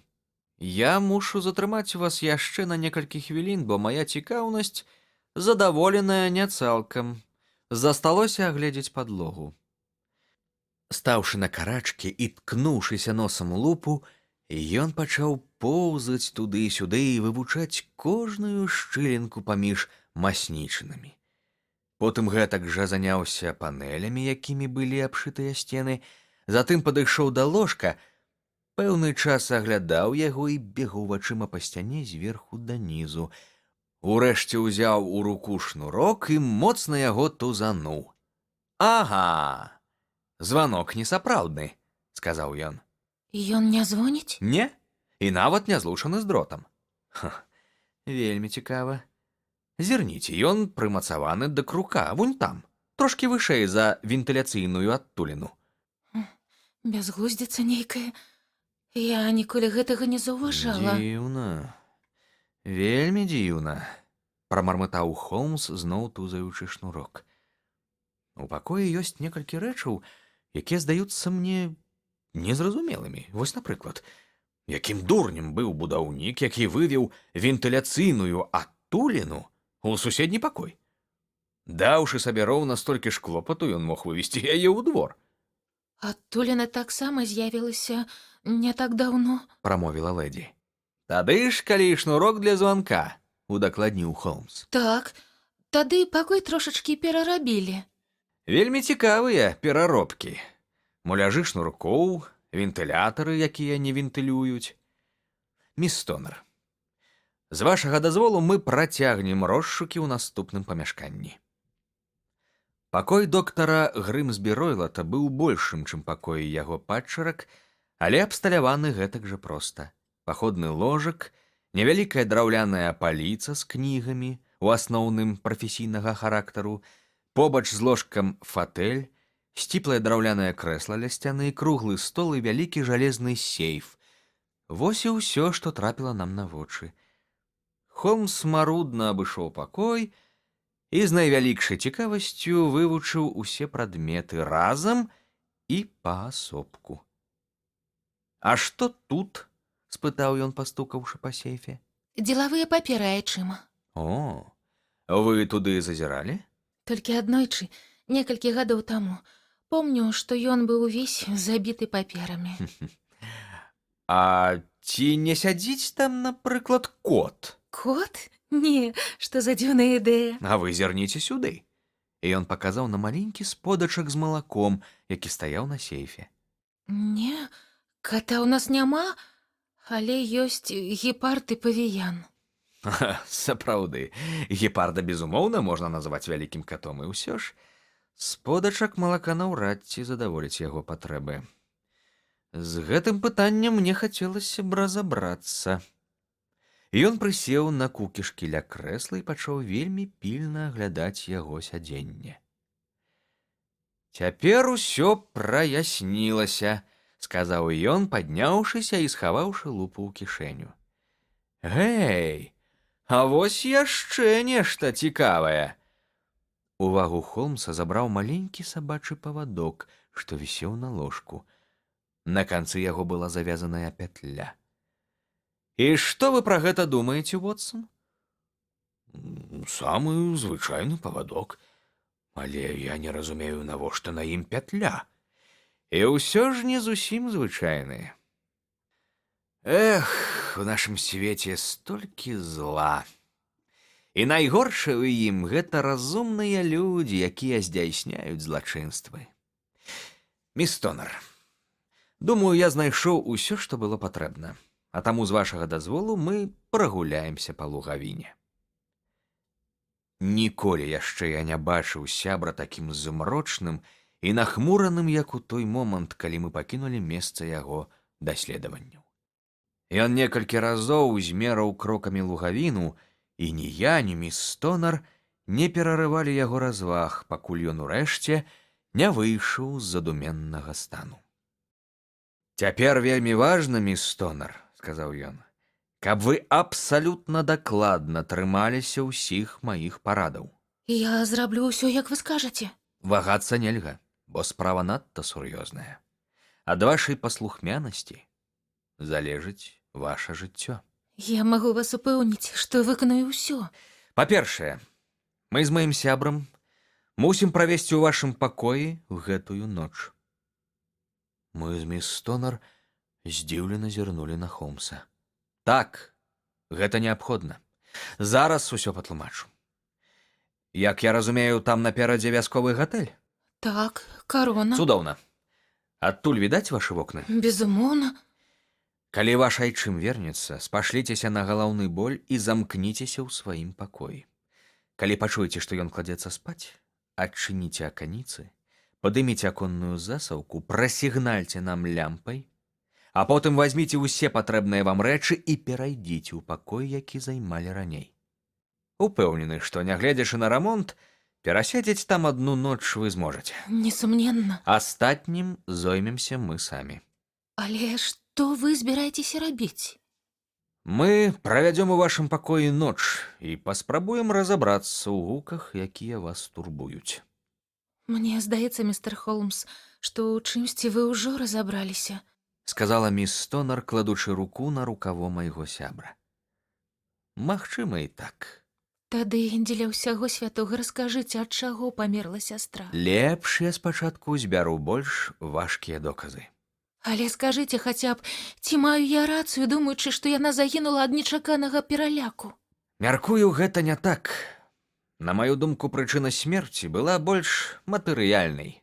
А цяпер, міс Стонер, мы вымушаныя вас пакінуць, бо калі доктар Ройлот вернецца і ўбачыць нас, наш прыезд страціць сэнс. Да сустрэчы. І будьце мужнай. Калі вы зробіце ўсё, як я сказаў, мы хутка пазбавім вас ад навіслай пагрозы. Мы з Шэрлакам Холмсам без праблемаў узнялі нумар у гатэлі «Карона». Пакоі мясціліся на верхнім паверсе, і з акна мы цудоўна бачылі браму і прысады, а таксама заселенае крыло асабняка Стокморан. У прыцемках мы заўважылі доктара Ройлата, які праехаў міма. Яго мажная фігура ўзвышалася побач з хударлявым хлопцам, што кіраваў двухколкай. Хлопец трошкі затрымаўся, адчыняючы цяжкую жалезную браму, і мы пачулі, як доктар хрыпла на яго прарыкаў, а таксама ўбачылі, як ён люта затрос кулакамі. Экіпаж заехаў у парк, і праз некалькі хвілін у адной з гасцёў няўраптам запалілася лямпа, якая асвяціла навакольныя дрэвы. «Ведаеце, Вотсон», — сказаў Холмс, калі прыцемкі пачалі гусцець, «я пачынаю сумнявацца, ці варта сёння браць вас з сабой. Нас відавочна чакае штосьці небяспечнае. Ці змагу я вам дапамагчы? Ваша прысутнасць была б няцэннай. Тады я дакладна пайду. Вельмі ласкава з вашага боку. Вы гаворыце пра небяспеку, а значыць, убачылі ў пакоях нашмат больш за мяне. Думаю, што не. Але высноў зрабіў трошкі больш, чым вы. Здаецца, вы бачылі ўсё, што бачыў я. Я не заўважыў нічога асаблівага. За выключэннем шнурка, але мушу прызнаць, што нават не ўяўляю, для чаго ён там прымацаваны. Яшчэ і вентылятар, так? Так. Але не думаю, што адтуліна паміж двума пакоямі гэта нешта незвычайнае. Яна занадта маленькая нават для пацука. Я ведаў, што мы знойдзем вентылятар яшчэ да прыезду ў Стокморан. Дарагі Холмс! Так, ведаў. Помніце, як міс Стонар сказала, што яе сястра адчувала пах цыгар доктара Ройлата? А гэта бясспрэчна сведчыць пра тое, што пакоі неяк звязаныя паміж сабой. Але адтуліна мусіла быць вельмі маленькай, іначай коранер заўважыў бы яе падчас расследавання. Так я зрабіў выснову, што ў пакоі мусіць быць вентылятар. Але якую ён можа ўчыніць шкоду? І ўрэшце, якое дзіўнае супадзенне. У пакоі зрабілі адтуліну, павесілі шнурок, і лэдзі тут жа памірае ва ўласным ложку. Вас гэта не бянтэжыць? Але я не бачу сувязі, як наконт ложка. Не заўважылі нічога асаблівага? Ды не, ён прыкручаны да падлогі. Вы калі-небудзь бачылі прыкручаныя да падлогі ложкі? Не прыгадваю. Лэдзі не магла пасунуць ложак. Ён заўсёды заставаўся на адным і тым жа месцы адносна адтуліны і шнурка. Менавіта шнурка, бо ён не мае нічога агульнага са званком. «Холмс!» — ускрыкнуў я. «Здаецца, я пачынаю здагадвацца, на што вы намякаеце. Мы з'явіліся ў самы час, каб папярэдзіць добра прадуманае і жудаснае злачынства». Так, досыць добра прадуманае і досыць жудаснае. Калі доктар ступае на цярністы шлях, ён робіцца найгоршым са злачынцаў, бо мае вытрымку і веды. Палмер і Прычард былі найлепшымі спецыялістамі. Гэты чалавек пляце свае сеткі нават лепей за іх. Аднак, я думаю, Вотсон, нашы сеткі будуць яшчэ лепшымі. Тым не менш, да канца ночы нас чакае нямала жахлівага, таму, дзеля Бога, давайце спакойна выкурым па люльцы і на найбліжэйшыя гадзіны забавім сябе весялейшымі размовамі. Каля 9 святло між дрэў згасла, і вакол сядзібы запанавала цемраць. Марудна прапаўзлі 2 гадзіны, і калі пачало біць 11, насупраць нашага акна раптам загарэўся яркі, самотны агеньчык. «А вось і сігнал», — сказаў Холмс, ускокваючы. «Агонь гарыць у сярэднім акне».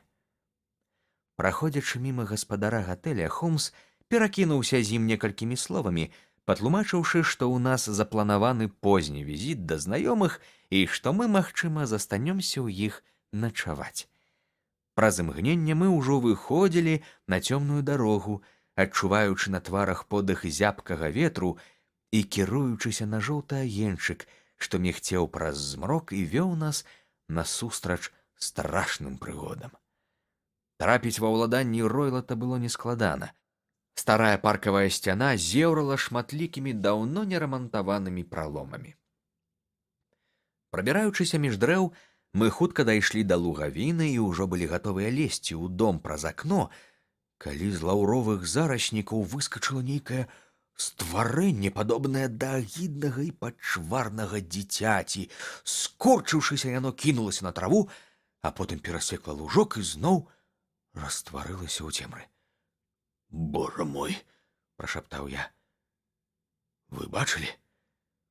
У першы момант Холмс перапужаўся не менш за мяне, Ад нечаканасці ён нібыта ціскамі зашчаміў рукой маё запясце. Потым ціха рассмяяўся і прашаптаў мне на вуха: «Ну і мілая сямейка, гэта ж павіян». Я ўжо і забыўся пра дзіўных улюбёнцаў доктара. Гепард жа таксама дзесьці побач. У любы момант ён можа скочыць каму-небудзь з нас на плечы. Мушу прызнацца, я адчуў палёгку толькі тады, калі, узяўшы прыклад з Холмса, скінуў чаравікі і забраўся ў спальню. Мой сябар бесшумна зачыніў аканіцы, пераставіў лямпу на стол і прабегся па пакоі вачыма. З часу нашага нядаўняга агляду нічога не змянілася. Холмс ціха падышоў да мяне і, склаўшы далоні рупарам, ледзь чутна, так што я з цяжкасцю разабраў словы, прашаптаў мне на вуха: «Найцішэйшы гук можа зруйнаваць нашы планы». Я кіўнуў, паказваючы, што ўсё пачуў. «Будзем сядзець без святла. Яго можна заўважыць праз вентыляцыйную адтуліну». Я зноў кіўнуў. «Не засынайце. Ад гэтага залежыць ваша жыццё. Трымайце пісталет напагатове. Ён можа спатрэбіцца. Я сяду на край ложка, вы на крэсла». Я дастаў рэвальвер і паклаў яго на стол. Холмс прынёс з сабой доўгі тонкі кій і паклаў яго на ложак. Побач змясціў пачак запалак і агарак свечкі. Потым мы пагасілі лямпу і аказаліся ў поўнай цемры. Ніколі не забуду гэтай страшнай бяссоннай ночы. Я не чуў ніводнага гуку, нават самага ціхага ўздыху, аднак быў упэўнены, што мой сябар за некалькі футаў ад мяне таксама не спіць і знаходзіцца ў тым жа стане нервовага напружання, што і я сам. Ніводны прамень святла не прабіваўся праз аканіцы, і чаканне доўжылася ў поўнай цямрэчы. Час ад часу ў парку крычала выпадковая начная птушка, і ў адзін момант ля акна пачулася працяглае, падобнае да кашэчага выццё. Гепард і праўда гуляў на волі. Удалечыні былі чуваць гулкія ўдары царкоўнага гадзінніка, што адбіваў кожную чвэрць. Як доўга яны, гэтыя чвэрці, цягнуліся. Прабіла 12, потым гадзіну, 2, 3, а мы так і сядзелі, маўкліва чакаючы таго, што мусіла адбыцца. Раптам каля вентылятара прамільгнула святло, якое адразу ж знікла. Але мы адчулі моцны пах гарэлага алею і распаленага жалеза. У суседнім пакоі запалілі патаемны ліхтар. Я пачуў, што нехта заварушыўся, а потым зноў запанавала цішыня, хаця пах узмацніўся. Яшчэ паўгадзіны я праседзеў, наставіўшы вушы. Раптам зноў пачуўся нейкі гук, вельмі мяккі і пяшчотны, як свіст пары, што вырываецца з чайніка. У гэты ж момант Холмс ускочыў з ложка, чыркануў запалкай і пачаў люта біць кіем па шнурку. «Вы бачыце яе, Уотсон!» – закрычаў ён. «Бачыце!» Але я нічога не бачыў. Калі Холмс чыркануў запалкай, я пачуў выразны ціхі свіст, але рэзкая ўспышка святла асляпіла мае стомленыя вочы, і я не змог разгледзець, па чым так раз'юшана біў мой сябар. Я паспеў заўважыць яго змярцвела белы твар, поўны жаху і агіды. Ён перастаў хвастаць па шнурку і пільна ўтаропіўся ў вентылятар, калі раптам цішу ночы разарваў такі страшэнны крык, якога мне яшчэ не даводзілася чуць. Гэты хрыплы енк, у якім змяшаліся боль, страх і гнеў, рабіўся ўсё гучнейшым і гучнейшым. Потым казалі, што ён разбудзіў усіх, хто спакойна спаў у сваіх ложках не толькі ў вёсцы, але і ў аддаленым доме святара. Зледзянелыя ад жаху мы з Холмсам глядзелі адзін на аднаго, пакуль цішыня, якая нарадзіла гэты крык, не паглынула нават самае аддаленае яго рэха. «Што гэта значыць?» — спытаў я, задыхаючыся. «Гэта значыць, што ўсё скончылася», — адказаў Холмс. «Магчыма, так яно і лепей. Возьмите пісталет. Мы ідём у пакой доктара Ройлота». Са змрочным тварам ён запаліў лямпу і выйшаў у калідор. Двойчы пастукаў у дзверы пакоя, але адказу не было. Тады ён павярнуў ручку і ўвайшоў. Я скіраваўся за ім, трымаючы на пагатове рэвальвер. Дзіўнае відовішча сустрэла нас у пакоі. На стале стаяў патаемны ліхтар з напалову адчыненай засланкай, кідаючы яркі прамень святла на жалезны сейф з прычыненымі дзверцамі. На крэсле ля стала сядзеў доктар Ройлот, адзеты ў доўгі шэры халат, з-пад якога выглядалі голыя шчыкалаткі. На нагах доктара былі чырвоныя турэцкія пантофлі без заднікаў. На каленях ляжаў кароткі павадок з пятлёй, які мы заўважылі яшчэ ўдзень. Падбароддзе доктара было закінутае ўверх, а ў вачах застыў поўны жуды нерухомы позірк, скіраваны ў кут столі. Яго лоб туга абвіла незвычайная жоўтая стужка з карычневымі плямамі. Калі мы зайшлі, Ройлот не варухнуўся і не сказаў ні слова. «Стужка. Вось яна, стракатая стужка», — прашаптаў Холмс. Я зрабіў крок наперад. У гэты ж момант неверагодны галаўны ўбор пачаў рухацца, і ў валасах доктара паказалася шырокая ромбападобная галава і раздзьмутая шыя брыдкае змяі. «Балотная гадзюка!» — ускрыкнуў Холмс. «Самая смяротна небяспечная змяя ў Індыі. Ён памёр праз 10 секунд пасля ўкусу. Бо зло сапраўды вяртаецца да таго, хто яго ўчыніў, і хто яму капае, той у яе і упадзе. Давайте вернем істоту назад у схованку. Тады мы зможам адправіць міс Стонер у спакайнейшае месца і паведаміць пра ўсё мясцовай паліцыі». З гэтымі словамі ён асцярожна зняў павадок з каленяў мерцвяка, закінуў пятлю на шыю рэптыліі, зняў яе з жахлівага сядала і, трымаючы на адлегласці выцягнутае рукі, вярнуў у жалезны сейф, які тут жа зачыніў.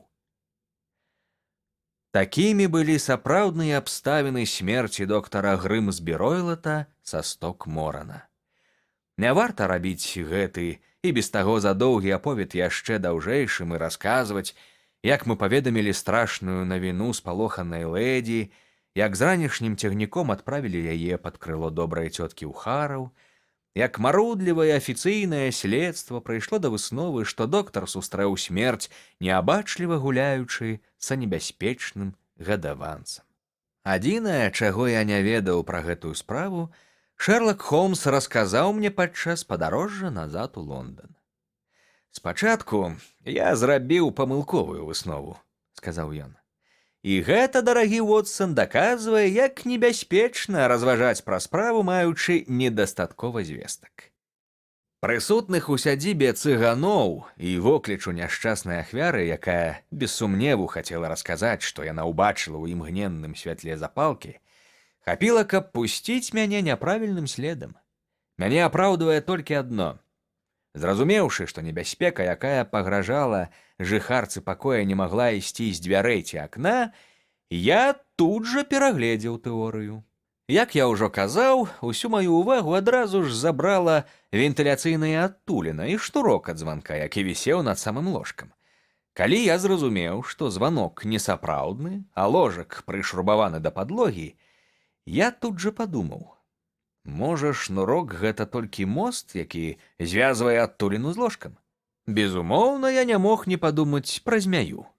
Да таго ж я ведаў, што доктару прывозяць з Індыі дзікіх жывёл, а таму адчуваў, што рухаюся ў правільным кірунку. Думка пра атруту, якую не выявіць ніводнае хімічнае даследаванне, абавязкова мусіла прыйсці ў галаву гэтаму разумнаму і бязлітаснаму чалавеку, які доўгі час пражыў на ўсходзе. З гэтага гледзяшча хуткасць, з якой дзейнічае атрута, таксама была забойцу на руку. Толькі коранер з вельмі вострым зрокам заўважыў бы дзве маленькія цёмныя кропачкі, сляды атрутных змяіных зубоў. Тады я ўспомніў пра свіст. Доктару, безумоўна, трэба было да пачатку дня забраць змяю з пакоя мёртвай. І таму ён прывучыў яе, магчыма, з дапамогай малака, якое мы бачылі, вяртацца назад на свіст. У патрэбны момант ён падносіў змяю да вентылятара, ведаючы, што яна спаўзе па шнурку ўніз і апынецца на ложку. Магчыма, гадзюка знайшла ахвяру не адразу, і давялося чакаць некалькі дзён ці нават тыдзень, кожную ноч запускаючы змяю ў пакой, але рана ці позна яго жыхарка мусіла загінуць. Усё гэта я зразумеў яшчэ да таго, як увайшоў у пакой доктара. Агледзеўшы крэсла, я ўбачыў, што доктар звычайна станавіўся на яго, каб дацягнуцца да вентыляцыйнай адтуліны. Сейф, сподак з малаком і цяжкая пятля канчаткова пазбавілі мяне апошніх сумневаў. Металічны бразгат, які чула міс Стонар, быў відавочна стукам дзверцаў сейфа, у якім Ройлет паспешліва замыкаў жахлівага гадаванца. Мае наступныя дзеянні, якія давялі правільнасць гэтых высноў, вам вядомыя. Калі я пачуў шыпенне змяі, вы, не сумняюся, таксама яго чулі, то адразу ж запаліў святло і пачаў выганяць гадзюку. І ў выніку яна знікла ў вентылятары І напала на гаспадара ў суседнім пакоі. Некалькі ўдараў майго кія раззлавалі яе, а таму яна напала на першага, каго ўбачыла. Такім чынам я ўскосна вінаваты ў смерці доктара Грымсбі-Ройлата, але мушу прызнацца, што гэты факт не надта абцяжарвае маё сумленне. Палец інжынера.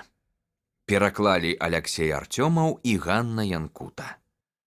З усіх задач, якія мой сябра Шэрлак Холмс разглядаў за час нашага знаёмства, я прапанаваў яго ўвазе толькі дзве, а менавіта здарэнне з вялікім пальцам містера Хэттерлі і выпадак з вар'яцтвам палкоўніка Уорбертана.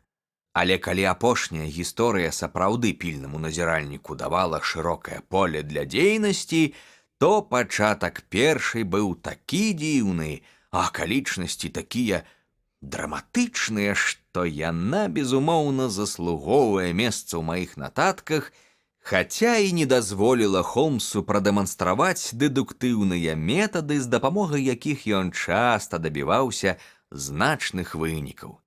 Гэтая гісторыя, калі я не памыляюся, неаднаразова абмяркоўвалася ў газетах, але, як і ва ўсіх такіх выпадках, апісанне падзеі, уціснутае ў палову калонкі друкаванага выдання, было не надта захапляльным і нашмат нуднейшым за аповед удзельніка, калі перад вачыма пакрысе разгортваюцца факты, з таямніцы спадае покрыва, і з кожным адкрыццём мы крок за крокам набліжаемся да праўды. Акалічнасці гэтай справы калісьці глыбока мяне ўразілі, і нават праз 2 гады ўражання амаль не аслабла. Падзеі, пра якія я збіраюся расказаць, здарыліся ўлетку 1889 году, неўзабаве пасля майго вяселля. Я вярнуўся да медыцынскай практыкі і назаўжды пакінуў кватэру на Бейкер-стрыт, але часта завітваў да Холмса і калі-нікалі ўгаворваў яго здрадзіць багемным звычкам і наведаць нас. Мая практыка няўхільна расла, жыў я каля вакзала Падынгтан, і сярод маіх кліентаў былі службовыя асобы. Аднаго такога пацыента я вылечыў ад працяглай пакутлівай хваробы, і цяпер ён нястомна рэкламаваў мае паслугі, пасылаючы да мяне кожнага пакутніка, на якога меў хоць якісьці ўплыў. Аднаго ранку, каля 7 гадзін, Мяне пабудзіла служанка, якая пагрукала ў дзверы і паведаміла, што з Падынгтана прыйшлі два мужчыны і чакаюць мяне ў кабінеце. Я таропка апрануўся, ведаючы, што чыгуначныя здарэнні рэдка бываюць несур'ёзнымі, і кінуўся ўніз па сходах. Калі я спусціўся, мне насустрач выйшаў мой стары пацыент-кандуктар і тут жа шчыльна зачыніў дзверы кабінета. «Я прывёў яго!» – прашаптаў ён, паказваючы пальцам на дзверы. «Усё ў парадку!» «Каго вы прывялі?» – спытаў я, бо ўвесь яго выгляд сведчыў пра тое, што ў маім кабінеце ён зачыніў вельмі незвычайную істоту. «Новага пацыента!» – зноў шапнуў ён. «Я вырашыў прывесці яго сам, каб ён не збег. Ён там, усё нармальна. Але я мушу ісці, у мяне, доктар, свае абавязкі, зрэшты, як і ў вас». І мой адданы прыхільнік сышоў, не даўшы мне часу хаця б сказаць «дзякуй». Я ўвайшоў у прыёмную і ўбачыў чалавека, які сядзеў ля стала. Ён быў апрануты ў някідкі касцюм з ліловага цвіду і меў пры сабе кепі, якое паклаў на мае кнігі. Адна яго рука была абавязаная насоўкай, запэцканай крывёю. Госць быў малады, я б сказаў, не старэйшы за 25 гадоў, з мужным і выразным, але надзіва бледным тварам, з чаго я зрабіў выснову, што мужчына пакутуе ад моцнага ўзрушэння, якое апанавала яго розум так, што ён не можа сябе кантраляваць. «Выбачайце, доктар, што так рана вас турбую», – сказаў ён, – «але сёння ўначы адбылося вельмі сур'ёзнае здарэнне. Я прыехаў ранішнім цягніком і пачаў шукаць у Падынгтане дапамогі, а гэты добры чалавек прывёў мяне сюды. Я даў служанцы сваю візітоўку, але бачу, яна пакінула яе на стале». Я зірнуў на візітоўку. Віктор Хеттерлі, інжынер-гідраўлік, Вікторыя-стрыт, 16А, 3-й паверх. Такімі былі імя, прафесія і месца жыхарства майго ранішняга наведніка. «Прабачце, што прымусіў вас чакаць», – адказаў я і прысеў у бібліятэчны фатэль. «Вы ж толькі з цягніка, а начныя падарожжы і без гэтага досыць нудныя».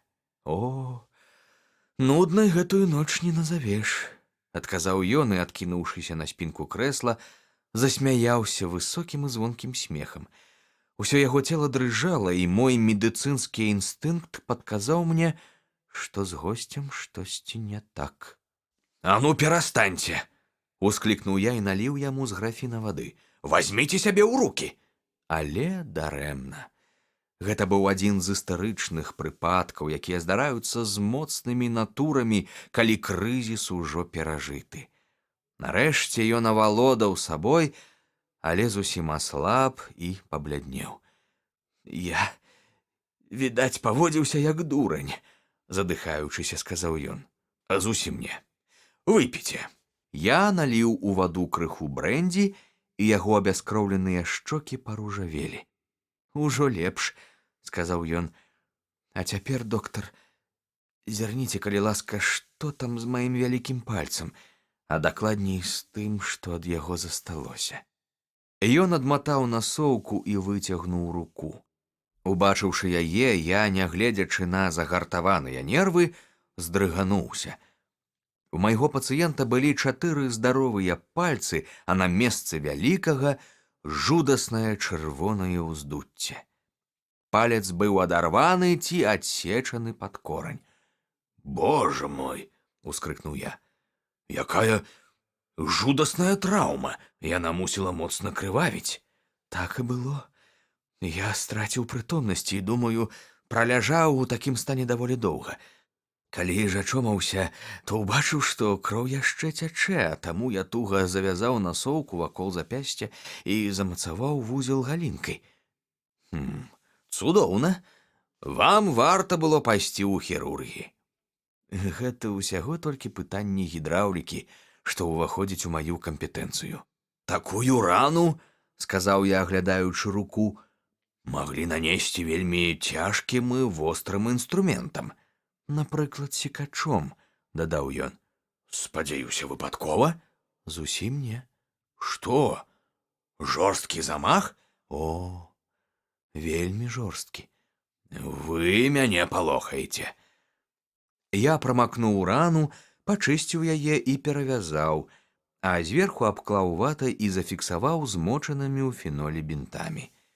Ён сядзеў, адкінуўшыся на спінку, і нават не моршчыўся, а толькі часам закусваў вусны. Ну як? Спытаў я, калі скончыў. Цудоўна. Дзякуючы брэндзі і перавязцы я быццам нанава нарадзіўся. Адчуваю сябе вельмі слабым, але ж я шмат чаго перажыў. Можа, пакуль не варта пра гэта? А то зноў пачняце хвалявацца. Не, наўрад ці. Я мушу расказаць сваю гісторыю паліцыі, але паміж намі кажучы, калі б невідавочны аргумент у выглядзе раны, я здзівіўся б, калі б яны далі мне веры, бо гісторыя надта незвычайная, і ў мяне няшмат доказаў, якія пераканалі б у яе праўдзівасці. Нават калі мне павераць, факты такія няпэўныя, што на справядлівасць асаблівай надзеі няма. Вось як, усклікнуў я. калі ў вашай праблеме ёсць таямніца, якую вы хочаце разгадаць, шчыра раю звярнуцца спачатку не да паліцыі, а да майго сябра, містара Шэрлака Холмса. О, я чуў пра яго, адказаў мой госць, і быў бы рады, калі б ён узяўся за маю справу. Хаця, відаць, давядзецца зазірнуць і ў паліцыю. Вы можаце мяне яму прадставіць? Больш за тое, я сам вас да яго адвяду. Вы зробіце мне вялікую ласку. Тады выклікаем, каб едзем. Акурат паспеем з ім паснедаць. Ну, як, хопіць у вас на гэта сіл? Хопіць, бо я ўсё адно не супакоюся, пакуль не раскажу сваю гісторыю. Тады мой слуга выкліча кэб, а я хутка вярнуся. Я пабег наверх, каротка патлумачыў сітуацыю жонцы і ўжо праз 5 хвілін разам з новым знаёмцам ехаў Хэнсамам на Бэйкер-стрыт. Як я і думаў, Шэрлак Холмс, адзеты ў халат, утульна размясціўся ў гасцёўні, чытаў у «Таймс» калонку з абвесткамі пра зніклых і курыў ранішнюю люльку, якую звычайна набіваў недакуранымі рэшткамі тытуню, старанна высушанымі і сабранымі ў куточку каміннай паліцы. Ён сустрэў нас з заўсёднай спакойнай добразычлівасцю, замовіў яечню з беконам, і мы цудоўна паснедалі. Калі са сняданкам было скончана, ён пасадзіў госця на канапу, падклаў яму пад галаву падушку, а побач паставіў шклянку брэндзі з вадой. Лёгка заўважыць, што вы, містер Хэттерлі, перажылі нешта незвычайнае, сказаў Холмс. Прашу вас, расслабьцеся і пачувайцеся як дома. Раскажыце ўсё, што можаце, а калі стоміцеся, абавязкова спыніцеся і падмацуйце сілы гэтым лёгкім сродкам. Дзякуй, прамовіў мой пацыент. Але пасля таго, як доктар зрабіў мне перавязку, я адчуваю сябе іншым чалавекам, а сняданак, здаецца, завяршыў лячэнне. Паспрабую заняць як мага менш вашага каштоўнага часу і адразу перайду да сваіх неверагодных прыгод. Холмс сеў у вялікі фатэль і са стомленым выглядам апусціў павекі. Так ён схаваў сваю жывую зацікаўленасць, я размясціўся насупраць, і мы маўкліва выслухалі дзіўную гісторыю нашага госця. Мушу сказаць, што я сірата і халасцяк, а таму жыву ў сваёй лонданскай кватэры адзін, пачаў ён. Паводле прафесіі я інжынер-гідраўлік, і пасля 7 гадоў працы пад майстрам у вядомай грынвіцкай фірме «Венар і Мэтсон» маю ў гэтай галіне сур'ёзны досвед. Адслужыўшы ў іх 2 гады таму свой тэрмін, я атрымаў пасля смерці майго беднага бацькі значную суму грошай. Вырашыў пачаць сваю справу і адкрыў кантору на Вікторыя-стрыт. Думаю, з цяжкасцямі сутыкаецца кожны, хто ўпершыню разгортвае ўласную справу. Са мной, прынамсі, было менавіта так. За 2 гады я даў толькі 3 кансультацыі і выканаў адну невялікую працу. Вось і ўсё, што дала мне мая спецыяльнасць. Увесь прыбытак склаў 27 фунтаў і 10 шылінгаў. Штодня з 9 да 4 я сядзеў у сваёй каморцы і чакаў, пакуль зусім не засумаваў, зразумеўшы, што сапраўднай працы ў мяне ніколі не будзе. Аднак учора, калі я ўжо збіраўся сыходзіць, зайшоў мой клерк і паведаміў, што мяне чакае джентльмен, які хоча абмеркаваць адну справу. Ён падаў мне візітоўку, на якой значылася «Палкоўнік Лізандер Старк». За клеркам увайшоў і сам палкоўнік, чалавек высокага росту, але надзвычай худы. Такіх худых людзей я ніколі не бачыў. На яго твары рэзка выпіралі нос і падбароддзе, а скура абцягвала шчокі так шчыльна, што пад ёй выступалі косці. Тым не менш мне падалося, што такі худы ён ад прыроды, а не праз нейкую хваробу, бо вочы палкоўніка блішчалі, крокі былі бадзёрыя, і трымаўся ён упэўнена. На ім было простае ахайнае адзенне, а наконт яго ўзросту я б сказаў, што яму далёка за 30. «Містер Хэттерлі», — спытаў ён з лёгкім нямецкім акцэнтам, «мне парэкамендавалі вас не толькі як дасведчанага спецыяліста, але і як разважлівага чалавека, здольнага захоўваць таямніцы». Я пакланіўся.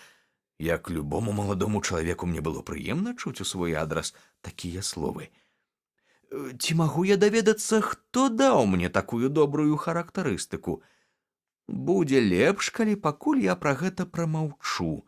Але з той самай крыніцы я даведаўся, што вы сірата і халасцяк і жывяце ў сваёй лонданскай кватэры адзін». «Усё правільна», — адказаў я, «але гэта, выбачаеце, не мае дачынення да маёй інжынернай кваліфікацыі. Вы ж, як я разумею, хацелі пагутарыць са мной як са спецыялістам?» «Так і ёсць. І зараз вы зразумееце, што ўсё згаданае напраўду мае значэнне. У мяне ёсць для вас заданне. Але яно патрабуе поўнай, разумееце, поўнай сакрэтнасці. А гэтага натуральна чакаць хутчэй ад халасцяка, чым ад сем'яніна». «Калі я абяцаю захоўваць таямніцу, — адказаў я, — вы можаце верыць мне на слова».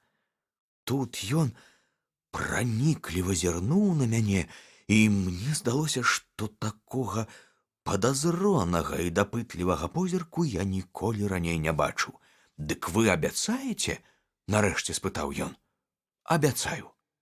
Абсалютнае і поўнае маўчанне перад, падчас і пасля працы. А ніводнае пра яе згадкі ні вусна, ні пісьмова? Я ўжо даў слова. Выдатна.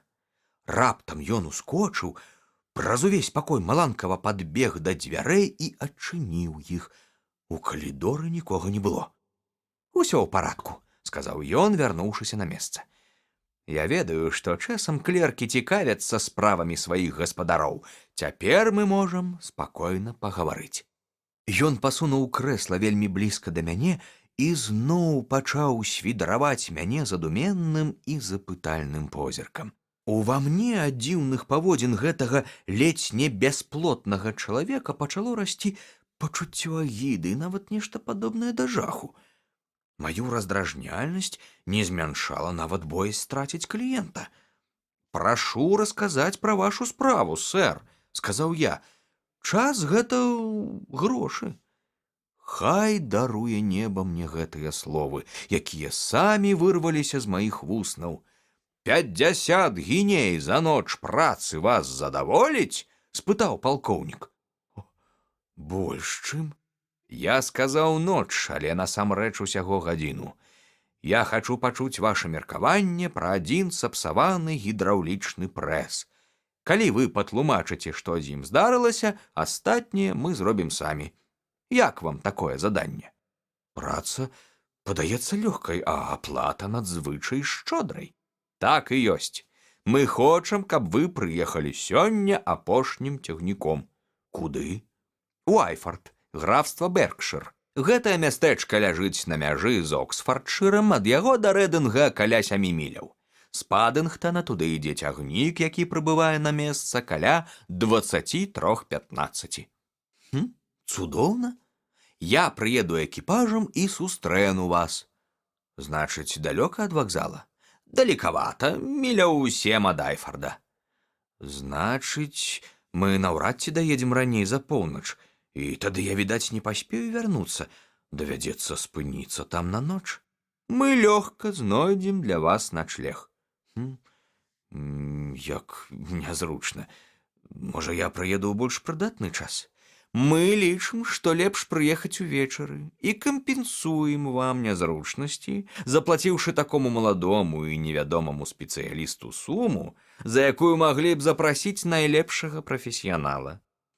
Зрэшты, калі вы хочаце адмовіцца, час на гэта ў вас яшчэ ёсць. Я падумаў пра 50 гіней, якія мне зусім не зашкодзяць, і запярэчыў: ды не, я з радасцю гатовы прапанаваць вам свае паслугі. Аднак мне трэба трохі выразней уявіць, якую працу я мушу зрабіць. Безумоўна.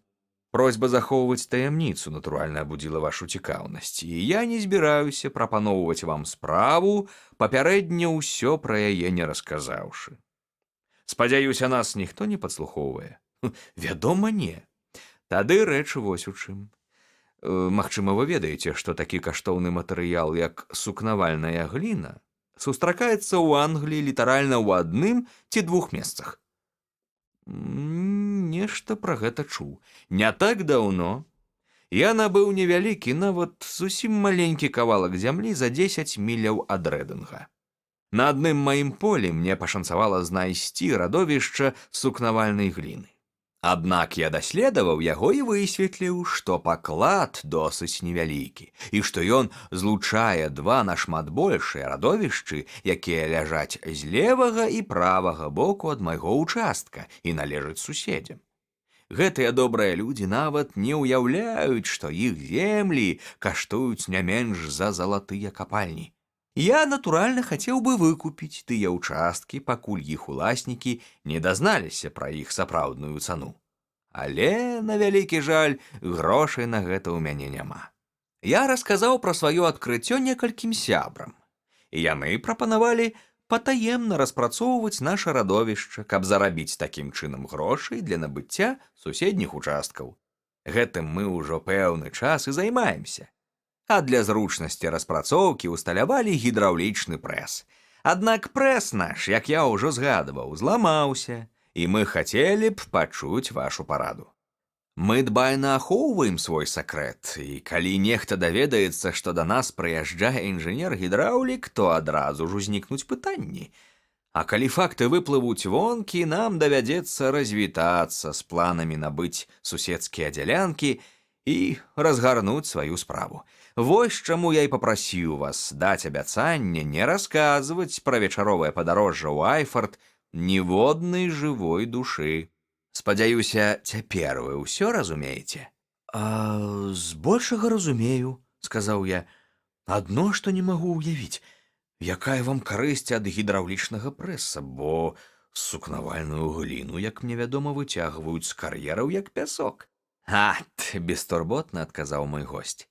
У нас свая тэхналогія. Мы прэсуем гліну ў цэглу, каб ніхто не даведаўся, чым мы напраўду займаемся.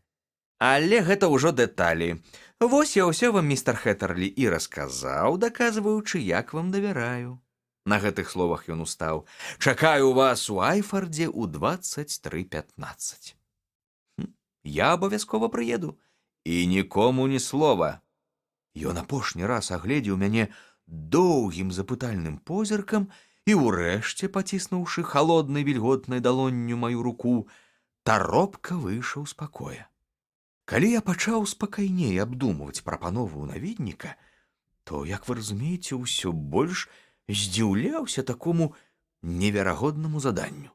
З аднаго боку, я, вядома, узрадаваўся, бо прапанаваны заробак быў разоў у 10 вышэйшы за той, які за свае паслугі запрасіў бы я сам.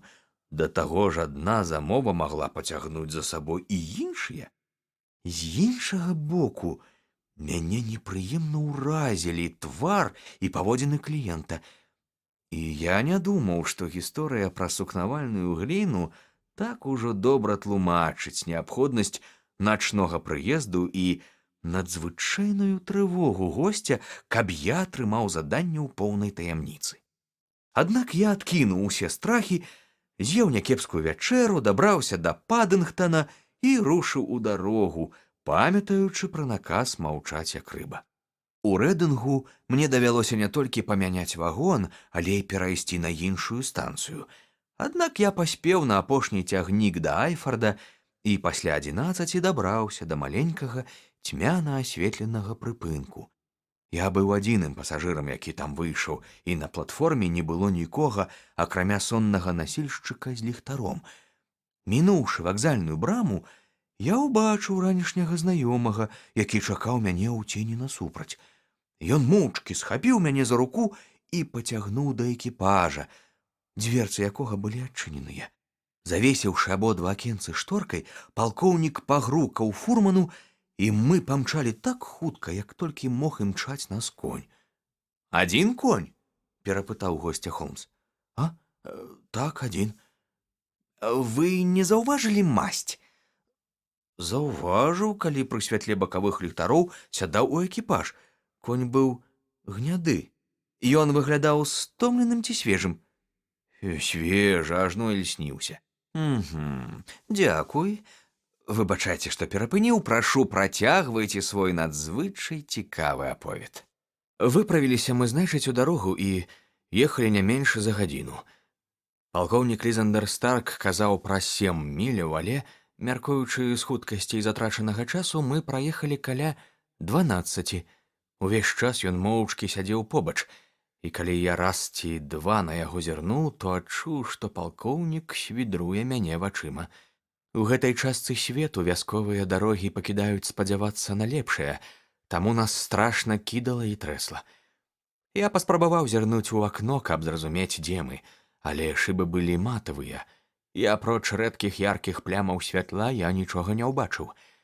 Час ад часу я наважваўся на нейкія рэплікі, каб ажывіць аднастайнае падарожжа, але палкоўнік адказваў каротка, і размова не клеілася. Урэшце ухабістая дарога скончылася. Экіпаж выехаў на роўную жвіроўку, якая храбусцела пад коламі, і хутка спыніўся. Палкоўнік Старк выскачыў з экіпажа, і калі я зрабіў тое ж, таропка падштурхнуў мяне да раз'еўранага перад намі ганка. Так атрымалася, што з экіпажа мы трапілі проста ў вітальню, а таму на фасад будынка я не паспеў узірнуць. Як толькі я пераступіў парог, дзверы за намі з трэскам зачыніліся, і я ледзь учуў слабы грукат колаў экіпажа, які з'язджаў прэч. У доме было зусім цёмна, і палкоўнік, нешта мармычучы, пачаў няўклюдна шукаць у кішэнях запалкі. Раптам дзверы ў канцы калідора адчыніліся, і на падлогу ўпаў доўгі залацісты прамень. Ён рабіўся ўсё шырэйшым, і вось з'явілася жанчына з высока паднятай лямпай. Выцягнуўшы шыю, жанчына ўглядалася ў нас. Я заўважыў, што яна прыгожая, а бляск, з якім яе цёмная сукенка адбівала святло, сведчыў пра тое, што яна пашытая з дарагой тканіны. З запытальнай інтанацыяй, прамовіўшы некалькі слоў на замежнай мове і пачуўшы ад майго спадарожніка грубы і аднаскладовы адказ, жанчына скаланулася і ледзь не ўпусціла лямпу. Палкоўнік Старк падышоў да яе, прашаптаў нешта на вуха, падштурхнуў назад у пакой і з лямпай у руках вярнуўся да мяне. «Прашу ласкава пачакаць некалькі хвілін тут», – сказаў ён і адчыніў іншыя дзверы. За імі быў ціхі, сціпла мэбляваны пакойчык, у цэнтры якога стаяў круглы стол з некалькімі нямецкімі кнігамі. Палкоўнік Старк паставіў лямпу на века фізгармоніі каля дзвярэй. «Надоўга я вас не затрымаю», – дадаў ён і знік у цемрадзе. Я зірнуў на кнігі, і, хаця нямецкай мовы не ведаў, усё ж зразумеў, што 2 з іх навуковыя, а астатнія – зборнікі паэзіі. Я падышоў да акна, спадзяючыся ўбачыць хоць нейкія прыкметы месца, у якім знаходзіўся, але шыбы былі застаўленыя шчыльнымі дубовымі аканіцамі. які неверагодна маўклівы дом. Вакол панавала мёртвая цішыня, толькі недзе ў калідоры гучна цікаў стары гадзіннік. У маю душу пракралася цьмяная трывога. Хто гэтыя немцы і што яны робяць у гэтым дзіўным аддаленым доме? І дзе гэты дом увогуле знаходзіцца? Да Айфарда 10 міляў ці каля таго, вось і ўсё, што я ведаў пра сваё месцазнаходжанне. Але ў якім напрамку, паўночным ці паўднёвым, заходнім ці ўсходнім, нават не здагадваўся. Дарэчы, у гэтых межах ляжыць і Рэдынг, а можа і іншыя гарады, значыць, месца не такое і самотнае. І тым не менш, такая непарушная ціша магла сведчыць толькі пра тое, што мы ў вёсцы. Я мераў крокамі пакой, напяваючы пад нос нейкую мелодыю, каб зусім не адчаяцца. Свае 50 гіней я адпрацоўваю напоўніцу, падумалася мне. І ў гэтай глухой цішыні раптам павольна і зусім бязгучна прачыніліся дзверы. У праёме стаяла жанчына, за спінай якой быў толькі змрок. Жоўтае святло маёй лямпы ўпала на яе прыгожы напружаны твар. Я адразу ж зразумеў, што яна вельмі баіцца, і зледзянеў ад жаху сам. Дрыготкім пальцам яна паказала мне, што трэба захоўваць цішыню, і на ламанай англійскай прашаптала некалькі слоў, увесь час азіраючыся ў цемру за спінай, нібы зляканая жаробка. «Я сыду», — прамовіла яна з цяжкасцю, спрабуючы, як мне падалося, гаварыць спакойна. «Я сыду. Я не магу тут заставацца, і вам таксама няма чаго тут рабіць». «Мадам», — запярэчыў я пакуль не зрабіў тое, дзеля чаго прыехаў. Я не магу з'ехаць, пакуль не ўбачу гідраўлічны прэс». «Не варта вам чакаць», — настойвала яна. «Вы можаце выйсці цераз гэтыя дзверы, і ніхто вам не перашкодзіць». Але ўбачыўшы, што я толькі ўсміхаюся і качаю галавой, яна раптам не вытрымала напружання і, заламаўшы рукі, зрабіла крок наперад. «Богам малю», — прашаптала яна, — «сыходзьце адсюль, пакуль яшчэ не позна». Але ў мяне досыць упарты характар, і я заўжды гатовы даводзіць справу да канца, асабліва калі бачу на шляху перашкоды. Я падумаў пра 50 гіней, не надта прыемнае падарожжа і яшчэ горшую ноч, якая чакала мяне наперадзе. Няўжо ўсё гэта было дарма? Навошта мне збягаць, не выканаўшы задання, не атрымаўшы належнай платы? А жанчына, як я заўважыў, можа ўвогуле выявіцца вар'яткай. Я зноў з рашучым выглядам пакачаў галавой і выказаў жаданне застацца на месцы, хаця яе паводзіны ўзрушылі мяне мацней, чым я быў гатовы прызнаць. Яна, відаць, збіралася ўгаворваць мяне далей, але наверсе грукнулі дзверы, пасля чаго з боку лесвіцы пачуліся хуткія крокі. На імгненне жанчына прыслухалася, а потым, адчайна ўскінуўшы рукі, знікла гэтак жа бясшумна і нечакана, як з'явілася. У пакой увайшлі палкоўнік Лізандер Старк і невысокі тоўсты чалавек з падобнай да шыншылавага футра барадой, якая расла са складак яго падвойнага падбароддзя. «Гэта мой сакратар і адміністратар містер Фергюсон», — прадставіў яго палкоўнік. «Дарэчы, мне здавалася, што дзверы я пакінуў зачыненымі. Баюся, вас мог патрывожыць скразняк». «Хутчэй наадварот», — патлумачыў я. Я адчыніў дзверы, бо адчуў, што ў пакоі надта душна. Палкоўнік зноў падазрона зірнуў на мяне. «Тады нам лепш перайсці да справы», — сказаў ён. «Мы з містарам Фергюсонам пакажам вам прэс». «Зараз я надзену капялюш. Не трэба, прэс стаіць дома». «Як гэта? Вы што, здабываеце гліну дома?» «Не, тут мы яе толькі прэсуем». «Але якая розніца? Мы хочам, каб вы проста агледзелі машыну і патлумачылі нам, у чым праблема». Мы разам пайшлі наверх. Наперадзе палкоўнік з лямпай, за ім яго тоўсты памочнік, а потым я. Стары дом нагадваў сапраўдны лабірынт з калідорамі, пераходамі, вузкімі вітымі лесвіцамі і нізенькімі дзверцамі, парогі якіх былі стаптаныя папярэднімі пакаленнямі. Вышэй за першы паверх не было ўжо ні дываноў і ні следу хоць якой мэблі. Тынкоўка на сценах аблупілася, а замест яе зялёнымі нездаровымі плямамі выступіла сырасць. Я намагаўся, наколькі гэта было магчыма, выглядаць бесклапотным, але пра папярэджанні лэдзі, ад якіх адмахнуўся, не забываў і пільна сачыў за сваімі спадарожнікамі. Фергюсон здаваўся замкнёным і ціхмяным, але з некалькіх сказаных ім слоў я зразумеў, што ён мой суайчыннік. Нарэшце палкоўнік Лізандер Старк спыніўся ля нізкіх дзвярэй, адчыніў іх, і мы ўбачылі маленькі квадратны пакойчык, у якім наша кампанія наўрад ці змясцілася б. Фергюсон застаўся вонкі, а мяне палкоўнік запрасіў увайсці. «Мы ўнутры гідраўлічнага прэса», — сказаў ён, «і было б вельмі непрыемна, калі б нехта яго ўключыў. Столь гэтага памяшкання — гэта плоскасць рухомага поршня, які сілай у некалькі тон апускаецца на металічную падлогу. Звонку знаходзяцца невялікія цыліндры з вадой, на якую ўздзейнічае сіла, і пасля яна, значна ўзмоцненая, перадаецца на поршень. Зрэшты, вы і самі гэта ведаеце. Увогуле прэс працуе, але троху заядае і таму дзейнічае не на поўную моц. Зрабіце ласку, зірніце, што здарылася, і падкажыце, як яго адрамантаваць». Я ўзяў лямпу і уважліва агледзеў машыну. Прэс напраўду быў вялізны і мог ствараць неймаверны ціск. Але калі я выйшаў з памяшкання і апусціў рычагі кіравання, унутры нешта засвістала, і я зразумеў, што ў адным з цыліндраў вада трохі працякае.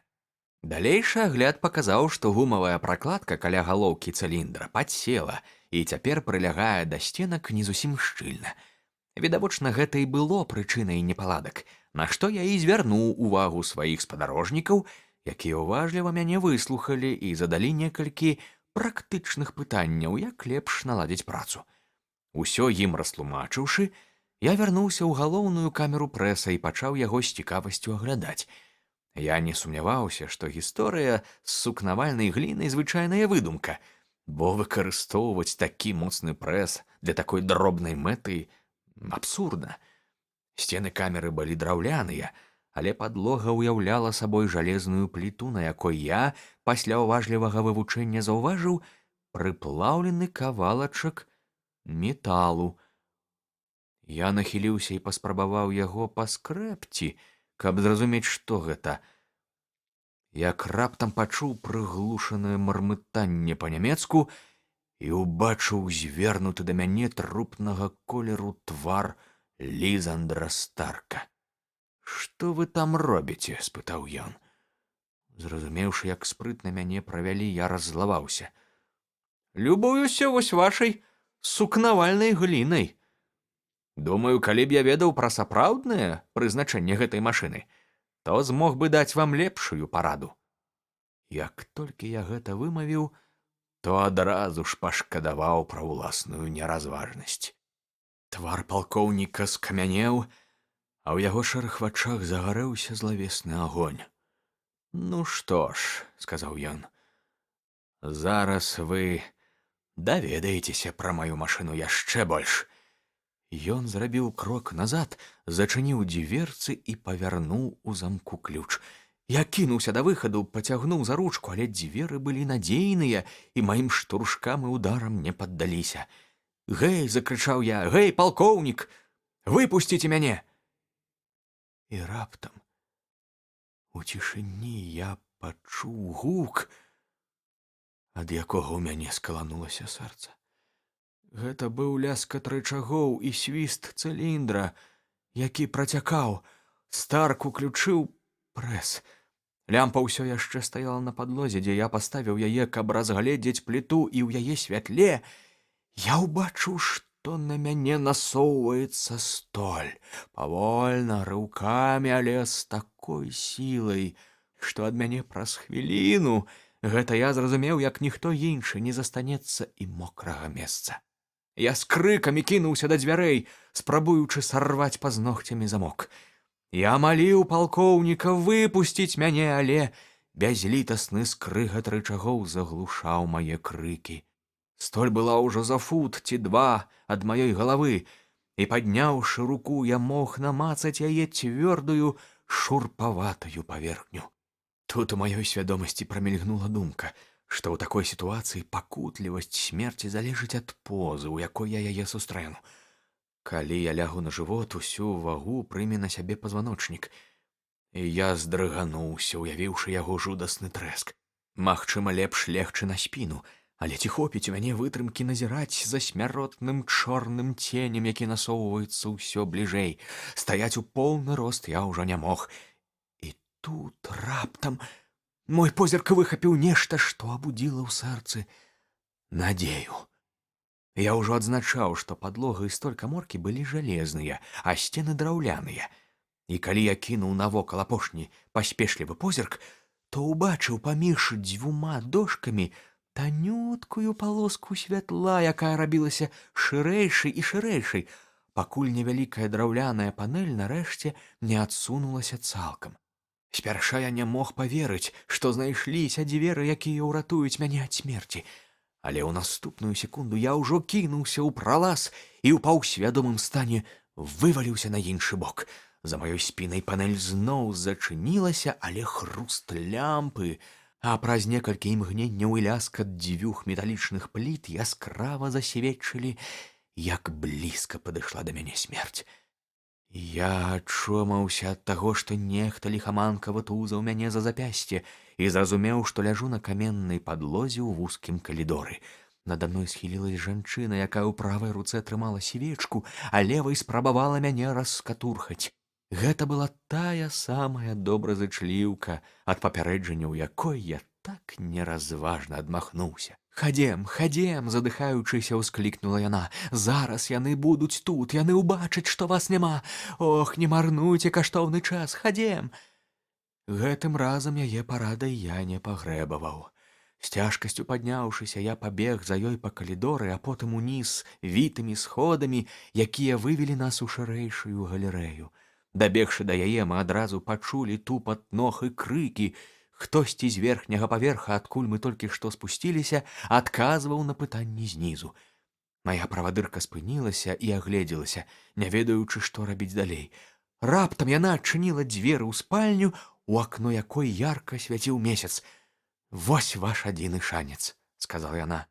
«Тут высока, але, можа, у вас атрымаецца скочыць». У гэты момант у дальнім канцы галерэі бліснула святло, і я ўбачыў худую постаць палкоўніка Лізандара Старка, які бег, трымаючы ў адной руцэ ліхтар, а ў другой нейкую зброю, падобную да мясніцкага секача. Я кінуўся ў спальню, імкліва расчыніў акно і выглянуў вонкі. Якім мірным, прыемным і бяспечным здаваўся ў месячным святле сад, а да зямлі было не больш за 30 футаў. Я забраўся на падаконне, але не спяшаўся скакаць, хочучы даведацца, ці не пацерпяць мая выратавальніца ад рук нашага жахлівага пераследніка. Калі ёй будзе пагражаць небяспека, я любой цаной пастараюся ёй дапамагчы. Як толькі ў маёй галаве мільганула гэтая думка, у пакой уварваўся Старк і праляцеў міма жанчыны, але тая абхапіла яго і паспрабавала адцягнуць назад. «Фрыц, Фрыц!» — закрычала яна па-англійску. «Успомні, што ты абяцаў пасля мінулага разу. Ты сказаў, што гэта не паўторыцца, ён будзе маўчаць, ён будзе маўчаць!» «Эліза, ты звар'яцела!» — закрычаў ён, вырываючыся. «Ты загубіш нас! Ён занадта шмат бачыў! Пусці мяне!» — я сказаў. Ён адштурхнуў яе ў бок і, падскочыўшы да акна, нанёс мне сваёй цяжкой зброяй удар. Я паспеў адхіліцца і ўжо вісеў, трымаючыся рукамі за падаконне, калі раптам адчуў тупы боль, ад якога мая хватка разнялася, і я паляцеў уніз. Упаўшы на зямлю, я адчувальна ударыўся, але нічога не пашкодзіў, а таму тут жа падхапіўся і з усяе моцы памчаў да кустоў, бо разумеў, што небяспека ўсё яшчэ блізка. На бягу я адчуў раптоўнае галавакружэнне і млосць. Я азірнуў на руку, якая балюча пульсавала, і ўбачыў, што вялікага пальца няма, а з раны струменем цячэ кроў. Я паспрабаваў абвязаць руку насоўкай, але тут у мяне загуло ўвушшу, і ў наступны момант я зваліўся сярод ружавых кустоў, як мёртвы. Колькі я ляжаў непрытомны, Сказаць дакладна не магу. Відаць, досыць доўга, бо калі я ачомаўся, месяц ужо зайшоў і пачало світаць. Мая вопратка прамокла ад расы, а рукаво пінжака набрыняла крывёй з траўмаванага пальца. Пякучы боль тут жа нагадаў пра начныя прыгоды, і я падхапіўся з думкай, што мае пераследнікі ўсё яшчэ могуць быць побач. Але, азірнуўшыся, я са здзіўленнем адзначыў, што нідзе не відаць ані дома, ані саду. Я ляжаў на рагу агароджы ля самай дарогі, а трошкі ніжэй пачынаўся доўгі будынак. Калі я падышоў да яго бліжэй, то пазнаў чыгуначную станцыю, на якую учора вечарам прыбыў. Калі б не агідны абрубак на руцэ, я мог бы падумаць, што жудасныя падзеі мінулых гадзін былі не больш чым кепскім сном. У паўсвядомым стане я зайшоў на станцыю і спытаў пра ранішні расклад. Менш чым праз гадзіну чакаўся цягнік да Рэдынга, дзяжурыў той жа насільшчык, якога я заўважыў надоечы. Я пацікавіўся, ці чуў ён пра палкоўніка Лізандра Старка. Не, ніколі не чуў. Ці бачыў ён учора экіпаж, які чакаў мяне? Не бачыў. Ці ёсць тут паліцэйскі ўчастак? Ёсць. Ад станцыі мілі 3.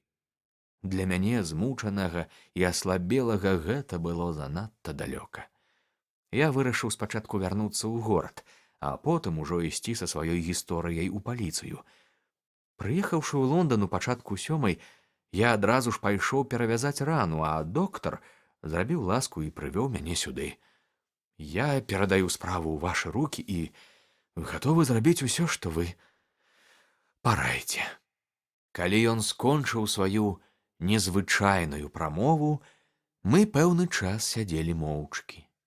Потым Шэрлак Холмс зняў з паліцы адзін са сваіх важкіх нататнікаў, у якім захоўваў розныя выразкі.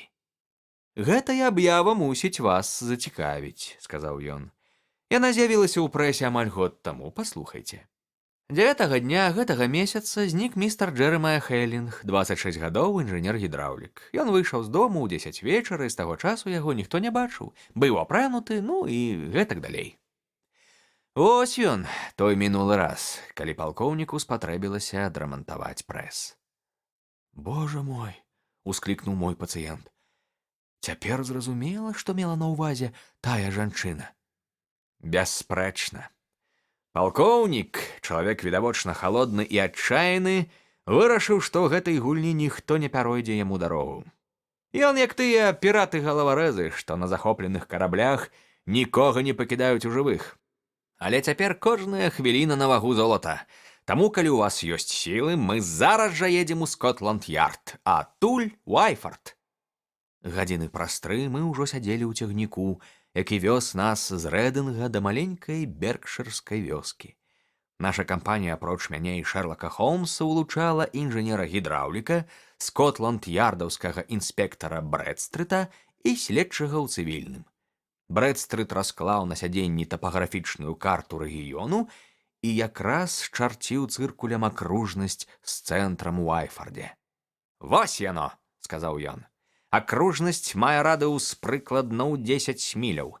Патрэбнае нам месца мусіць ляжаць дзесьці побач з лініяй. Вы сказалі 10 міляў, сэр?» «Так, каля гадзіны хуткай язды». «Думаеце, яны прывезлі вас назад, калі вы страцілі прытомнасць?» «Мабыць, мне цьмяна помніцца, што мяне паднялі і некуды неслі». Але я ніяк не магу зразумець, заўважыў я, чаму яны, знайшоўшы вас у садзе без прытомнасці, проста вас не забілі. Можа, жанчына здолела змякчыць сэрцы нягоднікаў? Наўрад. Я ніколі ў жыцці не бачыў такога няўмольнага твару. «Хутка мы ва ўсім разбяромся», — сказаў Брэдстрыт. «Вось моя акружнасць, і адзінае, што нам засталося, гэта зразумець, у якой яе частцы шукаць патрэбных нам людзей». «Думаю, я ведаю, у якой», — ціха адказаў Холмс. «Што, праўда?» — усклікнуў інспектар. «У вас ужо ёсць гіпотэза? Ну што ж, паглядзім, хто яе падтрымае. Думаю, нам трэба на поўдзень, мясцовасць там больш закінутая». «Я б сказаў, хутчэй на ўсход», — адгукнуўся мой пацыент. «Я за захад», — адзначыўся следчы ў цвільным. Там ёсць некалькі зацішных вёсачак. А я за поўнач, бо там няма ўзгоркаў, а наш сябар не заўважыў, каб дарога дзесьці ішла ўгару, Заўважыў я. Што ж, засмяяўся інспектар, якая цудоўная разнастайнасць, усе бакі свету. І каму, містер Холмс, вы аддасце свой вырашальны голас? Вы ўсе памыляецеся. Але гэта немагчыма. Магчыма. А вось і мая гіпотэза. З гэтым словам Холмс торкнуў пальцам у самы цэнтр акружнасці. Мы знойдзем іх тут. А як жа дарога ў 12 міляў? У Хэтерлі ледзь не заняло дых. 6 у адзін бок і 6 у адваротны. Няма нічога прасцейшага. Вы сказалі, што калі сядалі ў экіпаж, конь быў свежы і ільсністы. Але як такое магло быць, калі ён перадолеў 12 міляў кепскай дарогі? І праўда хітры ход, задуменна заўважыў Брэдстрыт. Справы гэтай хеўры не выклікаюць сумневаў. Безумоўна, пагадзіўся Холмс. Гэта фальшываманетчыкі высокага палёту, якія з дапамогай прэса чаканілі амальгаму, замяняючы ёй срэбра. Ужо некаторы час мы здагадваемся пра існаванне такой вынаходлівай хеўры, сказаў інспектар, якая тысячамі выпускае паўкроны. Мы высачылі іх да самага Рэдынга, але далей след згубіўся, бо яны, людзі бывалыя, па-майстэрску яго заблыталі. Але цяпер, дзякуючы шчасліваму выпадку, думаю, яны ў нашых руках. Але інспектар памыляўся. У рукі правасуддзя злачынцам трапіць не давялося. Пад'ехаўшы да станцыі ў Айфардзе, мы ўбачылі велізарны слуп дыму, які падымаўся над невялікай купкай дрэваў побач і вісеў над зямлёй быццам агромністае пяро страуса. Што гарыць, дом? Спытаў Брэдстрыт, калі цягнік, пыхаючы парай, адправіўся далей. Ён самы, сэр, адказаў начальнік станцыі. Калі пачаўся пажар? Кажуць, уначы, сэр. Але з таго часу полымя разышлося і ахапіла ўвесь будынак. Каму належыць дом? Доктару Бехеру. Скажыце, умяшаўся інжынер, доктар Бехер, гэта худы немец з доўгім вострым носам? Начальнік станцыі шчыра засмяяўся. Не, сэр, доктар Бехер сапраўдны англічанін, і такой аб'ёмнай камізэлькі ў нашым прыходзе ні ў кога больш не знойдзеш. Але з ім жыве нейкі джентльмен, мяркую, яго пацыент, замежнік, і выглядае ён так, што яму не зашкодзіў бы кавалак добрай беркшырскай ялавічыны. Начальнік станцыі яшчэ не дагаварыў, а мы ўжо спяшаліся ў бок пажару. Дарога вяла на невялікі ўзгорак, дзе стаяў шырокі пабелены будынак, з кожнага акна і кожнай шчыліны якога вырывалася полымя. У садзе 3 пажарныя каманды марна спрабавалі перамагчы агонь. «Вось яна!» — усклікнуў надзвычай узрушаны Хэтерлі. «Вось жвіровая дарожка, а там ружавыя кусты, дзе я ляжаў, а з таго другога з краю акна я скочыў». «Што ж, — заўважыў Холмс, — вы, прынамсі, ім адпомсцілі. Няма сумневаў, што агонь з расціснутай прэсам газавай лямпы перакінуўся на драўляныя сцены, а злачынцы, відаць, так захапіліся пагоняй, што не заўважылі пажар своечасова.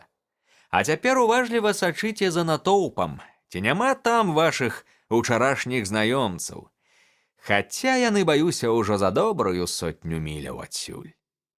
Холмс не памыліўся, бо з таго дня ніхто больш не чуў ні пра прыгожую жанчыну, ні пра злавеснага немца, ні пра панурага англічаніна. Тым самым ранкам адзін селянін сустрэў фурманку з людзьмі і некалькімі ёмістымі скрынямі, якая імчала ў кірунку Рэдынга, але потым сляды ўцекачоў згубіліся, і нават вынаходлівы Холмс, спрабуючы адшукаць іх новае месцазнаходжанне, пацярпеў паразу. Пажарнікі моцна збянтэжыліся, убачыўшы ў доме незразумелае прыстасаванне. Але асабліва іх уразіў адсечаны вялікі палец, знойдзены на падаконні на 3-м паверсе. Бліжэй да вечара іх намаганні прынеслі ўрэшце плён, і агонь быў патушаны, хаця дах ужо праваліўся, а астатнія часткі будынка ператварыліся ў сапраўдныя руіны. Засталося толькі некалькі перакрыўленых цыліндраў і жалезных труб, і яны нічым не нагадвалі машыну, агляд якой абышоўся нашаму няшчаснаму знаёмцу так дорага. У прыбудове знайшлі запасы нікелю і волава, але ніякіх манет там не было. І гэта яскрава сведчыла пра змесціва ёмістых скрыняў, пра якія аказалася трохі вышэй. Мы б так ніколі і не даведаліся, як наш інжынер выбраўся з сада і трапіў у тое месца, дзе прыйшоў у сябе, калі б не знайшлі на мяккай зямлі выразныя сляды нядаўніх падзей. Было відаць, што яго перанеслі два чалавекі, у аднаго з якіх ступні былі неймаверна маленькія, а ў другога надзвычай вялікія.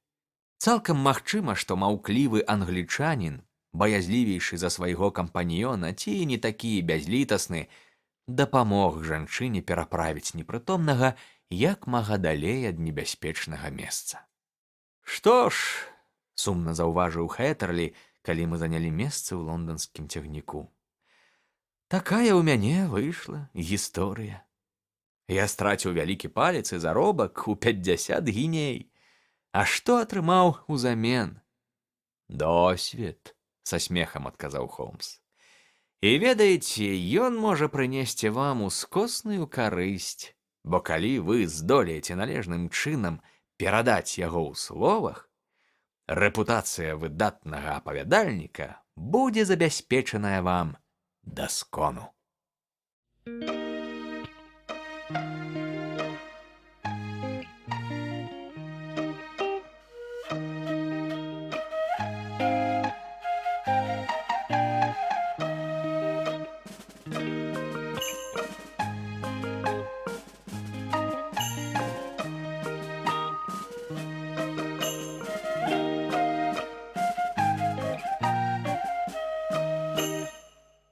Высакародны кавалер. Пераклала Алена Пятровіч.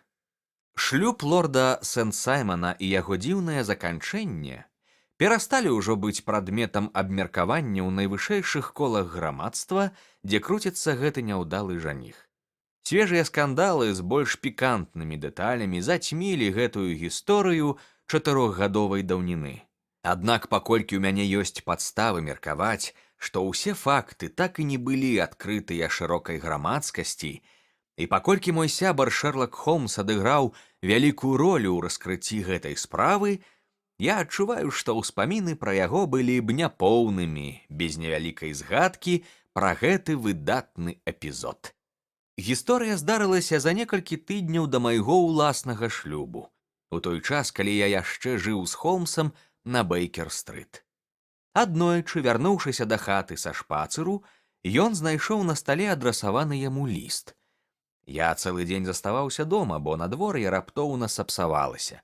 Пайшоў дождж, падняўся моцны восеньскі вецер, і куля джэзайла, якую я прывёз у адной са сваіх канцавін як напамін аб афганскай кампаніі, пульсавала з тупой настойлівасцю.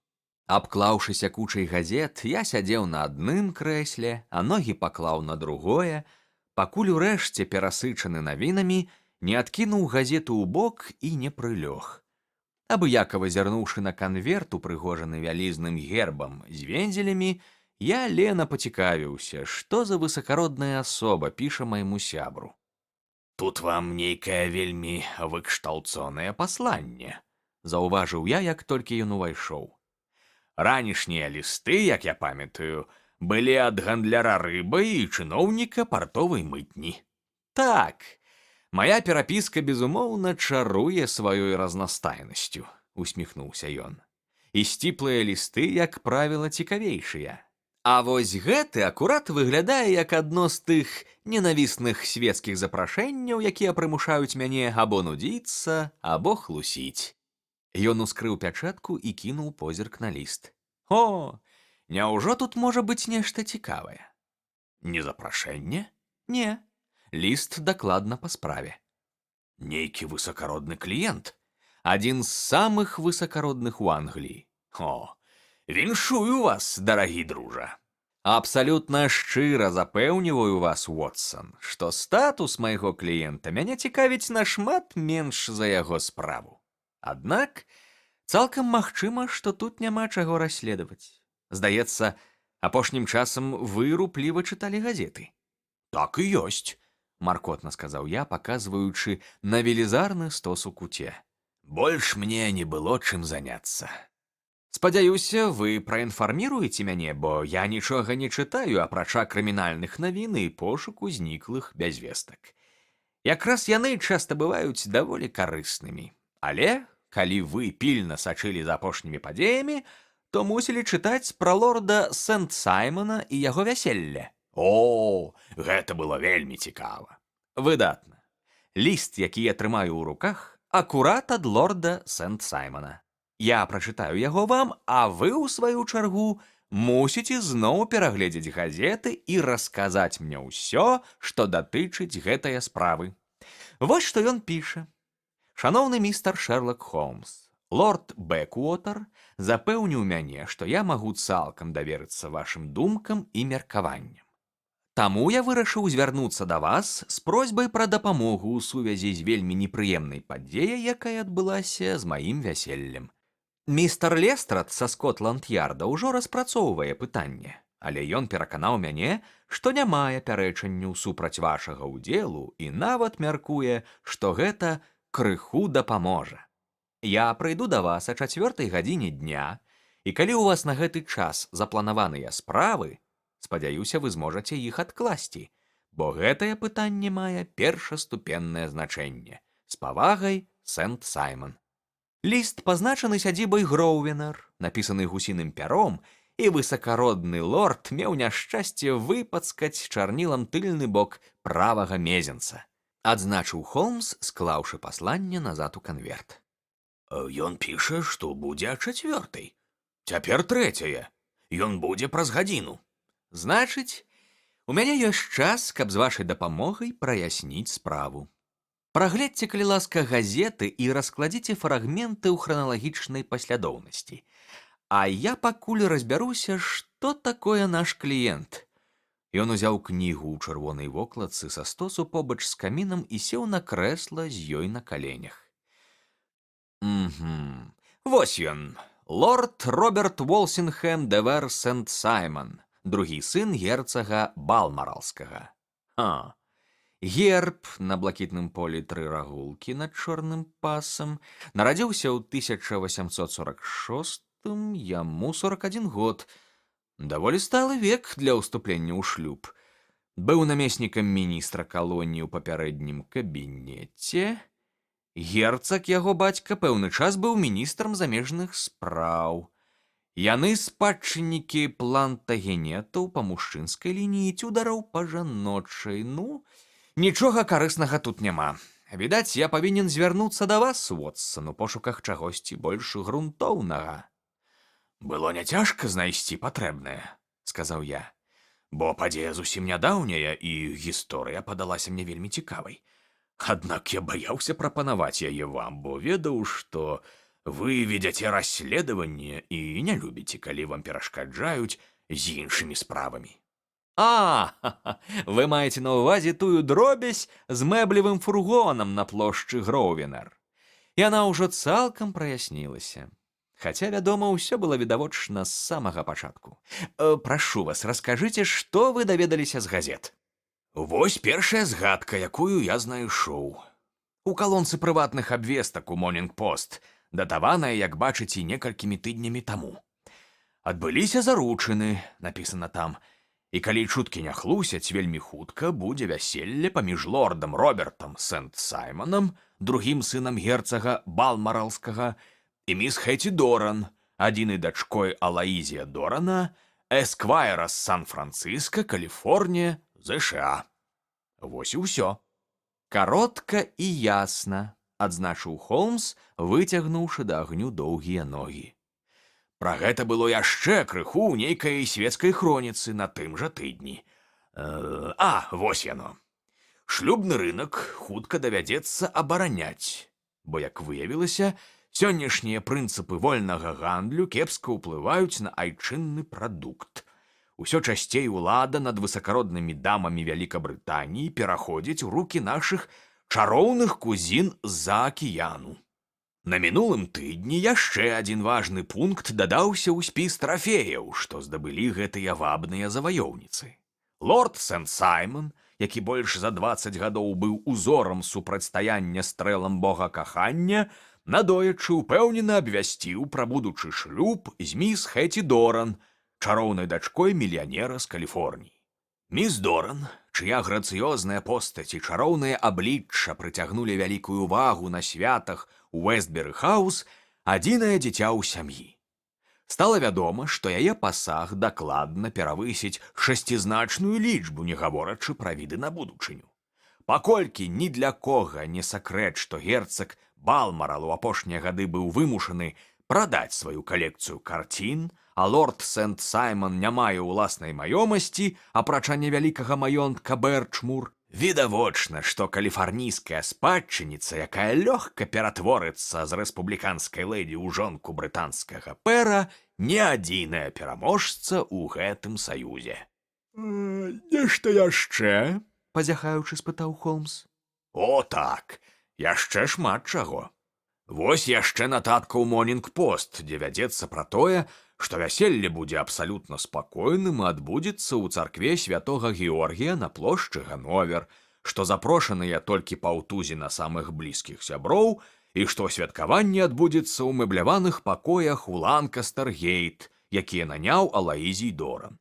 Праз 2 дні, то бок у гэтую сераду, прыводзіцца кароткае паведамленне, што вяселле адбылося і што мядовы месяц пройдзе ў доме лорда Бэквотера каля Петарсфілда.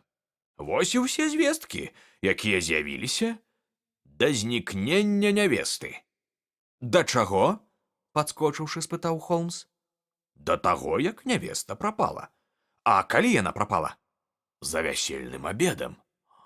Вось яно як. Ха-ха. Тады гэта яшчэ цікавей, чым я думаў. Вельмі драматычна. Так, гэта здалося мне надзвычайным. Яны часта знікаюць да пачатку цырымоніі, а калі-нікалі падчас мядовага месяца. Але я не прыгадваю ніводнага такога раптоўнага знікнення, як гэтае. Прашу вас, раскажыце мне яшчэ якія-небудзь падрабязнасці. Але я папярэджваю, што звесткі вельмі няпоўныя. Можа, нам удасца іх напоўніць. Тое, што вядома, выкладзенае ў адным артыкуле ўчарашняй ранішняй газеты. Я прачытаю вам яго цалкам. Ён называецца «Незвычайны выпадак на великасветскім вяселлі». Сям'ю лорда Роберта Сент-Саймона напаткала няшчасце ў сувязі з дзіўнымі і непрыемнымі эпізодамі вяселля. Цырымонія, як у некалькіх словах згадалі ва ўчарашніх газетах, адбылася напярэдадні раніцай. Але толькі цяпер з'явілася магчымасць пацвердзіць неверагодныя чуткі, якія так упарта трымаюцца на слыху. Нягледзячы на спробы сяброў замяць справу, ёй надаецца значная публічная ўвага, і цяпер няма сэнсу хаваць тое, што шырока абмяркоўваецца ў грамадстве. Цырымонія, якая адбылася ў царкве святога Георгія на плошчы Гановер, была вельмі ціхай, не запрасілі нікога, апрача бацькі нявесты Алаізія Дорана, герцагіні Балмаралскай, лорда Бэквотера, лорда Юстаса і лэдзі Клары Сент-Саймон, малодшых брата і сястры жаніха, і лэдзі Алісіі Уітынгтон. Святкаванне працягнулася ў доме Алаізія Дорана ў Ланкастер-гейт, дзе іх чакаў абед. Паводле звестак узніклі непаразуменні ў сувязі з невядомай жанчынай, імя высвятляецца, якая спрабавала сілай трапіць у дом пасля шлюбнай цырымоніі, сцвярджаючы, што ў яе ёсць справа да лорда Сент-Саймона. І толькі пасля доўгай непрыемнай сцэны яе выставілі дварэцкі і лёкай. Нявеста, якая на шчасце ўвайшла ў дом да гэтага незапланаванага візіту, села за стол разам з астатнімі, але неўзабаве паскардзілася, што крыху нядобра пачуваецца, і пайшла да сябе ў пакой. Яе доўгая адсутнасць выклікала размовы, і бацька адправіўся па дачку. Але даведаўся ад яе служанкі, што тая толькі на хвілю паднялася да сябе, надзела паліто і капялюш і паспяшалася ўніз да выхаду. Адзін з лёкаяў заявіў, што бачыў, як нейкая лэдзі выхадзіла з дома, апранутая так, як апісвала служанка. Але ён адмовіўся прызнаць, што гэта была яго гаспадыня, бо быў упэўнены, што яна сядзіць разам з усімі за сталом.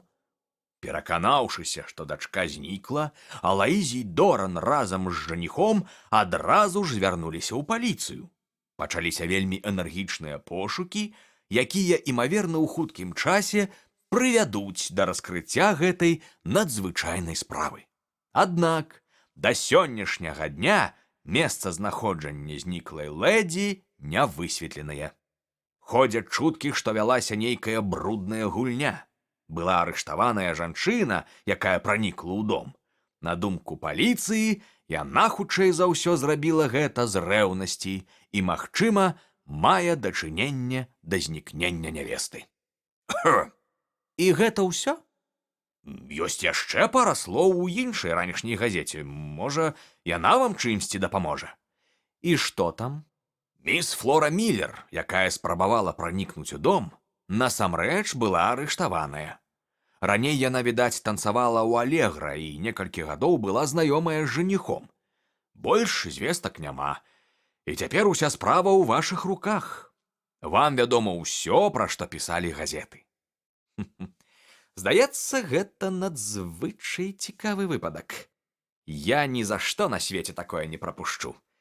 Але нехта звоніць у дзверы, Уотсон, і гадзіннік паказвае пачатак 5 гадзіны. Гэта, напэўна, наш высакародны кліент. Нават не думайце сыходзіць. Мне б хацелася мець сведку гэтай размовы, хаця б на той выпадак, калі я нешта забуду.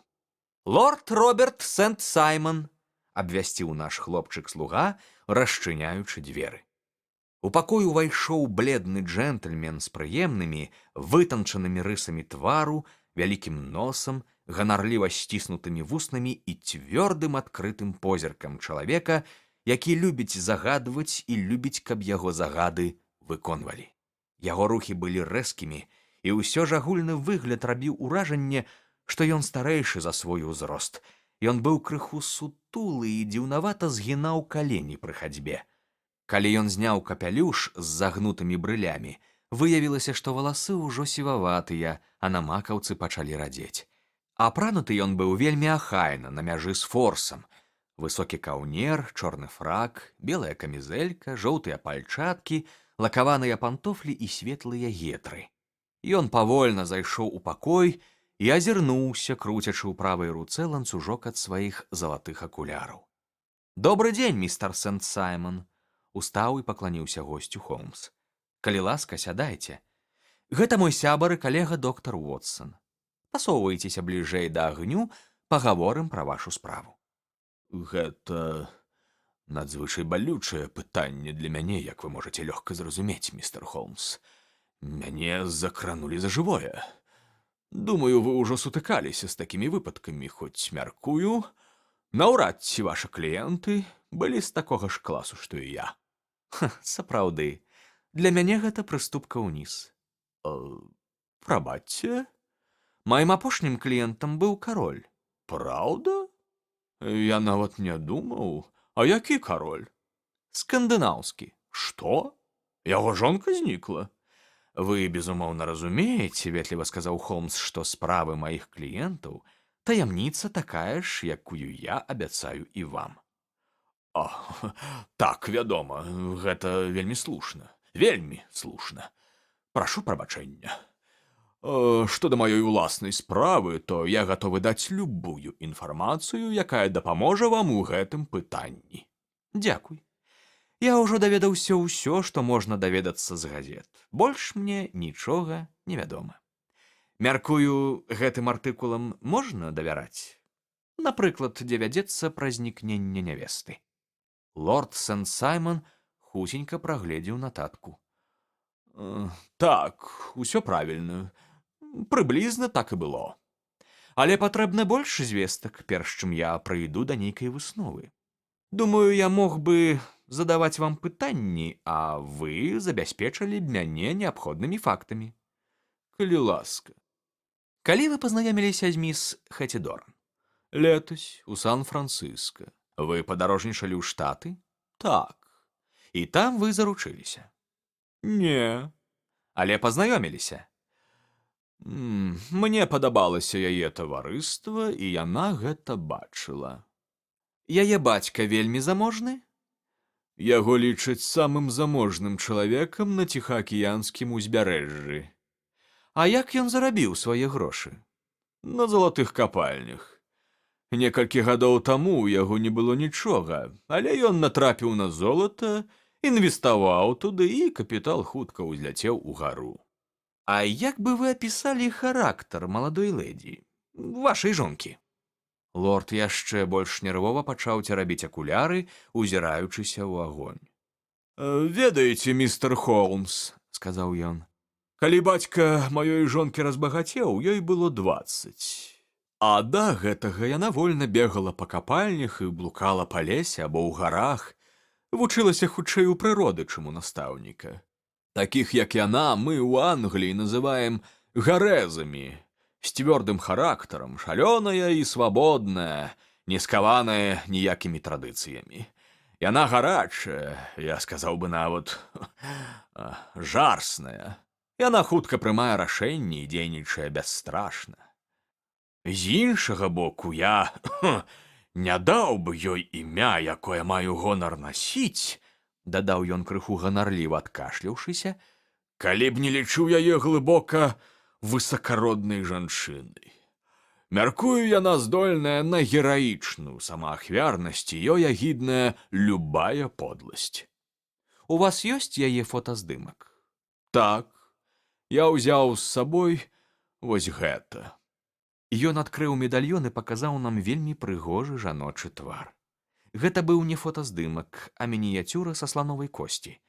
Мастак эфектна перадаў бліскучыя чорныя валасы, вялікія карыя вочы і вытанчаныя вусны. Холмс доўга і уважліва глядзеў на партрэт, пасля закрыў медальён і вярнуў яго лорду Сент-Саймону. Значыць, юная лэдзі прыехала ў Лондан, і вы працягнулі знаёмства? Так, яна прыехала з бацькам у Лондан у гэтым сезоне. Мы некалькі разоў сустракаліся, пасля заручыліся і цяпер ажаніліся. Я так разумею, ёй далі добры пасаг. Прыстойны, не большы, чым гэта прынята ў нашай сям'і. І, вядома, ён застанецца ў вас, бо вяселле ўжо адбылося. Я абсалютна не цікавіўся гэтым пытаннем. Вядома, не цікавіліся. Вы бачылі міс Доран напярэдадні вяселля? Бачыў. Яна была ў добрым настроі? У цудоўным. Усё гаварыла пра нашу будучыню. Праўда? Вельмі цікава. А ўранку перад вяселлем? Яна проста зіхацела шчасцем. Прынамсі, да заканчэння цырымоніі. Ага, пасля цырымоніі вы заўважылі нейкія змены?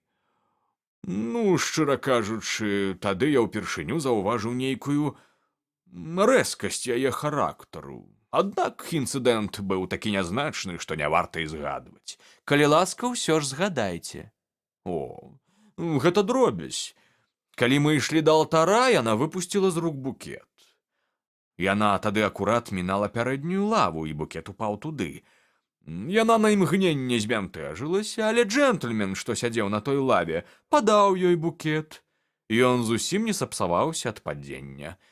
Калі я загаварыў з ёй пра гэты выпадак, яна адказала мне даволі рэзка, а калі мы вярталіся дадому ў экіпажы, то здавалася недарэчна ўсхваляванай гэтай дробяззю. Праўда? Вы кажаце, што на лаве сядзеў нейкі джентльмен.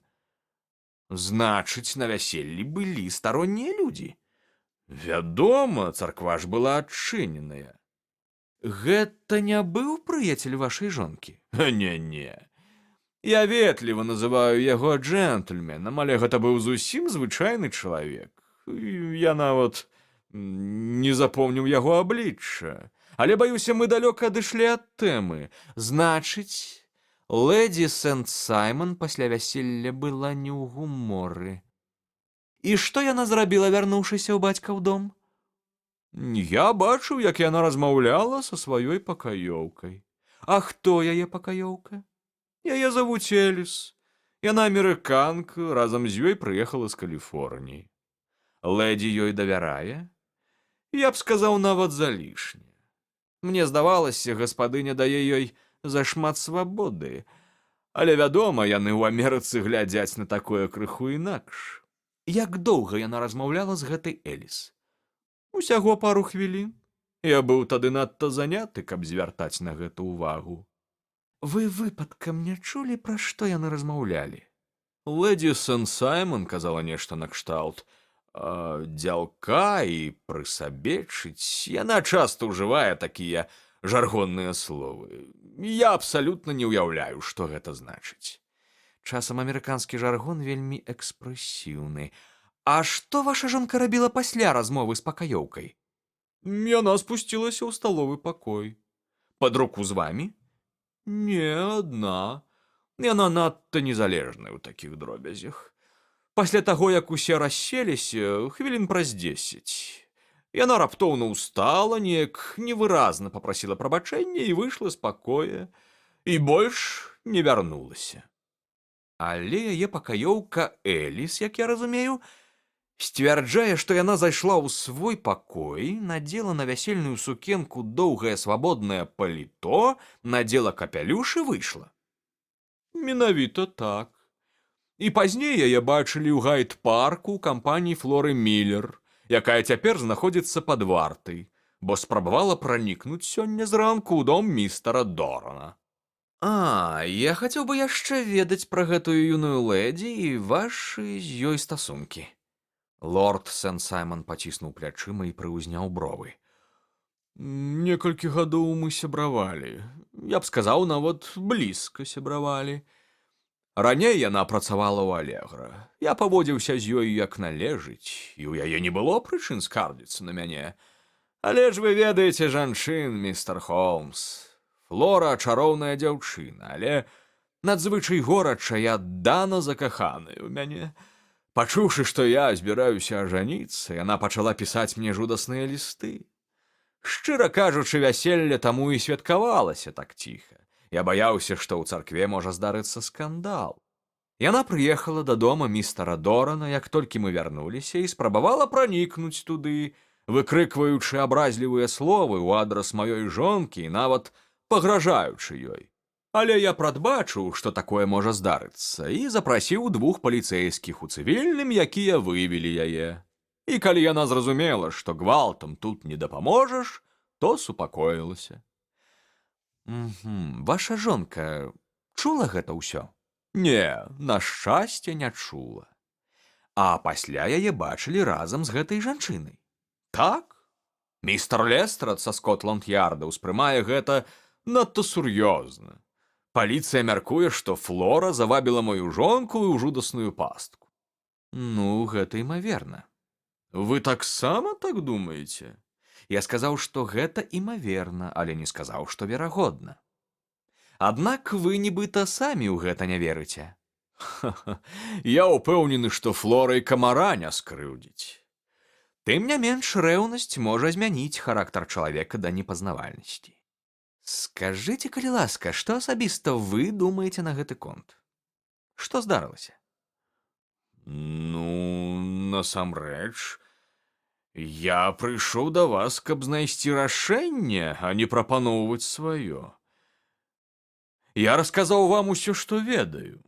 Аднак, калі вы пытаецеся, магу сказаць вось што. Магчыма, ўзбуджэнне падзеі, усведамленне таго, які гэта вялізны крок па сацыяльнай лесвіцы, выклікала ў маёй жонкі невялікі нервовы разлад. Карацей кажучы, вы мяркуеце, што яна раптам страціла розум? Ну, насамрэч, калі я думаю пра тое, што яна адмовілася... Не скажу, што ад мяне, але ад усяго таго, пра што многія беспаспяхова мараць, я не магу растлумачыць гэта інакш. Ну, гэта яшчэ адна з мажлівых гіпотэз, з усмешкай сказаў Холмс. Цяпер, лорд Сент-Саймон, я думаю, у мяне ёсць амаль усе неабходныя дадзеныя. Магу я спытаць, ці сядзелі вы падчас абеду за сталом так, каб бачыць, што адбываецца за акном? З майго месца было відаць супрацьлеглы бок дарогі і парк. Ну, вядома. Тады не думаю, што ёсць неабходнасць затрымліваць вас даўжэй. Я звяжуся з вамі. Толькі б вам пашчасціла вырашыць гэтую загадку, сказаў наш кліент, падымаючыся з крэсла. Я ўжо яе вырашыў. Што? Што вы сказалі? Я сказаў, што вырашыў яе. І дзе тады моя жонка? Неўзабаве я раскрыю і гэта. Лорд Сент-Саймон пакачаў галавой. Баюся, гэтая справа будзе займаць яшчэ разумнейшыя галовы, чым ваша або мая. Заўважыў ён і велічна і крыху старамодна пакланіўшыся сышоў. Ха-ха-ха.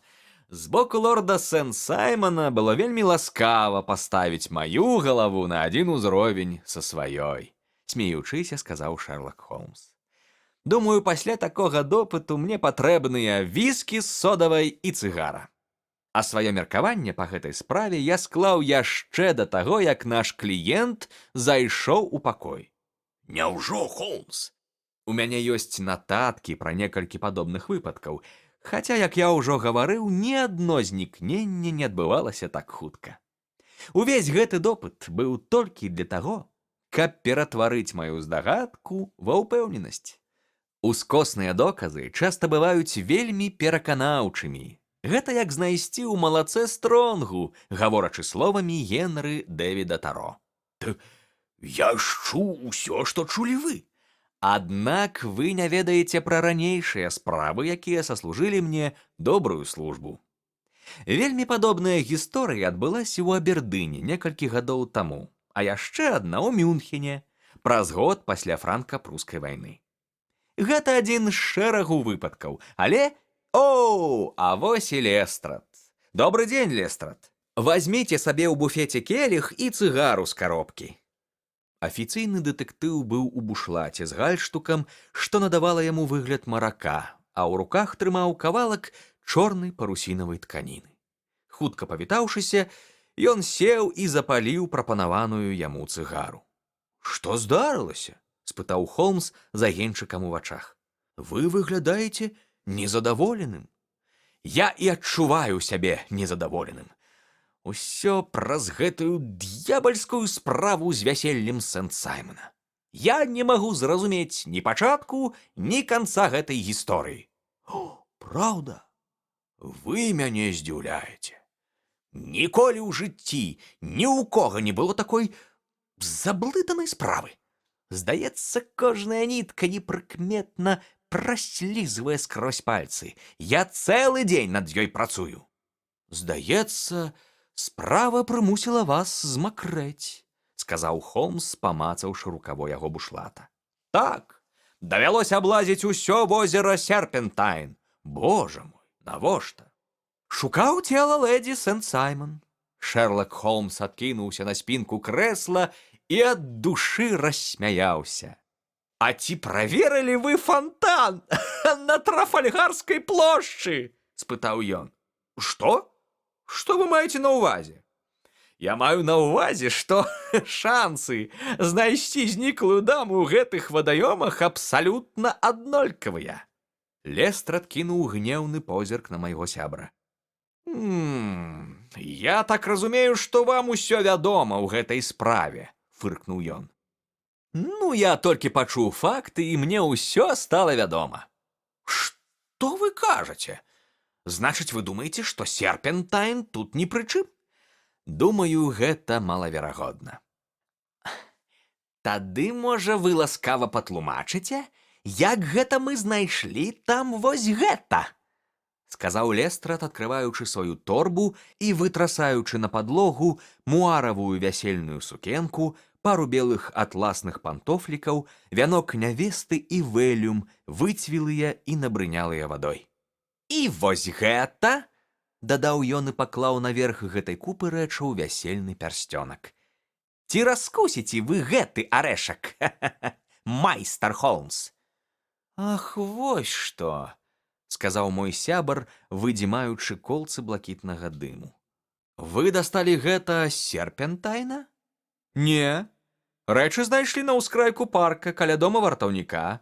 Іх ідэнтыфікавалі як яе адзенне. І мне здавалася, што калі адзенне там, то і цела павінна быць недалёка. Калі так бліскуча разважаць, цела любога чалавека хутчэй за ўсё можна знайсці непадалёк ад яго адзення. Але прашу вас, скажыце, што вы маралі такім чынам знайсці? Доказы дачынення Флоры Міллер да знікнення. Баюся, гэта будзе даволі складана. Ах, вось з чаго вы баіцеся! Раздражнёна ўскрыкнуў Лестрад. А я баюся, Холмс, што ўсе вашы дэдукцыі і высновы не надта вам дапамагаюць. Вы толькі што двайчы памыліліся. Гэтая сукенка сапраўды сведчыць пра датычнасць міс Флоры Міллер. Якім чынам? У сукенцы ёсць кішэня. У кішэні ёсць візітоўніца. У візітоўніцы ёсць цыдулка. Ха-ха, вось яна. Ён пляснуў яе на стол перад Холмсам. Паслухайце. Убачымся, калі ўсё будзе гатова. Прыходзьце адразу ж. Ф. Х. М. З самага пачатку ў мяне была тэорыя, што Флора Міллер зацягнула кудысьці бедную лэдзі Сент-Саймон, і менавіта яна з саўдзельнікамі адказвае за яе знікненне. Вось цыдулка, падпісаная яе ініцыяламі. Міллер несумненна сунула яе ў руку лэдзі ля дзвярэй, каб завабіць у пастку. Вельмі добра, Лестрад, са смехам сказаў Холмс. Вы сапраўды цудоўны чалавек. Дайце мне паглядзець.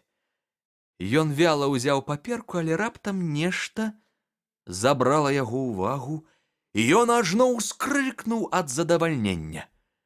Гэта сапраўды важна, прамовіў ён. Ха! Вы так думаеце? Я ўпэўнены. Шчыра вас віншую. Ад свайго трыумфу Лестрад, здавалася, нават зрабіўся вышэйшым і схіліў галаву, каб паглядзець на Холмса. Раптам ён закрычаў: «Вы не туды глядзіце! Навошта вам адваротны бок?» Наадварот, я гляджу туды. Туды? Вы звар'яцелі? Вось тут цыдулка, напісаная алоўкам. А вось тут кавалак рахунка за гатэль, які надта мяне зацікавіў. У ім няма нічога цікавага. Я ўжо бачыў яго, сказаў Лестрад. 4 кастрычніка, пакой 8 шылінгаў, сняданак 2 шылінгі і 6 пенсаў, коктейль 1 шылінг, ланч 2 шылінгі і 6 пенсаў, херас 1 келіх 8 пенсаў. Я нічога тут не бачу. Ах, вот на веру, што не бачыце. Тым не менш, гэта самае істотнае. Што да цыдулкі, то гэта таксама важна. Прынамсі, ініцыялы, таму віншую вас яшчэ раз. Ай, я ўжо змарнаваў з вамі шмат часу, сказаў Лестрад, устаючы. Я веру ў цяжкую працу, а не ў сядзенне ля каміна і выдумлянне цікавых тэорый. Усяго добрага, містер Холмс, і мы яшчэ пабачым, хто першым дабярэцца да ісціны. Ён сабраў прынесеныя рэчы, сунуў іх у торбу і скіраваўся да дзвярэй. «Зраблю вам падказку, Лестрад», — няспешна прамовіў Холмс, калі яго супернік ужо амаль сышоў. «Я раскрыю вам галоўную таямніцу гэтай справы.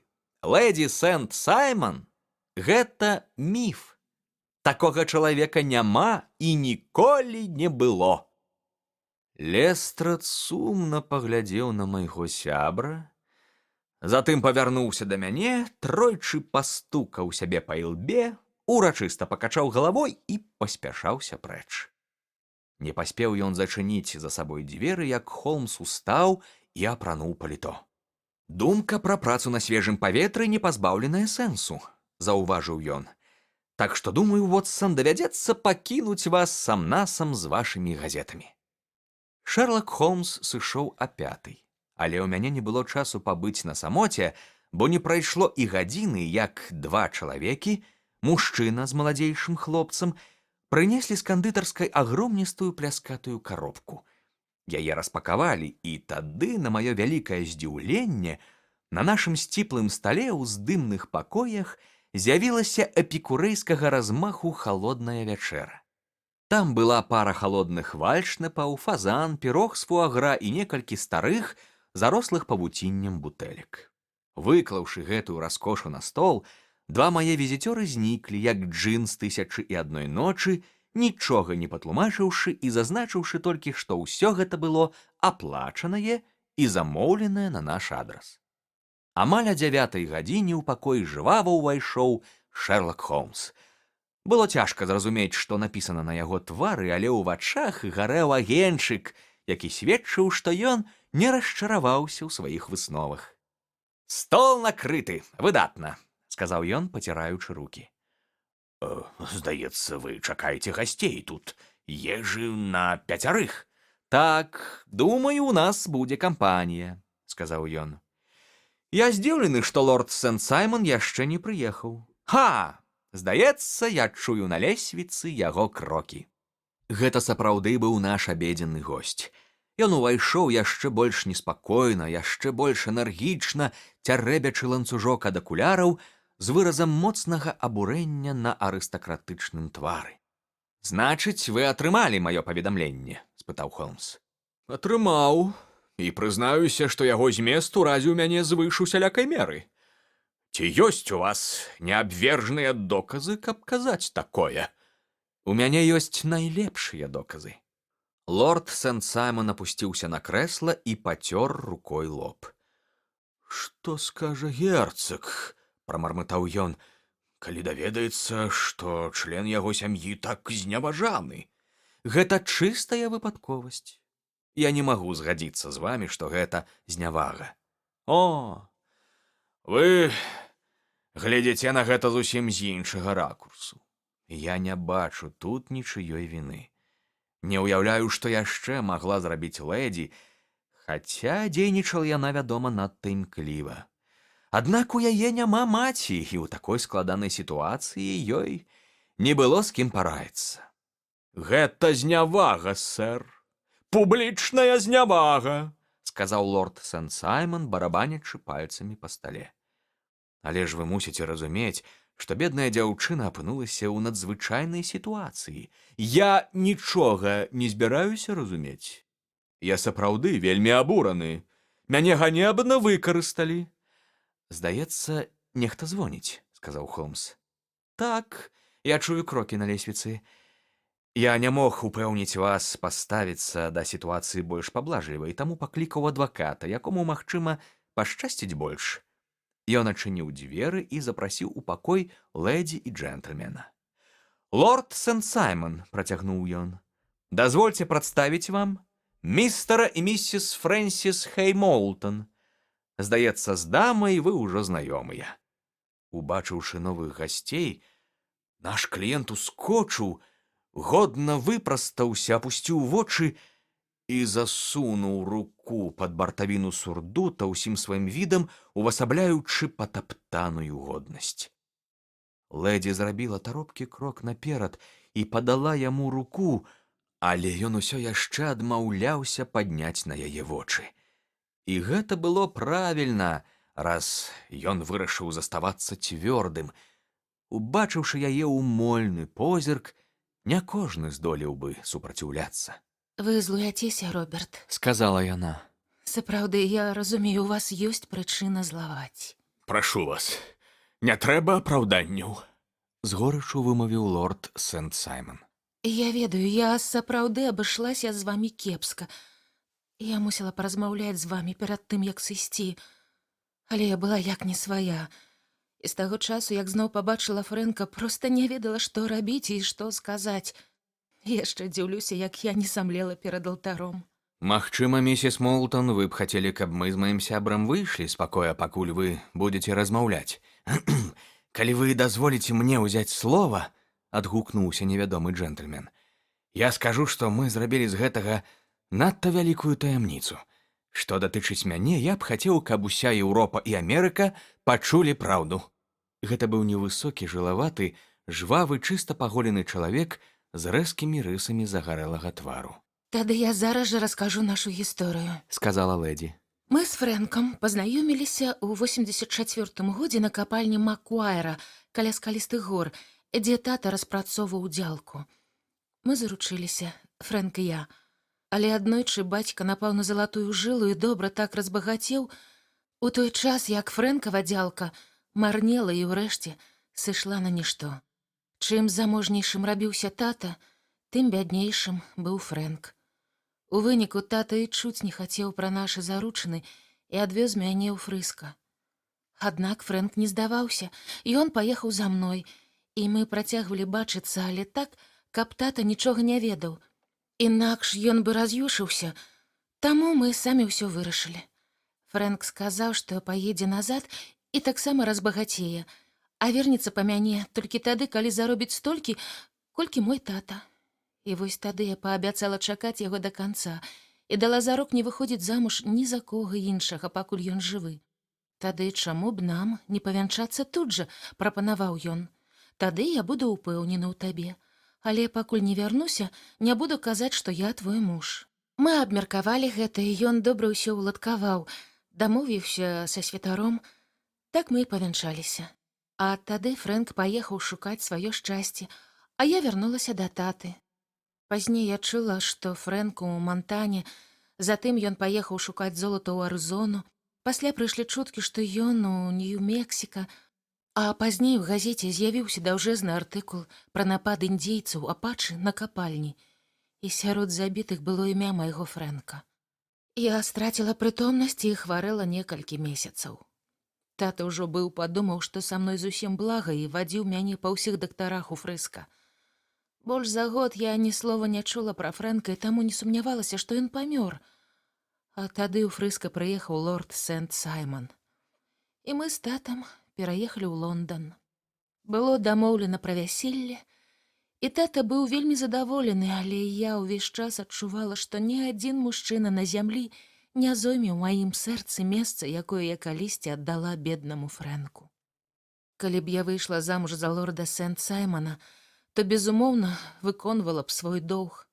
Мы не валадарам над сваім каханнем, аднак можам кіраваць сваімі ўчынкамі. І я ішла да алтара з намерам быць добрай жонкай, настолькі, наколькі магла ёю быць. Але вы можаце ўявіць, што я адчула, калі, падышоўшы да алтара, азірнулася і ўбачыла Фрэнка. Ён стаяў ля першай лавы і глядзеў на мяне. Спачатку я падумала, што гэта прывід, але калі зноў зірнула на яго, ён усё яшчэ стаяў там, з пытаннем у вачах. Нібыта цікавіўся, ці рада я яго бачыць. Дзіўна, як я не самлела. Я адчувала, як усё круціцца перад вачыма, і словы святара былі для мяне нібы гуд пчалы ля вуха. Я не ведала, што рабіць. Ці мушу я спыніць шлюбную цырымонію і ўчыніць сцэну ў царкве? Я зноў зірнула на яго, і, відаць, ён зразумеў, пра што я думаю, і прыклаў палец да вуснаў, каб сказаць, што я павінна маўчаць. Потым я ўбачыла, як ён нешта таропка піша на кавалачку паперы, і зразумела, што гэта мне.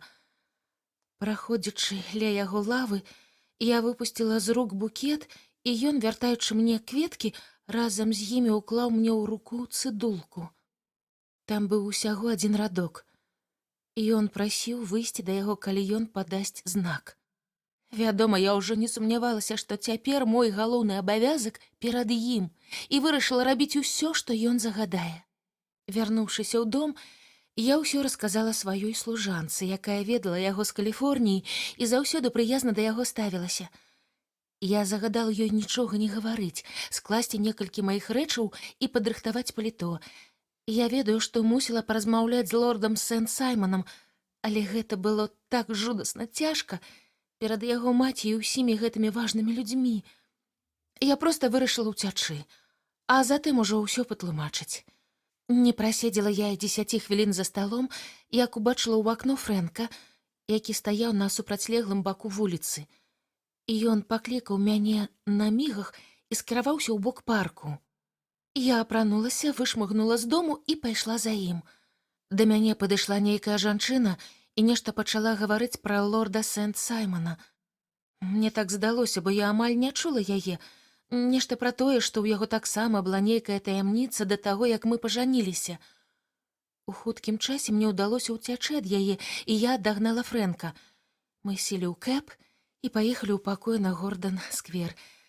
І гэта было маё сапраўднае вяселле пасля столькіх гадоў чакання. Як выявілася, Фрэнк трапіў у палон да апачаў. Затым збег, прыехаў у Фрыска і там даведаўся, што я паставіла на ім крыж, бо думала, што ён загінуў, і паехала ў Англію.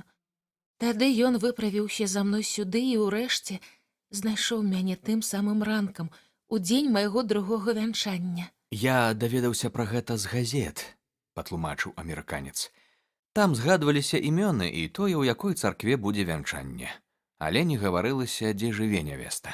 Тады мы пачалі думаць, што нам рабіць. Фрэнк быў за тое, каб адразу ўсё расказаць, але мне было так сорамна, што я захацела знікнуць, каб нікога з іх больш ніколі не сустрэць, толькі напісаць колькі радкоў тату, каб ён ведаў, што я жывая. Было жудасна ўяўляць сабе ўсіх гэтых лордаў і лэдзі, як яны сядзяць за святочным сталом і чакаюць, што я вярнуся. Таму Фрэнк узяў маю вясельную сукенку і іншыя рэчы, звязаў іх у вузел і, каб ніхто не высачыў мяне, выкінуў іх у такое месца, дзе іх не маглі знайсці. Хутчэй за ўсё заўтра мы б ужо ехалі ў Парыж, калі б не гэты джентльмен, містер Холмс, які прыйшоў да нас сёння ўвечары, хаця я не ўяўляю, як ён нас знайшоў. Ён вельмі ветліва, але даходліва патлумачыў, што я паводзілася няправільна, а Фрэнк якраз меў рацыю. Мы зробім горш, калі і надалей будзем хавацца. Затым ён прапанаваў нам магчымасць сустрэцца сам-насам з лордам Сент-Саймонам, таму мы адразу ж сюды прыйшлі. Цяпер, Роберт, вы ўсё ведаеце. Я вельмі выбачаюся, калі зрабіла вам балюча. Але, спадзяюся, вы не будзеце думаць пра мяне надта кепска. Лорд Сент-Саймон слухаў гэты доўгі аповед усё з тым жа суровым выразам твару, нахмурыўшы лоб і сціснуўшы вусны. «Прашу прабачэння», — сказаў ён, «але не ў маіх звычках абмяркоўваць прыватныя справы на публіцы». Значыць, вы не даруеце мне? Вы не паціснеце мне рукі на развітанне? Калі ласка, калі вам гэта прыемна. Ён дастаў руку з-пад бартавіны сурдута і холадна паціснуў яе далонь. «Я спадзяваўся, — пачаў Холмс, — што вы далучыцеся да нашай прыяцельскай вячэры». «Думаю, вы патрабуеце ад мяне зашмат», — адказаў ягамосць лорд. «Я вымушаны змірыцца з новым ходам падзей, але наўрад ці можна чакаць ад мяне весялосці. З вашага дазволу я пажадаю вам усім добрага вечара». Ён шырока нам усім пакланіўся і годна пакрочыў да дзвярэй. «Але я спадзяюся, хаця б вы зробіце мне гонар павячэраць з намі», — сказаў Шерлок Холмс. «Я заўсёды рады бачыць амерыканца, містер Моултон, бо я адзін з тых, хто мяркуе, што капрызы манарха і памылкі міністра ў даўно забытыя гады не перашкодзяць нашым дзецям зрабіцца аднойчы грамадзянамі вялізнай краіны пад сцягам, які ўяўляе сабой спалучэнне Юніан Джека з палоскамі і зоркамі». «Цікавы быў выпадак», — адзначыў Холмс, калі нашы госці сышлі. «Бо ён служыць яркім доказам таго, якім простым можа быць тлумачэнне чагосьці, што на першы погляд здаецца невытлумачальным. Што можа быць больш натуральным за ход падзей, пра якія расказала нам гэтая дама, і ў той жа момант, што можа быць больш дзіўным за вынікі, якія можна атрымаць, назіраючы за справай з пункту гледжання містера Лестрада са Скотланд-Ярда». «Значыць, вы так і думалі з самага пачатку?» З самага пачатку для мяне былі відавочныя два факты. Першы, што лэдзі ўступала ў шлюб добраахвотна. Другі, што яна пашкадавала пра гэта, як толькі вярнулася дадому. Відавочна, такая змена была выкліканая чымсьці, што здарылася ранкам. Што гэта магло быць? Яна не магла размаўляць з кім-небудзь па-за домам, бо з ёй пастаянна быў жаніх. Тады, можа, яна бачылася з кім-небудзь? Калі так, то гэта мусіў быць нехта з Амерыкі. бо ў нашай краіне яна зусім нядаўна. Наўрад ці за такі кароткі час яна паспела б з кім-небудзь так зблізіцца, што трапіла пад яго ўплыў, які прымусіў бы яе змяніць планы.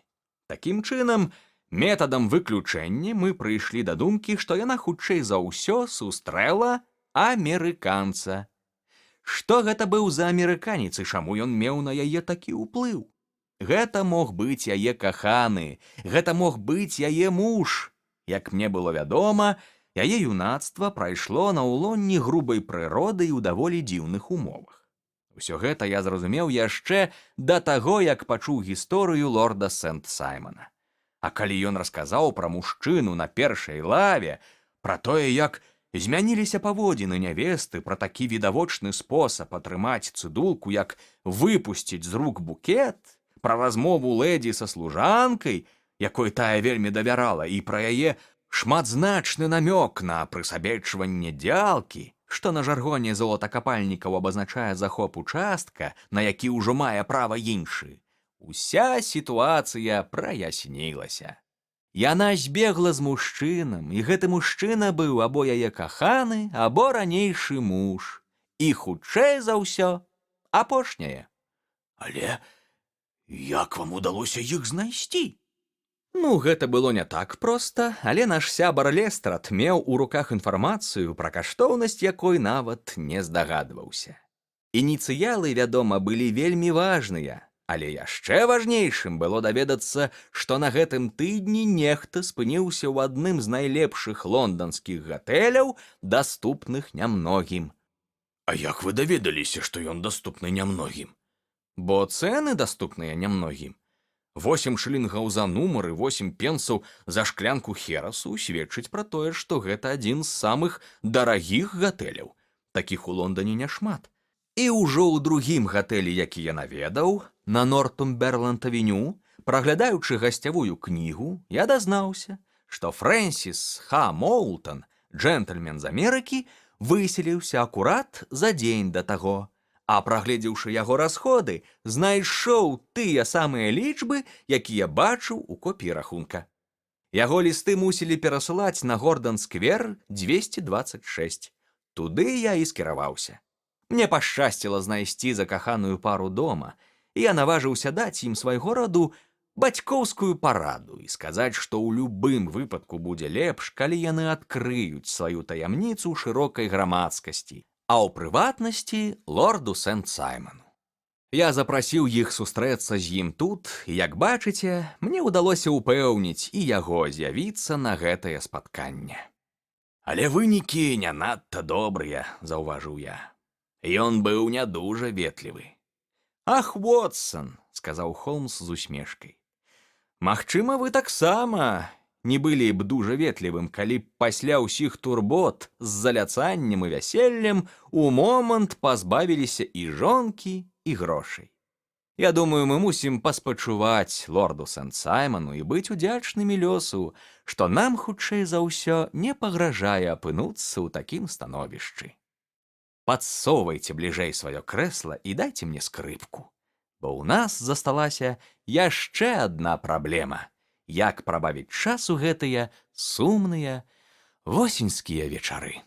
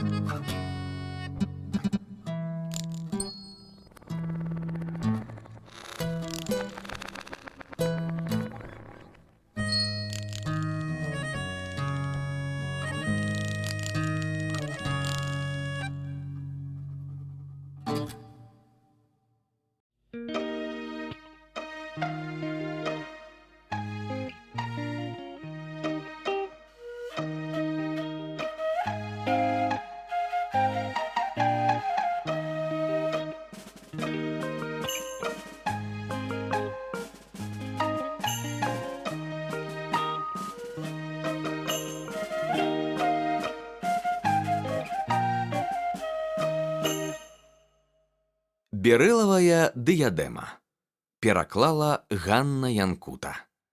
Глядзіце, Холмс, вунь бяжыць нейкі вар'ят. Аднаго ранку сказаў я, стоячы ў эркеры і вызіраючы на двор. Не падабаецца мне, што родныя выпусцілі яго з дому самога. Мой сябра ляніва падняўся з фатэля і, засунуўшы рукі ў кішэні халата, стаў за маёй спінай, каб зірнуць вонкі. Была ясная і марозная лютаўская раніца, і на зямлі яшчэ ляжаў, ярка пабліскваючы на зімовым сонцы, глыбокі ўчарашні снег. У сярэдзіне Бэйкер-стрыт экіпажы распаласавалі яго вязкімі карычневымі каляінамі, але з абодвух бакоў дарогі і на заваленых краях ходніка ён быў такі ж белы, як пасля снегападу. Шэры тратуар выскраблі і пачысцілі, але ён усё яшчэ заставаўся небяспечна слізкім, а таму людзей на вуліцы было менш, чым звычайна. Ад метро ў наш бок не ішоў ніхто, апроч самотнага джентльмена, чые эксцэнтрычныя паводзіны і забралі маю ўвагу. Гэта быў мужчына гадоў 50, высокі, мажны і самавіты, з буйным і выразным тварам і прадстаўнічай паставай.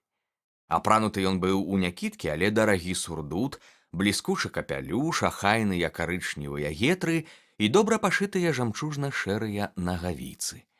Паводзіны яго, аднак, бязглузда кантраставалі з паважнымі рысамі і касцюмам. Дзівак з цяжкасцю бег вуліцай, час ад часу трошкі падскокваючы, як стомлены чалавек, які не прызвычаіўся нагружаць ногі надмернай працай.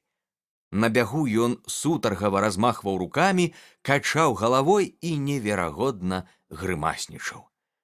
О, Божа, што з ім здарылася? — спытаў я. Ён шукае нейкі дом. Хе-хе-хе, думаю, ён ідзе да нас, — сказаў, пацёршы рукі, Холмс. Да нас? Безумоўна. Думаю, яму патрэбная мая прафесійная парада. Я пазнаю сімптомы. Ха! Ну, што я вам казаў? У гэты момант джентльмен, сапучы і цяжка дыхаючы, падскочыў да нашых дзвярэй і пачаў тузаць званок, напаўняючы ўвесь дом бразгатаннем. Праз некалькі хвілін ён ужо быў у нашым пакоі, усё яшчэ сапучы і жэстакулюючы. У яго вачах застылі такое гора і такі адчай, што нашы ўсмешкі адразу ж саступілі месца выразу трывогі і спачування. Пэўны час ён не мог вымавіць ні слова, а толькі ўсім целам хістаўся і тузаў сябе за валасы, як чалавек, які падышоў да мяжы здаровага розуму і ўжо гатовы яе пераступіць. Раптам ён падскочыў да сцяны і пачаў з такой сілай біцца аб яе галавой, што мы паспяшаліся адцягнуць яго на сярэдзіну пакоя. Шэрлак Холмс штурхануў яго ў фатэль, сеў побач, паляпаў па руцэ і загаварыў мяккім і суцяшальным голасам, якім добра ўмеў карыстацца ў такіх сітуацыях. «Вы прыйшлі да мяне, каб расказаць сваю гісторыю, праўда?» — спытаў ён. «Спешка вас вельмі прытаміла, таму прашу, прыйдзіце трохі ў сябе, і я буду рады дапамагчы вам з любой праблемай, якую вы мне даверыце». Госцю спатрэбілася хвіліна ці дзве, каб супакоіць цяжкае дыханне і зацугляць эмоцыі. Потым ён выцер лоб насоўкай, сціснуў вусны і павярнуўся да нас. «О, вы, несумненна, палічылі мяне вар'ятам», — зазначыў ён. «Я заўважыў, што ў вас сур'ёзныя праблемы», — адказаў Холмс. «Бог сведка, сур'ёзнейшых не бывае. Яны такія раптоўныя і жахлівыя, што можна з'ехаць з глузду. Грамадскую пагарду вытрываць яшчэ можна, хаця ніколі раней мая рэпутацыя не была заплямленая. Прыватнае гора можа здарыцца з любым чалавекам, але вытрымаць і першае, і другое, да яшчэ ў такой пашварнай форме. Для маёй беднай душы гэтага занадта. Да таго ж няшчасце зачапіла не мяне аднаго. Калі ніхто нас у гэтай жахлівай справе не ўратуе, пацярпіць адна з самых высакародных асобаў у каралеўстве». «Прашу вас, супакойцеся», — сказаў Холмс. «І зрабіце ласку, раскажыце, хто вы такі і што з вамі здарылася». «Маё імя вы, магчыма, чулі раней», — адказаў наш наведнік. Мяне завуць Аляксандр Холдер. Я з банка Холдер і Стывенсон на Трэднідл-стрыт. Мы і праўда чулі гэтае імя раней. Яно належала старшаму партнёру другога па велічыні прыватнага банка ў лонданскім сіці. Што ж магло давесці аднаго з самых паважных жыхароў Лондана да такога вартага жалю стану? Мы нецярпліва чакалі, пакуль ён збярэцца з сіламі і паведаміць нам сваю гісторыю. «Я разумею, што час вельмі дарагі», – пачаў ён, «і таму адразу паспяшаўся сюды, як толькі інспектар паліцыі прапанаваў мне папрасіць у вас дапамогі. Я дабраўся да Бэйкер-стрыт падземкай, а адтуль усю дарогу бег, бо ў такім снезе кэбы рухаюцца надта марудна. Вось чаму маё дыханне так збілася. Фізічных практыкаванняў я амаль не раблю. Цяпер мне лепей, а таму я як мага карацей і дакладней выкладу перад вамі ўсе факты. Вы, безумоўна, добра ведаеце, што паспяховая праца банка залежыць як ад умення выгадна ўкладаць капітал, так і ад пашырэння сувязяў і кліентуры. Адзін з самых рэнтабельных спосабаў распарадзіцца грашыма – выдаваць пазыкі пад надзейнае забеспячэнне. Апошнія некалькі гадоў мы шмат у гэтым кірунку зрабілі, і многія высакародныя сем'і пазычаюць у нас вялікія сумы, давяраючы ў якасці закладу карціны, каштоўныя кнігі ці фамільны посуд. Учора раніцай я сядзеў у сваім кабінеце ў банку, і адзін з клеркаў прынёс мне візітоўку. Калі я ўбачыў імя наведніка, то ўздрыгануў, бо гэта быў няхто іншы, як... Але не, мабыць, нават вам я нічога казаць не буду, адзначу толькі, што імя гэтае вядомае ва ўсім свеце, бо належыць адной з самых высокіх, паважаных і годных сем'яў у Англіі. Я быў агаломшаны такім гонарам, і калі візітант увайшоў, паспрабаваў выказаць яму ўсю сваю павагу, але ён з выглядам чалавека, які спяшаецца як мага хутчэй разабрацца з непрыемнай неабходнасцю, адразу ж перайшоў да справы. «Містер Холдер», – сказаў ён, – «я чуў, што вы пазычаеце грошы». «Банк дае пазыкі пад добры заклад», – адказаў я. «Мне неабходна зараз жа атрымаць 50 000 фунтаў», – сказаў ён. «Такую пустяковую суму і нават у 10 разоў большую я, безумоўна, магу ўзяць у сяброў. Але мне хочацца падысці да справы па-дзелавому, прычым разабрацца з ёй самастойна. Вы цудоўна разумееце, што ў маім становішчы браць на сябе абавязанні неразумна. Ці магу я пацікавіцца, на які час вам патрэбныя грошы?» – спытаў я. «У наступны панядзелак мне вярнуць вялікую пазыку, і я абавязкова аддам вам усю суму з любымі працэнтамі, якіх вы запатрабуеце. Але мне неабходна атрымаць грошы зараз жа».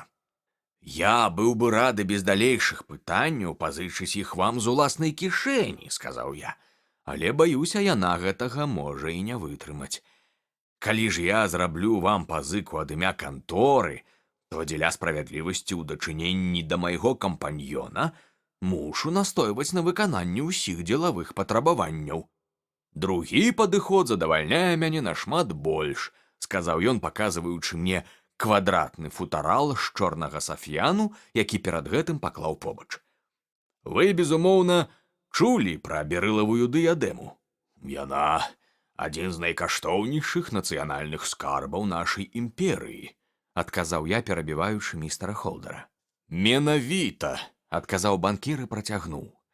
Ён адчыніў футарал, і там на мяккім аксаміце цялеснага колеру ляжала згаданая вамі шыкоўная каштоўнасць.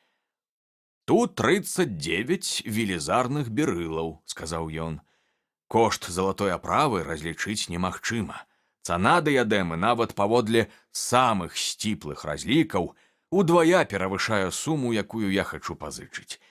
Я гатовы пакінуць каштоўнасць у якасці закладу». Я ўзяў бясцэнны футарал у рукі і трохі збянтэжаны перавёў позірк на свайго знакамітага кліента.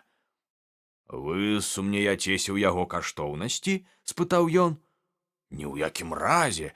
Я сумняюся, ці варта пакідаць камусьці такую дарагую рэч. На гэты конт можаце не турбавацца. Я бы не думаў пра гэта, калі б не быў абсалютна ўпэўнены, што праз 4 дні вярну яе назад. Гэта чыстая фармальнасць. Вас такі заклад задаволіць? Больш чым.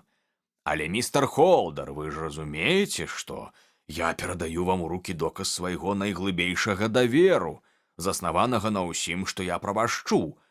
Я веру не толькі ў абачлівасць, з якой вы ўстрымаецеся ад балбатні пра нашу дамоўленасць, але перадусім на здольнасць з усёй асцярожнасцю зберагчы дыядэму.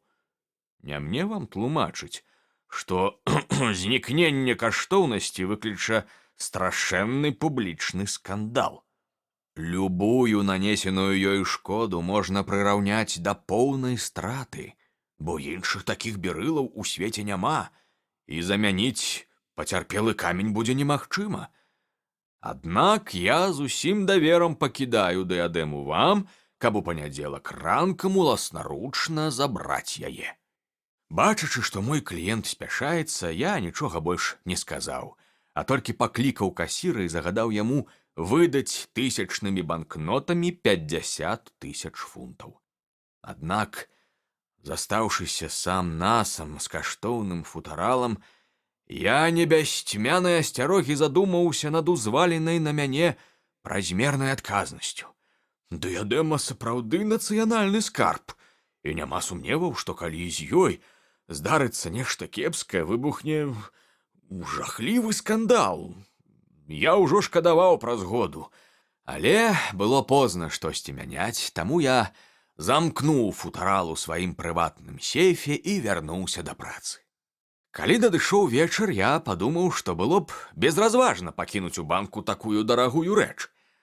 Банкаўскія сейфы неаднаразова ўзломваліся, чаму мой мусіць зрабіцца выключэннем? Калі такое раптам здарыцца, у якой страшнай сітуацыі я акажуся?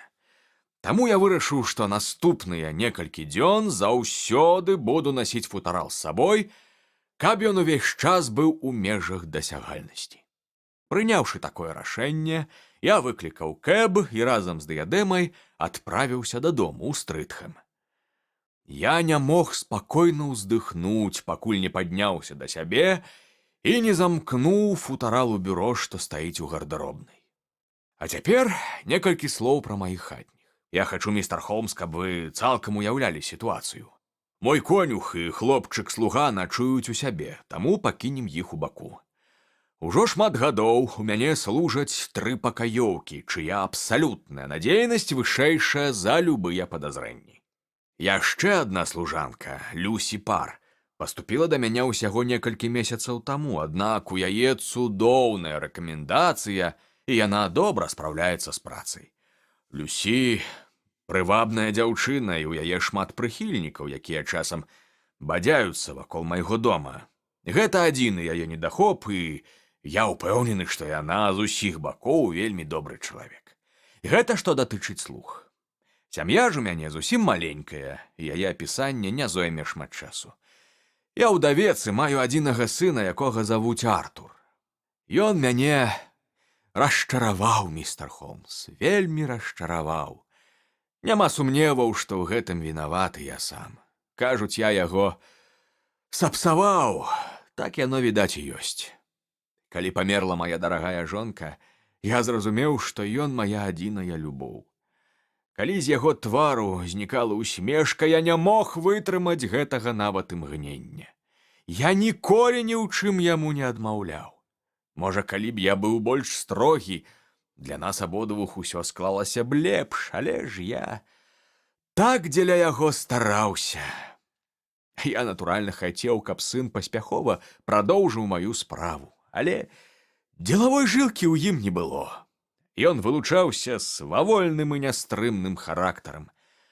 Шчыра кажучы, вялікую суму грошай я б яму не даверыў. У юнацтве ён увайшоў у арыстакратычны клуб і неўзабаве, дзякуючы цудоўным манерам, блізка сышоўся з уладальнікамі вялікіх кашалькоў і нятанных звычак. Ён навучыўся зацята гуляць у карты і марнаваць грошы на скачках, і быў вымушаны зноў і зноў вяртацца да мяне па грошы за кошт будучых кішэнных расходаў, бо мусіў выплаціць доўг гонару. Шмат разоў спрабаваў ён парваць з небяспечнай кампаніяй, але кожны раз пад уплывам свайго сябра, сэра Джорджа Барнвелла, зноў браўся за старое. Мяне, дарэчы, зусім не дзівіць, што такі чалавек, як сэр Джордж Барнвелл, мае на Артура моцны ўплыў. Сын часта прыводзіў яго дадому, і я сам ледзь знайшоў сілы супраціўляцца абаяльнасці яго манеру. Ён старэйшы за Артура, свецкі чалавек да мозгу касцей, адзін з тых, што ўсюды пабывалі і ўсяго пабачылі, бліскучы суразмоўцы, да таго ж вонкава надзвычай прыгожы.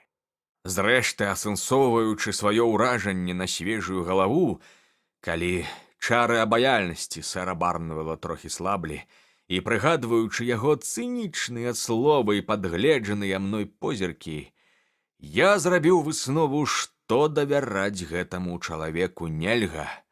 Такое ў мяне склалася меркаванне, і яго з усёй сваёй жаночай інтуіцыяй падзяляе мая маленькая Мэры. Цяпер мне засталося апісаць толькі яе. Мэры — мая пляменніца. Калі 5 гадоў таму мой брат памёр і пакінуў яе адну, я ўзяў яе да сябе і даглядаў як родную дачку. У маім доме яна як сонечны прамень, мілая, адданая, чароўная і прывабная ахмістрыня і гаспадыня, такая пяшчотная і ціхмяная і клапатлівая, якой мусіць быць жанчына. Яна моя правая рука. Не ведаю нават, што б я без яе рабіў. Толькі ў адным пытанні яна дзейнічае супраць маіх жаданняў. Ужо двойчы мой безнадзейна закаханы хлопчык рабіў ёй прапанову, і яна двойчы яму адмовіла. Мне здаецца, што яна адзіная асоба, здольная вывесці яго на правільную дарогу.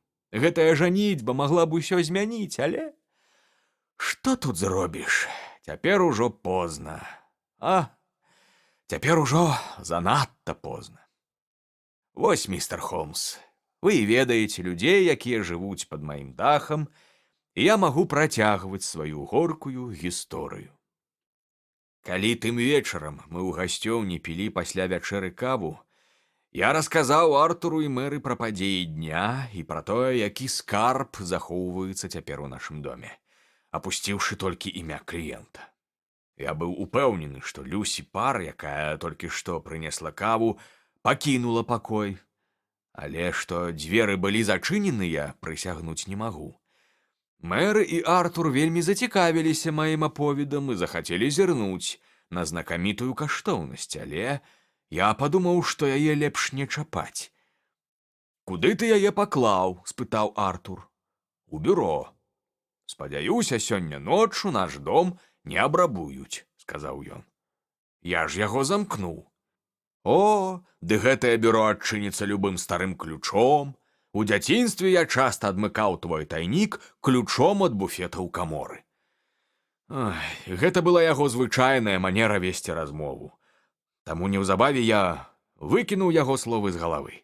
Аднак тым вечарам ён праводзіў мяне да пакоя з вельмі змрочным тварам. «Слухай, тата, а ты можаш пазычыць мне 200 фунтаў?» – спытаў ён, апусціўшы вочы. Не магу», – рэзка адказаў я. «У грашовых справах я быў з табой занадта шчодры. Ты заўсёды ставіўся да мяне па-добраму», – пагадзіўся ён. «Але мне да зарэзу патрэбныя грошы, інакш я больш ніколі не змагу паказацца ў клубе». «Цудоўная перспектыва», – усклікнуў я.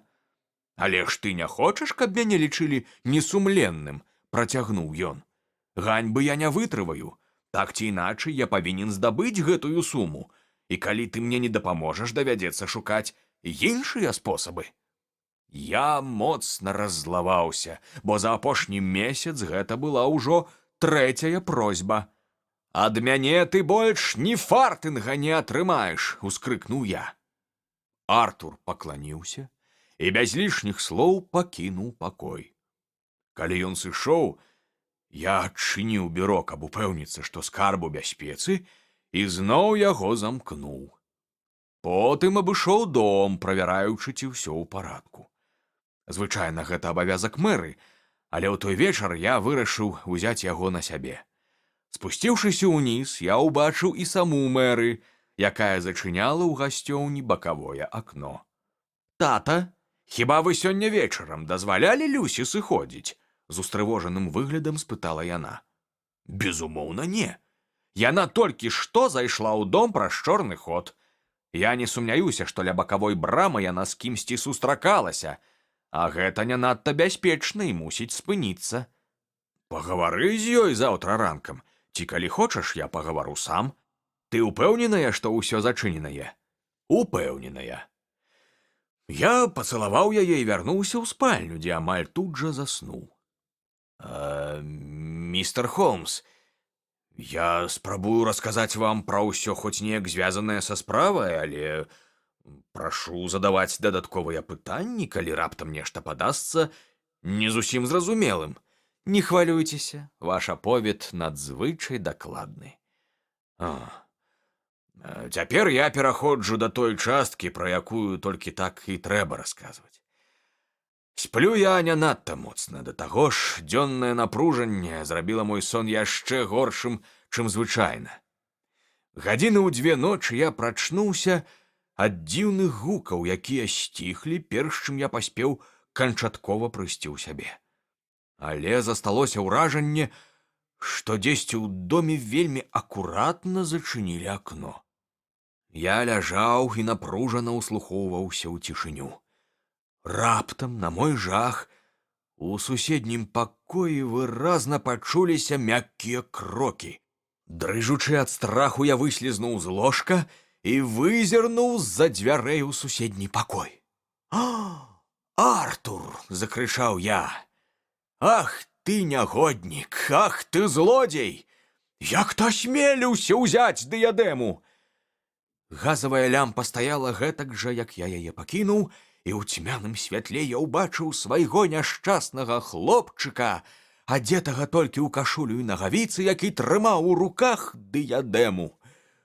Здавалася, ён з усяе моцы спрабуе яе зламаць альбо сагнуць. На мой крык ён выпусціў каштоўнасць з рук і павярнуўся ў мой бок, бледны як смерць. Я схапіў дыядэму і агледзеў яе. Не хапала аднаго залатога элемента з 3 берыламі. «Ах ты, паганец!» — раз'юшана крычаў я. «Ты зламаў яе! Ты навекі зганьбаваў мяне! Дзе камяні, якія ты скраў?» «Скраў!» — пракрычаў ён у адказ. «Скраў, злодзей!» — рыкаў я, трасучы яго за плечы. «Гэтага не можа быць! Знікнуць нічога не магло!» — здзівіўся ён.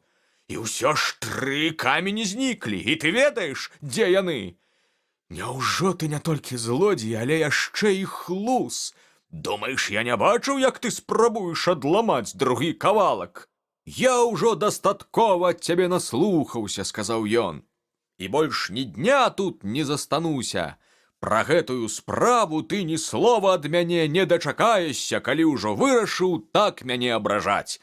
Заўтра раніцай я пакіну дом і зажыву уласным жыццём».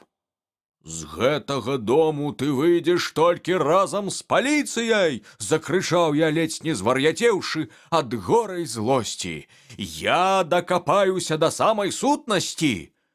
«Ад мяне ты нічога не дазнаешся», — сказаў ён з нечуванай для яго жарсцю. «Калі хочаш выклікаць паліцыю, калі ласка, хай шукаюць, колькі ім заманецца». Я крычаў так, што хутка ўвесь дом быў на нагах. Першай у пакой забегла мэры. Убачыўшы дыядэму і выраз твару Артура, яна ўсё зразумела і, ускрыкнуўшы, звалілася без прытомнасці. Я адправіў пакаёўку па паліцыю і адразу ж перадаў ім справу. Калі інспектар і канстэбль зашлі ў дом, Артур, які стаяў насупіўшыся і склаўшы на грудзях рукі, пацікавіўся, ці збіраюся я абвінаваціць яго ў крадзяжы. Я адказаў, што справа з прыватных перайшла ў грамадскія, бо вядзецца пра нацыянальную ўласнасць. Я вырашыў, што самы час перадаць яе ў рукі закону. Не дай ім хаця б адразу мяне арыштаваць, папрасіў Артур. Для нас абодвух будзе лепш, калі я хвілін на 5 змагу пакінуць дом. Ага, каб ты збег, ці хаця б схаваў скрадзенае, спытаў я. Яшчэ глыбей усвядоміўшы ўвесь жах свайго становішча, я нагадаў сыну, што на карту пастаўлены не толькі мой гонар, але і гонар асобы нашмат за мяне вышэйшай, і што вось-вось выбухне скандал, які скалане нацыю. Усяго гэтага можна пазбегнуць, калі ён раскажа, дзе схаваныя 3 зніклыя камені. Паглядзі ўрэшце фактам у твар, маліў яго я. Цябе злавілі на месцы злачынства, і ніякае прызнанне віну агіднейшай не зробіць. Але ў тваіх сілах яе выкупіць, сказаўшы, дзе знаходзяцца берылы, і заслужыць такім чынам поўнае дараванне. Ха!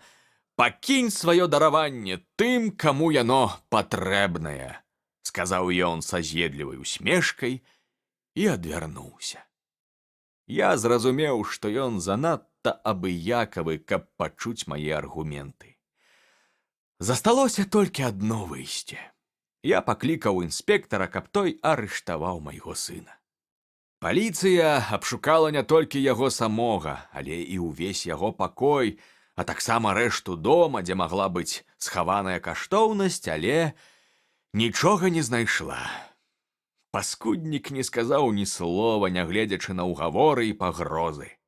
Ранкам яго адправілі ў турму, а я, прайшоўшы праз паліцэйскія фармальнасці, паспяшаўся сюды, у надзеі, што вы прыкладзяце ўсе свае здольнасці, каб разблытаць справу. Паліцыя адкрыта прызнае, што на сённяшні дзень яны больш нічога зрабіць не могуць. Я гатова плаціць любыя выдаткі. Я ўжо прапанаваў узнагароду 1000 фунтаў таму, хто знойдзе дыядэму. Божа, што мне цяпер рабіць? За адну ноч я страціў гонар, нацыянальны скарб і сына. Што цяпер рабіць? Ён схапіўся за галаву і пачаў гайдацца з боку ў бок, мармычучы нешта пад нос, як дзіця, няздольнае выказаць сваё гора словамі. Некалькі хвілін Шэрлак Холмс маўчаў, нахмурыўшы бровы і утаропіўшыся ў камін. «Госці ў вас бываюць часта?» — урэшце спытаў ён. «Ды не, хіба што мой кампаньён з сям'ёй і зрэдку сябры Артура. Апошнім часам некалькі разоў зазіраў сэр Джордж Барнвелл. Болей відаць нікога. А вы самі дзе-небудзь бываеце?» «Толькі Артур. Мы з мэры сядзім дома, нас візіты не цікавяць». «Дзіўна чуць такое пра юную дзяўчыну». «Яна чалавек спакойны. Дарэчы, не такая яна і юная, ёй 24. З таго, што вы сказалі, я раблю выснову, што гісторыя моцна яе ўразіла. Проста жахліва. Больш нават, чым мяне». «Сумневаў наконт віны Артура ў вас няма?» «Якія могуць быць сумневы, калі я на ўласныя вочы бачу ў яго руках дыядэму?» «Я б гэта пераканаўчым доказам не назваў. Рэшта дыядэмы неяк пашкоджаныя?» «Так, яна ўся пагнутая». «А вы не думаеце, што ён спрабаваў яе выпрастаць?» «Божа мой, вы хочаце вярнуць нам з сынам надзею, але, баюся, гэта занадта складана. Што ён там увогуле рабіў? Чаго маўчыць, калі яго намеры былі нявінныя?» «Вы, безумоўна, маеце рацыю. Але калі намеры ў яго былі злачынныя, чаму ён не пачаў маніць? Маўчанне хлопца, як на мяне, выключае абодва варыянты. У вашай справе засталося шмат незразумелага. Што паліцыя думае пра гук, які вас абудзіў?» «Яны мяркуюць, што я пачуў, як Артур зачыняе дзверы сваёй спальні». «Ага, зразумела. Чалавек збіраецца здзейсніць злачынства і таму ляпае дзвярыма так, каб падняць увесь дом. А што яны тады кажуць пра знікненне камянёў?» Яны дагэтуль абстукваюць сцены і даследуюць мэблю, спадзяючыся знайсці прапажу. Пашукаць за межамі дома не спрабавалі? Ну, вядома. Яны падышлі да справы вельмі энергічна і ўжо старанна абшукалі сад. Што ж, дарагі сэр, сказаў Холмс, хіба вы не бачыце, што праблема тут нашмат глыбейшая, чым на першы погляд здаецца і вам, і паліцыі. Вы ўпэўненыя, што справа зусім простая, а я сцвярджаю, што яна надзвычай складаная. Зірнём на яе вашымі вачыма. Вы думаеце, што Артур падняўся з ложка, моцна рызыкуючы, прабраўся ў ваш пакой, адчыніў бюро, дастаў дыядэму, з вялікай цяжкасцю адламаў ад яе кавалак, выйшаў кудысьці яшчэ, схаваў 3 з 29 камянёў, прычым так, што цяпер іх ніхто не можа знайсці, потым з 36 астатнімі вярнуўся ў пакой, дзе яго з неймавернай лёгкасцю маглі выкрыць. Ну як? Вельмі лагічная тэорыя. Але як тады вы гэта патлумачыце? Жэстам адчаю усклікнуў банкір. Калі яго намеры былі нявінныя, чаму ён нічога не гаворыць? Вось з гэтым і трэба разабрацца, адказаў Холмс. А таму цяпер, калі вы, містер Холдер, не супраць, мы адправімся ў Стрытхэм і прысвецім гадзінку бліжэйшаму азнаямленню з дэталямі. Мой сябар настойваў, каб я яго суправаджаў, і тут нашы жаданні супадалі. Пачутая гісторыя будзіла ўва мне цікаўнасць і спачуванне. Я не мог не прызнаць, што віна Артура падаецца мне такой жа відавочнай, як і яго няшчаснаму бацьку. Але я заўсёды давяраў меркаванню Холмса і верыў, што калі прапанаванае тлумачэнне яго не задавальняе, надзею траціць рана. Пакуль мы ехалі на паўднёвую ўскраіну Лондана, ён не сказаў ні слова, а толькі сядзеў, глыбока занураны ў думкі, апусціўшы галаву і насунуўшы на вочы капялюш. Кліент наш, здавалася, трохі акрыяў, перад ім бліснуў слабы прамень надзеі, і містер Холдер паспрабаваў нават завязаць са мной досыць бязладную размову пра свае банкаўскія клопаты. Кароткая паездка чыгункай і яшчэ карацейшая прагулка пехатой прывялі нас неўзабаве да Фэрбэнка, сціплага жытла вялікага фінансіста. Фэрбэнк, масіўны квадратны будынак з белага каменю, стаяў трохі ў баку ад вялікай дарогі. Да цяжкай жалезнай брамы, якая заступіла нам дарогу, вёў пад'езд для экіпажаў з газонам, прысыпаным снегам.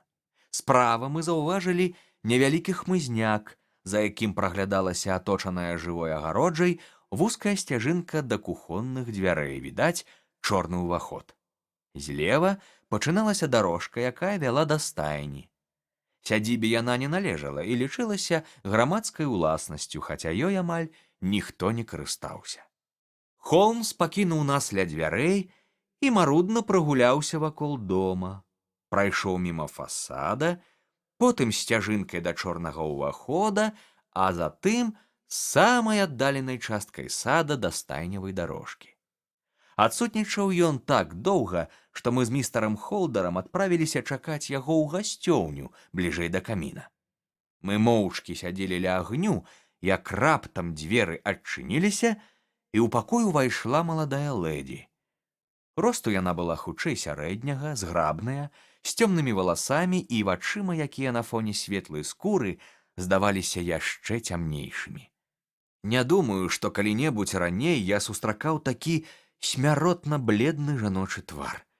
Вусны яе былі зусім бяскроўныя, затое вочы блішчалі ад слёз. Калі яна бязгучна ўвайшла ў пакой, мяне ўразіла яе гора, якое падалося глыбейшым, чым ранішнія пакуты банкіра, і ўражвала яшчэ больш, бо перамагло, відаць, жанчыну з моцным характарам і бязмернай вытрымкай. Не зважаючы на мяне, яна адразу ж скіравалася да дзядзькі і з мілай жаночай клапатлівасцю правяла рукой па яго валасах. «Тата, вы ж папрасілі, каб Артура вызвалілі?» – спытала яна. Не, мая дзяўчынка, не. У гэтай справе трэба дакапацца да самай сутнасці. Але я ўпэўненая, што ён ні ў чым не вінаваты. Вы ж ведаеце, жанчыны гэта адчуваюць. Я веру, што нічога кепскага ён не зрабіў, і потым вы самі пашкадуеце, што так жорстка з ім абышліся. Калі ён не вінаваты, чаму ж тады маўчыць? Ну хто ведае? Можа, яго раззлавалі вашы падазрэнні? Як жа мне іх пазбавіцца, калі я на ўласныя вочы бачыў яго з дыядэмай у руках? О, ну ён мог дастаць яе, каб проста паглядзець. Паверьце мне на слово, ён ні ў чым не вінаваты. Нічога больш не кажыце, і хай справа закрыецца. Як гэта жахліва, што наш дарагі Артур у турме. Я ніколі не дазволю закрыць справу, пакуль каштоўнасці не знойдзецца. Чуеш, Мэры? Ніколі! Любоў да Артура засціць табе вочы, і ты забываеш, чым мне гэта пагражае. Нічога замоўчваць я не збіраюся, і нават запрасіў джентльмена з Лондона, каб ён таксама ўзяўся за дэтальнае расследаванне. Якога джентльмена? Гэтага? Спытала яна, паварочваючыся да мяне. Не, яго сябра. Але той папрасіў пакінуць яго самога і цяпер аглядае сцяжынку, якая вядзе да стайні. Сцяжынку, якая вядзе да стайні? Яна падняла цёмныя бровы. Што ён спадзяецца там знайсці? А, вось відаць і ён. Я веру, сэр, што вы паспяхова даведзяце справядлівасць маіх слоў, бо не сумняюся ў невінаватасці майго стрэчнага брата Артура. Я цалкам з вамі згодны і ўпэўнены, што дакажу сваю рацыю. Пагадзіўся Холмс, вяртаючыся да дыванка ля дзвярэй, каб абтрэсці за будку снег. Мяркую, я маю гонар гаварыць з міс Мэры Холдар. Магу я задаць вам адно-два пытанні? Прашу вас, сэр, задавайце колькі хочаце, калі гэта дапаможа разабрацца з нашай жудаснай гісторыяй. Мінулай ноччу вы што-небудзь чулі? Нічога, пакуль дзядзька не закрычаў. Я пачула яго голас і спусцілася. Вечарам вы зачынялі ўсе вокны і дзверы. Яны былі надзейна замкнутыя. Вядома. Раніцай таксама ўсё было зачыненае? Так. У адной з вашых пакаёвак ёсць прыхільнік. Калі я не памыляюся, мінулым вечарам вы казалі дзядзьку, што яна выходзіла з ім сустрэцца. Так, прычым менавіта яна падавала нам учора каву і магла падслухаць дзядзькаў аповед пра дыядэму. Зразумела. Думаеце, яна магла расказаць пра гэта сябру, і яны разам задумалі крадзеж? Але які сэнс у гэтых версіях? Нецярпліва ўсклікнуў банкір. Калі я не раз казаў вам, што сам бачу Артура з дыядэмай у руках. Трошкі пачакайце, містер Холдар. Да гэтага мы яшчэ вернемся. Цяпер пра тую дзяўчыну, міс Холдар. Я правільна разумею, што вы бачылі, як яна праз кухню вяртаецца дадому? Усё правільна. Я пайшла правяраць, ці замкнёныя тыя дзверы на ноч, і ўбачыла, як яна праслізнула ў дом. Мужчыну ў паўзмроку таксама заўважыла. Вы яго ведаеце? Безумоўна. Гэта быў гандляр агароднінай, які прыносіць нам зеляніну. Яго завуць Фрэнсіс Проспер. І стаяў ён злева ад дзвярэй, то бок нашмат далей ад сцяжынкі, чым трэба для таго, каб увайсці ў дом, удакладніў Холмс. Так. І ў яго была драўляная нага. У чорных выразных вачах юнай лэдзі прамільгнула нешта падобнае да страху. Вы сапраўдны чарадзей, Усклікнула яна. Як вы даведаліся? Яна усміхнулася, але на худым энергічным твары Холмса усмешкі ў адказ не з'явілася. Цяпер было б някепска падняцца наверх, сказаў ён. Магчыма, давядзецца яшчэ раз абысці вакол дома, але пакуль мы тут, я, мабыць, зірну на вокны. Ён імкліва пералятаў ад акна да акна, прыпыніўшыся толькі ля аднаго вялікага ў гасцёўні, якое выходзіла на стайневую дарожку. Холмс адчыніў яго і уважліва агледзеў падаконне з дапамогай вельмі моцнай лупы.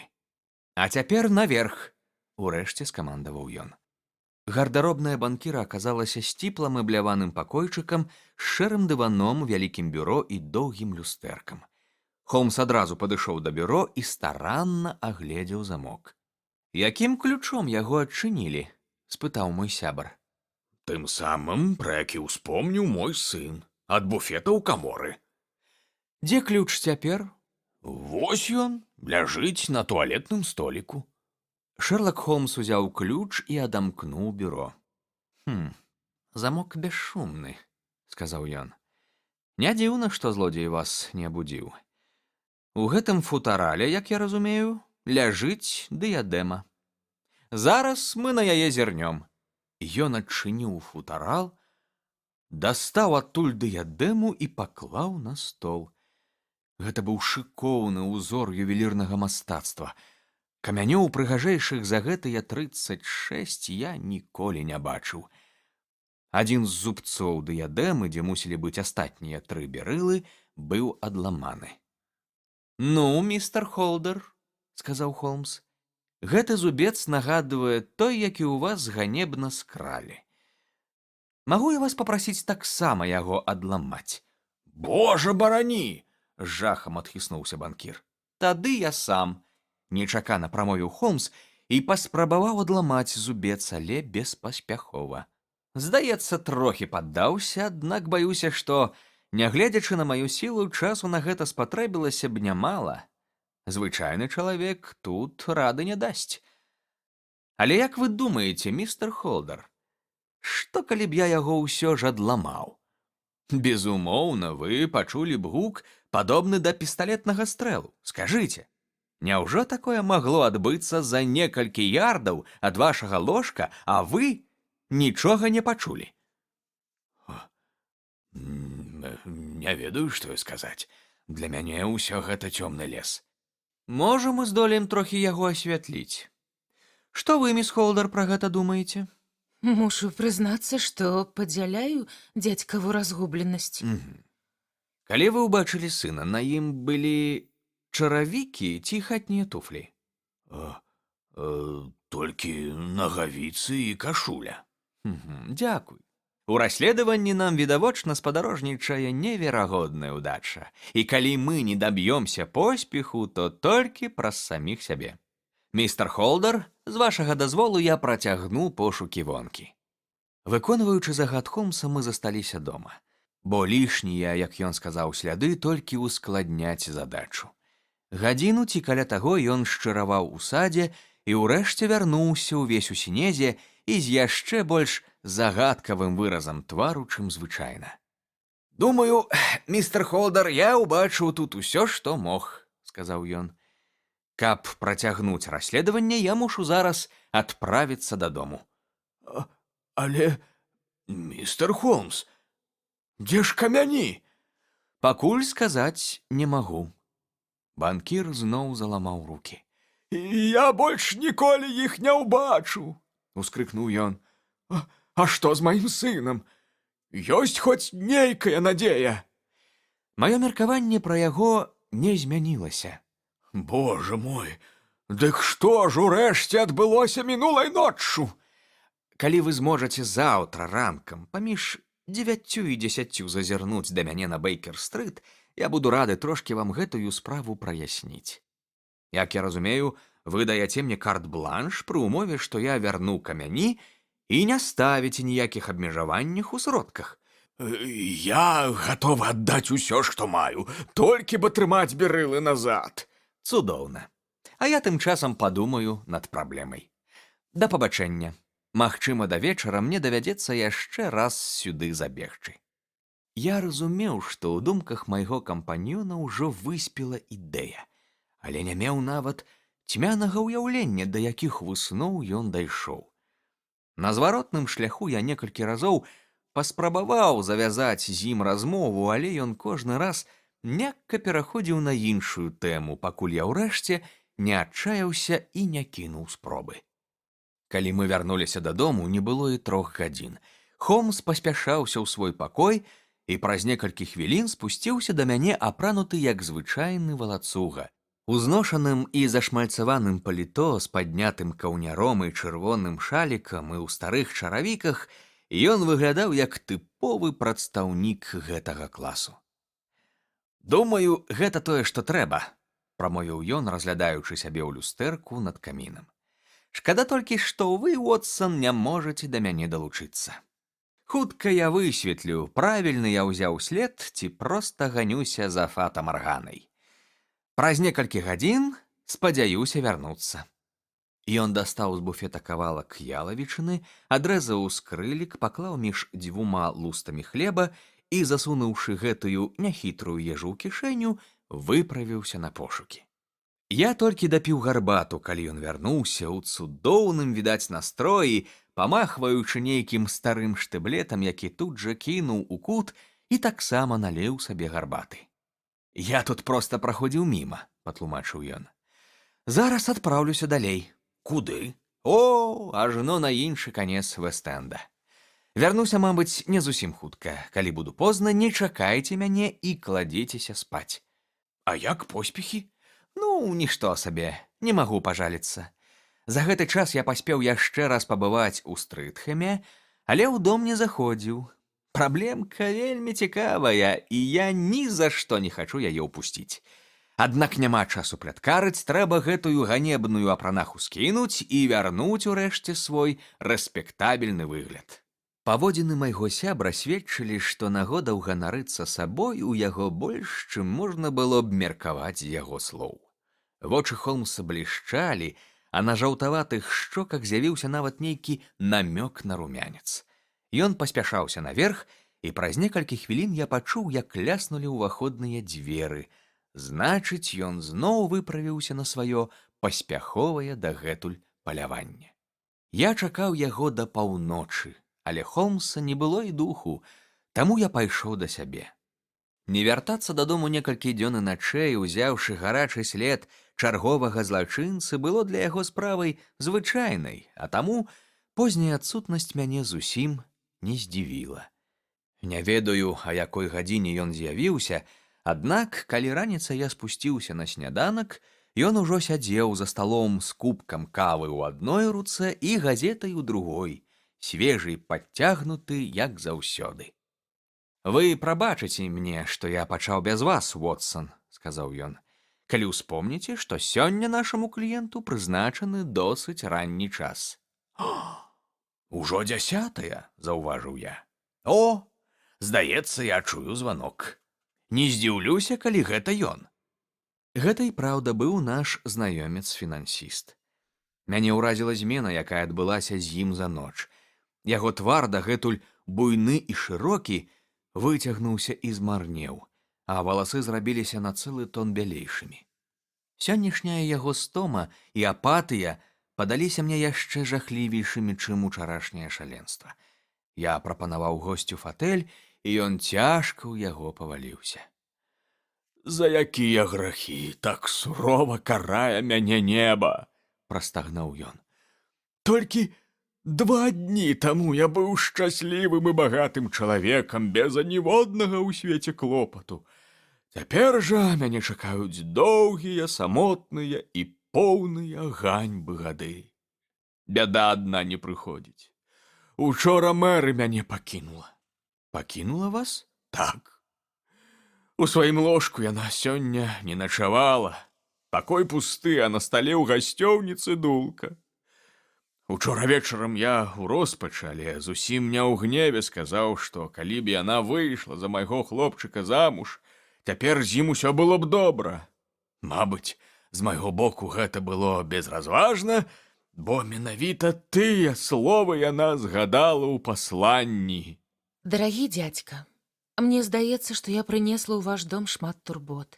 Калі б я дзейнічала іначай, учарашняе няшчасце абышло б нас бокам. З такімі думкамі я ніколі больш не змагу быць пад вашым дахам шчаслівай. Думаю, мне трэба назаўсёды вас пакінуць. Пра маю будучыню не хвалюйцеся, бо яна цалкам забяспечаная. Не спрабуйце мяне адшукаць, бо праца гэтая будзе марнай і саслужыць мне кепскую службу. З любоўю да самай смерці, ваша Мэры. «Містер Холмс, што яна хацела гэтым сказаць? Думаеце, задумала самазабойства?» «Не-не, нічога такога. Відаць, яна знайшла найлепшае выйсце з сітуацыі. Містер Холдер, я магу прысягнуць, што хутка вашы пакуты скончацца». «О, якія цудоўныя словы! Вы пра нешта дазналіся, містер Холмс? Вы да нечага дакапаліся, скажыце, дзе камяні? Як вы думаеце, 1000 фунтаў за камень цана не надта непад'ёмная? Я гатовы заплаціць нават 10. У гэтым няма неабходнасці. 3000 цалкам дастаткова. Мяркую, спатрэбіцца таксама невялікая ўзнагарода. Чэкавая кніжка пры вас? Вось пяро. Лепш за ўсё выпішыце на 4000. Агаломшаны банкір выпісаў патрэбны чэк. Холмс падышоў да стала, дастаў невялічкі залаты трохкутнік з 3 берыламі і кінуў на стол. Наш кліент ускрыкнуў ад радасці і схапіў каштоўнасць. Вы вярнулі іх. Ледзь не задыхаўся ён. Я ўратаваны! Уратаваны! Радасці ён аддаваўся гэтак жа горача, як учора аддаваўся адчаю, і пяшчотна прыціскаў да грудзей знойдзеныя камяні. Містер Холдер, вы мусіце вярнуць яшчэ адзін доўг, сурова сказаў Шерлок Холмс. Доўг? Банкір схапіўся за пяро. Назавіце суму, і я з радасцю яе аплачу. Мне вы больш нічога не павінны. Але вам трэба глыбока выбачыцца перад вашым высакародным сынам, які ў гэтай справе трымаўся так годна, што на месцы яго бацькі я не мог бы ім не ганарыцца. Дык іх узяў не Артур? Яшчэ учора я казаў вам, што не ён, і сёння гатовы паўтарыць. І вы мелі рацыю. Тады паспяшаемся да яго, каб паведаміць, што праўда раскрылася. Ён ужо ведае. Я паразмаўляў з ім, калі ўсё высветліў, і, зразумеўшы, што ён нічога мне не скажа, сам усё яму расказаў. Ён пацвердзіў мае высновы і дадаў некалькі дробязяў, да якіх я яшчэ не зусім дакапаўся. Думаю, сённяшняя навіна развяжа яму язык. Малю вас, адкрыйце ўрэшце гэтую неверагодную таямніцу. Безумоўна, я гэта зраблю. Больш за тое раскажу, як я дабраўся да праўды. Але спачатку дазвольце сказаць нешта, што мне будзе цяжка сказаць, а вам пачуць. Ваша пляменніца Мэры згаварылася з сэрам Джорджам Барнвілам, і яны разам збеглі. Мая Мэры? Не можа быць. На жаль, не толькі можа, але і ёсць. Ні вы, ні ваш сын не ведалі пра сапраўдную сутнасць чалавека, якога пусцілі ў сваё сямейнае кола. Гэта адзін з самых небяспечных у Англіі людзей, страшэнны гулец і абсалютна безнадзейны нягоднік, чалавек без сумлення і без сэрца. Ваша пляменніца нічога пра такіх людзей не ведае. Калі ён нашэптваў ёй свае клятвы, як сотням іншых жанчын да яе, яна цешылася думкай, што заваявала яго каханне. Адзін чорт ведае, чаго ён ёй нагаварыў. Аднак, урэшце, яна зрабілася яго паслухмянай цацкай і ледзь не кожны вечар бегала да яго на спатканні. Я не магу. Не, я не хачу гэта верыць. Твар банкіра пашарэў. А я раскажу вам, што мінулай ноччу адбылося ў вашым доме. Калі ваша пляменніца вырашыла, што вы пайшлі да сябе, яна праслізнула ўніз і праз акенца, што выходзіць на стайню, перагаварыла са сваім каханым. На снезе пад акном выразна бачныя яго сляды. Мэры расказала Барнвілу пра дыядэму. Навіна распаліла яго заганную прагу да золата, і ён прымусіў яе падпарадкавацца свайму жаданню. Не сумняюся, што яна вас любіць, але бываюць жанчыны, у сэрцы якіх каханне да мужчыны выціскае астатнія прыхільнасці. І думаю, што Мэры адна з іх. Ледзь паспела яна выслухаць яго план, як раптам убачыла, што вы спускаецеся ўніз. Тут жа хуценька зачыніла акно і расказала вам пра аднаногага прыхільніка кагосьці з пакаёвак, што зрэшты было чыстай праўдай. Артур жа адразу пасля вашай размовы пайшоў у ложак, але з прычыны клубных даўгоў спаў вельмі дрэнна. У сярэдзіне ночы ён пачуў, як хтосьці мякка прайшоў міма яго пакоя, а таму падняўся і, вызірнуўшы вонкі, са здзіўленнем убачыў стрыечную сястру, якая цішком крочыла па калідоры і раптам завярнула ў гардэроб. Збянтэжаны такой нечаканасцю, Артур нацягнуў нешта за дзенне і стаіўся ў цемры, каб паглядзець, чым усё скончыцца. Неўзабаве Мэры выйшла з пакоя, і ў святле калідорнай лямпы ваш сын убачыў, што яна нясе каштоўную дыядэму. Дзяўчына пачала спускацца ўніз, а Артур, дрыжучы ад страху, праслізнуў за гардзіну ля вашых дзвярэй, адкуль мог добра бачыць, што адбываецца ў гасцёўні. Ён убачыў, як Мэры кратком адчыніла акно, перадала дыядэму камусьці схаванаму ў змроку, а потым зачыніла яго і паспяшалася ў свой пакой, прабегшы зусім блізка ля месца, дзе хаваўся Артур. У справу была ўцягнутая Мэры, а таму ваш сын не мог наважыцца на хоць нейкі крок, бо тады б яго каханай пагражала страшэннае выкрыццё. Але як толькі яна знікла, ён зразумеў, якой знішчальнай бядой зробіцца для вас гэты крадзеж, і як важна, як мага хутчэй з усім разабрацца. З гэтай думкай ён, апрануты як і быў, басанож, кінуўся ўніз, адчыніў акно, выскачыў у снег і сцяжынкай пабег да цёмнай фігуры, выхапленай з ночы месячным святлом. Сэр Джордж Барнвелл спрабаваў уцячы, але Артур яго злавіў, і паміж імі завязалася бойка. Ваш хлопец спрабаваў вырваць дыядэму з рук суперніка, той жа трымаў яе як мог. У гэтым замяшанні Артур ударыў сэра Джорджа і трапіў таму ў вока. Раптам штосьці трэснула. Хлопец адчуў, што дыядэма ў яго руках, тут жа пабег у дом, замкнуў акно, падняўся ў ваш пакой і толькі тады заўважыў, што ў бойцы каштоўнасць пацярпела. Калі вы ўвайшлі ў пакой, Артур акурат спрабаваў яе выраўняць. Няўжо гэта магчыма? Выдыхнуў банкір. Абражаючы сына ў той момант, калі ён верыў, што заслугоўвае самай цёплай вашай удзячнасці, вы моцна яго распалілі. Расказаць усю праўду, не здраджваючы той, што была яго заступніцтва не вартая, ён не мог, а таму па-рыцарску захаваў таямніцу. Дык вось чаму яна ўскрыкнула і страціла прытомнасць, убачыўшы дыядэму, выгукнуў містер Холдар.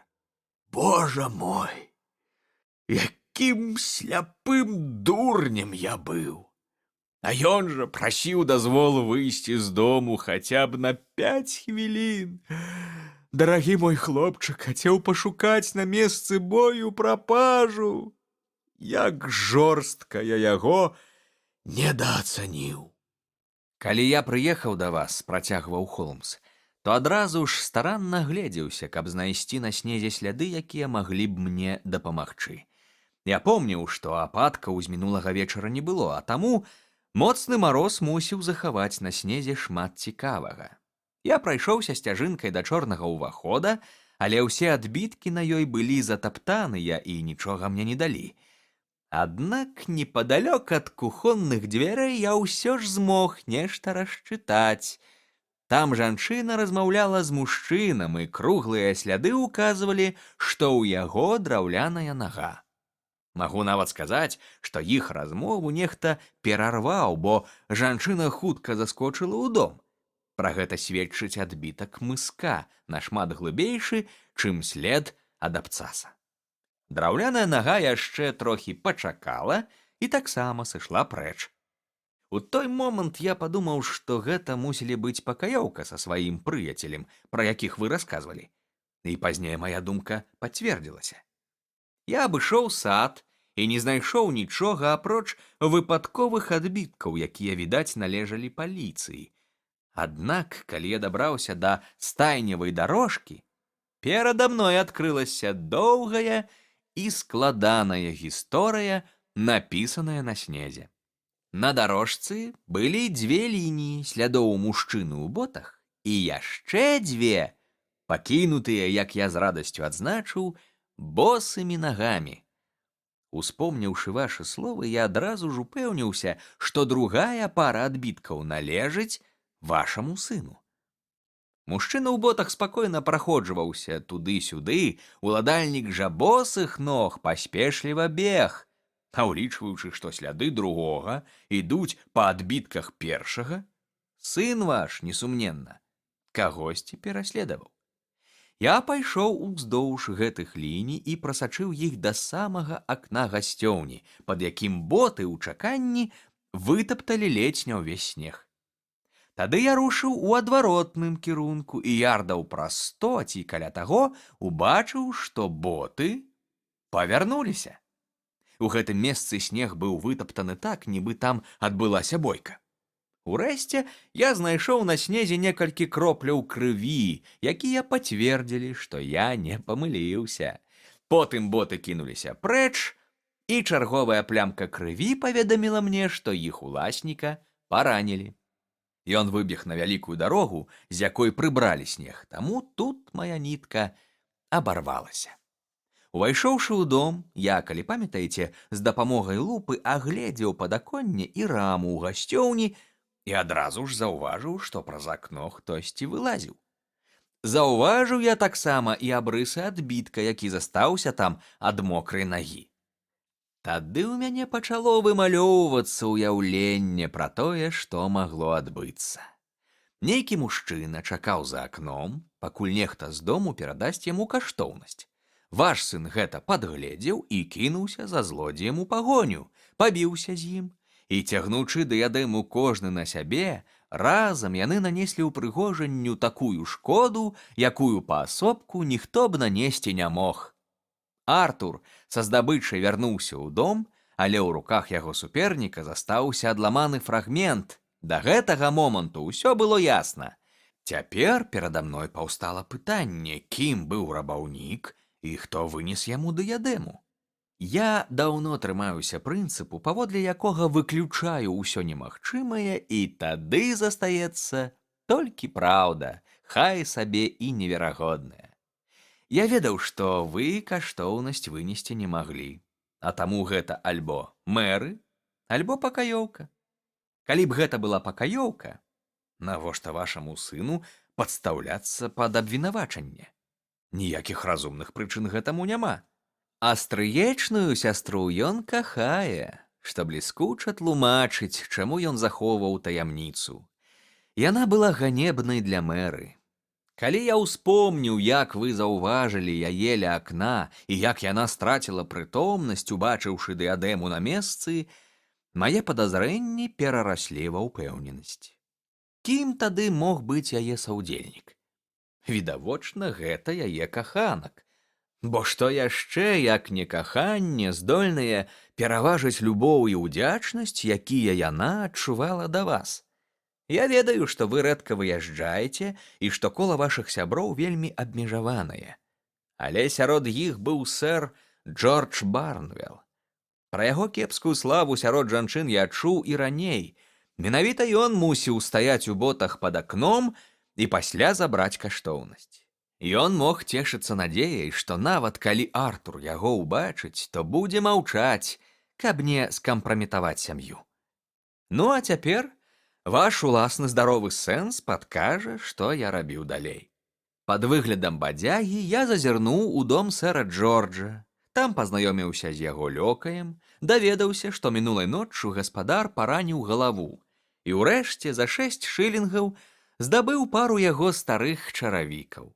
З імі я скіраваўся ў Стрытхэм і высветліў, што яны ідэальна супадаюць са слядамі. Учора вечарам я бачыў на сцяжынцы кепска апранутага валацугу, сказаў містер Холдар. Усё правільна. Гэта быў я. Я зразумеў, што злодзей у маіх руках, а таму вярнуўся дадому і пераапрануўся. Цяпер я мусіў заняцца вельмі далікатнай справай, бо ведаў, што суду і скандалу трэба пазбегнуць, а такі спрытны нягоднік абавязкова скарыстаецца тым, што рукі ў нас звязаныя. Я ўвайшоў у яго дом, сэр Джордж быў у сябе. Спачатку ён, безумоўна, ўсё адмаўляў. Калі я падрабязна ўсё апісаў, ён пачаў пагражаць і схапіў са сцяны цяжкую дубінку. Аднак я быў падрыхтаваны, і таму перш чым ён паспеў ударыць, прыставіў да яго скроні пісталет. Ён адразу ж зрабіўся лагоднейшым, і я сказаў, што мы гатовыя выкупіць камяні за 1000 фунтаў кожны. Тут на яго твары з'явіліся першыя прыкметы маркоты. «Чорт вас падзяры!» – вылаяўся ён. «Я ўжо аддаў усе 3 за 600 фунтаў!» Паабяцаўшы не пачынаць крымінальную справу, я выпытаў у сэра Джорджа адрас скупшчыка, адправіўся да яго і пасля доўгіх спрэчак вярнуў камяні па 1000 фунтаў за штуку. Потым зазірнуў да вашага сына, паведаміў яму, што ўсё ў парадку, і ў выніку каля 2 гадзін ночы дабраўся да свайго ложка пасля цяжкага працоўнага дня. Дня, які ўратаваў Англію ад вялікага публічнага скандалу, падымаючыся, сказаў банкір. Я не магу знайсці слоў для падзякі, сэр, але вы упэўніцеся, што няўдзячным мяне не назавеш. Вашы здольнасці перавышаюць усё, што я пра іх чуў. А цяпер я мушу бегчы да свайго дарагога хлопчыка і выбачыцца перад ім за падазрэнні. Што да беднай Мэры, то яна ўразіла мяне да глыбіні душы. Баюся, нават вы яе цяпер не знойдзеце. Думаю, мы можам не сумнявацца, адказаў Холмс, што яна там, дзе і сэр Джордж Барнвелл. Няма сумневаў і ў тым, што, якімі б ні былі яе грахі, хутка яе чакае больш, чым дастатковае пакаранне.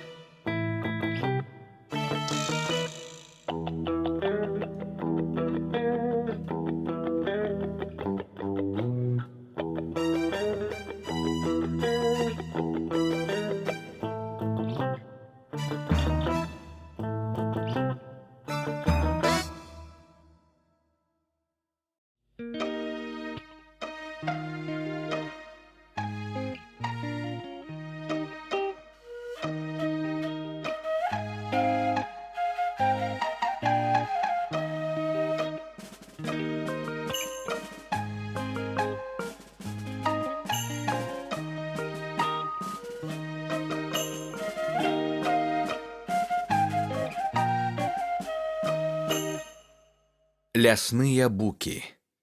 Пераклала Ганна Янкута. Чалавек, які любіць мастацтва дзеля мастацтва, адзначыў аднойчы Шэрлак Холмс, адкідваючы ў бок аркуш Daily Telegraph з абвесткамі, часта атрымлівае найбольшую асалоду ад самых нязначных і сціплых яго праяў. Мне прыемна бачыць, Уотсон, што вы так добра ўхапілі гэтую ісціну і ў сваіх нататках пра нашы расследаванні, якія вы ласкава вядзяце і ў якіх, мушу прызнаць, рэчаіснасць часам прыхарошаная, аддаяце перавагу не нашым шматлікім нашумелым справам і гучным злачынствам, а гісторыям даволі банальным, якія, аднак, даюць нямала магчымасцяў выкарыстаць мае метады дэдукцыі і лагічнага сінтэзу. І ўсё ж, сказаў я з усмешкай, цалкам устрымацца ад сенсацыйных тэм, ад якіх вы так мяне адгаворваеце, я не магу.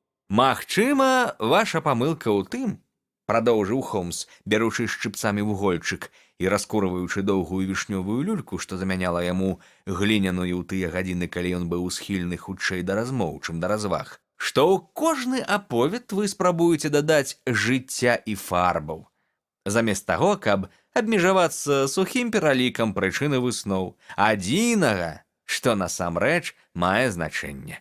Мне здаецца, што вашы справы я апісваю па справядлівасці, Халаднавата адказаў я, бо мяне зачапіла ганарлівасць сябра, даволі значная, як я неаднаразова заўважаў рыса яго выбітнага характару. Тут няма эгаізму ці славалюбства, прамовіў ён, адказваючы, як звычайна, хутчэй на мае думкі, чым на словы. Калі я і прашу справядліва апісваць маё мастацтва, то гэта не мае дачынення да мяне прыватна, бо мастацтва вышэйшае за мяне. Злачынствы здараюцца часта. Логіка сустракаецца рэдка. Вось чаму вам трэба засяродзіцца на логіцы, а не на злачынстве. Вы ж сур'ёзны курс лекцый звялі да ўзроўню зборніка казачак. Быў халодны ранак ранняй вясны, мы толькі што скончылі снедаць і сядзелі ля вясёлага каміна ў сваім старым пакоі на Бейкер-стрыт. Густы туман клубіўся паміж двума шэрагамі змрочных дамоў, і ў гэтай цяжкай жоўтай смузе цьмянымі бясформеннымі плямамі вымалёўваліся вокны насупраць. Газоўка кідала на белы абрус блікі, і яе святло адбівалася ў парцалянавым посудзе і металічным начынні. Са стала пакуль яшчэ не прыбралі. Усю раніцу Шэрлак Холмс маўчаў, заглыбіўшыся ў калонку з абвесткамі, аднак урэшце махнуў на свае пошукі рукой і не ў найлепшым настроі ўзяўся разбіраць мае літаратурныя пралікі. У той жа час, прадоўжыў ён пасля паўзы, папыхкаўшы доўгай люлькай і удосталь наглядзеўшыся на агонь, схільнасці да сенсацыйнасці я ў вас не бачу, бо ладную частку спраў, якімі вы зацікавіліся, у юрыдычным сэнсе нельга назваць злачынствамі. Нязначная гісторыя, калі я паспрабаваў дапамагчы каралю Багеміі, дзіўны выпадак з міс Мэры Сазерленд, праблема, звязаная з чалавекам з выкручанай губой, загадка высакароднага кавалера, усе гэтыя справы не трапляюць пад юрысдыкцыю закону. Але баюся, што, пазбягаючы сенсацый, вы абмежаваліся банальнасцю. У выніку ўсё можа падацца банальнасцю, адгукнуўся я. Але самі метады здаюцца мне арыгінальнымі і цікавымі. Дарагі сябра, якая справа публіцы вялікай і няўважлівай, што наўрад ці адрозніць ткача па зубах ці наборшчыка па левым вялікім пальцы да найтанчэйшых адценняў аналізу і дэдукцыі. Да таго ж, калі вы і пішаце банальнасці, не мне вас асуджаць, бо дні вялікіх расследаванняў засталіся ў мінулым. Чалавек, ці прынамсі злачынца, страціў вынаходлівасць і самабытнасць. Што да маёй сціплай практыкі, то я, відаць, паціху ператвараюся ў спецыяліста па пошуку згубленых алоўкаў і кансультанта для юных паннаў з пансіёну. Мабыць, на самае дно я ўжо апусціўся. Пра гэта сведчыць і ліст, які прыйшоў сёння ранкам. Зірніце. З гэтымі словамі ён кінуў мне скамечаны ліст, адпраўлены учора вечарам з плошчы Монтэгю. Дарагі містер Холмс, мне вельмі трэба параіцца з вамі наконт прапанаванага мне месца гувернанткі. Калі вам зручна, я прыйду заўтра а палове 11:00. З павагай, Вайлет Хантер. Вы ведаеце гэтую маладую лэдзі? Пацікавіўся я. Не. Цяпер акурат палова 11:00. А вось і званок. Не сумняюся, што гэта яна. Справа можа аказацца цікавейшай, чым вы думаеце. Памятаеце выпадак з блакітным карбункулам, які спачатку здаваўся бязглуздзіцай, але хутка ператварыўся ў паўнавартаснае расследаванне. Так можа атрымацца і цяпер? Што ж, спадзяюся. Хутка мы пра ўсё даведаемся, бо вось і наша госця. На гэтых словах дзверы адчыніліся, і ў пакой зайшла маладая лэдзі. Апранутая яна была проста, але акуратна. У яе быў жывы прывабны твар, увесь у рабацінні, як перапяліная яйка, і рашучая пастава жанчыны, што сама прабівае сабе дарогу ў жыцці. Думаю, вы даруеце мне, што я вас патурбавала, сказала яна, калі мой сябра падняўся з ёй павітацца. Бо я трапіла ў вельмі дзіўную сітуацыю, і ў мяне няма ні бацькоў, ні хоць якіх родзічаў, каб параіцца з імі на гэты конт. Я падумала, што вы ласкава пагодзіцеся мне дапамагчы. Прашу вас прысесці, міс Хантер. Буду рады дапамагчы вам, чым змагу. Я заўважыў, што Холмса прыемна ўразіла яе манера трымацца і гаварыць. Дапытліва паглядзеўшы на госцю, ён прыкрыў вочы і звёў пальцы, падрыхтаваўшыся слухаць. 5 гадоў я працавала гувернанткай у сям'і палкоўніка Спэнса Манро, Сказала дзяўчына. але 2 месяцы таму палкоўнік атрымаў прызначэнне ў Новую Шатландыю, у Галіфакс, і забраў туды дзяцей. Застаўшыся без працы, я дала аб'яву і сама пачала шукаць у газетах вакансіі, але беспаспяхова. Неўзабаве мае зберажэнні пачалі заканчвацца, і я ўжо не ведала, што і рабіць. У Вэст-Эндзе ёсць адно добра вядомае агенцтва па найме гувернантак Вэставэй, і раз на тыдзень я зазірала туды паглядзець, ці не падвярнулася што спрыяльнае. Вэставэй — гэта прозвішча гаспадара агенцтва, але насамрэч там усім кіруе міс Стопер. Яна сядзіць у сваім прыватным кабінеціку, а жанчыны, якія шукаюць працу, чакаюць у прыёмным пакоі. Міс Стопер па чарзе выклікае іх у кабінет, глядзіць у свае грозбухі і прапануе вакансіі, калі яны ёсць. Калі я прыйшла туды на мінулым тыдні, мяне, як заўсёды, запрасілі ў кабінет, але міс Стопер была там не адна. Побач з ёй сядзеў надзвычай тоўсты мужчына з шырокай усмешкай і цяжкім падбароддзем, якое вісела некалькімі складкамі, і уважліва разглядаў прэтэндэнтак. Калі я ўвайшла, ён ледзь не падскочыў на крэсле і тут жа павярнуўся да міс Стопер. «Падыходзіць», — сказаў ён, — «нічога лепшага і быць не можа. Цудоўна, цудоўна». Ён выглядаў вельмі захопленым і радасна паціраў рукі. Ён падаўся мне добразычлівым, на яго было прыемна глядзець. «Вы шукаеце працу, міс?» — спытаў ён. «Так, сэр». «Гувернанткі?» «Так, сэр». «Колькі вы хочаце атрымліваць?» Палкоўнік Спэнс Манро плаціў мне 4 фунты ў месяц. «Нічога сабе, жабрацкі заробак, проста жабрацкі!» — закрычаў ён, размахваючы тоўстымі рукамі, нібыта чалавек, апанаваны кіпучай жарсцю. «Як можна прапаноўваць гэтую жалю вартую суму лэдзі, што вылучаецца такой прывабнасцю і такімі талентамі?» «Мае таленты, сэр, могуць аказацца меншымі, чым вы ўяўлялі», — адказала я. «Трошкі французскай, трошкі нямецкай, музыкай, маляванне». «Нічога сабе!» — закрычаў ён, «але гэта не мае значэння. Пытанне ў тым, ці ўмееце вы трымацца як сапраўдная лэдзі. Гэта калі казаць коратка. Калі не ўмееце, то вы не здолееце выхаваць дзіця, якое ў адзін дзень можа адыграць значную ролю ў гісторыі нашай краіны. Але калі ўмееце, то як джентльмен можа дазволіць сабе прапанаваць вам суму меншую за трохзначную. У мяне, мадам, вы для пачатку будзеце атрымліваць 100 фунтаў у год». Думаю, містер Холмс, вы ўяўляеце, якой неверагоднай падалася мне, жанчыне, якая адчайна шукала працу, такая прапанова. Убачыўшы на маім твары недаверлівы выраз, джентльмен адкрыў партманэт і дастаў адтуль банкноту. «А яшчэ я атрымаюся звычкі», — сказаў ён, усміхаючыся мне найпрыязнейшай усмешкай, так што яго вочы ператварыліся ў 2 бліскучыя шчылінкі сярод белых складак твару. «Плаціць юным лэдзі наперад палову іх заробку, каб яны маглі пакрыць дробныя дарожныя выдаткі і абнавіць гардэроб». Тады мне падалося, што ніколі раней я не сустракала такога абаяльнага і уважлівага чалавека. Я ўжо была вінная грошы гандляру, і аванс аказаўся вельмі своечасовым.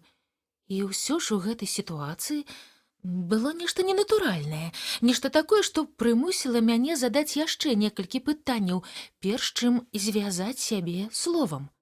«Дазвольце спытаць, дзе вы жывяце, сэр?» — сказала я. «У Хэмпшыры.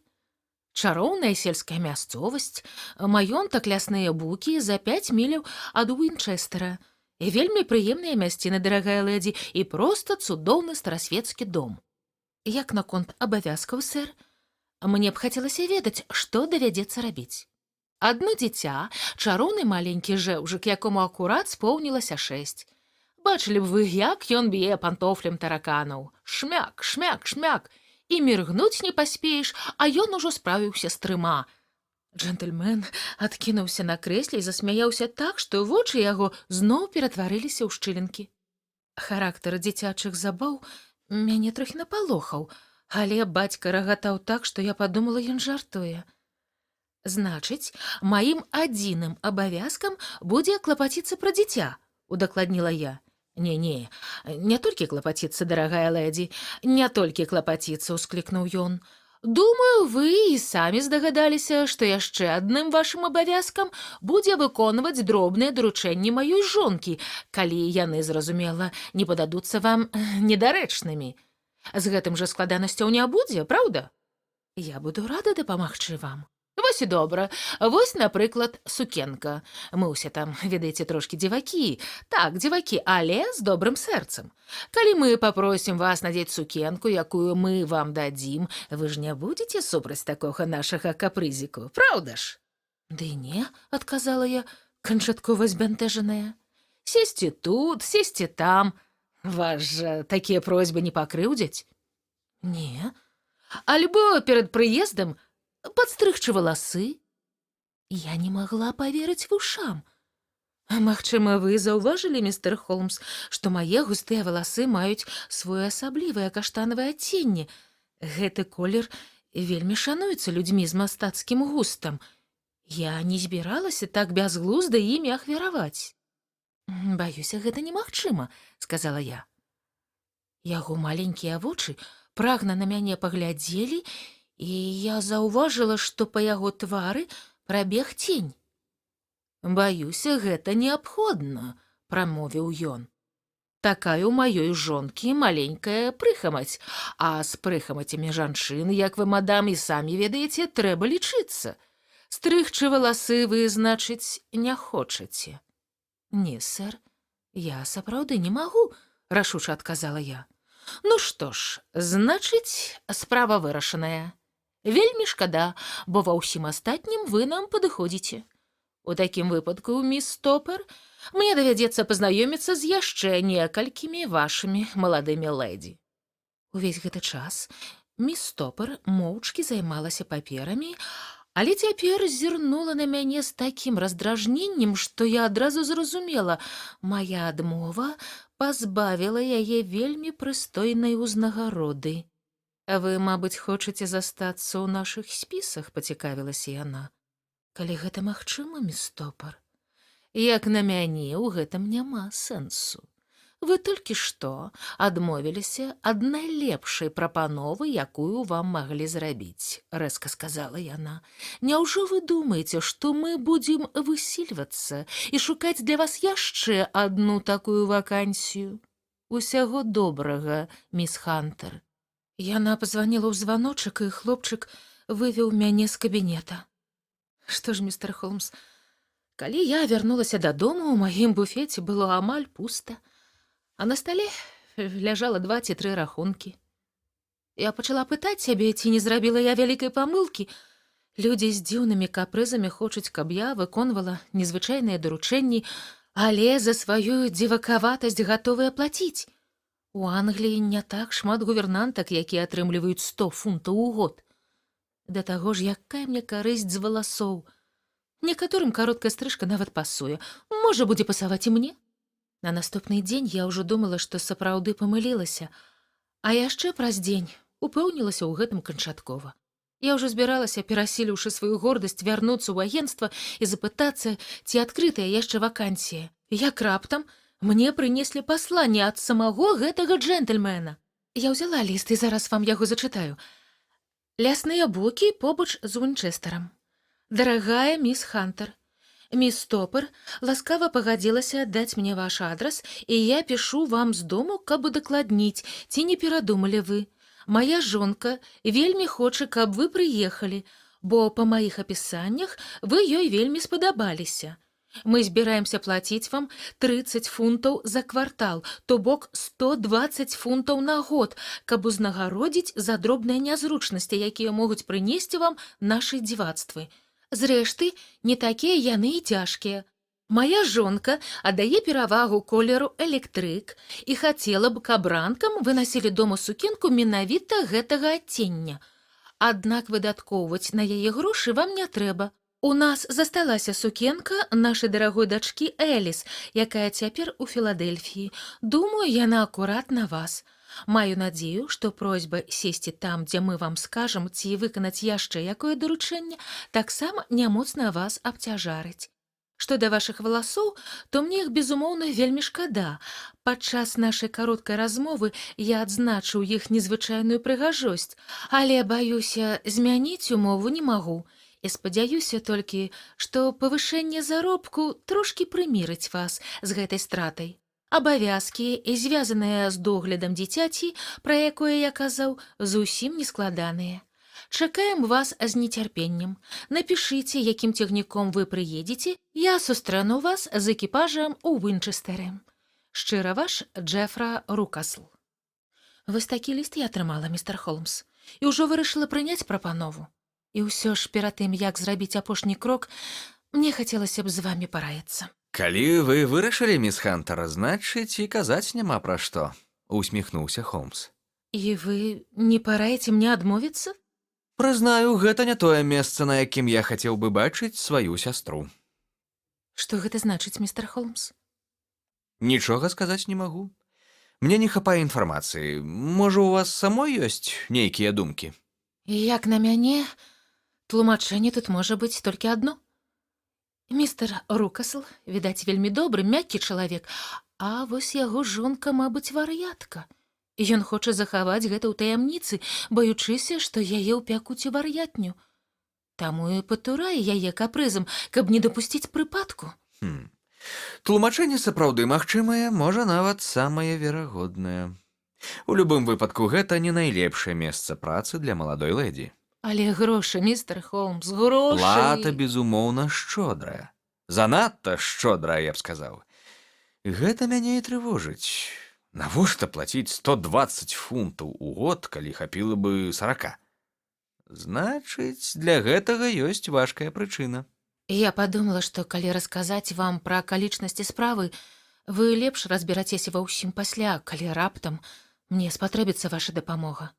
Я адчую сябе спакайней, калі буду ўпэўненая ў вашай падтрымцы. Вы можаце на яе разлічваць. Магу вас запэўніць, што гэтая дробная праблемка можа аказацца самай цікавай з тых, што трапіліся мне за апошнія некалькі месяцаў. Ва ўсім гэтым я бачу штосьці надзвычай нестандартнае. Калі раптам вы пачняце нешта падазраваць ці трапіце ў небяспеку... Небяспеку? Думаеце, гэта можа быць небяспечным? Калі б я мог гэта ведаць, ніякай небяспекі не было б. З сур'ёзным выглядам пакачаў галавой Холмс. Але што б не здарылася, высылайце мне тэлеграму ў любы час дня ці ночы, і я прыеду на дапамогу. Гэтага мне дастаткова. Яна імкліва паднялася з крэсла, і трывога з яе твару знікла. Цяпер я паеду ў Хэмпшыр з лёгкім сэрцам. Зараз жа адкажу містера Рукаслу вечарам, падстрыгу свае бедныя валасы і